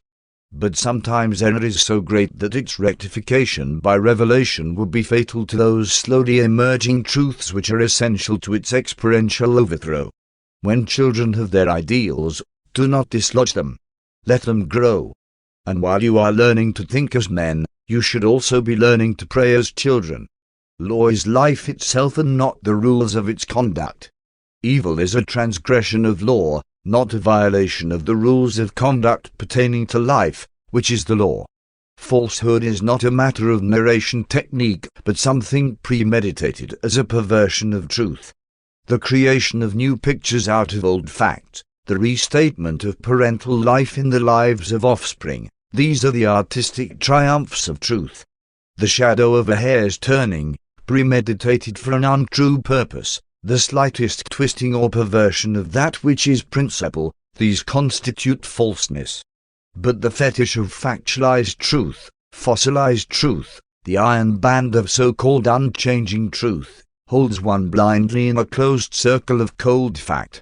One can be technically right as to fact and everlastingly wrong in the truth. 7. Ministering reserves. A large core of all orders of the transition Seraphim is held on the first mansion world. Next to the destiny guardians, these transition ministers draw the nearest to humans of all orders of Seraphim, and many of your leisure moments will be spent with them. Angels take delight in service and, when unassigned, often minister as volunteers. The soul of many an ascending mortal has for the first time been kindled by the divine fire of the will to service through personal friendship with the volunteer servers of the seraphic reserves. From them you will learn to let pressure develop stability and certainty, to be faithful and earnest and, withal, cheerful, to accept challenges without complaint and to face difficulties and uncertainties without fear. They will ask, if you fail, will you rise indomitably to try anew? If you succeed, will you maintain a well-balanced poise, a stabilized and spiritualized attitude, throughout every effort in the long struggle to break the fetters of material inertia, to attain the freedom of spirit existence? Even as mortals, so have these angels been fathered to many disappointments, and they will point out that sometimes your most disappointing disappointments have become your greatest blessings. Sometimes the planting of a seed necessitates its death, the death of your fondest hopes, before it can be reborn to bear the fruits of new life and new opportunity. And from them you will learn to suffer less through sorrow and disappointment, first, by making fewer personal plans concerning other personalities, and then, by accepting your lot when you have faithfully performed your duty. You will learn that you increase your burdens and decrease the likelihood of success by taking yourself too seriously. Nothing can take precedence over the work of your status sphere, this world or the next. Very important is the work of preparation for the next higher sphere, but nothing equals the importance of the work of the world in which you are actually living. But though the work is important, the self is not. When you feel important, you lose energy to the wear and tear of ego dignity so that there is little energy left to do the work. Self-importance, not work importance, exhausts immature creatures. It is the self-element that exhausts, not the effort to achieve. You can do important work if you do not become self-important. You can do several things as easily as one if you leave yourself out. Variety is restful. Monotony is what wears and exhausts. Day after day is alike, just life or the alternative of death. 7. Urantia Motor. The lower planes of Urantia Motor join directly with the higher levels of human philosophy. On the first mansion world it is the practice to teach the less advanced students by the parallel technique, that is, In one column are presented the more simple concepts of motor meanings, and in the opposite column citation is made of analogous statements of mortal philosophy. Not long since, while executing an assignment on the first mansion world of Satania, one had occasion to observe this method of teaching, and though one may not undertake to present the motor content of the lesson, one am permitted to record the 28 statements of human philosophy which this Urantia instructor was utilizing as illustrative material designed to assist these new mansion world sojourners in their early efforts to grasp the significance and meaning of motor. These illustrations of human philosophy were: 1. A display of specialized skill does not signify possession of spiritual capacity. Cleverness is not a substitute for true character. 2. Few persons live up to the faith which they really have. And reason fear is a master intellectual fraud practiced upon the evolving mortal soul. 3. Inherent capacities cannot be exceeded. A pint can never hold a quart. The spirit concept cannot be mechanically forced into the material memory mold. 4. Few mortals ever dare to draw anything like the sum of personality credits established by the combined ministries of nature and grace. The majority of impoverished souls are truly rich, but they refuse to believe it. 5. Difficulties may challenge mediocrity and defeat the fearful, but they only stimulate the true children of the Most Highs. 6. To enjoy privilege without abuse, to have liberty without license, to possess power and steadfastly refuse to use it for self-aggrandizement, these are the marks of high civilization. 7. Blind and unforeseen accidents do not occur in the cosmos. Neither do the celestial beings assist the lower being who refuses to act upon his light of truth. 8. Effort does not always produce joy, but there is no happiness without intelligent effort. 9. Action achieves strength. Moderation eventuates in charm. 10. Righteousness strikes the harmony chords of truth, and the melody vibrates throughout the cosmos, even to the recognition of the infinite. 11. The weak indulge in resolutions, but the strong act. Life is but a day's work, do it well. The act is ours. The consequence is God's. 12. The greatest affliction of the cosmos is never to have been afflicted. Mortals only learn wisdom by experiencing tribulation. 13. Stars are best discerned from the lonely isolation of experiential depths, not from the illuminated and ecstatic mountain tops. 14. Whet the appetites of your associates for truth. Give advice only when it is asked for. 15. Affectation is the ridiculous effort of the ignorant to appear wise, the attempt of the barren soul to appear rich. 16. You cannot perceive spiritual truth until you feelingly experience it, and many truths are not really felt except in adversity. 17. Ambition is dangerous until it is fully socialized. You have not truly acquired any virtue until your acts make you worthy of it. 18. Impatience is a spirit poison. Anger is like a stone hurled into a hornet's nest. 19. Anxiety must be abandoned. The disappointments hardest to bear are those which never come. 20. Only a poet can discern poetry in the commonplace prose of routine existence. 21. The high mission of any art is, by its illusions, to foreshadow a higher universe reality, to crystallize the emotions of time into the thought of eternity. 22. The evolving soul is not made divine by what it does, but by what it strives to do. 23.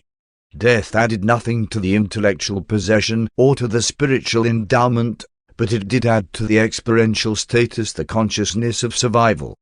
24. The destiny of eternity is determined moment by the achievements of the day-by-day living. The acts of today are the destiny of tomorrow. 25. Greatness lies not so much in possessing strength as in making a wise and divine use of such strength. 26. Knowledge is possessed only by sharing. It is safeguarded by wisdom and socialized by love. 27. Progress demands development of individuality. Mediocrity seeks perpetuation in standardization. 28. The argumentative defense of any proposition is inversely proportional to the truth contained.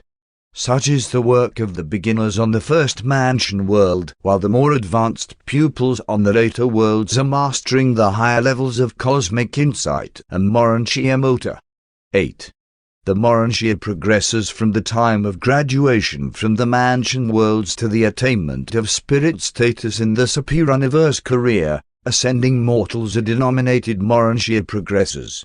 Your passage through this wonderful borderland life will be an unforgettable experience, a charming memory. It is the evolutionary portal to spirit life and the eventual attainment of creature perfection by which ascenders achieve the goal of time, the finding of God on paradise. There is a definite and divine purpose in all this Urantia and subsequent spirit scheme of mortal progression, this elaborate universe training school for ascending creatures. It is the design of the creators to afford the creatures of time a graduated opportunity to master the details of the operation and administration of the grand universe, and this long course of training is best carried forward by having the surviving mortal climb up gradually and by actual participation in every step of the ascent.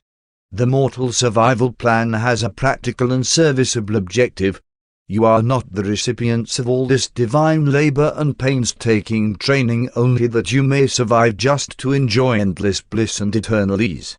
There is a goal of transcendent service concealed beyond the horizon of the present universe age.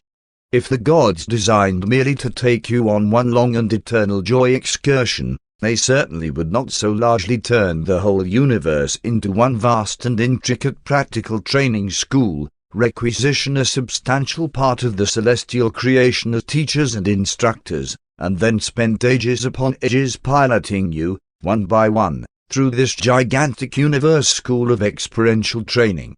The furtherance of the scheme of mortal progression seems to be one of the chief businesses of the present organized universe, and the majority of innumerable orders of created intelligences are either directly or indirectly engaged in advancing some phase of this progressive perfection plan. In traversing the ascending scale of living existence from mortal man to the deity embrace, you actually live the very life of every possible phase and stage of perfected creature existence within the limits of the present universe age. From mortal man to paradise finaliter embraces all that now can be, encompasses everything presently possible to the living orders of intelligent, perfected finite creature beings. If the future destiny of the paradise finaliters is service in new universes now in the making, it is assured that in this new and future creation there will be no created orders of experiential beings whose lives will be wholly different from those which mortal finaliters have lived on some world as a part of their ascending training, as one of the stages of their age-long progress from animal to angel, and from angel to spirit, and from spirit to God. Presented by an Archangel of Nebadon. Paper 49. The Inhabited Worlds. All mortal inhabited worlds are evolutionary in origin and nature. These spheres are the spawning ground, the evolutionary cradle, of the mortal races of time and space. Each unit of the ascendant life is a veritable training school for the stage of existence just ahead, and this is true of every stage of man's progressive paradise ascent. Just as true of the initial mortal experience on an evolutionary planet as of the final universe headquarters school of the Melchizedeks, a school which is not attended by ascending mortals until just before their translation to the regime of the superuniverse and the attainment of first-stage spirit existence. All inhabited worlds are basically grouped for celestial administration into the local systems, and each of these local systems is limited to about 1,000 evolutionary worlds. This limitation is by the decree of the Ancients of Days, and it pertains to actual evolutionary planets whereon mortals of survival status are living. Neither worlds finally settled in light and life, nor planets in the pre-human stage of life development are reckoned in this group. Satania itself is an unfinished system containing only 619 inhabited worlds. Such planets are numbered serially in accordance with their registration as inhabited worlds, as worlds inhabited by all creatures. Thus was Urantia given the number 606 of Satania, meaning the 606th world in this local system on which the long evolutionary life process culminated in the appearance of human beings. There are 36 uninhabited planets nearing the life endowment stage, and several are now being made ready for the life carriers. There are nearly 200 spheres which are evolving so as to be ready for life implantation within the next few million years. Not all planets are suited to harbor mortal life. Small ones having a high rate of axial revolution are wholly unsuited for life habitats. In several of the physical systems of Satania, the planets revolving around the central sun are too large for habitation, their great mass occasioning oppressive gravity. Many of these enormous spheres have satellites, sometimes a half dozen or more, and these moons are often in size very near that of Urantia, so that they are almost ideal for habitation. The oldest inhabited world of Satania, world number 1, is Anova, one of the 44 satellites revolving around an enormous dark planet, but exposed to the differential light of 3 neighboring suns.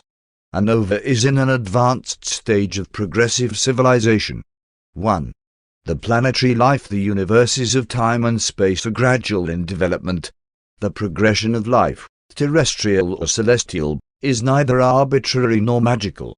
Cosmic evolution may not always be understandable, predictable, but it is strictly non-accidental. The biologic unit of material life is the protoplasmic cell, the communal association of chemical, electrical, and other basic energies. The chemical formulas differ in each system, and the technique of living cell reproduction is slightly different in each local universe, but the life carriers are always the living catalyzers who initiate the primordial reactions of material life. They are the instigators of the energy circuits of living matter. All the worlds of a local system disclose unmistakable physical kinship. Nevertheless, each planet has its own scale of life, no 2 worlds being exactly alike in plant and animal endowment. These planetary variations in the system life types result from the decisions of the life carriers. But these beings are neither capricious nor whimsical. The universes are conducted in accordance with law and order. The laws of Nebadon are the divine mandates of Salvington, and the evolutionary order of life in Satania is in consonance with the evolutionary pattern of Nebadon. Evolution is the rule of human development, but the process itself varies greatly on different worlds. Life is sometimes initiated in 1 center, sometimes in 3, as it was on Urantia. On the atmospheric worlds it usually has a marine origin, but not always. Much depends on the physical status of a planet. The life carriers have great latitude in their function of life initiation. In the development of planetary life, the vegetable form always precedes the animal and is quite fully developed before the animal patterns differentiate. All animal types are developed from the basic patterns of the preceding vegetable kingdom of living things. They are not separately organized. The early stages of life evolution are not altogether in conformity with your present-day views. Mortal man is not an evolutionary accident. There is a precise system, a universal law, which determines the unfolding of the planetary life plan on the spheres of space. Time and the production of large numbers of a species are not the controlling influences. Mice reproduce much more rapidly than elephants, yet elephants evolve more rapidly than mice. The process of planetary evolution is orderly and controlled. The development of higher organisms from lower groupings of life is not accidental. Sometimes evolutionary progress is temporarily delayed by the destruction of certain favorable lines of life plasm carried in a selected species. It often requires ages upon ages to recoup the damage occasioned by the loss of a single superior strain of human heredity. These selected and superior strains of living protoplasm should be jealously and intelligently guarded when once they make their appearance. And on most of the inhabited worlds these superior potentials of life are valued much more highly than on Urantia. 2. planetary physical types. There is a standard and basic pattern of vegetable and animal life in each system. But the life carriers are often teams confronted with the necessity of modifying these basic patterns to conform to the varying physical conditions which confront them on numerous worlds of space. They foster a generalized system type of mortal creature, but there are 7 distinct physical types as well as thousands upon thousands of minor variants of these 7 outstanding differentiations. 1. Atmospheric types. 2. Elemental types. 3. Gravity types. 4. Temperature types. 5. Electric types. 6. Energizing types. 7. Unnamed types.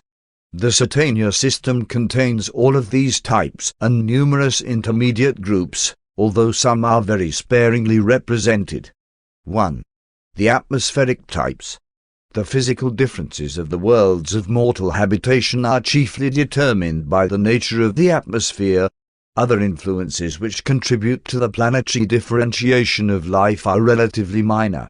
The present atmospheric status of Urantia is almost ideal for the support of the breathing type of man, but the human type can be so modified that it can live on both the subatmospheric and the subatmospheric planets. Such modifications also extend to the animal life, which differs greatly on the various inhabited spheres. There is a very great modification of animal orders on both the sub- and the subatmospheric worlds. Of the atmospheric types in Satania, about 2.5% are subbreathers, about 5% superbreathers, and over 91% are mid-breathers, altogether accounting for 98.5% of the Satania worlds. Beings such as the Urantia races are classified as mid-breathers. You represent the average or typical breathing order of mortal existence. If intelligent creatures should exist on a planet with an atmosphere similar to that of your near neighbor, Venus, they would belong to the superbreather group, while those inhabiting a planet with an atmosphere as thin as that of your outer neighbor, Mars, would be denominated subbreathers. If mortals should inhabit a planet devoid of air, like your moon, they would belong to the separate order of non-breathers. This type represents a radical or extreme adjustment to the planetary environment and is separately considered. Non-breathers account for the remaining 1.5% of Satania worlds. 2. The elemental types. These differentiations have to do with the relation of mortals to water, air, and land, and there are 4 distinct species of intelligent life as they are related to these habitats. The Urantia races are of the land order. It is quite impossible for you to envisage the environment which prevails during the early ages of some worlds. These unusual conditions make it necessary for the evolving animal life to remain in its marine nursery habitat for longer periods than on those planets which very early provide a hospitable land and atmosphere environment. Conversely, on some worlds of the superbreathers, when the planet is not too large, it is sometimes expedient to provide for a mortal type which can readily negotiate atmospheric passage. These air navigators sometimes intervene between the water and land groups, and they always live in a measure upon the ground, eventually evolving into land dwellers. But on some worlds, for ages they continue to fly even after they have become land-type beings. It is both amazing and amusing to observe the early civilization of a primitive race of human beings taking shape, in one case, in the air and treetops and, in another, midst the shallow waters of sheltered tropic basins, as well as on the bottom, sides, and shores of these marine gardens of the dawn races of such extraordinary spheres. Even on Urantia there was a long age during which primitive man preserved himself and advanced his primitive civilization by living for the most part in the treetops as did his earlier arboreal ancestors. And on Urantia you still have a group of diminutive mammals, the bat family, that are air navigators, and your seals and whales, of marine habitat, are also of the mammalian order. In Satania, of the elemental types, 7% are water, 10% air, 70% land, and 13% combined land and air types. But these modifications of early intelligent creatures are neither human fishes nor human birds. They are of the human and pre-human types, neither superfishes nor glorified birds but distinctly mortal. 3. The gravity types.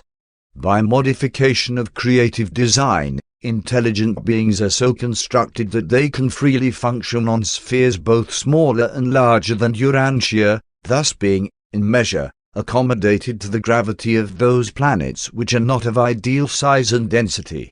The various planetary types of mortals vary in height, the average in Nebadon being a trifle under 7 feet.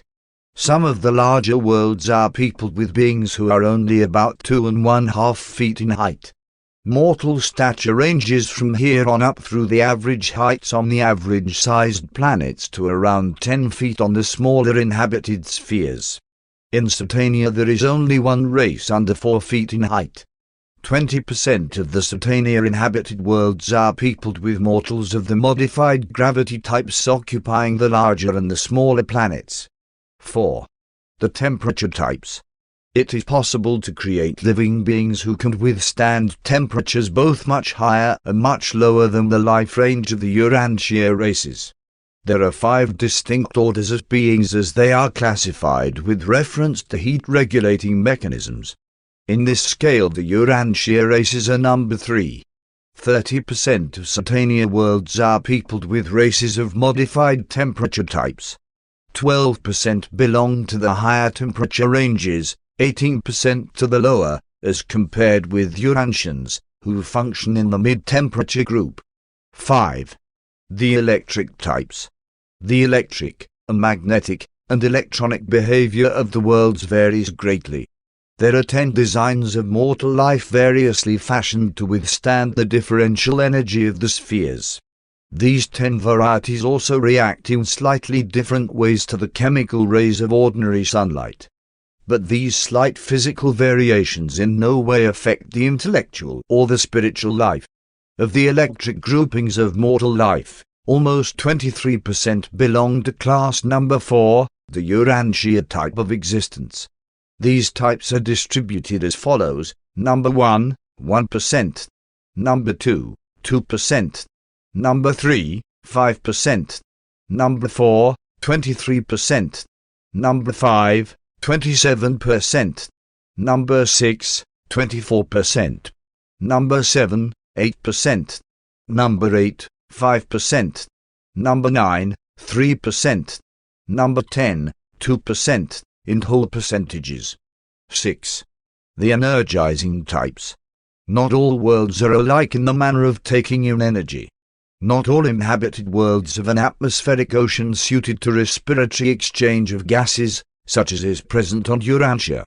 During the earlier and the later stages of many planets, beings of your present order could not exist, and when the respiratory factors of a planet are very high or very low, but when all other prerequisites to intelligent life are adequate, the life carriers often establish on such worlds a modified form of mortal existence, beings who are competent to effect their life process exchanges directly by means of light energy and the fist and power transmutations of the master physical controllers.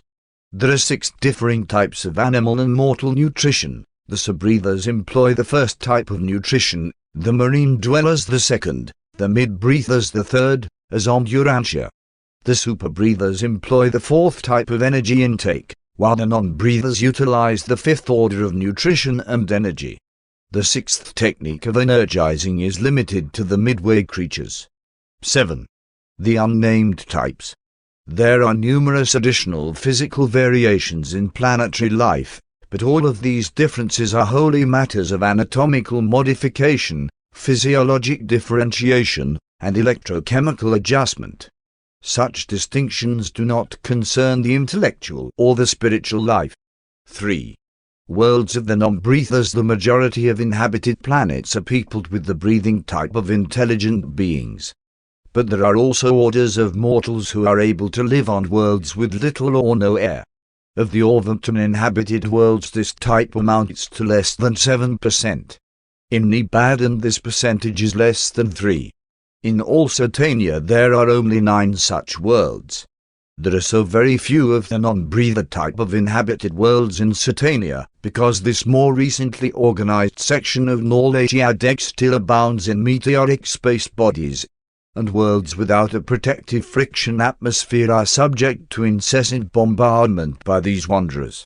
Even some of the comets consist of meteor swarms, but as a rule they are disrupted smaller bodies of matter. Millions upon millions of meteorites enter the atmosphere of Urantia daily, coming in at the rate of almost 200 miles a second. On the non-breathing worlds the advanced races must do much to protect themselves from meteor damage by making electrical installations which operate to consume or shunt the meteors. Great danger confronts them when they venture beyond these protected zones. These worlds are also subject to disastrous electrical storms of a nature unknown on Urantia. During such times of tremendous energy fluctuation, the inhabitants must take refuge in their special structures of protective insulation. Life on the worlds of the non-breathers is radically different from what it is on Urantia. The non-breathers do not eat food or drink water as do the Urantia races. The reactions of the nervous system, the heat-regulating mechanism, and the metabolism of these specialized peoples are radically different from such functions of Urantia mortals. Almost every act of living, aside from reproduction, differs, and even the methods of procreation are somewhat different. On the non-breathing worlds the animal species are radically unlike those found on the atmospheric planets. The non-breathing plan of life varies from the technique of existence on an atmospheric world. Even in survival their peoples differ, being candidates for spirit fusion. Nevertheless, these beings enjoy life and carry forward the activities of the realm with the same relative trials and joys that are experienced by the mortals living on atmospheric worlds. In mind and character the non-breathers do not differ from other mortal types. You would be more than interested in the planetary conduct of this type of mortal because such a race of beings inhabits a sphere in close proximity to Urantia. 4. Evolutionary will creatures. There are great differences between the mortals of the different worlds, even among those belonging to the same intellectual and physical types, but all mortals of will dignity are erect animals, bipeds. There are 6 basic evolutionary races, 3 primary, red, yellow, and blue, and 3 secondary, orange, green, and indigo. Most inhabited worlds have all of these races, but many of the 3-brained planets harbor only the 3 primary types. Some local systems also have only these 3 races. The average special physical sense endowment of human beings is 12, though the special senses of the 3-brained mortals are extended slightly beyond those of the 1- and 2-brained types. They can see and hear considerably more than the Urantia races. Young are usually born singly, multiple births being the exception, and the family life is fairly uniform on all types of planets. Sex equality prevails on all advanced worlds. Male and female are equal in mind endowment and spiritual status. We do not regard a planet as having emerged from barbarism so long as one sex seeks to tyrannize over the other. This feature of creature experience is always greatly improved after the arrival of a material son and daughter. Seasons and temperature variations occurred on all sun-lighted and sun-heated planets. Agriculture is universal on all atmospheric worlds. Tilling the soil is the one pursuit that is common to the advancing races of all such planets. Mortals all have the same general struggles with microscopic foes in their early days, such as you now experience on Urantia, though perhaps not so extensive. The length of life varies on the different planets from 25 years on the primitive worlds to near 500 on the more advanced and older spheres. Human beings are all gregarious, both tribal and racial. These group segregations are inherent in their origin and constitution. Such tendencies can be modified only by advancing civilization and by gradual spiritualization. The social, economic, and governmental problems of the inhabited worlds vary in accordance with the age of the planets and the degree to which they have been influenced by the successive sojourns of the divine sons. Mind is the bestowal of the infinite spirit and functions quite the same in diverse environments. The mind of mortals is akin, regardless of certain structural and chemical differences which characterize the physical natures of the will creatures of the local systems. Regardless of personal or physical planetary differences, the mental life of all these various orders of mortals is very similar, and their immediate careers after death are very much alike. But mortal mind without immortal spirit cannot survive. The mind of man is mortal, only the bestowed spirit is immortal. Survival is dependent on spiritualization by the ministry of the adjuster, on the birth and evolution of the immortal soul. At least, there must not have developed an antagonism towards the adjuster's mission of effecting the spiritual transformation of the material mind. 5. The planetary series of mortals. It will be somewhat difficult to make an adequate portrayal of the planetary series of mortals, because you know so little about them, and because there are so many variations. Mortal creatures may, however, be studied from numerous viewpoints, among which are the following: 1. Adjustment to planetary environment. 2. Brain type series. 3. Spirit reception series. 4. Planetary mortal epochs. 5. Creature kinship serials. 6. Adjuster fusion series. 7.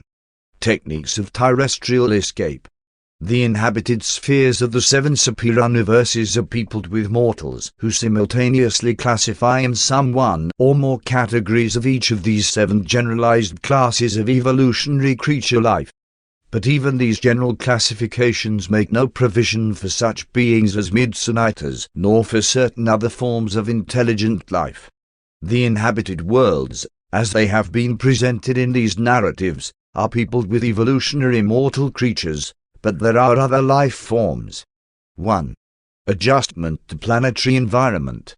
There are 3 general groups of inhabited worlds from the standpoint of the adjustment of creature life to the planetary environment: the normal adjustment group, the radical adjustment group, and the experimental group.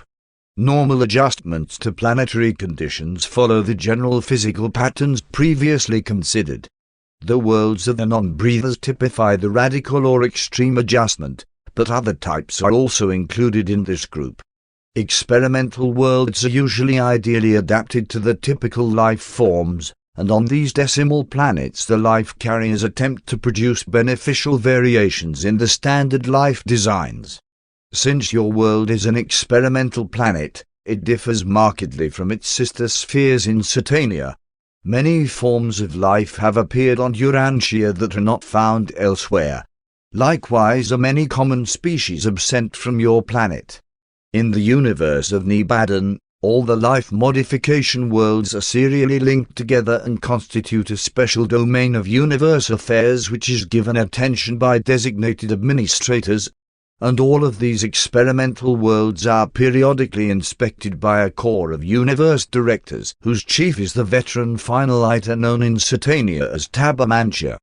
2. Brain type series. The one physical uniformity of mortals is the brain and nervous system. Nevertheless, there are 3 basic organizations of the brain mechanism: the 1, the 2, and the 3 brain types. Urantians are of the 2 brain type, somewhat more imaginative, adventurous, and philosophical than the 1-brained mortals, but somewhat less spiritual, ethical, and worshipful than the 3-brained orders. These brain differences characterize even the pre-human animal existences. From the 2-hemisphere type of the Urantian cerebral cortex you can, by analogy, grasp something of the 1-brain type. The 3rd brain of the 3-brained orders is best conceived as an evolvement of your lower or rudimentary form of brain, which is developed to the point where it functions chiefly in control of physical activities, leaving the 2 superior brains free for higher engagements, one for intellectual functions and the other for the spiritual counterparting activities of the thought adjuster. While the terrestrial attainments of the 1-brained races are slightly limited in comparison with the 2-brained orders, the older planets of the 3-brained group exhibit civilizations that would astound Urantians, and which would somewhat shame yours by comparison. In mechanical development and material civilization, even in intellectual progress, the two-brained mortal worlds are able to equal the three-brained spheres. But in the higher control of mind and development of intellectual and spiritual reciprocation, you are somewhat inferior. All such comparative estimates concerning the intellectual progress or the spiritual attainments of any world or group of worlds should in fairness recognize planetary age. Much, very much, depends on age, the help of the biologic uplifters, and the subsequent missions of the various orders of the divine sons. While the three-brained peoples are capable of a slightly higher planetary evolution than either the one or two-brained orders, all have the same type of life plasm and carry on planetary activities in very similar ways, much as do human beings on Urantia. These three types of mortals are distributed throughout the worlds of the local systems. In the majority of cases, planetary conditions had very little to do with the decisions of the life carriers to project these varied orders of mortals on the different worlds. It is a prerogative of the life carriers thus to plan and execute. These three orders stand on an equal footing in the ascension career.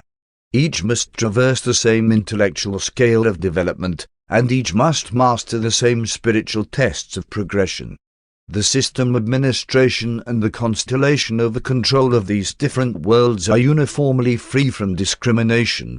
Even the regimes of the planetary princes are identical. 3. Spirit Reception Series. There are three groups of mind designers related to contact with spirit affairs. This classification does not refer to the 1, 2, and 3-brained orders of mortals. It refers primarily to gland chemistry, more particularly to the organization of certain glands comparable to the pituitary bodies. The races on some worlds have one gland, on others two, as Urantians, while on still other spheres the races have three of these unique bodies. The inherent imagination and spiritual receptivity is definitely influenced by this differential chemical endowment. Of the spirit reception types, 65% are of the second group, like the Urantia races. 12% are of the first type, naturally less receptive, while 23% are more spiritually inclined during terrestrial life. But such distinctions do not survive natural death. All of these racial differences pertain only to the life in the flesh. 4. Planetary mortal epochs. This classification recognizes the succession of temporal dispensations as they affect man's terrestrial status and his reception of celestial ministry. Life is initiated on the planets by the life carriers, who watch over its development until sometime after the evolutionary appearance of mortal man. Before the life carriers leave a planet, they duly install a planetary prince as ruler of the realm. With this ruler there arrives a full quota of subordinate auxiliaries and ministering helpers, and the first adjudication of the living and the dead is simultaneous with his arrival. With the emergence of human groupings, this planetary prince arrives to inaugurate human civilization and to focalize human society. Your world of confusion is no criterion of the early days of the reign of the planetary princes, for it was near the beginning of such an administration on Urantia that your planetary prince, Caligastia, cast his lot with the rebellion of the system sovereign, Lucifer. Your planet has pursued a stormy course ever since. On a normal evolutionary world, racial progress attains its natural biologic peak during the regime of the planetary prince, and shortly thereafter the system sovereign dispatches a material son and daughter to that planet. These imported beings are of service as biologic uplifters. Their default on Urantia further complicated your planetary history. When the intellectual and ethical progress of a human race has reached the limits of evolutionary development, there comes an avenal son of paradise on a magisterial mission. And later on, when the spiritual status of such a world is nearing its limit of natural attainment, the planet is visited by a paradise bestowal son. The chief mission of a bestowal son is to establish the planetary status, release the spirit of truth for planetary function, and thus effect the universal coming of the thought adjusters. Here, again, Urantia deviates. There has never been a magisterial mission on your world, neither was your bestowal son of the Avenal Order. Your planet enjoyed the signal honor of becoming the mortal home planet of the sovereign son, Michael of Nebadon. As a result of the ministry of all the successive orders of divine sonship, the inhabited worlds and their advancing races begin to approach the apex of planetary evolution. Such worlds now become ripe for the culminating mission, the arrival of the Trinity Teacher Sons. This epoch of the Teacher Sons is the vestibule to the final planetary age, evolutionary utopia, the age of light and life. This classification of human beings will receive particular attention in a succeeding paper. 5. Creature kinship serials. Planets are not only organized vertically into systems, constellations, and so on, but the universe administration also provides for horizontal groupings according to type, series, and other relationships. This lateral administration of the universe pertains more particularly to the coordination of activities of a kindred nature which have been independently fostered on different spheres. These related classes of universe creatures are periodically inspected by certain composite core of high personalities presided over by long-experienced fine-lighters. These kinship factors are manifest on all levels, for kinship serials exist among the human personalities as well as among mortal creatures, even between human and superhuman orders. Intelligent beings are vertically related in 12 great groups of 7 major divisions each. The coordination of these uniquely related groups of living beings is probably effected by some not fully comprehended technique of the Supreme Being. 6. Adjuster fusion series. The spiritual classification or grouping of all mortals during their prefusion experience is wholly determined by the relation of the personality status to the indwelling mystery monitor. Almost 90% of the inhabited worlds of Nebadon are peopled with adjuster fusion mortals, in contrast with a nearby universe where scarcely more than 1/2 of the worlds harbor beings who are adjuster indwelt candidates for eternal fusion. 7. Techniques of terrestrial escape. There is fundamentally only one way in which individual human life can be initiated on the inhabited worlds, and that is through creature procreation and natural birth. But there are numerous techniques whereby man escapes his terrestrial status and gains access to the inward moving stream of paradise ascenders. 6. Terrestrial escape. All of the differing physical types and planetary series of mortals alike enjoy the ministry of thought adjusters, guardian angels, and the various orders of the messenger hosts of the infinite spirit. All alike are liberated from the bonds of flesh by the emancipation of natural death, and all alike go thence to the Urantia worlds of spiritual evolution and mind progress. From time to time, on motion of the planetary authorities or the system rulers, special resurrections of the sleeping survivors are conducted. Such resurrections occur at least every millennium of planetary time, when not all but many of those who sleep in the dust awake. These special resurrections are the occasion for mobilizing special groups of ascenders for specific service in the local universe plan of mortal ascension. There are both practical reasons and sentimental associations connected with these special resurrections. Throughout the earlier ages of an inhabited world, many are called to the mansion spheres at the special and the millennial resurrections, but most survivors are repersonalized at the inauguration of a new dispensation associated with the advent of a divine son of planetary service. 1. Mortals of the dispensational or group order of survival. With the arrival of the first adjuster on an inhabited world, the guardian Seraphim also make their appearance. They are indispensable to terrestrial escape. Throughout the life-lapped period of the sleeping survivors, the spiritual values and eternal realities of their newly evolved and immortal souls are held as a sacred trust by the personal or by the group guardian Seraphim. The group guardians of assignment to the sleeping survivors always function with the judgment sons on their world advents. He shall send his angels, and they shall gather together his elect from the four winds. with each Seraphim of assignment to the repersonalization of a sleeping mortal there functions the returned adjuster, the same immortal father fragment that lived in him during the days in the flesh, and thus is identity restored and personality resurrected. During the sleep of their subjects these waiting adjusters serve on divinington. They never indwell another mortal mind in this interim. While the older worlds of mortal existence harbor those highly developed and exquisitely spiritual types of human beings who are virtually exempt from the Urantia life, the earlier ages of the animal origin races are characterized by primitive mortals who are so immature that fusion with their adjusters is impossible. The awakening of these mortals is accomplished by the guardian Seraphim in conjunction with an individualized portion of the immortal spirit of the third source and center. Thus are the sleeping survivors of a planetary age repersonalized in the dispensational roll calls. But with regard to the non-salvable personalities of a realm, no immortal spirit is present to function with the group guardians of destiny, and this constitutes cessation of creature existence.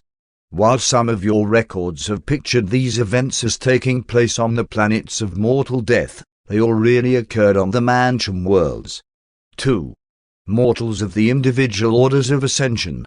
The individual progress of human beings is measured by their successive attainment and traversal mastery of the 7 cosmic circles. These circles of mortal progression are levels of associated intellectual, social, spiritual, and cosmic insight values.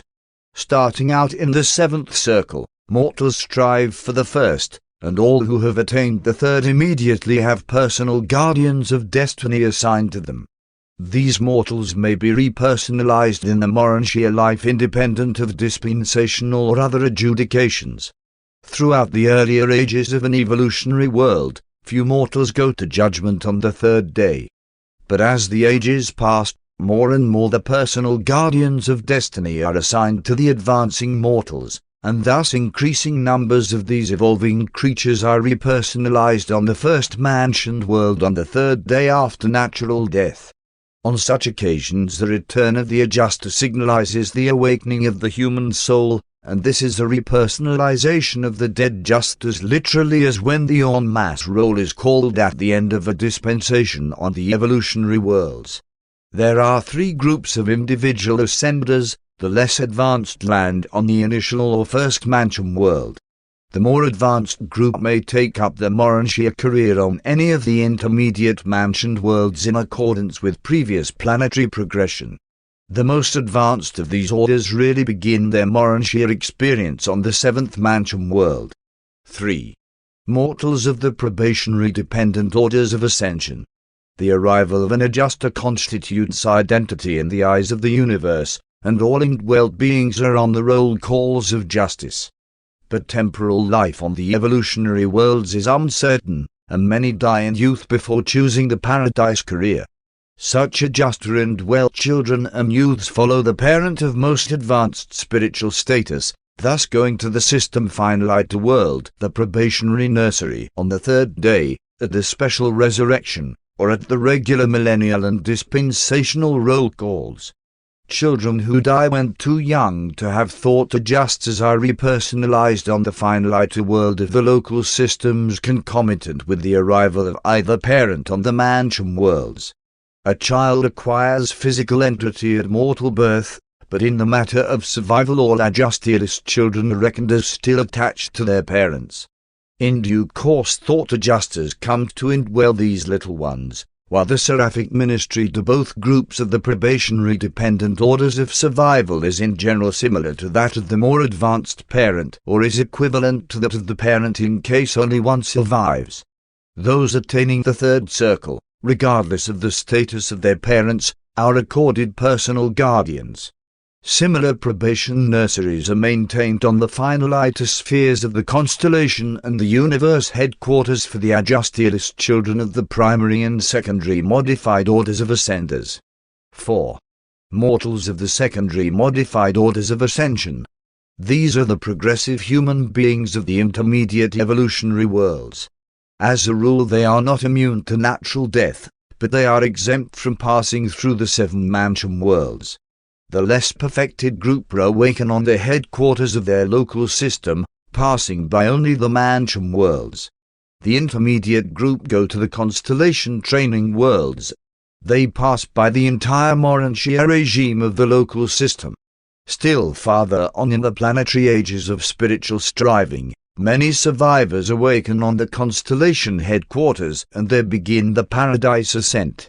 But before any of these groups may go forward, they must journey back as instructors to the worlds they missed, gaining many experiences as teachers in those realms which they passed by as students. They all subsequently proceed to paradise by the ordained routes of mortal progression. 5. Mortals of the primary modified order of ascension. These mortals belong to the adjuster-fused type of evolutionary life, but they are most often representative of the final phases of human development on an evolving world. These glorified beings are exempt from passing through the portals of death. They are submitted to sun seizure. They are translated from among the living and appear immediately in the presence of the sovereign sun on the headquarters of the local universe. These are the mortals who fuse with their adjusters during mortal life, and such adjuster-fused personalities traverse space freely before being clothed with Urantia forms. These fused souls go by direct adjuster transit to the resurrection halls of the higher Urantia spheres, where they receive their initial Urantia investiture just as do all other mortals arriving from the evolutionary worlds. This primary modified order of mortal ascension may apply to individuals in any of the planetary series from the lowest to the highest stages of the adjuster fusion worlds, but it more frequently functions on the older of these spheres after they have received the benefits of numerous sojourns of the divine suns. With the establishment of the planetary era of light and life, many go to the universe Urantia worlds by the primary modified order of translation.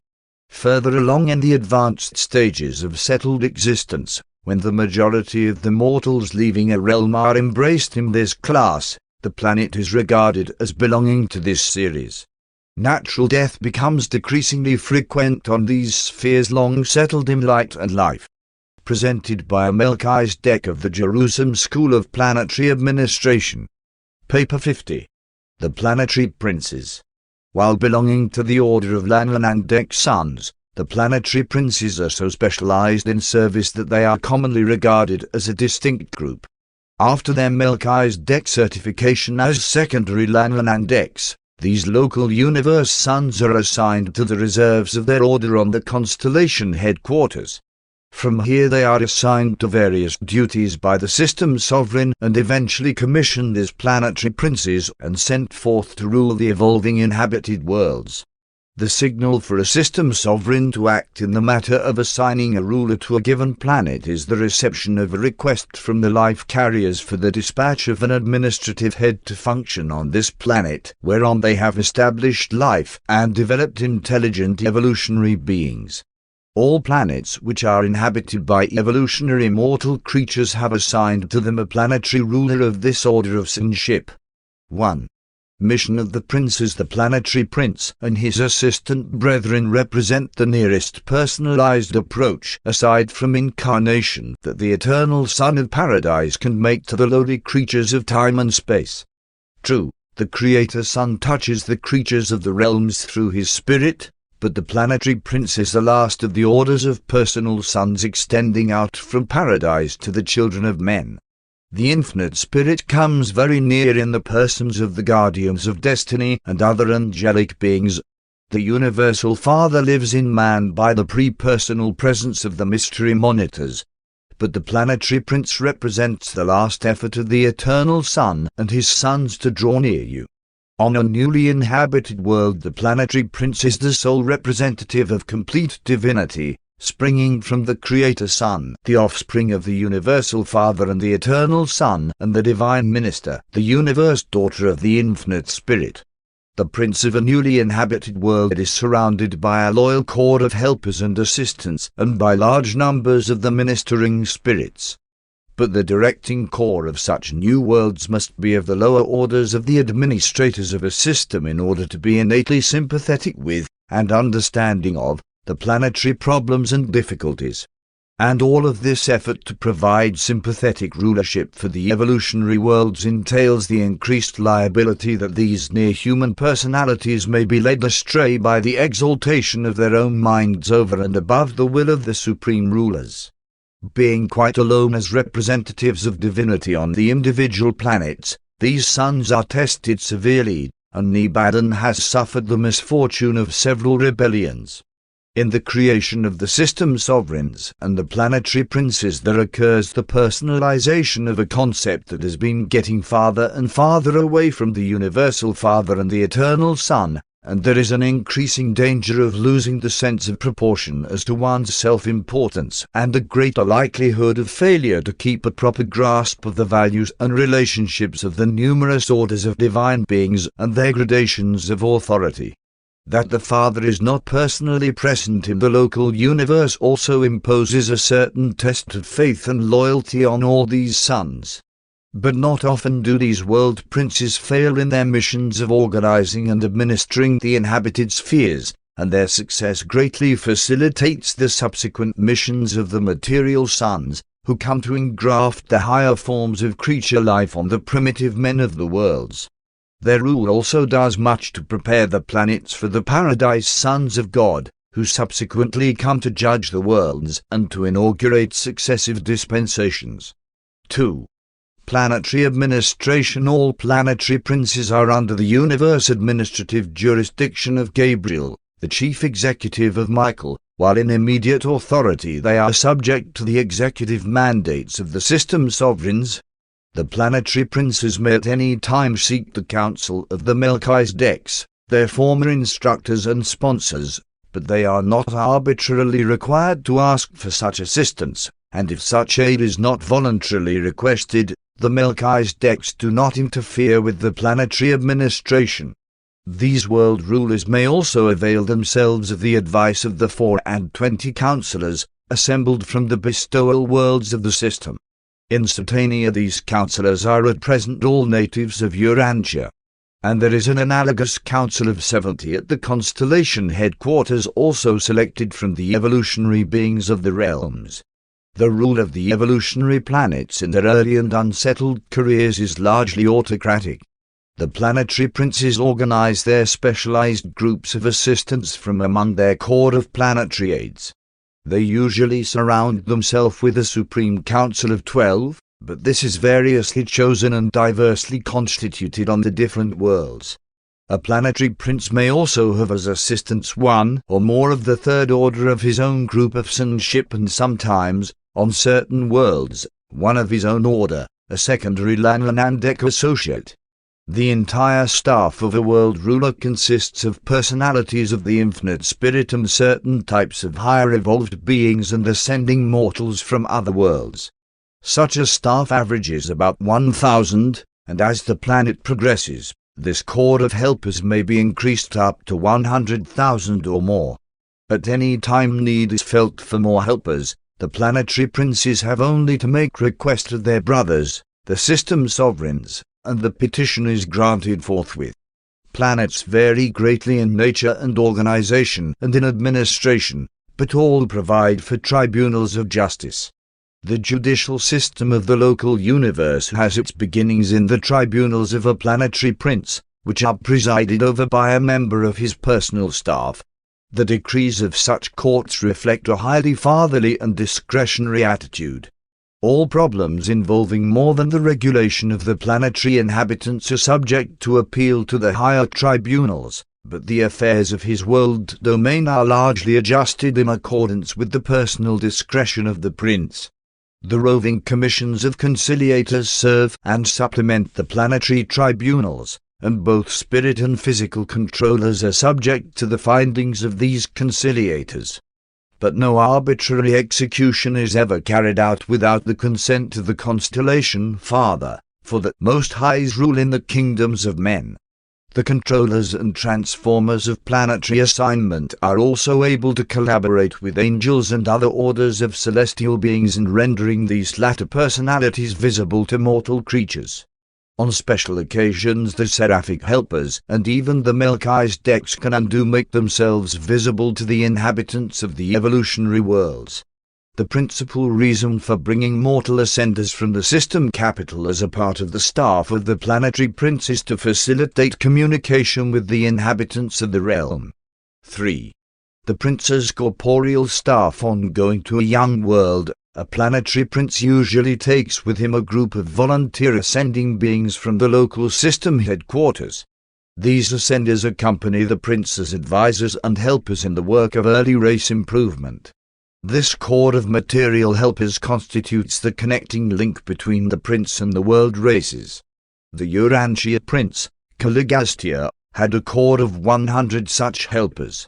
Such volunteer assistants are citizens of a system capital, and none of them have fused with their indwelling adjusters. The status of the adjusters of such volunteer servers remains as of the residential standing on the system headquarters, while these Urantia progressors temporarily revert to a former material state. The life carriers, the architects of form, provide such volunteers with new physical bodies, which they occupy for the periods of their planetary sojourn. These personality forms, while exempt from the ordinary diseases of the realms, are, like the early Urantia bodies, subject to certain accidents of a mechanical nature. The prince's corporeal staff are usually removed from the planet in connection with the next adjudication at the time of the second sun's arrival on this sphere. Before leaving, they customarily assign their various duties to their mutual offspring and to certain superior native volunteers. On those worlds where these helpers of the prince have been permitted to mate with the superior groups of the native races, such offspring usually succeed them. These assistants to the planetary prince seldom mate with the world races, but they do always mate among themselves. Two classes of beings result from these unions: the primary type of midway creatures and certain high types of material beings who remain attached to the prince's staff after their parents have been removed from the planet at the time of the arrival of Adam and Eve. These children do not mate with the mortal races except in certain emergencies, and then only by direction of the planetary prince. In such an event, their children, the grandchildren of the corporeal staff, are in status as of the superior races of their day and generation. All the offspring of these semi-material assistants of the planetary prince are adjuster indwelt. At the end of the prince's dispensation, when the time comes for this reversion staff to be returned to the system headquarters for the resumption of the paradise career, these ascenders present themselves to the life carriers for the purpose of yielding up their material bodies. They enter the transition slumber and awaken delivered from their mortal investment and clothed with Urantia forms, ready for seraphic transportation back to the system capital, where their detached adjusters await them. They are a whole dispensation behind their Jerusalem class, but they have gained a unique and extraordinary experience, a rare chapter in the career of an ascending mortal. 4. The planetary headquarters and schools. The prince's corporeal staff reorganize the planetary schools of training and culture, wherein the cream of the evolutionary races are instructed and then sent forth to teach these better ways to their people. These schools of the prince are located at the material headquarters of the planet. Much of the physical work connected with the establishment of this headquarters city is performed by the corporeal staff. Such headquarters cities, or settlements, of the early times of the planetary prince are very different from what a Urantia mortal might imagine. They are, in comparison with later ages, simple, being characterized by mineral embellishment and by relatively advanced material construction. And all of this stands in contrast with the Adamic regime centering around the garden headquarters, from which their work in behalf of the races is prosecuted during the second dispensation of the universe suns. In the headquarters settlement on your world, every human habitation was provided with abundance of land. Although the remote tribes continued in hunting and food foraging, the students and teachers in the prince's schools were all agriculturists and horticulturists. The time was about equally divided between the following pursuits: 1. Physical labor. Cultivation of the soil, associated with home building and embellishment. 2. Social activities. Play performances and cultural social groupings. 3. Educational application. Individual instruction in connection with family group teaching, supplemented by specialized class training. 4. Vocational training. Schools of marriage and homemaking, the schools of art and craft training, and the classes for the training of teachers, secular, cultural, and religious. 5. Spiritual culture.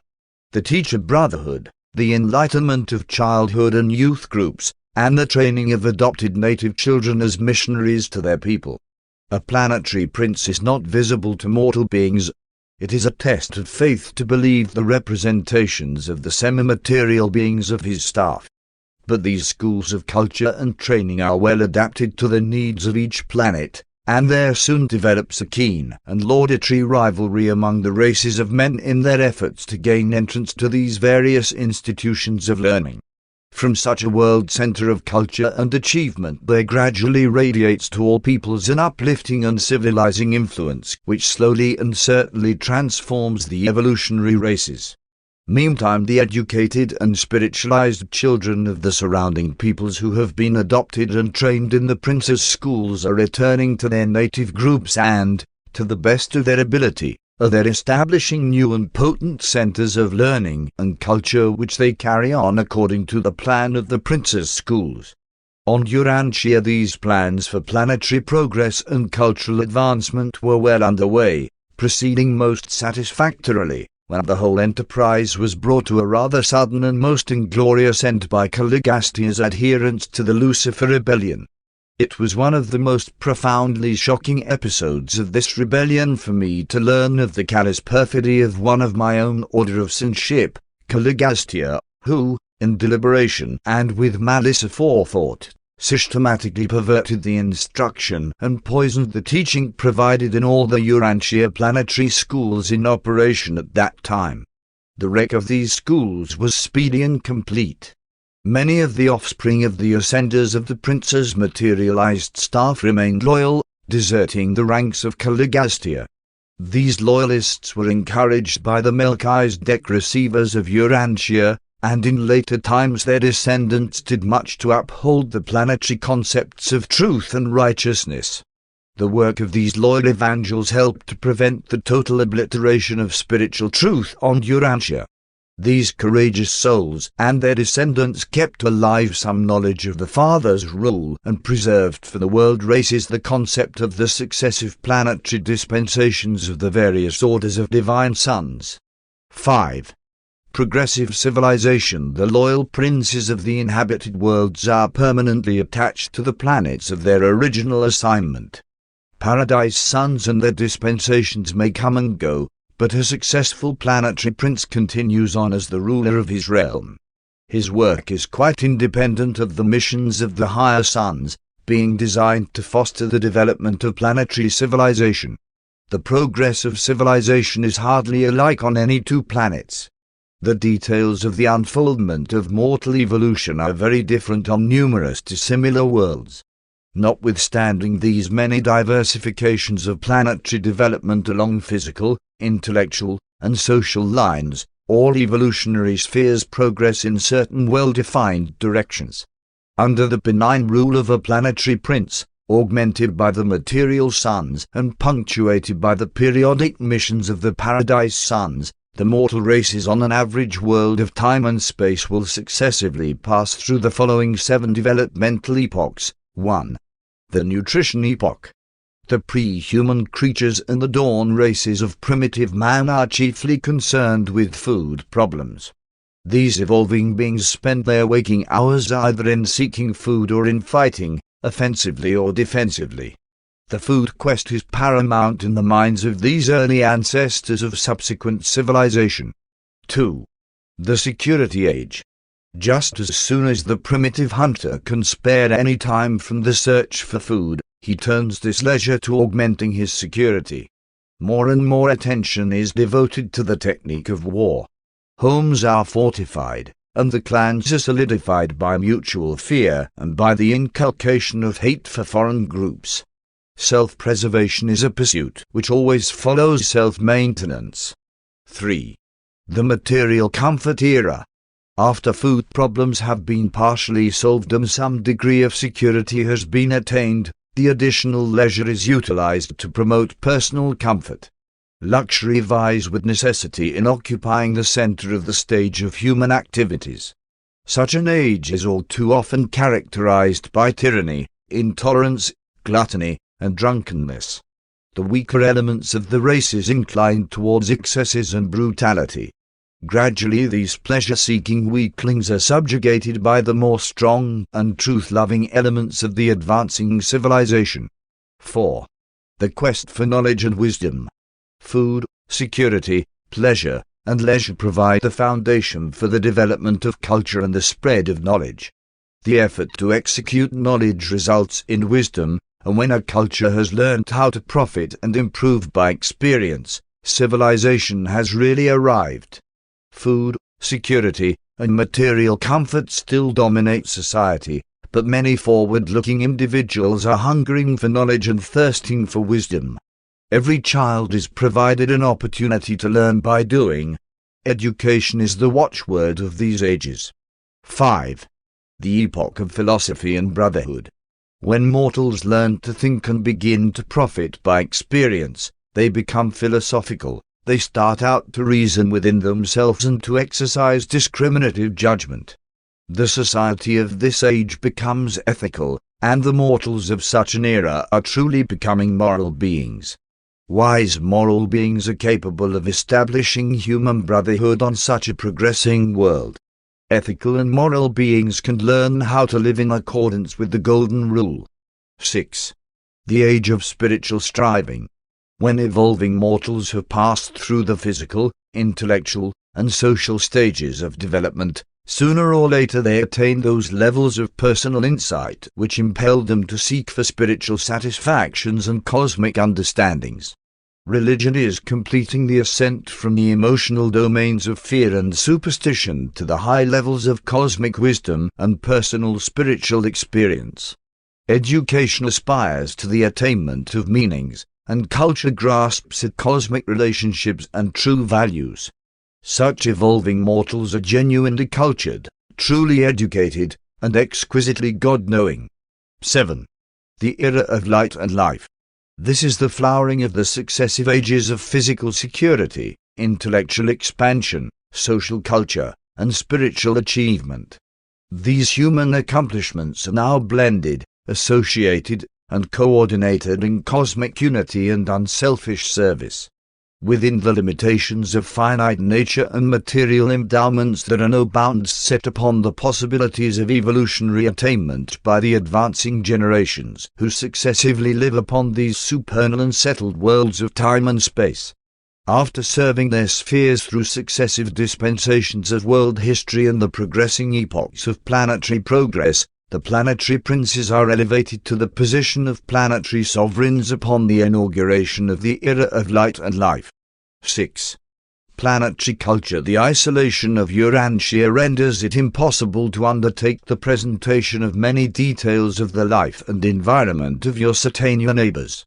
In these presentations we are limited by the planetary quarantine and by the system isolation. We must be guided by these restrictions in all our efforts to enlighten Urantia mortals, but insofar as is permissible, you have been instructed in the progress of an average evolutionary world, and you are able to compare such a world's career with the present state of Urantia. The development of civilization on Urantia has not differed so greatly from that of other worlds which have sustained the misfortune of spiritual isolation. But when compared with the loyal worlds of the universe, your planet seems most confused and greatly retarded in all phases of intellectual progress and spiritual attainment. Because of your planetary misfortunes, Urantians are prevented from understanding very much about the culture of normal worlds.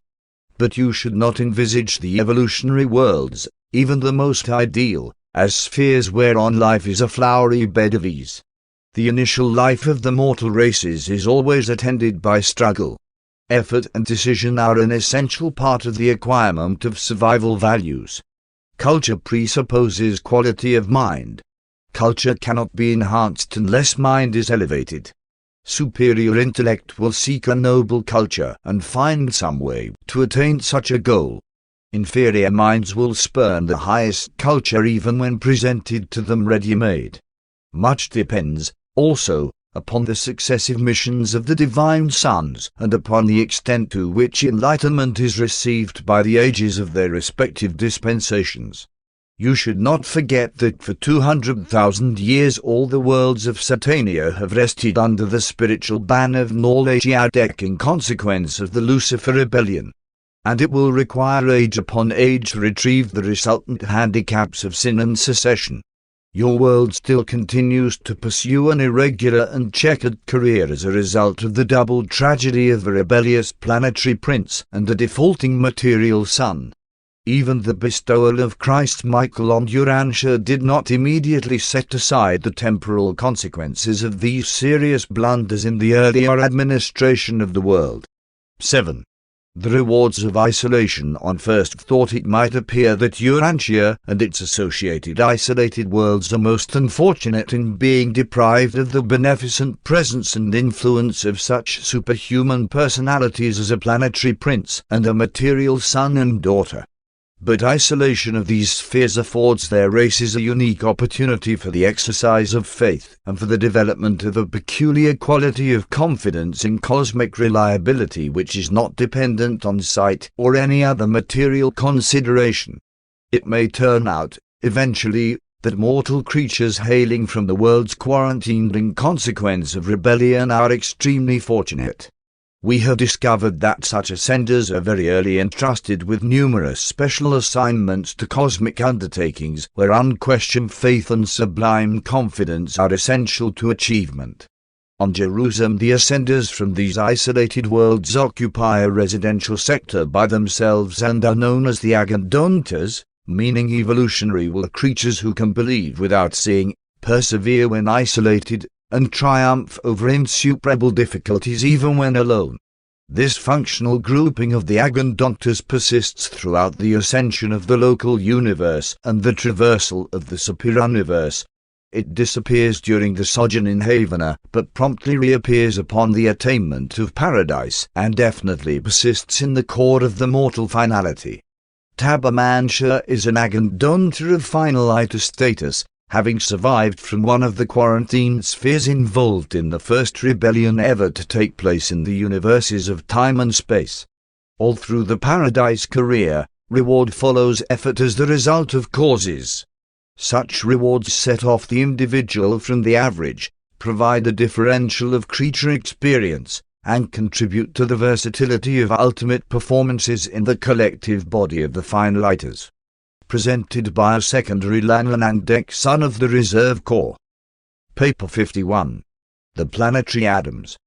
During the dispensation of a planetary prince, primitive man reaches the limit of natural evolutionary development, and this biologic attainment signals the system sovereign to dispatch to such a world the second order of sonship, the biologic uplifters.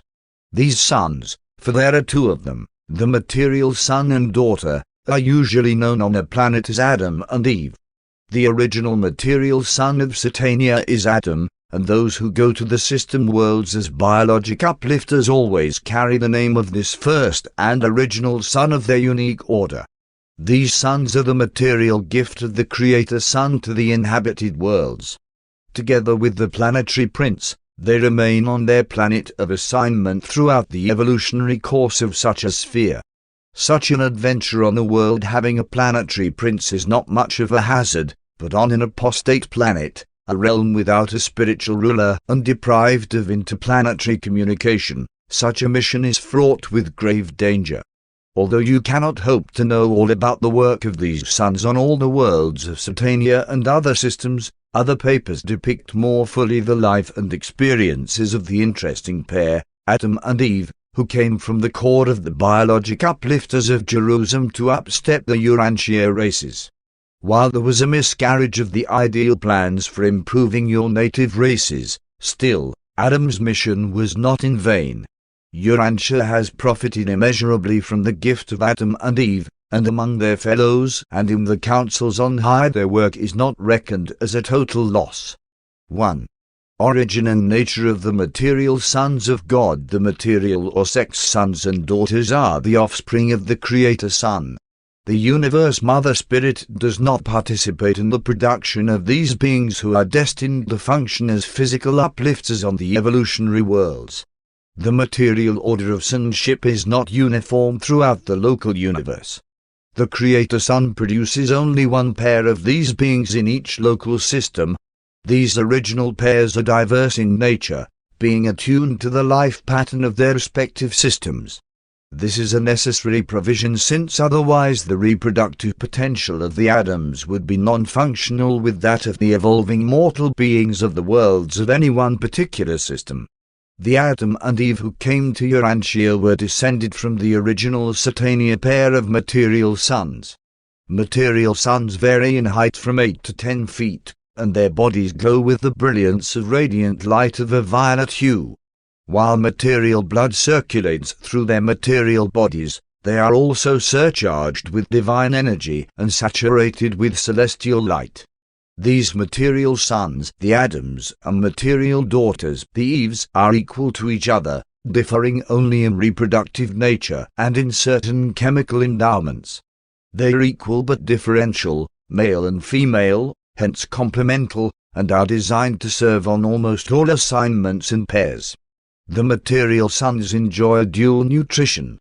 They are really dual in nature and constitution, partaking of materialized energy much as do the physical beings of the realm, while their immortal existence is fully maintained by the direct and automatic intake of certain sustaining cosmic energies. Should they fail on some mission of assignment, or even consciously and deliberately rebel, this order of sons becomes isolated, cut off from connection with the universe source of light and life. Thereupon they become practically material beings, destined to take the course of material life on the world of their assignment, and compelled to look to the universe magistrates for adjudication. Material death will eventually terminate the planetary career of such an unfortunate and unwise material son or daughter. An original or directly created Adam and Eve are immortal by inherent endowment, just as are all other orders of local universe-ship, but a diminution of immortality potential characterizes their sons and daughters. This original couple cannot transmit unconditioned immortality to their procreated sons and daughters. Their progeny are dependent for continuing life on unbroken intellectual synchrony with the mind-gravity circuit of the spirit. Since the inception of the system of Satania, 13 planetary Adams have been lost in rebellion and default, and 681,204 in the subordinate positions of trust. Most of these defections occurred at the time of the Lucifer rebellion. While living as permanent citizens on the system capitals, even when functioning on descending missions to the evolutionary planets, the material sons do not possess thought adjusters, but it is through these very services that they acquire experiential capacity for adjuster indwellment and the paradise ascension career. These unique and wonderfully useful beings are the connecting links between the spiritual and physical worlds. They are concentrated on the system headquarters, where they reproduce and carry on as material citizens of the realm, and whence they are dispatched to the evolutionary worlds. Unlike the other created sons of planetary service, the material order of sonship is not, by nature, invisible to material creatures like the inhabitants of Urantia. These sons of God can be seen, understood, and can, in turn, actually mingle with the creatures of time, could even procreate with them, though this role of biologic upliftment usually falls to the progeny of the planetary Adams. On Jerusalem the loyal children of any Adam and Eve are immortal, but the offspring of a material son and daughter procreated subsequent to their arrival on an evolutionary planet are not thus immune to natural death. There occurs a change in the life-transmitting mechanism when these sons are rematerialized for reproductive function on an evolutionary world. The life carriers designedly deprive the planetary Adams and Eves of the power of begetting undying sons and daughters. If they do not default, an Adam and Eve on a planetary mission can live on indefinitely, but within certain limits their children experience decreasing longevity with each succeeding generation. 2. transit of the planetary Adams upon receipt of the news that another inhabited world has attained the height of physical evolution, the system sovereign convenes the court of material sons and daughters on the system capital. And following the discussion of the needs of such an evolutionary world, two of the volunteering group, an Adam and an Eve of the senior court of material sons, are selected to undertake the adventure, to submit to the deep sleep preparatory to being unseraphim and transported from their home of associated service to the new realm of new opportunities and new dangers. Adams and Eves are semi-material creatures and, as such, are not transportable by Seraphim. They must undergo the materialization on the system capital before they can be unseraphim for transport to the world of assignment.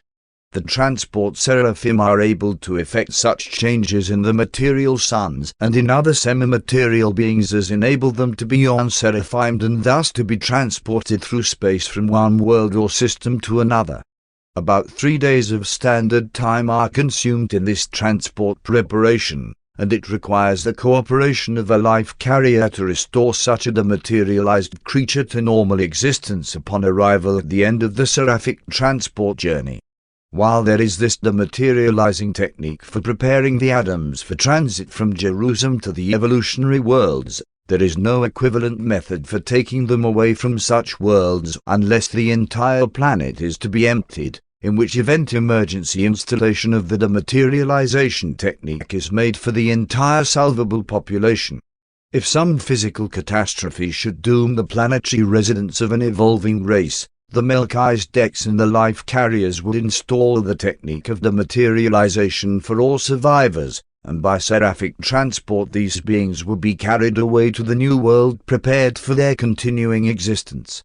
The evolution of a human race, once initiated on a world of space, must proceed quite independently of the physical survival of that planet, but during the evolutionary ages it is not otherwise intended that a planetary Adam or Eve shall leave their chosen world. Upon arrival at their planetary destination, the material son and daughter are rematerialized under the direction of the life carriers. This entire process takes 10 to 28 days of Urantia time. The unconsciousness of the seraphic slumber continues throughout this entire period of reconstruction. When the reassembly of the physical organism is completed, these material sons and daughters stand in their new homes and on their new worlds to all intents and purposes just as they were before submitting to the dematerializing process on Jerusalem. 3. The Adamic missions on the inhabited worlds. The material sons and daughters construct their own garden homes, soon being assisted by their own children. Usually the site of the garden has been selected by the planetary prince, and his corporeal staff do much of the preliminary work of preparation with the help of many of the higher types of native races. These gardens of Eden are so named in honor of Urantia, the constellation capital, and because they are patterned after the botanic grandeur of the headquarters world of the Most High Fathers. Such garden homes are usually located in a secluded section and in a near-tropic zone. They are wonderful creations on an average world. You can judge nothing of these beautiful centers of culture by the fragmentary account of the aborted development of such an undertaking on Urantia. A planetary Adam and Eve are, in potential, the full gift of physical grace to the mortal races. The chief business of such an imported pair is to multiply and to uplift the children of time. But there is no immediate interbreeding between the people of the garden and those of the world. For many generations Adam and Eve remain biologically segregated from the evolutionary mortals, while they build up a strong race of their order. This is the origin of the violet race on the inhabited worlds. The plans for race upstepping are prepared by the planetary prince and his staff, and are executed by Adam and Eve. And this was where your material son and his companion were placed at great disadvantage when they arrived on Urantia.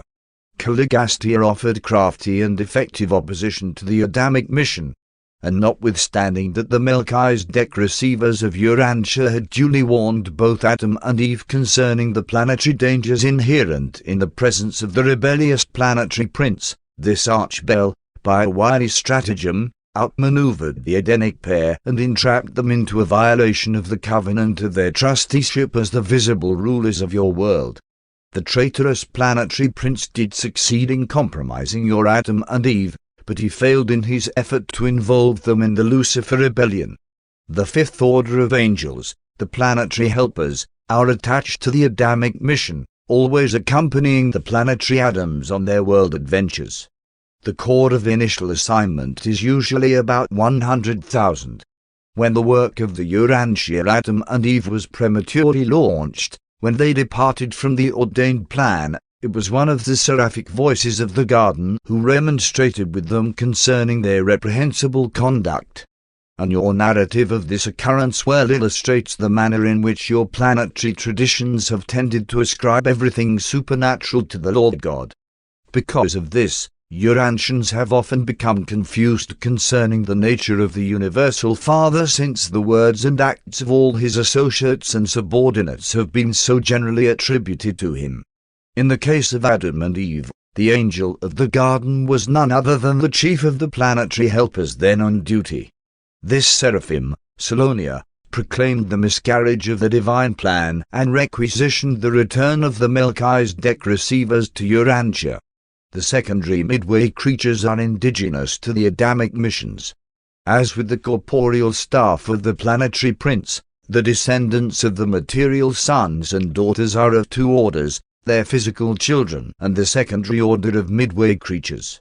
These material but ordinarily invisible planetary ministers contribute much to the advancement of civilization and even to the subjection of insubordinate minorities who may seek to subvert social development and spiritual progress. The secondary midwayers should not be confused with the primary order, who date from the near times of the arrival of the planetary prince. On Urantia, a majority of these earlier midway creatures went into rebellion with Caligastia and have, since Pentecost, been interned. Many of the Adamic group who did not remain loyal to the planetary administration are likewise interned. On the day of Pentecost, the loyal primary and the secondary midwayers effected a voluntary union and have functioned as one unit in world affairs ever since. They serve under the leadership of loyal midwayers alternately chosen from the two groups. Your world has been visited by four orders of sonship: Caligastia, the planetary prince; Adam and Eve of the material sons of God; Machiventa Melchizedek, the sage of Salem in the days of Abraham; and Christ Michael, who came as the paradise bestowal son. How much more effective and beautiful it would have been had Michael, the supreme ruler of the universe of Nebadon, been welcomed to your world by a loyal and efficient planetary prince and a devoted and successful material son, both of whom could have done so much to enhance the life work and mission of the bestowal son. But not all worlds have been so unfortunate as Urantia, neither has the mission of the planetary Adams always been so difficult or so hazardous. When they are successful, they contribute to the development of a great people, continuing as the visible heads of planetary affairs even far into the age when such a world is settled in light and life. 4. The six evolutionary races. The race of dominance during the early ages of the inhabited worlds is the red man, who ordinarily is the first to attain human levels of development. But while the red man is the senior race of the planets, the succeeding colored peoples begin to make their appearances very early in the age of mortal emergence. The earlier races are somewhat superior to the later. The red man stands far above the indigo, black, race.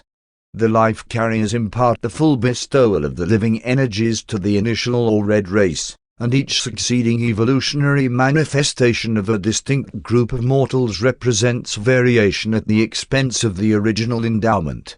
Even mortal stature tends to decrease from the red man down to the indigo race, although on Urantia unexpected strains of giantism appeared among the green and orange peoples. On those worlds having all six evolutionary races, the superior peoples are the first, third, and fifth races, the red, the yellow, and the blue. The evolutionary races thus alternate in capacity for intellectual growth and spiritual development, the second, fourth, and sixth being somewhat less endowed. These secondary races are the peoples that are missing on certain worlds. They are the ones that have been exterminated on many others. It is a misfortune on Urantia that you so largely lost your superior blue men, except as they persist in your amalgamated white race. The loss of your orange and green stocks is not of such serious concern. The evolution of 6, or of 3, colored races, while seeming to deteriorate the original endowment of the red man, provides certain very desirable variations in mortal types and affords an otherwise unattainable expression of diverse human potentials. These modifications are beneficial to the progress of mankind as a whole, provided they are subsequently upstepped by the imported Adamic or violet race. On Urantia this usual plan of amalgamation was not extensively carried out, and this failure to execute the plan of race evolution makes it impossible for you to understand very much about the status of these peoples on an average inhabited planet by observing the remnants of these early races on your world. In the early days of racial development there is a slight tendency for the red, the yellow, and the blue men to interbreed. There is a similar tendency for the orange, green, and indigo races to intermingle. The more backward humans are usually employed as laborers by the more progressive races. This accounts for the origin of slavery on the planets during the early ages. The orange men are usually subdued by the red and reduced to the status of servants, sometimes exterminated. The yellow and red men often fraternize, but not always. The yellow race usually enslaves the green, while the blue man subdues the indigo. These races of primitive men think no more of utilizing the services of their backward fellows in compulsory labor than Urantians would of buying and selling horses and cattle. On most normal worlds, involuntary servitude does not survive the dispensation of the planetary prince, although mental defectives and social delinquents are often still compelled to perform involuntary labor. But on all normal spheres this sort of primitive slavery is abolished soon after the arrival of the imported violet or Adamic race. These 6 evolutionary races are destined to be blended and exalted by amalgamation with the progeny of the Adamic uplifters. But before these peoples are blended, the inferior and unfit are largely eliminated. The planetary prince and the material sun, with other suitable planetary authorities, pass upon the fitness of the reproducing strains. The difficulty of executing such a radical program on Urantia consists in the absence of competent judges to pass upon the biologic fitness or unfitness of the individuals of your world races. Notwithstanding this obstacle, it seems that you ought to be able to agree upon the biologic disfellowshipping of your more markedly unfit, defective, degenerate, and antisocial stocks. 5.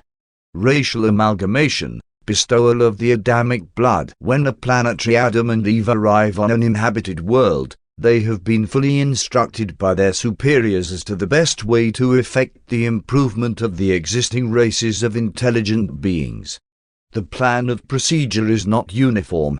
Much is left to the judgment of the ministering pair, and mistakes are not infrequent, especially on disordered, insurrectionary worlds, such as Urantia. Usually the violet peoples do not begin to amalgamate with the planetary natives until their own group numbers over 1 million. But in the meantime the staff of the planetary prince proclaims that the children of the gods have come down, as it were, to be one with the races of men. And the people eagerly look forward to the day when an announcement will be made that those who have qualified as belonging to the superior racial strains may proceed to the Garden of Eden and be there chosen by the sons and daughters of Adam as the evolutionary fathers and mothers of the new and blended order of mankind. On normal worlds the planetary Adam and Eve never mate with the evolutionary races. This work of biologic betterment is a function of the Adamic progeny. But these Adamites do not go out among the races. The prince's staff bring to the Garden of Eden the superior men and women for voluntary mating with the Adamic offspring. And on most worlds it is considered the highest honor to be selected as a candidate for mating with the sons and daughters of the garden. For the first time the racial wars and other tribal struggles are diminished, while the world races increasingly strive to qualify for recognition and admission to the garden. You can at best have but a very meager idea of how this competitive struggle comes to occupy the center of all activities on a normal planet. This whole scheme of race improvement was early wrecked on Urantia. The violet race is a monogamous people, and every evolutionary man or woman uniting with the Adamic sons and daughters pledges not to take other mates and to instruct his or her children in single-matedness. The children of each of these unions are educated and trained in the schools of the planetary prince, and then are permitted to go forth to the race of their evolutionary parent, there to marry among the selected groups of superior mortals. When this strain of the material sons is added to the evolving races of the worlds, a new and greater era of evolutionary progress is initiated.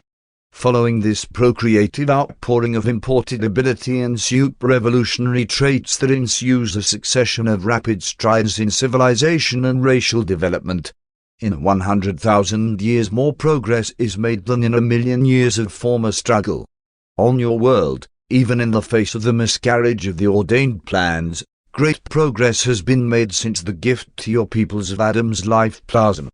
But while the pure-line children of a planetary Garden of Eden can bestow themselves upon the superior members of the evolutionary races and thereby upstep the biologic level of mankind, it would not prove beneficial for the higher strains of Urantia mortals to mate with the lower races. Such an unwise procedure would jeopardize all civilization on your world. Having failed to achieve race harmonization by the Adamic technique, you must now work out your planetary problem of race improvement by other and largely human methods of adaptation and control. 6. The Edenic regime on most of the inhabited worlds, the Gardens of Eden, remain as superb cultural centers and continue to function as the social patterns of planetary conduct and usage age after age. Even in early times, when the violet peoples are relatively segregated, their schools receive suitable candidates from among the world races, while the industrial developments of the garden open up new channels of commercial intercourse. Thus do the Adams and Eves and their progeny contribute to the sudden expansion of culture and to the rapid improvement of the evolutionary races of their worlds.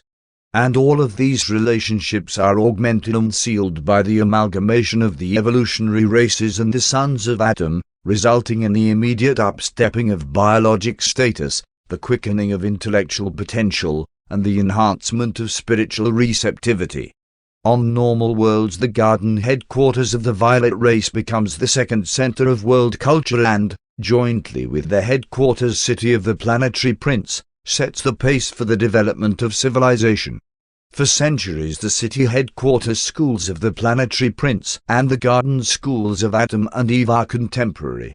They're usually not very far apart, and they work together in harmonious cooperation. Think what it would mean on your world if somewhere in the Levant there were a world center of civilization, a great planetary university of culture, which had functioned uninterruptedly for 37,000 years. And again, pause to consider how the moral authority of even such an ancient center would be reinforced were there situated not far distant still another and older headquarters of celestial ministry, whose traditions would exert a cumulative force of 500,000 years of integrated evolutionary influence. It is custom which eventually spreads the ideals of Eden to a whole world. The schools of the planetary prince are primarily concerned with philosophy, religion, morals, and the higher intellectual and artistic achievements. The garden schools of Adam and Eve are usually devoted to practical arts, fundamental intellectual training, social culture, economic development, trade relations, physical efficiency, and civil government. Eventually these world centers amalgamate, but this actual affiliation sometimes does not occur until the times of the first magisterial son. The continuing existence of the planetary Adam and Eve, together with the pure-line nucleus of the violet race, imparts the stability of growth to Edenic culture by virtue of which it comes to act upon the civilization of a world with the compelling force of tradition. In these immortal material sons and daughters we encounter the last and the indispensable link connecting God with man, bridging the almost infinite gulf between the eternal creator and the lowest finite personalities of time. Here is a being of high origin who is physical and material, even a sex creature like Urantia mortals, one who can see and comprehend the invisible planetary prince and interpret him to the mortal creatures of the realm, for the material sons and daughters are able to see all of the lower orders of spirit beings. They visualize the planetary prince and his entire staff, visible and invisible. With the passing of centuries, through the amalgamation of their progeny with the races of men, this same material son and daughter become accepted as the common ancestors of mankind, the common parents of the now blended descendants of the evolutionary races. It is intended that mortals who start out from an inhabited world have the experience of recognizing 7 fathers. 1. The biologic father, the father in the flesh. 2. The father of the realm, the planetary Adam. 3. The father of the spheres, the system sovereign. 4. The Most High Father, the constellation father. 5. The universe father, the creator son and supreme ruler of the local creations. 6. The super fathers, the ancients of days who govern the superuniverse. 7. The spirit or Havener father, the universal father, who dwells on paradise and bestows his spirit to live and work in the minds of the lowly creatures who inhabit the universe of universes. 7. United administration. From time to time the Avenal sons of paradise come to the inhabited worlds for judicial actions, but the first Avenal to arrive on a magisterial mission inaugurates the 4th dispensation of an evolutionary world of time and space. On some planets where this magisterial son is universally accepted, he remains for one age, and thus the planet prospers under the joint rulership of 3 sons, the planetary prince, the material son, and the magisterial son, the latter 2 being visible to all the inhabitants of the realm. Before the first magisterial son concludes his mission on a normal evolutionary world, there has been effected the union of the educational and administrative work of the planetary prince and the material son. This amalgamation of the dual supervision of a planet brings into existence a new and effective order of world administration. Upon the retirement of the magisterial son, the planetary Adam assumes the outward direction of the sphere. The material son and daughter thus act jointly as planetary administrators until the settling of the world in the era of light and life, whereupon the planetary prince is elevated to the position of planetary sovereign. During this age of advanced evolution, Adam and Eve become what might be called joint prime ministers of the glorified realm. As soon as the new and consolidated capital of the evolving world has become well established, and just as fast as competent subordinate administrators can be properly trained, sub-capitals are founded on remote land bodies and among the different peoples. Before the arrival of another dispensational son, from 50 to 100 of these subcenters will have been organized. The planetary prince and his staff still foster the spiritual and philosophic domains of activity. Adam and Eve pay particular attention to the physical, scientific, and economic status of the realm. Both groups equally devote their energies to the promotion of the arts, social relations, and intellectual achievements. By the time of the inauguration of the 5th dispensation of world affairs, a magnificent administration of planetary activities has been achieved. Mortal existence on such a well-managed sphere is indeed stimulating and profitable. And if Urantians could only observe life on such a planet, they would immediately appreciate the value of those things which their world has lost through embracing evil and participating in rebellion. Presented by a secondary Lanlanandek son of the Reserve Corps. Paper 52. Planetary Mortal Epochs. From the inception of life on an evolutionary planet to the time of its final flowering in the era of light and life, there appear upon the stage of world action at least 7 epochs of human life. These successive ages are determined by the planetary missions of the divine sons, and on an average inhabited world these epochs appear in the following order. 1. Pre-planetary princeman. 2. Post-planetary princeman. 3. post-Adamic man. 4. Post-magisterial Son man. 5. Post-bestowal Son man. 6. Post-teacher Son man. 7. The era of light and life. The worlds of space, as soon as they are physically suitable for life, are placed on the registry of the life carriers, and in due time these sons are dispatched to such planets for the purpose of initiating life. The entire period from life initiation to the appearance of man is designated the pre-human era and precedes the successive mortal epochs considered in this narrative. 1. Primitive man. From the time of man's emergence from the animal level, when he can choose to worship the Creator, to the arrival of the planetary prince, mortal creatures are called primitive men. There are 6 basic types or races of primitive men, and these early peoples successively appear in the order of the spectrum colors, beginning with the red. The length of time consumed in this early life evolution varies greatly on the different worlds, ranging from 150,000 years to over 1 million years of Urantia time. The evolutionary races of color, red, orange, yellow, green, blue, and indigo, begin to appear about the time that primitive man is developing a simple language and is beginning to exercise the creative imagination. By this time man is well accustomed to standing erect. Primitive men are mighty hunters and fierce fighters. The law of this age is the physical survival of the fittest. The government to these times is wholly tribal. During the early racial struggles on many worlds, some of the evolutionary races are obliterated, as occurred on Urantia. Those who survive are usually subsequently blended with the later imported violet race, the Adamic peoples. In the light of subsequent civilization, this era of primitive man is a long, dark, and bloody chapter. The ethics of the jungle and the morals of the primeval forests are not in keeping with the standards of later dispensations of revealed religion and higher spiritual development. On normal and non-experimental worlds, this epoch is very different from the prolonged and extraordinarily brutal struggles which characterized this age on Urantia.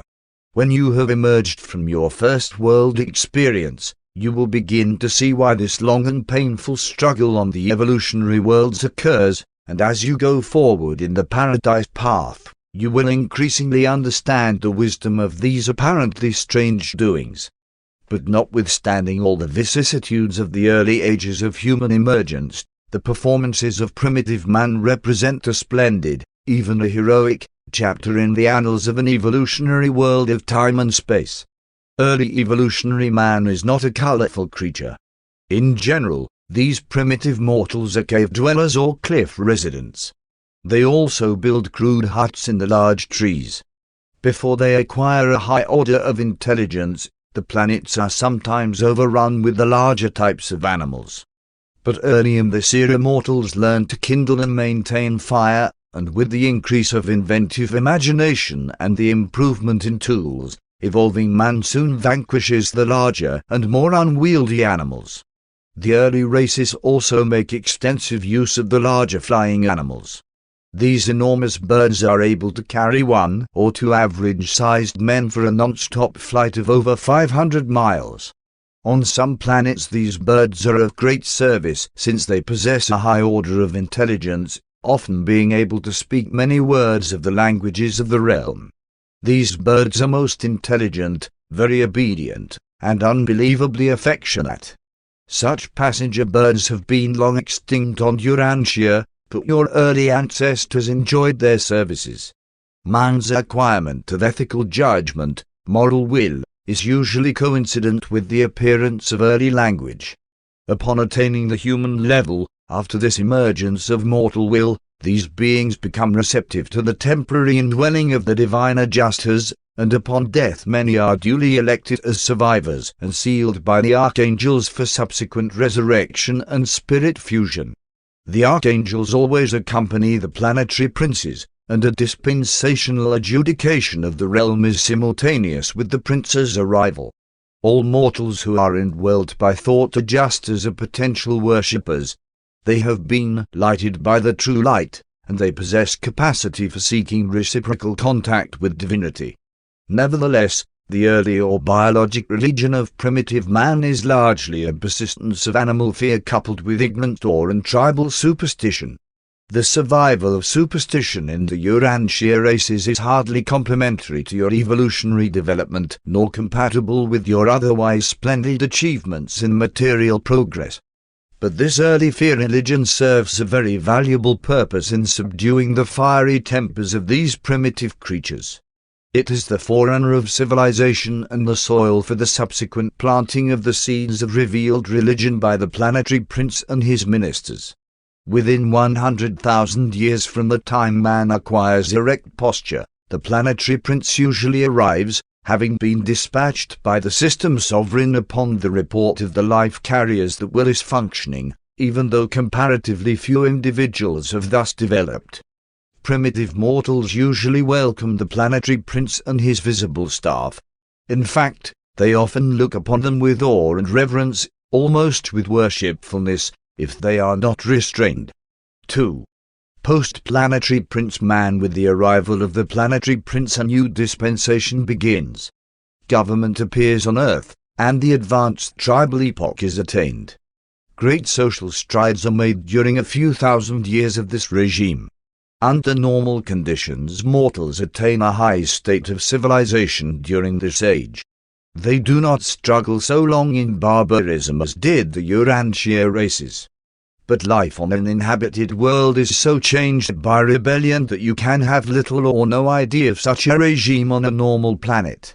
The average length of this dispensation is around 500,000 years, some longer, some shorter. During this era the planet is established in the circuits of the system, and a full quota of seraphic and other celestial helpers is assigned to its administration. The thought adjusters come in increasing numbers, and the seraphic guardians amplify their regime of mortal supervision. When the planetary prince arrives on a primitive world, the evolved religion of fear and ignorance prevails. The prince and his staff make the first revelations of higher truth and universe organization. These initial presentations of revealed religion are very simple, and they usually pertain to the affairs of the local system. Religion is wholly an evolutionary process prior to the arrival of the planetary prince.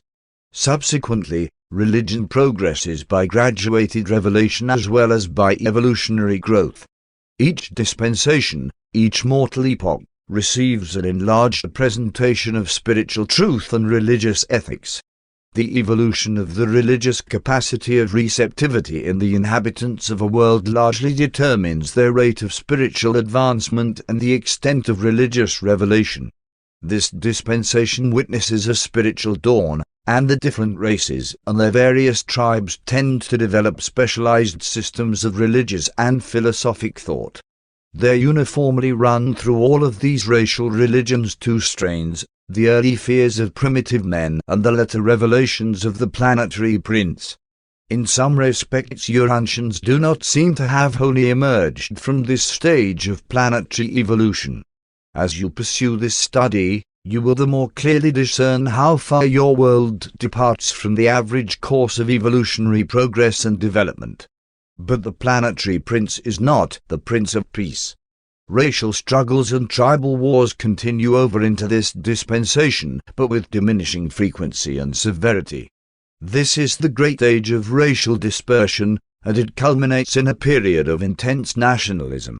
Color is the basis of tribal and national groupings, and the different races often develop separate languages. Each expanding group of mortals tends to seek isolation. This segregation is favored by the existence of many languages. Before the unification of the several races, their relentless warfare sometimes results in the obliteration of whole peoples. The orange and green men are particularly subject to such extinction. On average worlds, during the latter part of the prince's rule, national life begins to replace tribal organization, or rather to be superimposed upon the existing tribal groupings. But the great social achievement of the prince's epoch is the emergence of family life. Heretofore, human relationships have been chiefly tribal. Now, the home begins to materialize. This is the dispensation of the realization of sex equality. On some planets the male may rule the female, on others the reverse prevails. During this age normal worlds establish full equality of the sexes, this being preliminary to the fuller realization of the ideals of home life. This is the dawn of the golden age of the home. The idea of tribal rule gradually gives way to the dual concept of national life and family life. During this age agriculture makes its appearance. The growth of the family idea is incompatible with the roving and unsettled life of the hunter. Gradually the practices of settled habitations and the cultivation of the soil become established. The domestication of animals and the development of home arts proceed apace. Upon reaching the apex of biologic evolution, a high level of civilization has been attained, but there is little development of a mechanical order. Invention is the characteristic of the succeeding age. The races are purified and brought up to a high state of physical perfection and intellectual strength before the end of this era. The early development of a normal world is greatly helped by the plan of promoting the increase of the higher types of mortals with proportionate curtailment of the lower. And it is the failure of your early peoples to thus discriminate between these types that accounts for the presence of so many defective and degenerate individuals among the present-day Urantia races. One of the great achievements of the Age of the Prince is this restriction of the multiplication of mentally defective and socially unfit individuals. Long before the times of the arrival of the second sons, the Adams, most worlds seriously address themselves to the tasks of race purification, something which the Urantia peoples have not even yet seriously undertaken. This problem of race improvement is not such an extensive undertaking when it is attacked at this early date in human evolution. The preceding period of tribal struggles and rugged competition in race survival has weeded out most of the abnormal and defective strains. An idiot does not have much chance of survival in a primitive and warring tribal social organization. It is the false sentiment of your partially perfected civilizations that fosters, protects, and perpetuates the hopelessly defective strains of evolutionary human stocks. It is neither tenderness nor altruism to bestow futile sympathy upon degenerated human beings, unsalvable abnormal and inferior mortals. There exist on even the most normal of the evolutionary worlds sufficient differences between individuals and between numerous social groups to provide for the full exercise of all those noble traits of altruistic sentiment and unselfish mortal ministry without perpetuating the socially unfit and the morally degenerate strains of evolving humanity. There is abundant opportunity for the exercise of tolerance and the function of altruism in behalf of those unfortunate and needy individuals who have not irretrievably lost their moral heritage and forever destroyed their spiritual birthright. 3. Post-Adamic man. When the original impetus of evolutionary life has run its biologic course, when man has reached the apex of animal development, there arrives the second order of sonship, and the second dispensation of grace and ministry is inaugurated. This is true on all evolutionary worlds. When the highest possible level of evolutionary life has been attained, when primitive man has ascended as far as possible in the biologic scale, a material son and daughter always appear on the planet, having been dispatched by the system sovereign. Thought adjusters are increasingly bestowed upon the post-Adamic men, and in constantly augmented numbers these mortals attain capacity for subsequent adjuster fusion. While functioning as descending sons, the Adams do not possess adjusters, but their planetary offspring, direct and mixed, become legitimate candidates for the reception, in due time, of the mystery monitors. By the termination of the post-Adamic age the planet is in possession of its full quota of celestial ministers. Only the fusion adjusters are not yet universally bestowed. It is the prime purpose of the Adamic regime to influence evolving man to complete the transit from the hunter and herder stage of civilization to that of the agriculturist and horticulturist, to be later supplemented by the appearance of the urban and industrial adjuncts to civilization. 10,000 years of this dispensation of the biologic uplifters is sufficient to effect a marvelous transformation. 25,000 years of such an administration of the conjoint wisdom of the planetary prince and the material sons usually ripens the sphere for the advent of a magisterial son. This age usually witnesses the completion of the elimination of the unfit and the still further purification of the racial strains. On normal worlds, the defective bestial tendencies are very nearly eliminated from the reproducing stocks of the realm. The Adamic progeny never amalgamate with the inferior strains of the evolutionary races.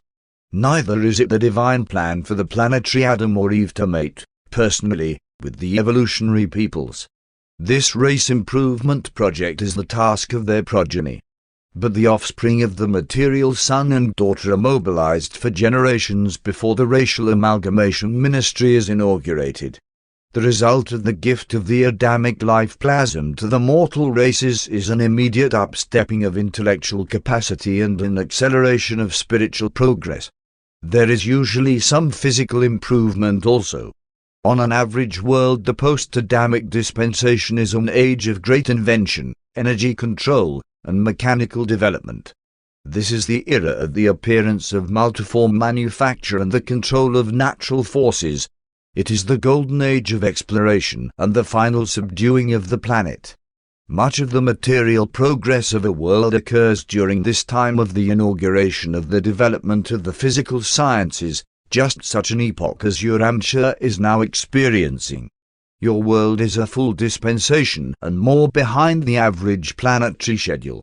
By the end of the Adamic dispensation on a normal planet, the races are practically blended, so that it can be truly proclaimed that God has made of one blood all the nations, and that his Son has made of one color all peoples.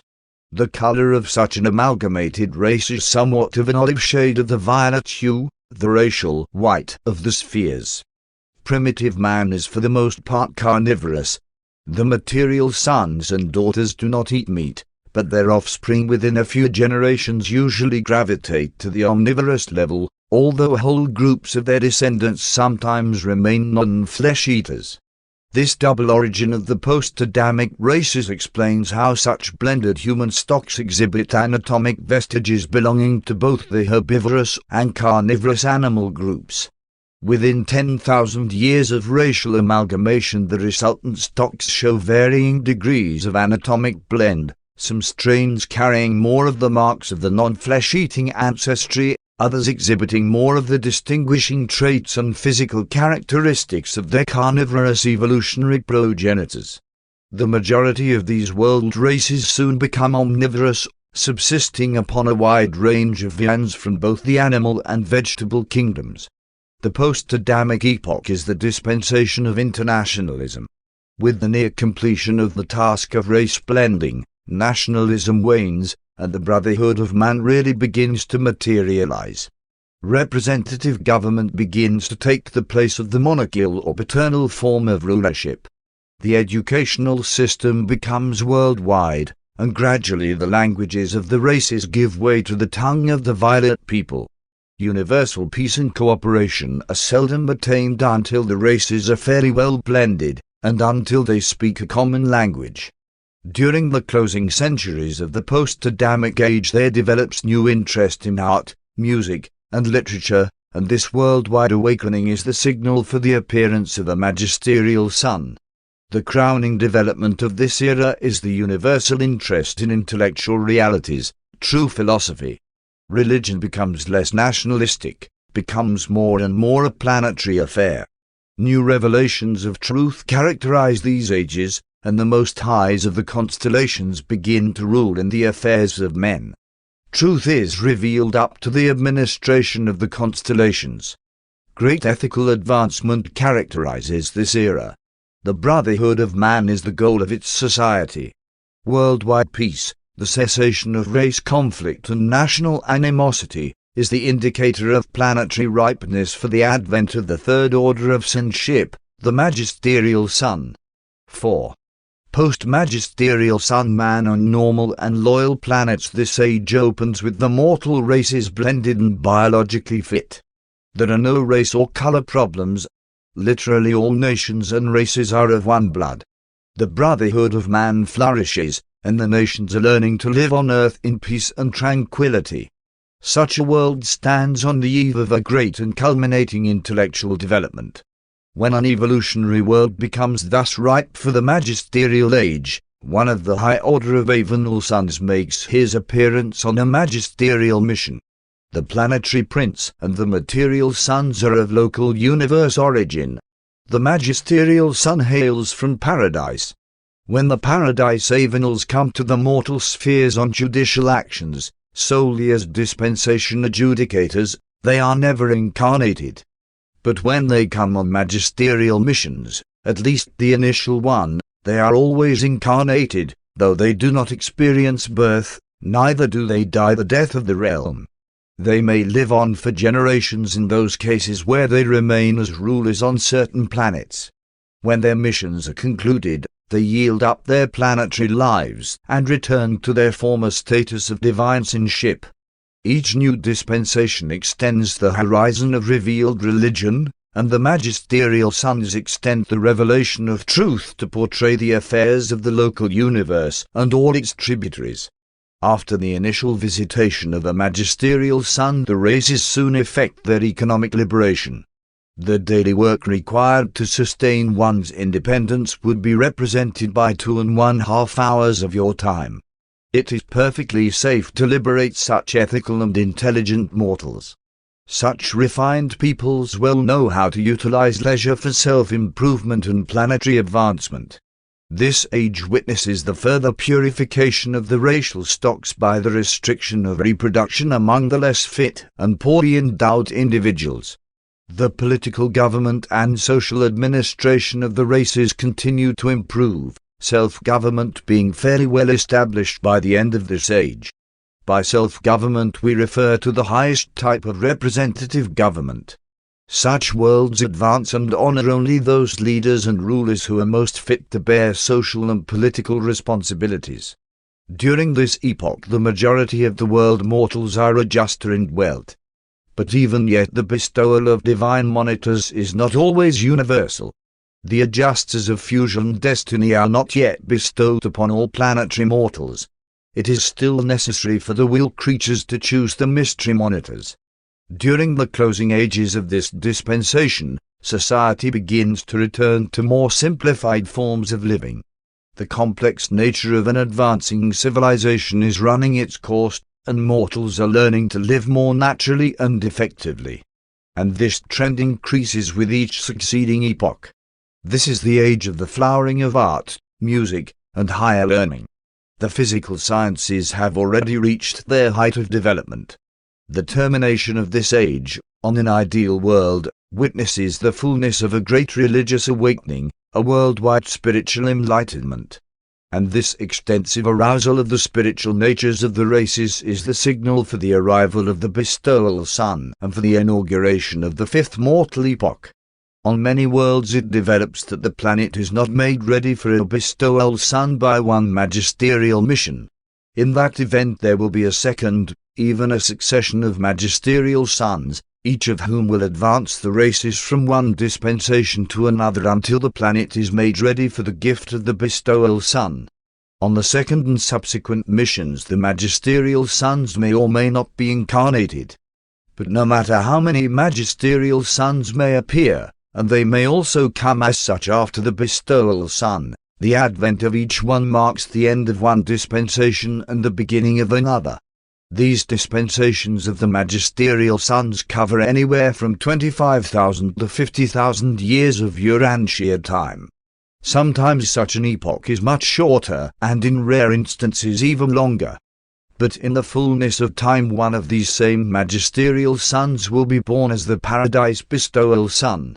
5. Post-bestowal sun man. When a certain standard of intellectual and spiritual development is attained on an inhabited world, a paradise bestowal sun always arrives. On normal worlds he does not appear in the flesh until the races have ascended to the highest levels of intellectual development and ethical attainment. But on Urantia the bestowal sun, even your own creator sun, appeared at the close of the Adamic dispensation, but that is not the usual order of events on the worlds of space. When the worlds have become ripe for spiritualization, the bestowal sun arrives. These suns always belong to the magisterial or avenal order, except in that case, once in each local universe, when the Creator Sun prepares for his terminal bestowal on some evolutionary world, as occurred when Michael of Nebadon appeared on Urantia to bestow himself upon your mortal races. Only one world in near 10 million can enjoy such a gift.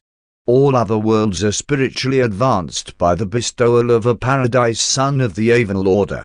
The bestowal sun arrives on a world of high educational culture and encounters a race spiritually trained and prepared to assimilate advanced teachings and to appreciate the bestowal mission. This is an age characterized by the worldwide pursuit of moral culture and spiritual truth. The mortal passion of this dispensation is the penetration of cosmic reality and communion with spiritual reality. The revelations of truth are extended to include the superuniverse. Entirely new systems of education and government grow up to supplant the crude regimes of former times. The joy of living takes on new color, and the reactions of life are exalted to heavenly heights of tone and timbre. The bestowal sun lives and dies for the spiritual uplift of the mortal races of the world.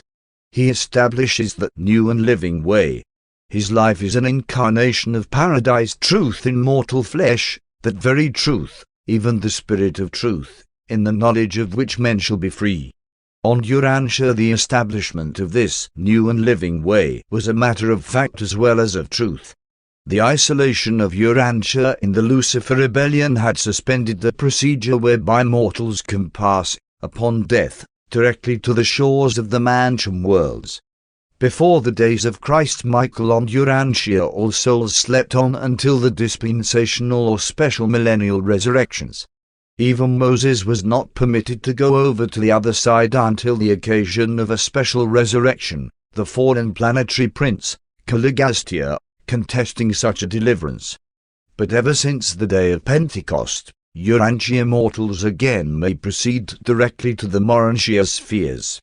Upon the resurrection of a bestowal sun, on the third day after yielding up his incarnated life, he ascends to the right hand of the Universal Father, receives the assurance of the acceptance of the bestowal mission, and returns to the Creator Sun at the headquarters of the local universe.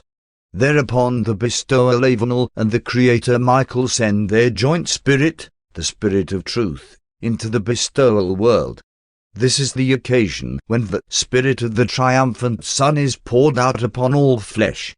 The Universe Mother Spirit also participates in this bestowal of the Spirit of Truth, and concomitant therewith there issues the bestowal edict of the Thought Adjusters.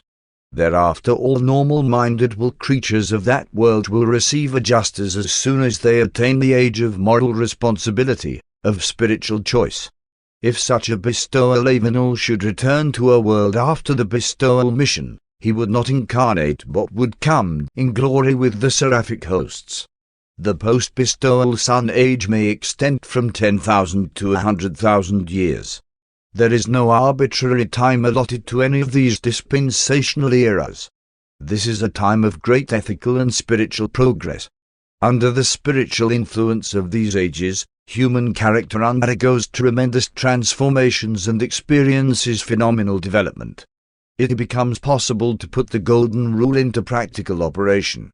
The teachings of Jesus are really applicable to a mortal world which has had the preliminary training of the bestowal suns with their dispensations of character ennoblement and culture augmentation. During this era the problems of disease and delinquency are virtually solved. Degeneracy has already been largely eliminated by selective reproduction. Disease has been practically mastered through the higher resistant qualities of the Adamic strains and by the intelligent and worldwide application of the discoveries of the physical sciences of preceding ages. The average length of life, during this period, climbs well above the equivalent of 300 years of Urantia time. Throughout this epoch there is a gradual lessening of governmental supervision. True self-government is beginning to function. Fewer and fewer restrictive laws are necessary. The military branches of national resistance are passing away. The era of international harmony is really arriving. There are many nations, mostly determined by land distribution, but only one race, one language, and one religion. Mortal affairs are almost, but not quite, utopian. This truly is a great and glorious age. 6. Urantia's post-bestowal age. The bestowal son is the Prince of Peace. He arrives with the message, peace on earth and goodwill among men. On normal worlds this is a dispensation of worldwide peace. The nations no more learn war. But such salutary influences did not attend the coming of your bestowal son, Christ Michael. Urantia is not proceeding in the normal order. Your world is out of step in the planetary procession. Your master, when on earth, warned his disciples that his advent would not bring the usual reign of peace on Urantia. He distinctly told them that there would be wars and rumors of wars, and that nation would rise against nation. At another time he said, "Think not that one have come to bring peace upon earth." Even on normal evolutionary worlds the realization of the worldwide brotherhood of man is not an easy accomplishment.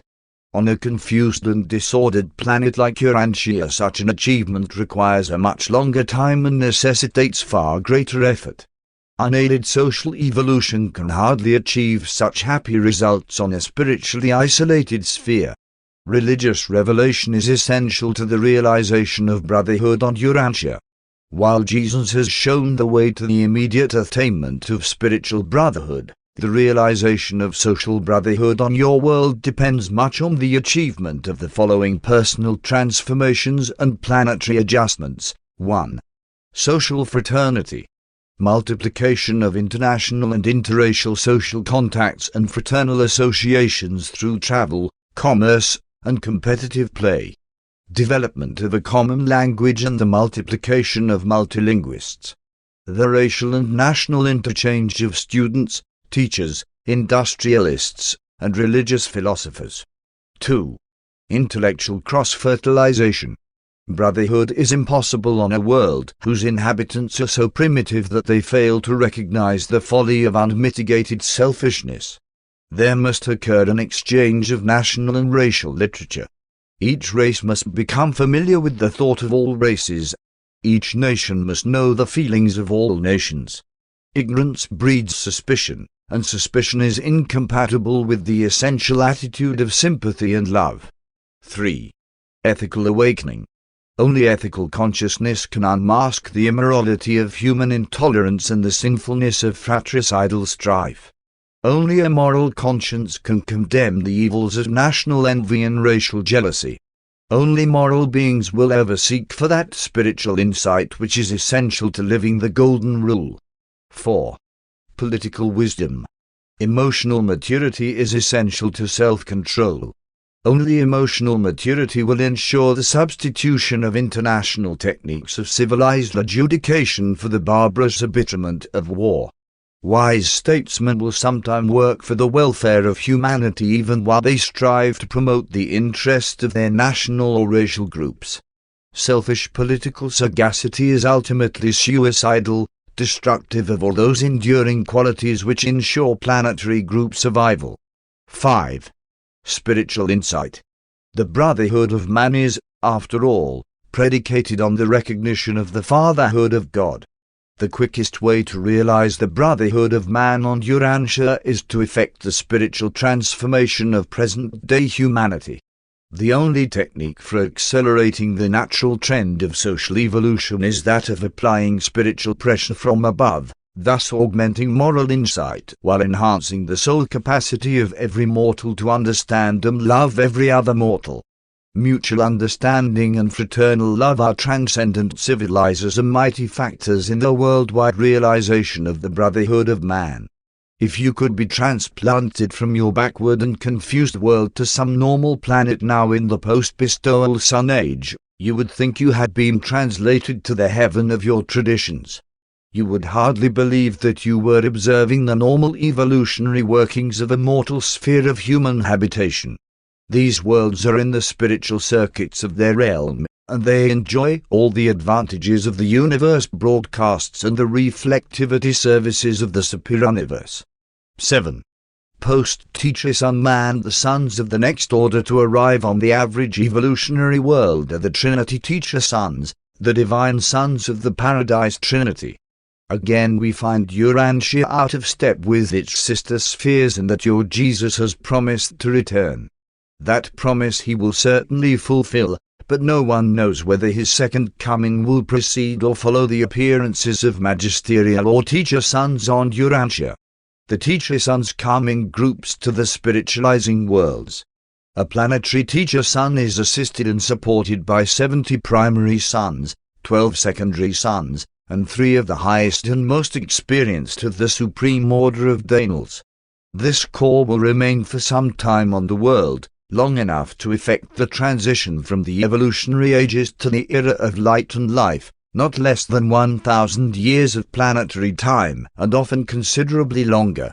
This mission is a Trinity contribution to the antecedent efforts of all the divine personalities who have ministered to an inhabited world. The revelation of truth is now extended to the central universe and to paradise. The races are becoming highly spiritual. A great people has evolved and a great age is approaching. The educational, economic, and administrative systems of the planet are undergoing radical transformations. New values and relationships are being established. The kingdom of heaven is appearing on earth, and the glory of God is being shed abroad in the world. This is the dispensation when many mortals are translated from among the living. As the era of Trinity teacher sons progresses, the spiritual allegiance of the mortals of time becomes more and more universal.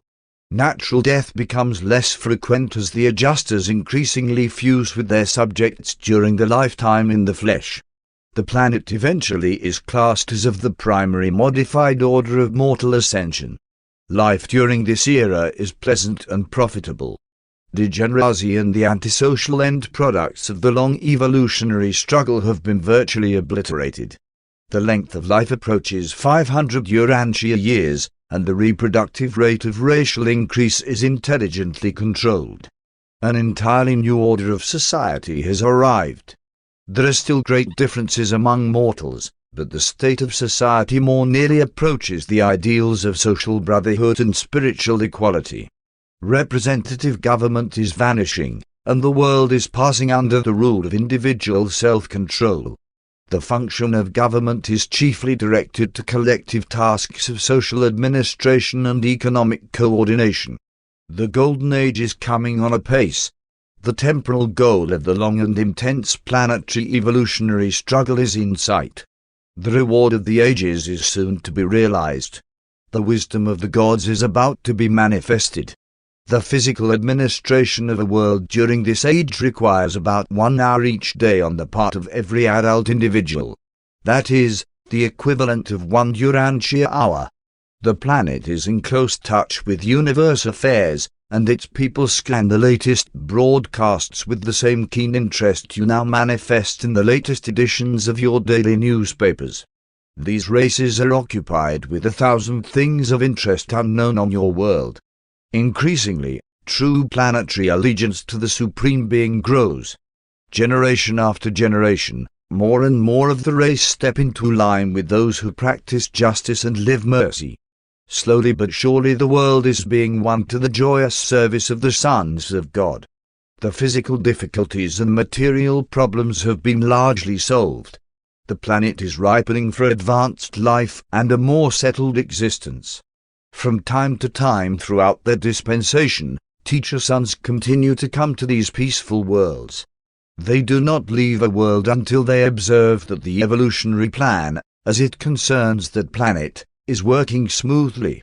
A magisterial sun of judgment usually accompanies the teacher sons on their successive missions, while another such sun functions at the time of their departure, and these judicial actions continue from age to age throughout the duration of the mortal regime of time and space. Each recurring mission of the Trinity teacher sons successively exalts such a supernal world to ever-ascending heights of wisdom, spirituality, and cosmic illumination. But the noble natives of such a sphere are still finite and mortal. Nothing is perfect. Nevertheless, there is evolving a quality of near perfection in the operation of an imperfect world and in the lives of its human inhabitants. The Trinity teacher sons may return many times to the same world, but sooner or later, in connection with the termination of one of their missions, the planetary prince is elevated to the position of planetary sovereign, and the system sovereign appears to proclaim the entrance of such a world upon the era of light and life. It was of the conclusion of the terminal mission of the teacher sons, at least that would be the chronology on the normal world, that John wrote, "One saw a new heaven and a new earth and a new Jerusalem coming down from God out of heaven, prepared as a princess adorned for the prince." This is the same renovated earth, the advanced planetary stage, that the olden seer envisioned when he wrote, "For, as the new heavens and the new earth, which one will make, shall remain before me, so shall you and your children survive. And it shall come to pass that from one new moon to another and from one Sabbath to another all flesh shall come to worship before me, says the Lord." It is the mortals of such an age who are described as a chosen generation, a royal priesthood, a holy nation, an exalted people, and you shall show forth the praises of him who has called you out of darkness into this marvelous light. No matter what the special natural history of an individual planet may be, no difference whether a realm has been wholly loyal, tainted with evil, or cursed by sin, no matter what the antecedent may be, sooner or later the grace of God and the ministry of angels will usher in the day of the advent of the Trinity teacher sons, and their departure, following their final mission, will inaugurate this superb era of light and life. All the worlds of Satania can join in the hope of the one who wrote, "Nevertheless we, according to his promise, look for a new heaven and a new earth, wherein dwells righteousness. Wherefore, beloved, seeing that you look for such things, be diligent that you may be found by him in peace, without spot and blameless." The departure of the teacher son corps, at the end of their first or some subsequent train, ushers in the dawn of the era of light and life, the threshold of the transition from time to the vestibule of eternity. The planetary realization of this era of light and life far more than equals the fondest expectations of Urantia mortals who have entertained no more far-seeing concepts of the future life than those embraced within religious beliefs which depict heaven as the immediate destiny and final dwelling place of surviving mortals. Sponsored by a mighty messenger temporarily attached to the staff of Gabriel. Paper 53. The Lucifer Rebellion. Lucifer was a brilliant primary Lanlanandek son of Nebadon. He had experienced service in many systems, had been a high counselor of his group, and was distinguished for wisdom, sagacity, and efficiency. Lucifer was number 37 of his order, and when commissioned by the Melchizedeks, he was designated as one of the 100 most able and brilliant personalities in more than 700,000 of his kind. From such a magnificent beginning, through evil and error, he embraced sin and now is numbered as one of 3 system sovereigns in Nebadon who have succumbed to the urge of self and surrendered to the sophistry of spurious personal liberty, rejection of universal allegiance and disregard of fraternal obligations, blindness to cosmic relationships. In the universe of Nebadon, the domain of Christ Michael, there are 10,000 systems of inhabited worlds. In all the history of Lanlanandek sons, in all their work throughout these thousands of systems and at the universe headquarters, only 3 system sovereigns have ever been found in contempt of the government of the Creator Son. 1. The leaders of rebellion. Lucifer was not an ascendant being. He was a created son of the local universe, and of him it was said, "You were perfect in all your ways from the day you were created till unrighteousness was found in you." Many times had he been in council with the Most Highs of Edenshire. And Lucifer reigned upon the holy mountain of God, the administrative mount of Jerusalem, for he was the chief executive of a great system of 607 inhabited worlds. Lucifer was a magnificent being, a brilliant personality. He stood next to the Most High Fathers of the constellations in the direct line of universal authority. Notwithstanding Lucifer's transgression, subordinate intelligences refrained from showing him disrespect and disdain prior to Michael's bestowal on Urantia. Even the archangel of Michael, at the time of Moses' resurrection, did not bring against him an accusing judgment but simply said, "The judge rebuke you." Judgment in such matters belongs to the ancients of days, the rulers of the superior universe. Lucifer is now the fallen and deposed sovereign of Satania. Self-contemplation is most disastrous, even to the exalted personalities of the celestial world. Of Lucifer it was said, "Your heart was lifted up because of your beauty.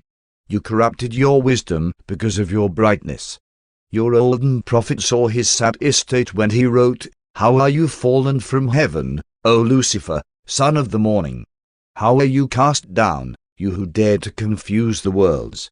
Very little was heard of Lucifer on Urantia owing to the fact that he assigned his first lieutenant, Satan, to advocate his cause on your planet.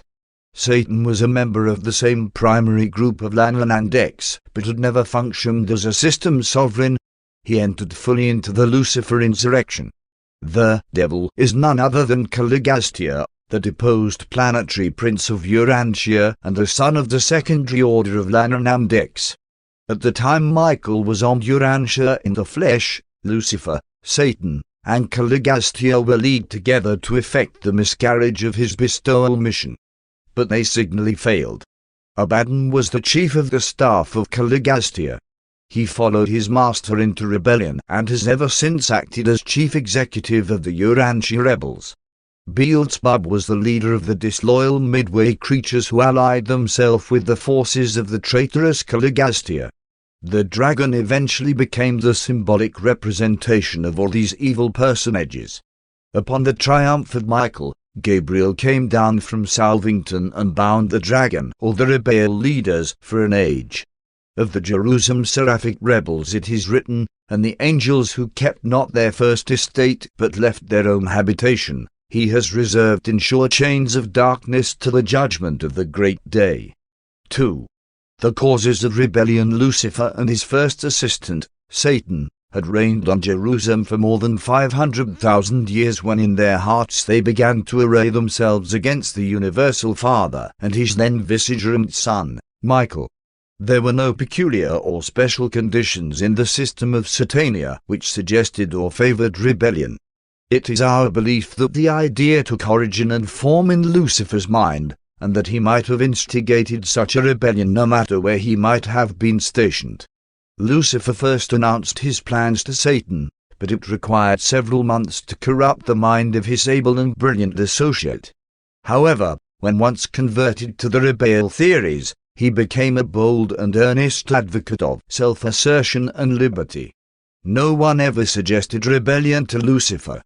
The idea of self-assertion in opposition to the will of Michael and to the plans of the universal Father, as they are represented in Michael, had its origin in his own mind. His relations with the Creator Son had been intimate and always cordial. At no time prior to the exaltation of his own mind did Lucifer openly express dissatisfaction about the universe administration. Notwithstanding his silence, for more than 100 years of standard time the union of days on Salvington had been reflectivating to Uver so that all was not at peace in Lucifer's mind. This information was also communicated to the Creator Son and the constellation fathers of Nebadon. Throughout this period Lucifer became increasingly critical of the entire plan of universe administration, but always professed wholehearted loyalty to the supreme rulers. His first outspoken disloyalty was manifested on the occasion of a visit of Gabriel to Jerusalem just a few days before the open proclamation of the Lucifer Declaration of Liberty. Gabriel was so profoundly impressed with the certainty of the impending outbreak that he went direct to Urantia to confer with the constellation fathers regarding the measures to be employed in case of open rebellion. It is very difficult to point out the exact cause or causes which finally culminated in the Lucifer rebellion. We are certain of only one thing, and that is, whatever these first beginnings were, they had their origin in Lucifer's mind. There must have been a pride of self that nourished itself to the point of self-deception, so that Lucifer for a time really persuaded himself that his contemplation of rebellion was actually for the good of the system, if not of the universe. By the time his plans had developed to the point of disillusionment, no doubt he had gone too far for his original and mischief-making pride to permit him to stop. At some point in this experience he became insincere, and evil evolved into deliberate and willful sin. That this happened is proved by the subsequent conduct of this brilliant executive. He was long offered opportunity for repentance, but only some of his subordinates ever accepted the proffered mercy. The faithful of Days of Urantia, on the request of the Constellation Fathers, in person presented the plan of Michael for the saving of these flagrant rebels, but always was the mercy of the Creator Son rejected and rejected with increasing contempt and disdain. 3. The Lucifer Manifesto. Whatever the early origins of trouble in the hearts of Lucifer and Satan, the final outbreak took form as the Lucifer Declaration of Liberty. The cause of the rebels was stated under 3 heads. 1. The reality of the Universal Father. Lucifer charged that the Universal Father did not really exist, that physical gravity and space energy were inherent in the universe, and that the Father was a myth invented by the Paradise Sons to enable them to maintain the rule of the universes in the Father's name. He denied that personality was a gift of the Universal Father. He even intimated that the finalizers were in collusion with the Paradise Sons to foist fraud upon all creation, since they never brought back a very clear-cut idea of the Father's actual personality as it is discernible on Paradise. He traded on reverence as ignorance. The charge was sweeping, terrible, and blasphemous. It was this veiled attack upon the finalizers that no doubt influenced the ascendant citizens then on Jerusalem to stand firm and remain steadfast in resistance to all the rebels' proposals. 2. The universe government of the Creator Son, Michael. Lucifer contended that the local systems should be autonomous. He protested against the right of Michael, the Creator Son, to assume sovereignty of Nebadon in the name of the hypothetical Paradise Father and require all personalities to acknowledge allegiance to this unseen Father. He asserted that the whole plan of worship was a clever scheme to aggrandize the Paradise Sons. He was willing to acknowledge Michael as his Creator Father, but not as his God and rightful ruler. Most bitterly did he attack the right of the Ancients of Days, foreign potentates, to interfere in the affairs of the local systems and universes. These rulers he denounced as tyrants and usurpers. He exhorted his followers to believe that none of these rulers could do aught to interfere with the operation of complete home rule if men and angels only had the courage to assert themselves and boldly claim their rights. He contended that the executioners of the Ancients of Days could be debarred from functioning in the local systems if the native beings would only assert their independence. He maintained that immortality was inherent in the system personalities, that resurrection was natural and automatic, and that all beings would live eternally except for the arbitrary and unjust acts of the executioners of the Ancients of Days. 3. The attack upon the universal plan of ascendant mortal training. Lucifer maintained that far too much time and energy were expended upon the scheme of so thoroughly training ascending mortals in the principles of universe administration, principles which he alleged were unethical and unsound. He protested against the age-long program for preparing the mortals of space for some unknown destiny and pointed to the presence of the finaliter core on Jerusalem as proof that these mortals had spent ages of preparation for some destiny of pure fiction. With derision he pointed out that the finaliters had encountered a destiny no more glorious than to be returned to humble spheres similar to those of their origin. He intimated that they had been debauched by overmuch discipline and prolonged training, and that they were in reality traitors to their mortal fellows, since they were now cooperating with the scheme of enslaving all creation to the fictions of a mythical eternal destiny for ascending mortals. He advocated that ascenders should enjoy the liberty of individual self-determination.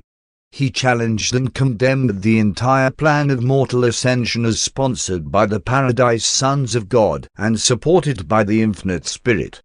And it was with such a declaration of liberty that Lucifer launched his orgy of darkness and death. 4.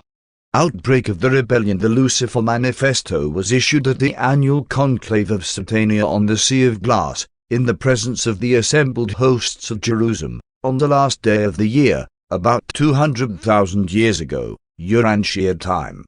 Satan proclaimed that worship could be accorded the universal forces, physical, intellectual, and spiritual, but that allegiance could be acknowledged only to the actual and present ruler, Lucifer, the friend of men and angels, and that God of liberty. Self-assertion was the battle cry of the Lucifer rebellion. One of his chief arguments was that, if self-government was good and right for the Melchizedecs and other groups, it was equally good for all orders of intelligence. He was bold and persistent in the advocacy of the equality of mind and the brotherhood of intelligence. He maintained that all government should be limited to the local planets and their voluntary confederation into the local systems. All other supervision he disallowed. He promised the planetary princes that they should rule the worlds as supreme executives. He denounced the location of legislative activities on the constellation headquarters and the conduct of judicial affairs on the universe capital. He contended that all these functions of government should be concentrated on the system capitals, and proceeded to set up his own legislative assembly and organized his own tribunals under the jurisdiction of Satan. And he directed that the princes on the apostate worlds do the same. The entire administrative cabinet of Lucifer went over in a body and were sworn in publicly as the officers of the administration of the new head of the liberated worlds and systems. While there had been 2 previous rebellions in Nebadon, they were in distant constellations. Lucifer held that these insurrections were unsuccessful because the majority of the intelligences failed to follow their leaders. He contended that majorities rule, that mind is infallible. The freedom allowed him by the universe rulers apparently sustained many of his nefarious contentions. He defied all his superiors, yet they apparently took no note of his doings. He was given a free hand to prosecute his seductive plan without let or hindrance. All the merciful delays of justice Lucifer pointed to as evidence of the inability of the government of the Paradise Sons to stop the rebellion. He would openly defy and arrogantly challenge Michael, Emmanuel, and the Ancients of Days, and then point to the fact that no action ensued as positive evidence of the impotency of the universe and the super-universe governments. Gabriel was personally present throughout all these disloyal proceedings, and only announced that he would, in due time, speak for Michael, and that all beings would be left free and unmolested in their choice. That the government of the sons for the Father desired only that loyalty and devotion which was voluntary, wholehearted, and sophistry-proof. Lucifer was permitted fully to establish and thoroughly to organize his rebel government before Gabriel made any effort to contest the right of secession or to counterwork the rebel propaganda. But the constellation fathers immediately confined the action of these disloyal personalities to the system of Satania. Nevertheless, this period of delay was a time of great trial and testing to the loyal beings of all Satania. All was chaotic for a few years, and there was great confusion on the mansion worlds. 5. Nature of the conflict. Upon the outbreak of the Satania rebellion, Michael took counsel of his paradise brother, Emmanuel. Following this momentous conference, Michael announced that he would pursue the same policy which had characterized his dealings with similar upheavals in the past, an attitude of non-interference. At the time of this rebellion and the 2 which preceded it, there was no absolute and personal sovereign authority in the universe of Nebadon. Michael ruled by divine right, as vicegerent of the universal Father, but not yet in his own personal right. He had not completed his bestowal career. He had not yet been vested with all power in heaven and on earth. From the outbreak of rebellion to the day of his enthronement as sovereign ruler of Nebadon, Michael never interfered with the rebel forces of Lucifer. They were allowed to run a free course for almost 200,000 years of Urantia time. Christ Michael now has ample power and authority to deal promptly, even summarily, with such outbreaks of disloyalty, but we doubt that this sovereign authority would lead him to act differently if another such upheaval should occur. Since Michael elected to remain aloof from the actual warfare of the Lucifer rebellion, Gabriel called his personal staff together on Urantia and, in council with the Most Highs, elected to assume command of the loyal hosts of Satania.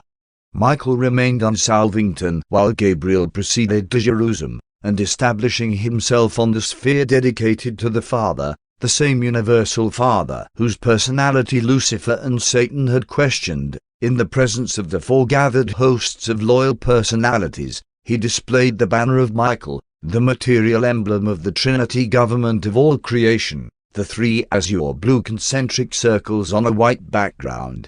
The Lucifer emblem was a banner of white with one red circle, in the center of which a black solid circle appeared. There was war in heaven. Michael's commander and his angels fought against the dragon, Lucifer, Satan, and the apostate princes, and the dragon and his rebellious angels fought but prevailed not. This war in heaven was not a physical battle as such a conflict might be conceived on Urantia.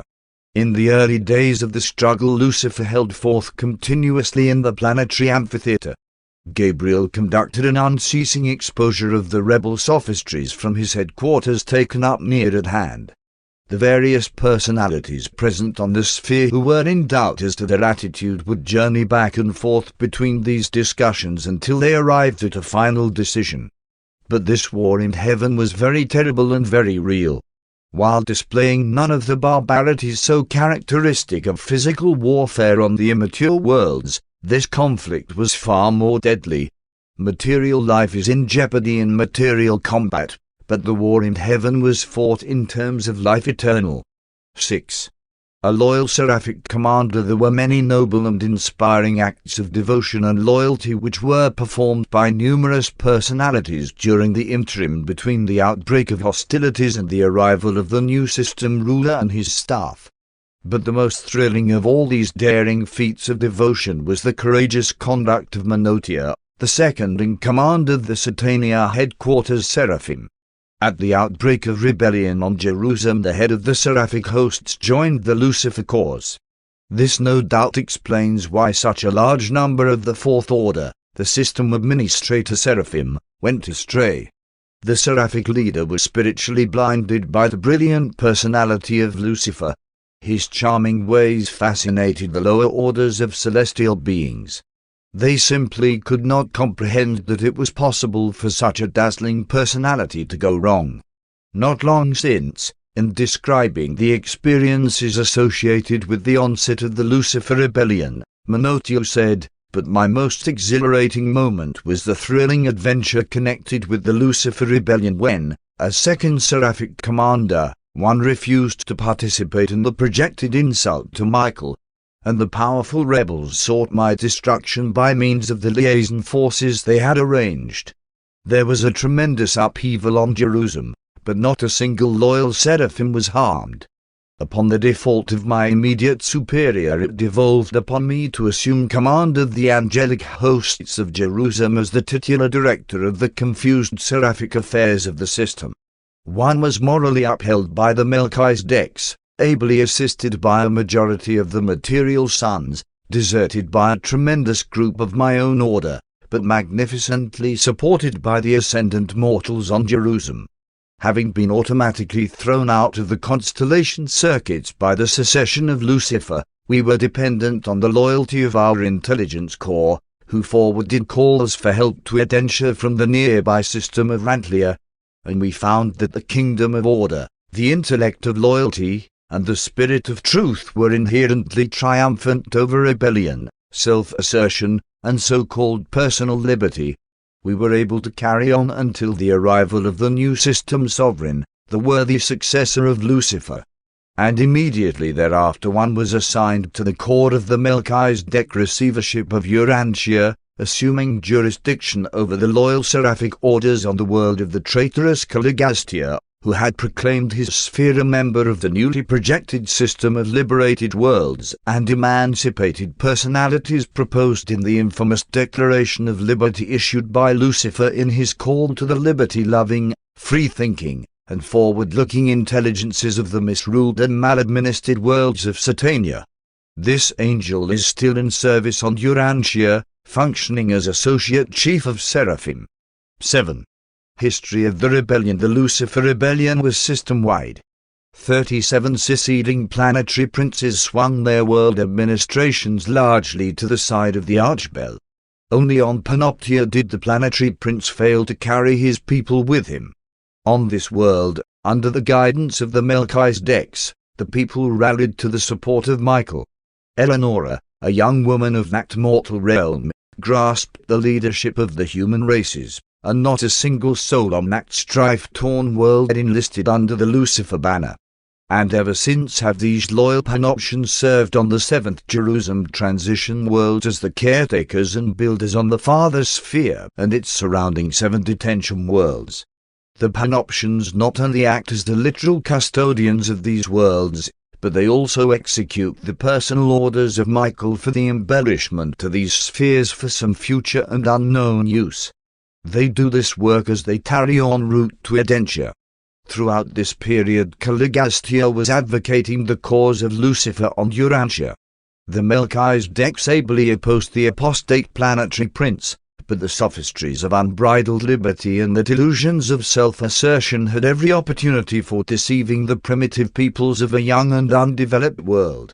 All secession propaganda had to be carried on by personal effort because the broadcast service and all other avenues of interplanetary communication were suspended by the action of the system circuit supervisors. Upon the actual outbreak of the insurrection, the entire system of Satania was isolated in both the constellation and the universe circuits. During this time, all incoming and outgoing messages were dispatched by seraphic agents and solitary messengers. The circuits to the fallen worlds were also cut off, so that Lucifer could not utilize this avenue for the furtherance of his nefarious scheme. And these circuits will not be restored so long as the Archbell lives within the confines of Satania. This was a Lanandek rebellion. The higher orders of local universe and ship did not join the Lucifer secession, although a few of the life carriers stationed on the rebel planets were somewhat influenced by the rebellion of the disloyal princes. None of the trinitized sons went astray. The Melchizedeks, archangels, and the brilliant evening stars were all loyal to Michael and, with Gabriel, valiantly contended for the Father's will and the Son's rule. No beings of paradise origin were involved in disloyalty. Together with the solitary messengers, they took up headquarters on the world of the Spirit and remained under the leadership of the faithful of Days of Edentia.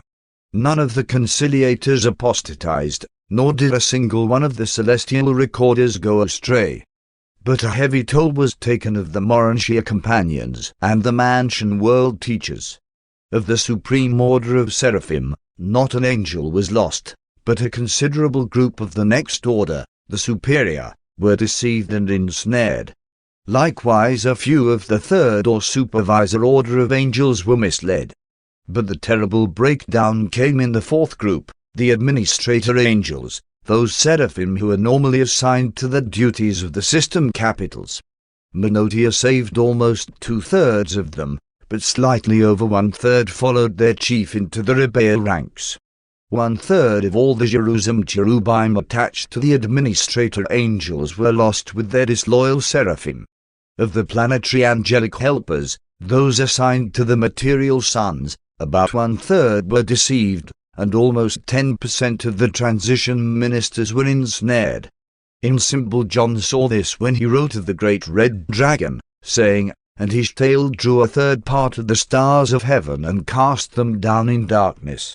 The greatest loss occurred in the angelic ranks, but most of the lower orders of intelligence were involved in disloyalty.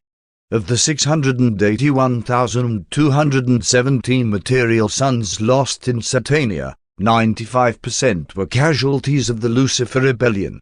Large numbers of midway creatures were lost on those individual planets whose planetary princes joined the Lucifer cause. In many respects this rebellion was the most widespread and disastrous of all such occurrences in Nebadon. More personalities were involved in this insurrection than in both of the others. And it is to their everlasting dishonor that the emissaries of Lucifer and Satan spared not the infant training schools on the finite cultural planet, but rather sought to corrupt these developing minds in mercy salvaged from the evolutionary worlds. The ascending mortals were vulnerable, but they withstood the sophistries of rebellion better than the lower spirits. While many on the lower mansion worlds, those who had not attained final fusion with their adjusters, fell, it is recorded to the glory of the wisdom of the ascension scheme that not a single member of the Satania ascendant citizenship resident on Jerusalem participated in the Lucifer rebellion. Hour by hour and day by day the broadcast stations of all Nebadon were thronged by the anxious watchers of every imaginable class of celestial intelligence, who intently perused the bulletins of the Satania rebellion and rejoiced as the reports continuously narrated the unswerving loyalty of the ascending mortals who, under their Melchizedek leadership, successfully withstood the combined and protracted efforts of all the subtle evil forces which so swiftly gathered around the banners of secession and sin. It was over 2 years of system time from the beginning of the war in heaven until the installation of Lucifer's successor. But at last the new sovereign came, landing on the sea of glass with his staff. One was among the reserves mobilized on Urantia by Gabriel, and one well remember the first message of Lana forged to the constellation father of Melchizedek. It read, "Not a single Jerusalem citizen was lost. Every ascendant mortal survived the fiery trial and emerged from the crucial test triumphant and altogether victorious." And on to Salvington, Uversa, and Paradise went this message of assurance that the survival experience of mortal ascension is the greatest security against rebellion and the surest safeguard against sin. This noble Jerusalem band of faithful mortals number just 187,432,811. With the arrival of Lana Forge, the archbells were dethroned and shorn of all governing powers, though they were permitted freely to go about Jerusalem, the Morantia spheres, and even to the individual inhabited worlds. They continued their deceptive and seductive efforts to confuse and mislead the minds of men and angels. But as concerned their work on the administrative mount of Jerusalem, their place was found no more. While Lucifer was deprived of all administrative authority in Satania, there then existed no local universe power nor tribunal which could detain or destroy this wicked rebel. At that time Michael was not a sovereign ruler.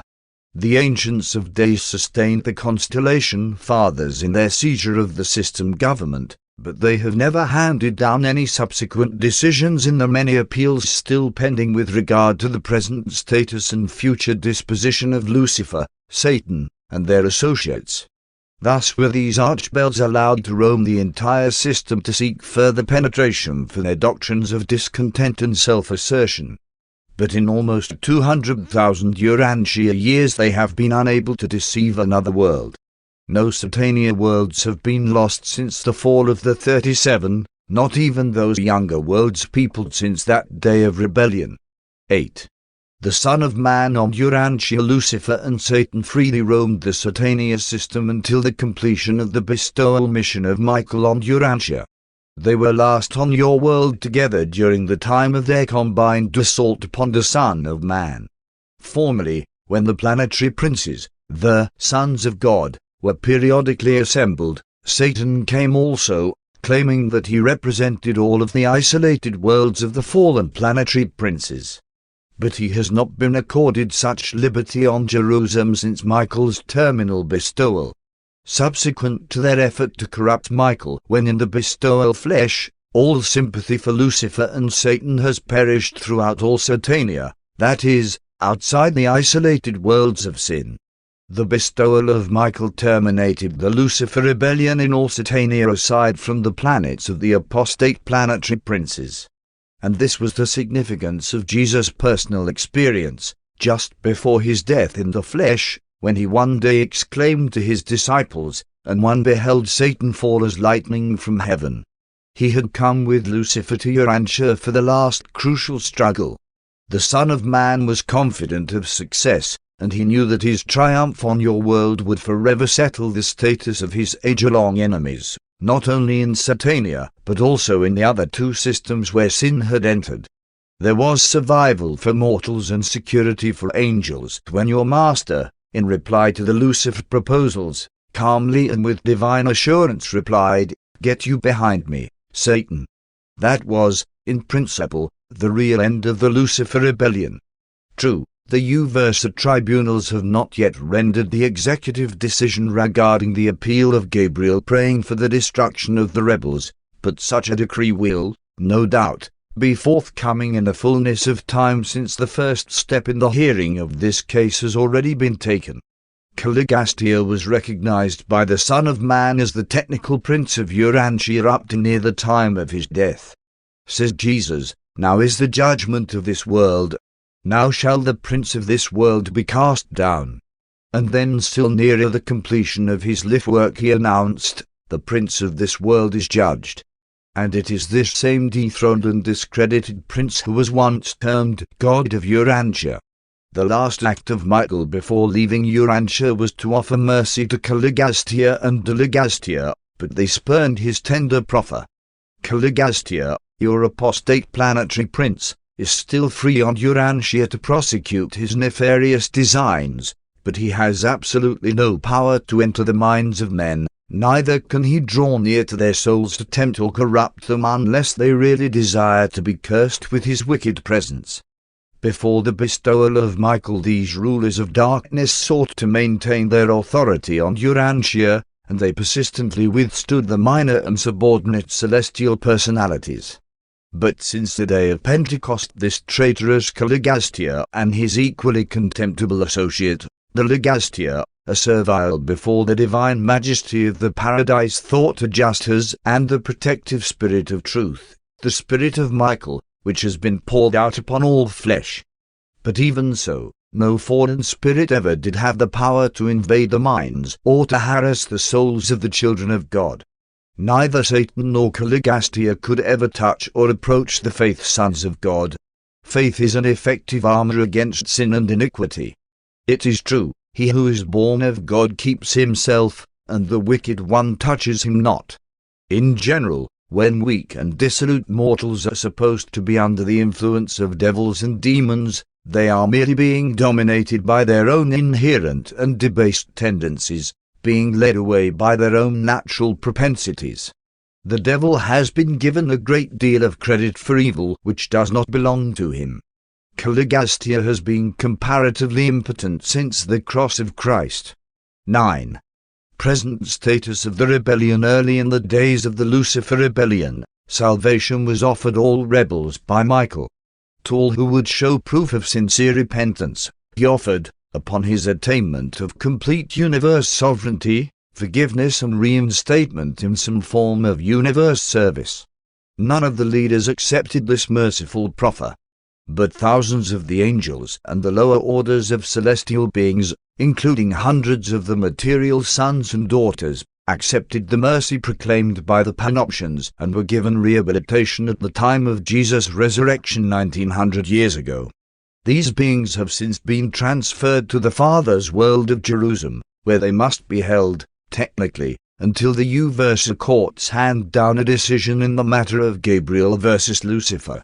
But no one doubts that, when the annihilation verdict is issued, these repentant and salvaged personalities will be exempted from the decree of extinction.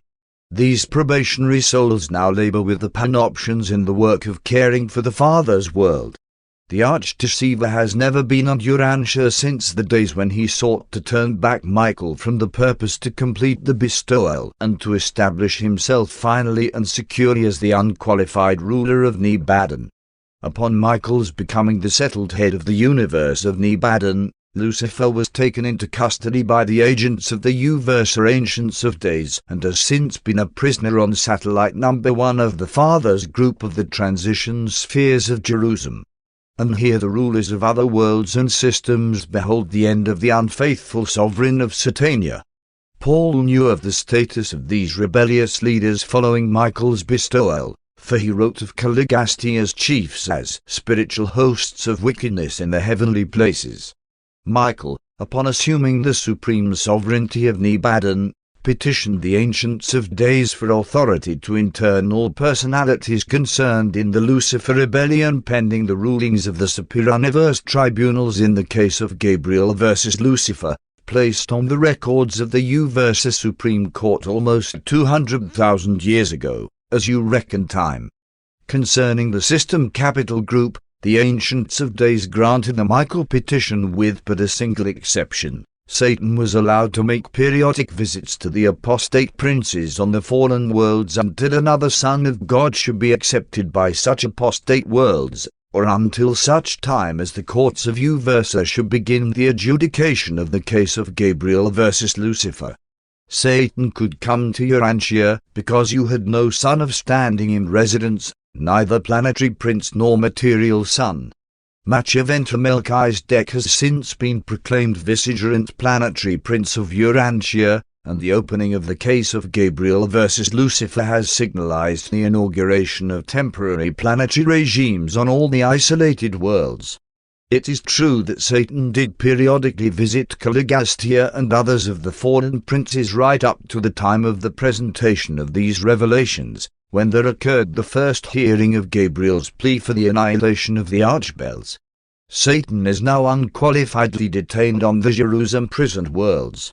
Since Michael's final bestowal, no one in all Satania has desired to go to the prison worlds to minister to the interned rebels. And no more beings have been won to the deceiver's cause. For 1900 years the status has been unchanged. We do not look for a removal of the present Satania restrictions until the Ancients of Days make final disposition of the archbells. The system circuits will not be reinstated so long as Lucifer lives. Meantime, he is wholly inactive. The rebellion has ended on Jerusalem.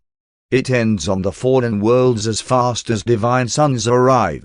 We believe that all rebels who will ever accept mercy have done so. We await the flashing broadcast that will deprive these traitors of personality existence. We anticipate the verdict of Uversa will be announced by the executionary broadcast which will effect the annihilation of these interned rebels.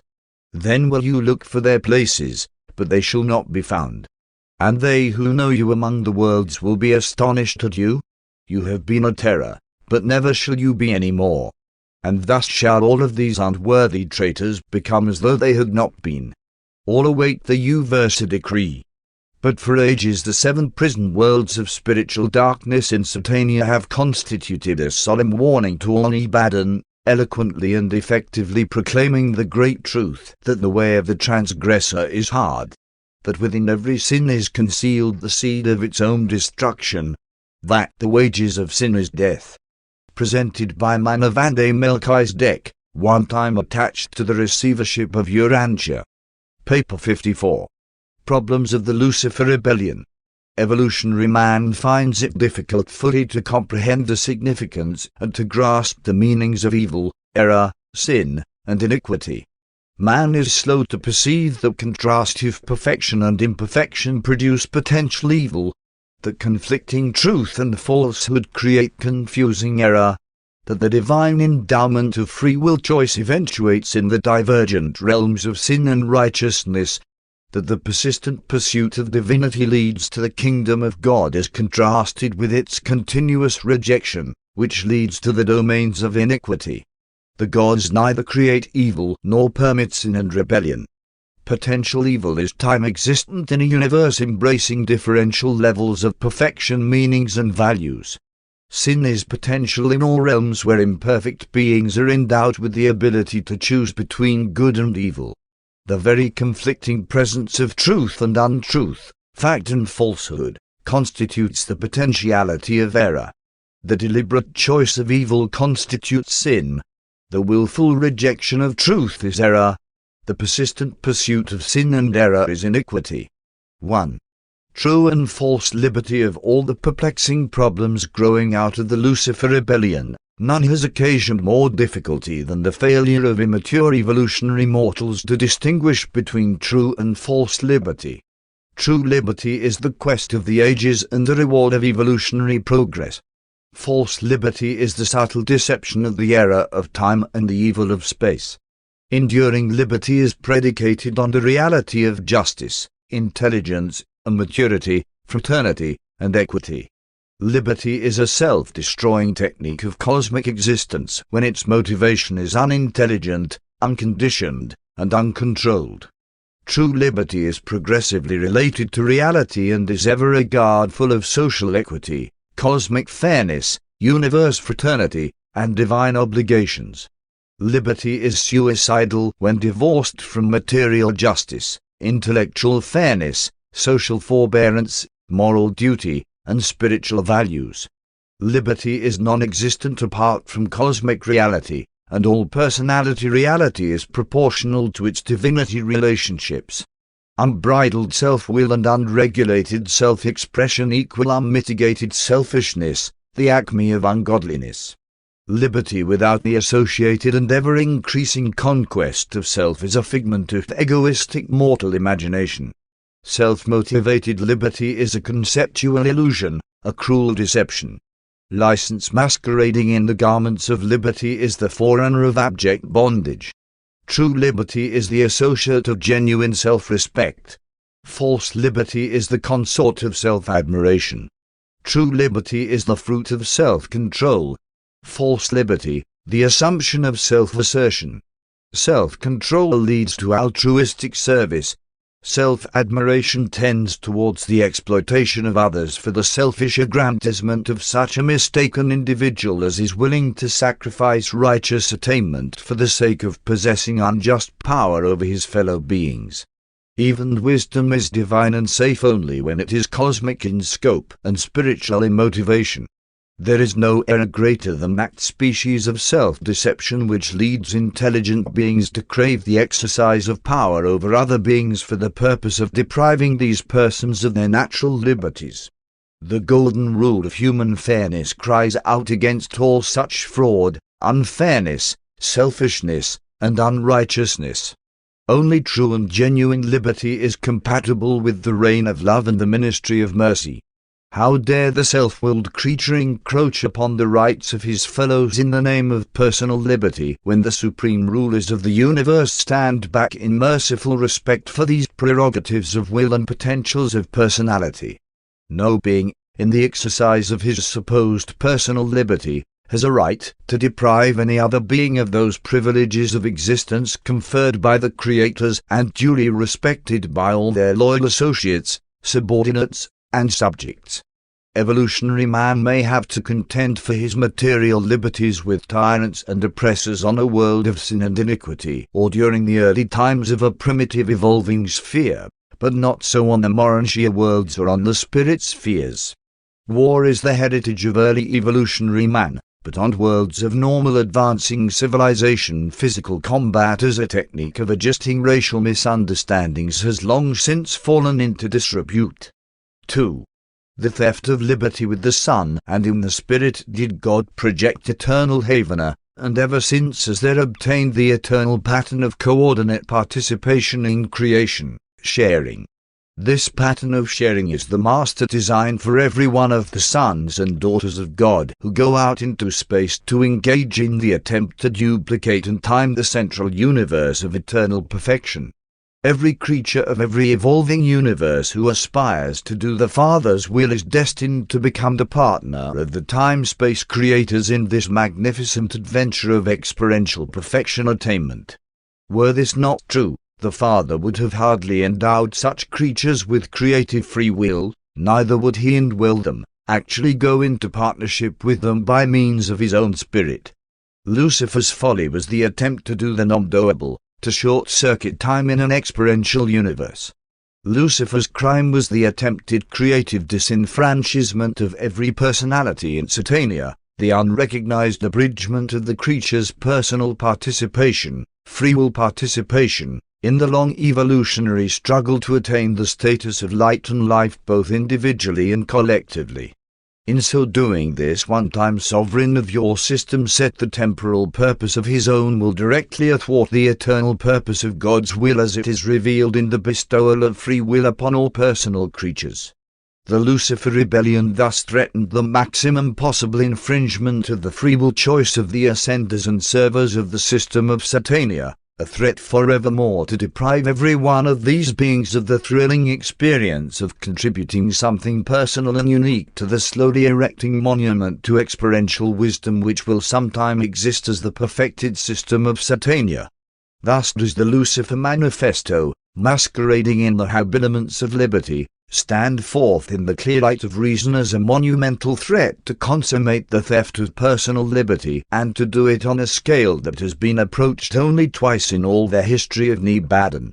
In short, what God had given men and angels Lucifer would have taken away from them, that is, the divine privilege of participating in the creation of their own destinies and of the destiny of this local system of inhabited worlds.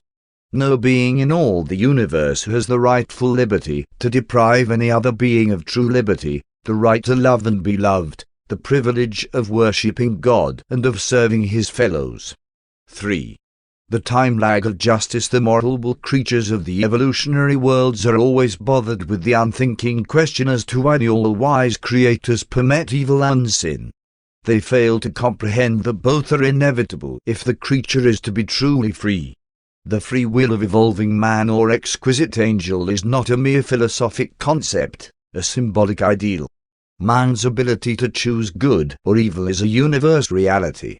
This liberty to choose for oneself is an endowment of the supreme rulers, and they will not permit any being or group of beings to deprive a single personality in the wide universe of this divinely bestowed liberty, not even to satisfy such misguided and ignorant beings in the enjoyment of this misnamed personal liberty. Although conscious and wholehearted identification with evil, sin, is the equivalent of non-existence, annihilation, there must always intervene between the time of such personal identification with sin and the execution of the penalty, the automatic result of such a willful embrace of evil, a period of time of sufficient length to allow for such an adjudication of such an individual's universe status as will prove entirely satisfactory to all related universe personalities, and which will be so fair and just as to win the approval of the sinner himself. But if this universe rebelled against the reality of truth and goodness, refuses to approve the verdict, and if the guilty one knows in his heart the justice of his condemnation, but refuses to make such confession, then must the execution of sentence be delayed in accordance with the discretion of the Ancients of Days. And the Ancients of Days refused to annihilate any being until all moral values and all spiritual realities are extinct, both in the evildoer and in all related supporters and possible sympathizers. 4. The mercy time lag. Another problem somewhat difficult of explanation in the constellation of Urantia pertains to the reasons for permitting Lucifer, Satan, and the fallen princes to work mischief so long before being apprehended, interned, and adjudicated. Parents, those who have borne and reared children, are better able to understand why Michael, a creator father, might be slow to condemn and destroy his own sons. Jesus' story of the prodigal son well illustrates how a loving father can long wait for the repentance of an erring child. The very fact that an evil-doing creature can actually choose to do wrong, commit sin, establishes the fact of free willness and fully justifies any length delay in the execution of justice, provided the extended mercy might conduce to repentance and rehabilitation. Most of the liberties which Lucifer sought he already had. Others he was to receive in the future. All these precious endowments were lost by giving way to impatience and yielding to a desire to possess what one craves now, and to possess it in defiance of all obligation to respect the rights and liberties of all other beings composing the universe of universes. Ethical obligations are innate, divine, and universal. There are many reasons known to us why the supreme rulers did not immediately destroy or intern the leaders of the Lucifer rebellion. There are no doubt still other and possibly better reasons unknown to us. The mercy features of this delay in the execution of justice were extended personally by Michael of Nebadon. Except for the affection of this creator father for his erring sons, the supreme justice of the superior universe would have acted. If such an episode as the Lucifer rebellion had occurred in Nebadon while Michael was incarnated on Urantia, the instigators of such evil might have been instantly and absolutely annihilated. Supreme justice can act instantly when not restrained by divine mercy. But the ministry of mercy to the children of time and space always provides for this time lag, this sieving interval between seed time and harvest. If the seed sowing is good, this interval provides for the testing and upbuilding of character. If the seed sowing is evil, this merciful delay provides time for repentance and rectification. This time delay in the adjudication and execution of evildoers is inherent in the mercy ministry of the 7 Sapirana verses.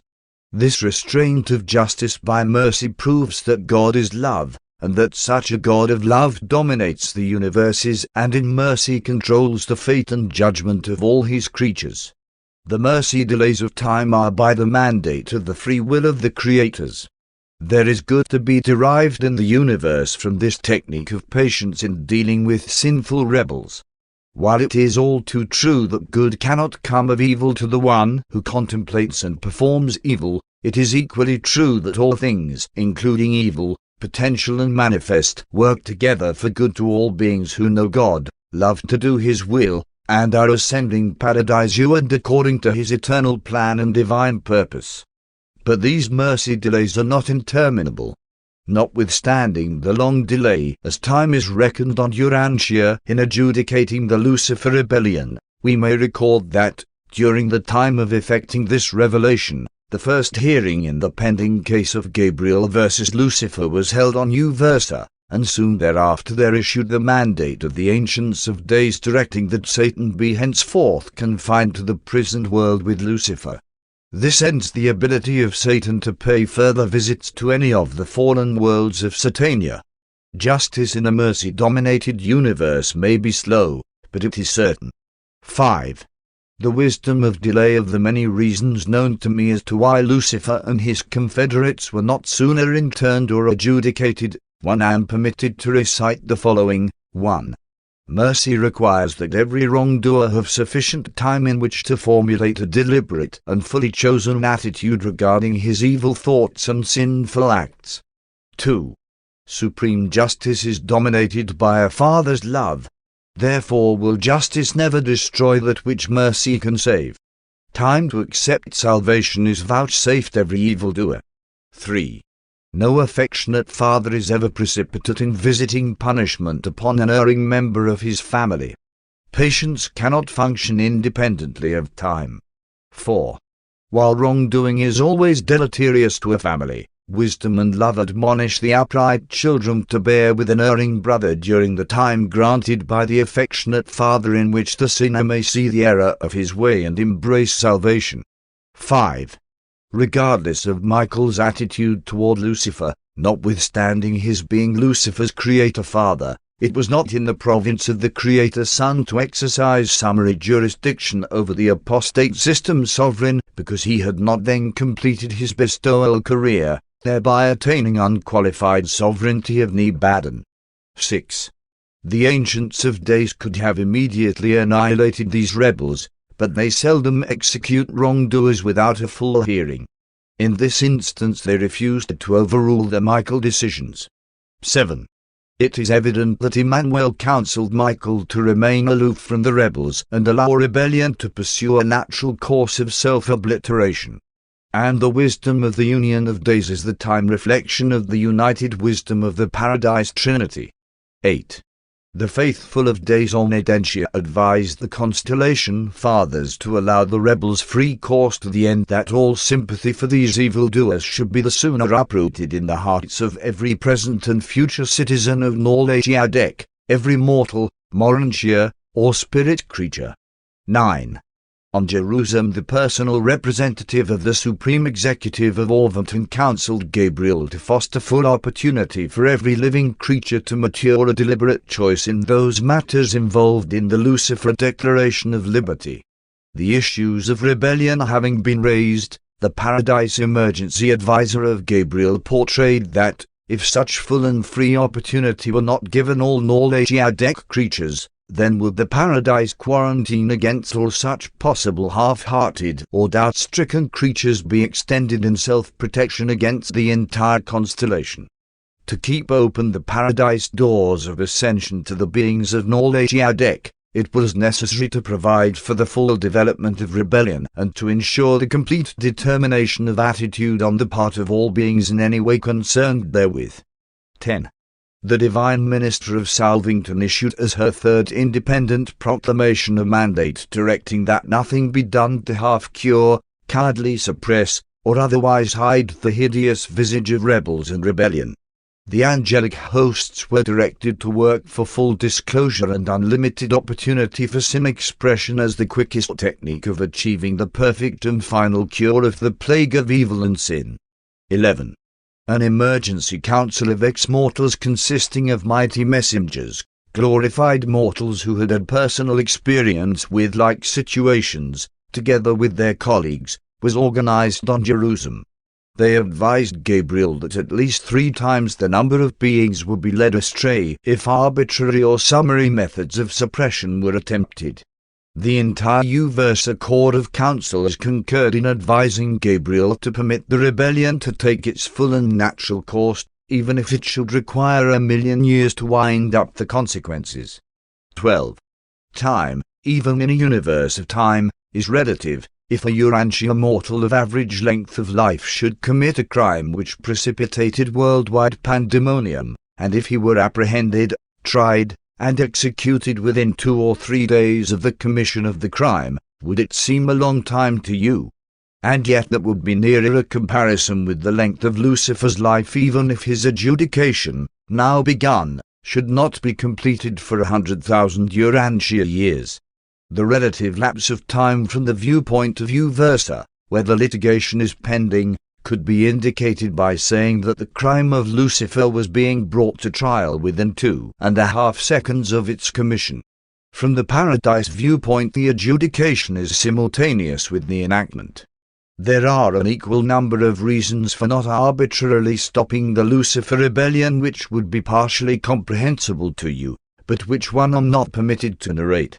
One may inform you that on Uversa we teach 48 reasons for permitting evil to run the full course of its own moral bankruptcy and spiritual extinction. One doubt not that there are just as many additional reasons not known to me. 6. The triumph of love. Whatever the difficulties evolutionary mortals may encounter in their efforts to understand the Lucifer rebellion, it should be clear to all reflective thinkers that the technique of dealing with the rebels is a vindication of divine love.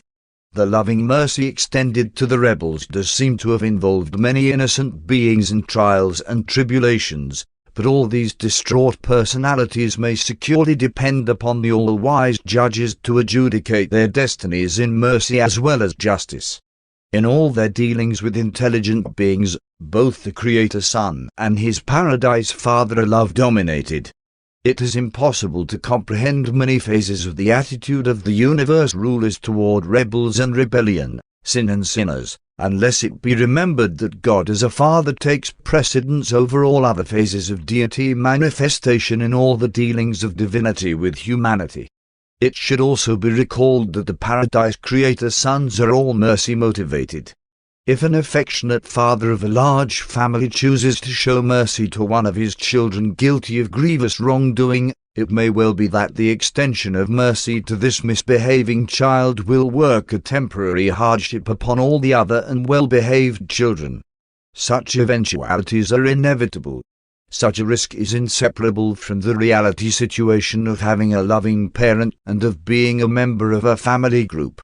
Each member of a family profits by the righteous conduct of every other member. Likewise must each member suffer the immediate time consequences of the misconduct of every other member. Families, groups, nations, races, worlds, systems, constellations, and universes are relationships of association which possess individuality, and therefore does every member of any such group, large or small, reap the benefits and suffer the consequences of the right doing and the wrongdoing of all other members of the group concerned. But one thing should be made clear: if you are made to suffer the evil consequences of the sin of some member of your family, some fellow citizen or fellow mortal, even rebellion in the system or elsewhere, no matter what you may have to endure because of the wrongdoing of your associates, fellows, or superiors, you may rest secure in the eternal assurance that such tribulations are transient afflictions. None of these fraternal consequences of misbehavior in the group can ever jeopardize your eternal prospects or in the least degree deprive you of your divine right of paradise ascension and God attainment. And there is compensation for these trials, delays, and disappointments which invariably accompany the sin of rebellion. Of the many valuable repercussions of the Lucifer rebellion which might be named, one will only call attention to the enhanced careers of those mortal ascenders, the Jerusalem citizens, who, by withstanding the sophistries of sin, placed themselves in line for becoming future mighty messengers, fellows of my own order.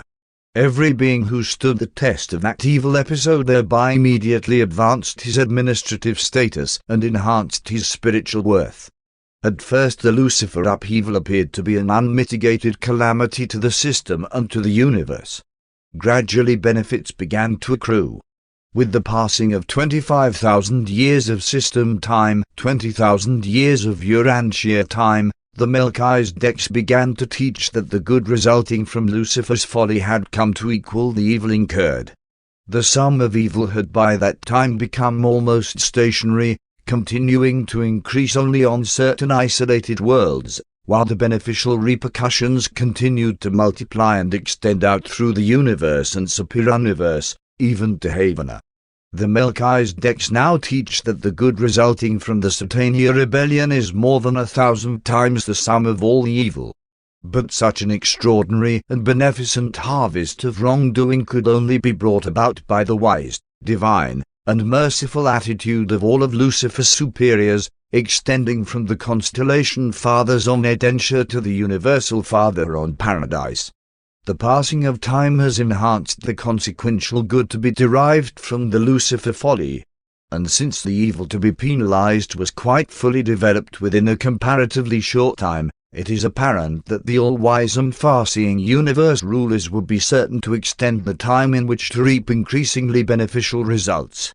Regardless of the many additional reasons for delaying the apprehension and adjudication of the Satania rebels, this one gain would have been enough to explain why these sinners were not sooner interned, and why they have not been adjudicated and destroyed.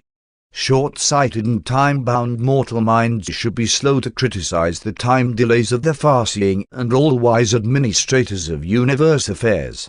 One error of human thinking respecting these problems consists in the idea that all evolutionary mortals on an evolving planet would choose to enter upon the paradise career if sin had not cursed their world.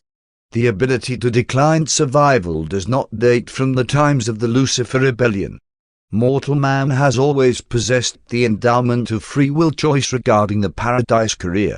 As you ascend in the survival experience, you will broaden your universe concepts and extend your horizon of meanings and values, and thus will you be able the better to understand why such beings as Lucifer and Satan are permitted to continue in rebellion. You will also better comprehend how ultimate, if not immediate, good can be derived from time-limited evil.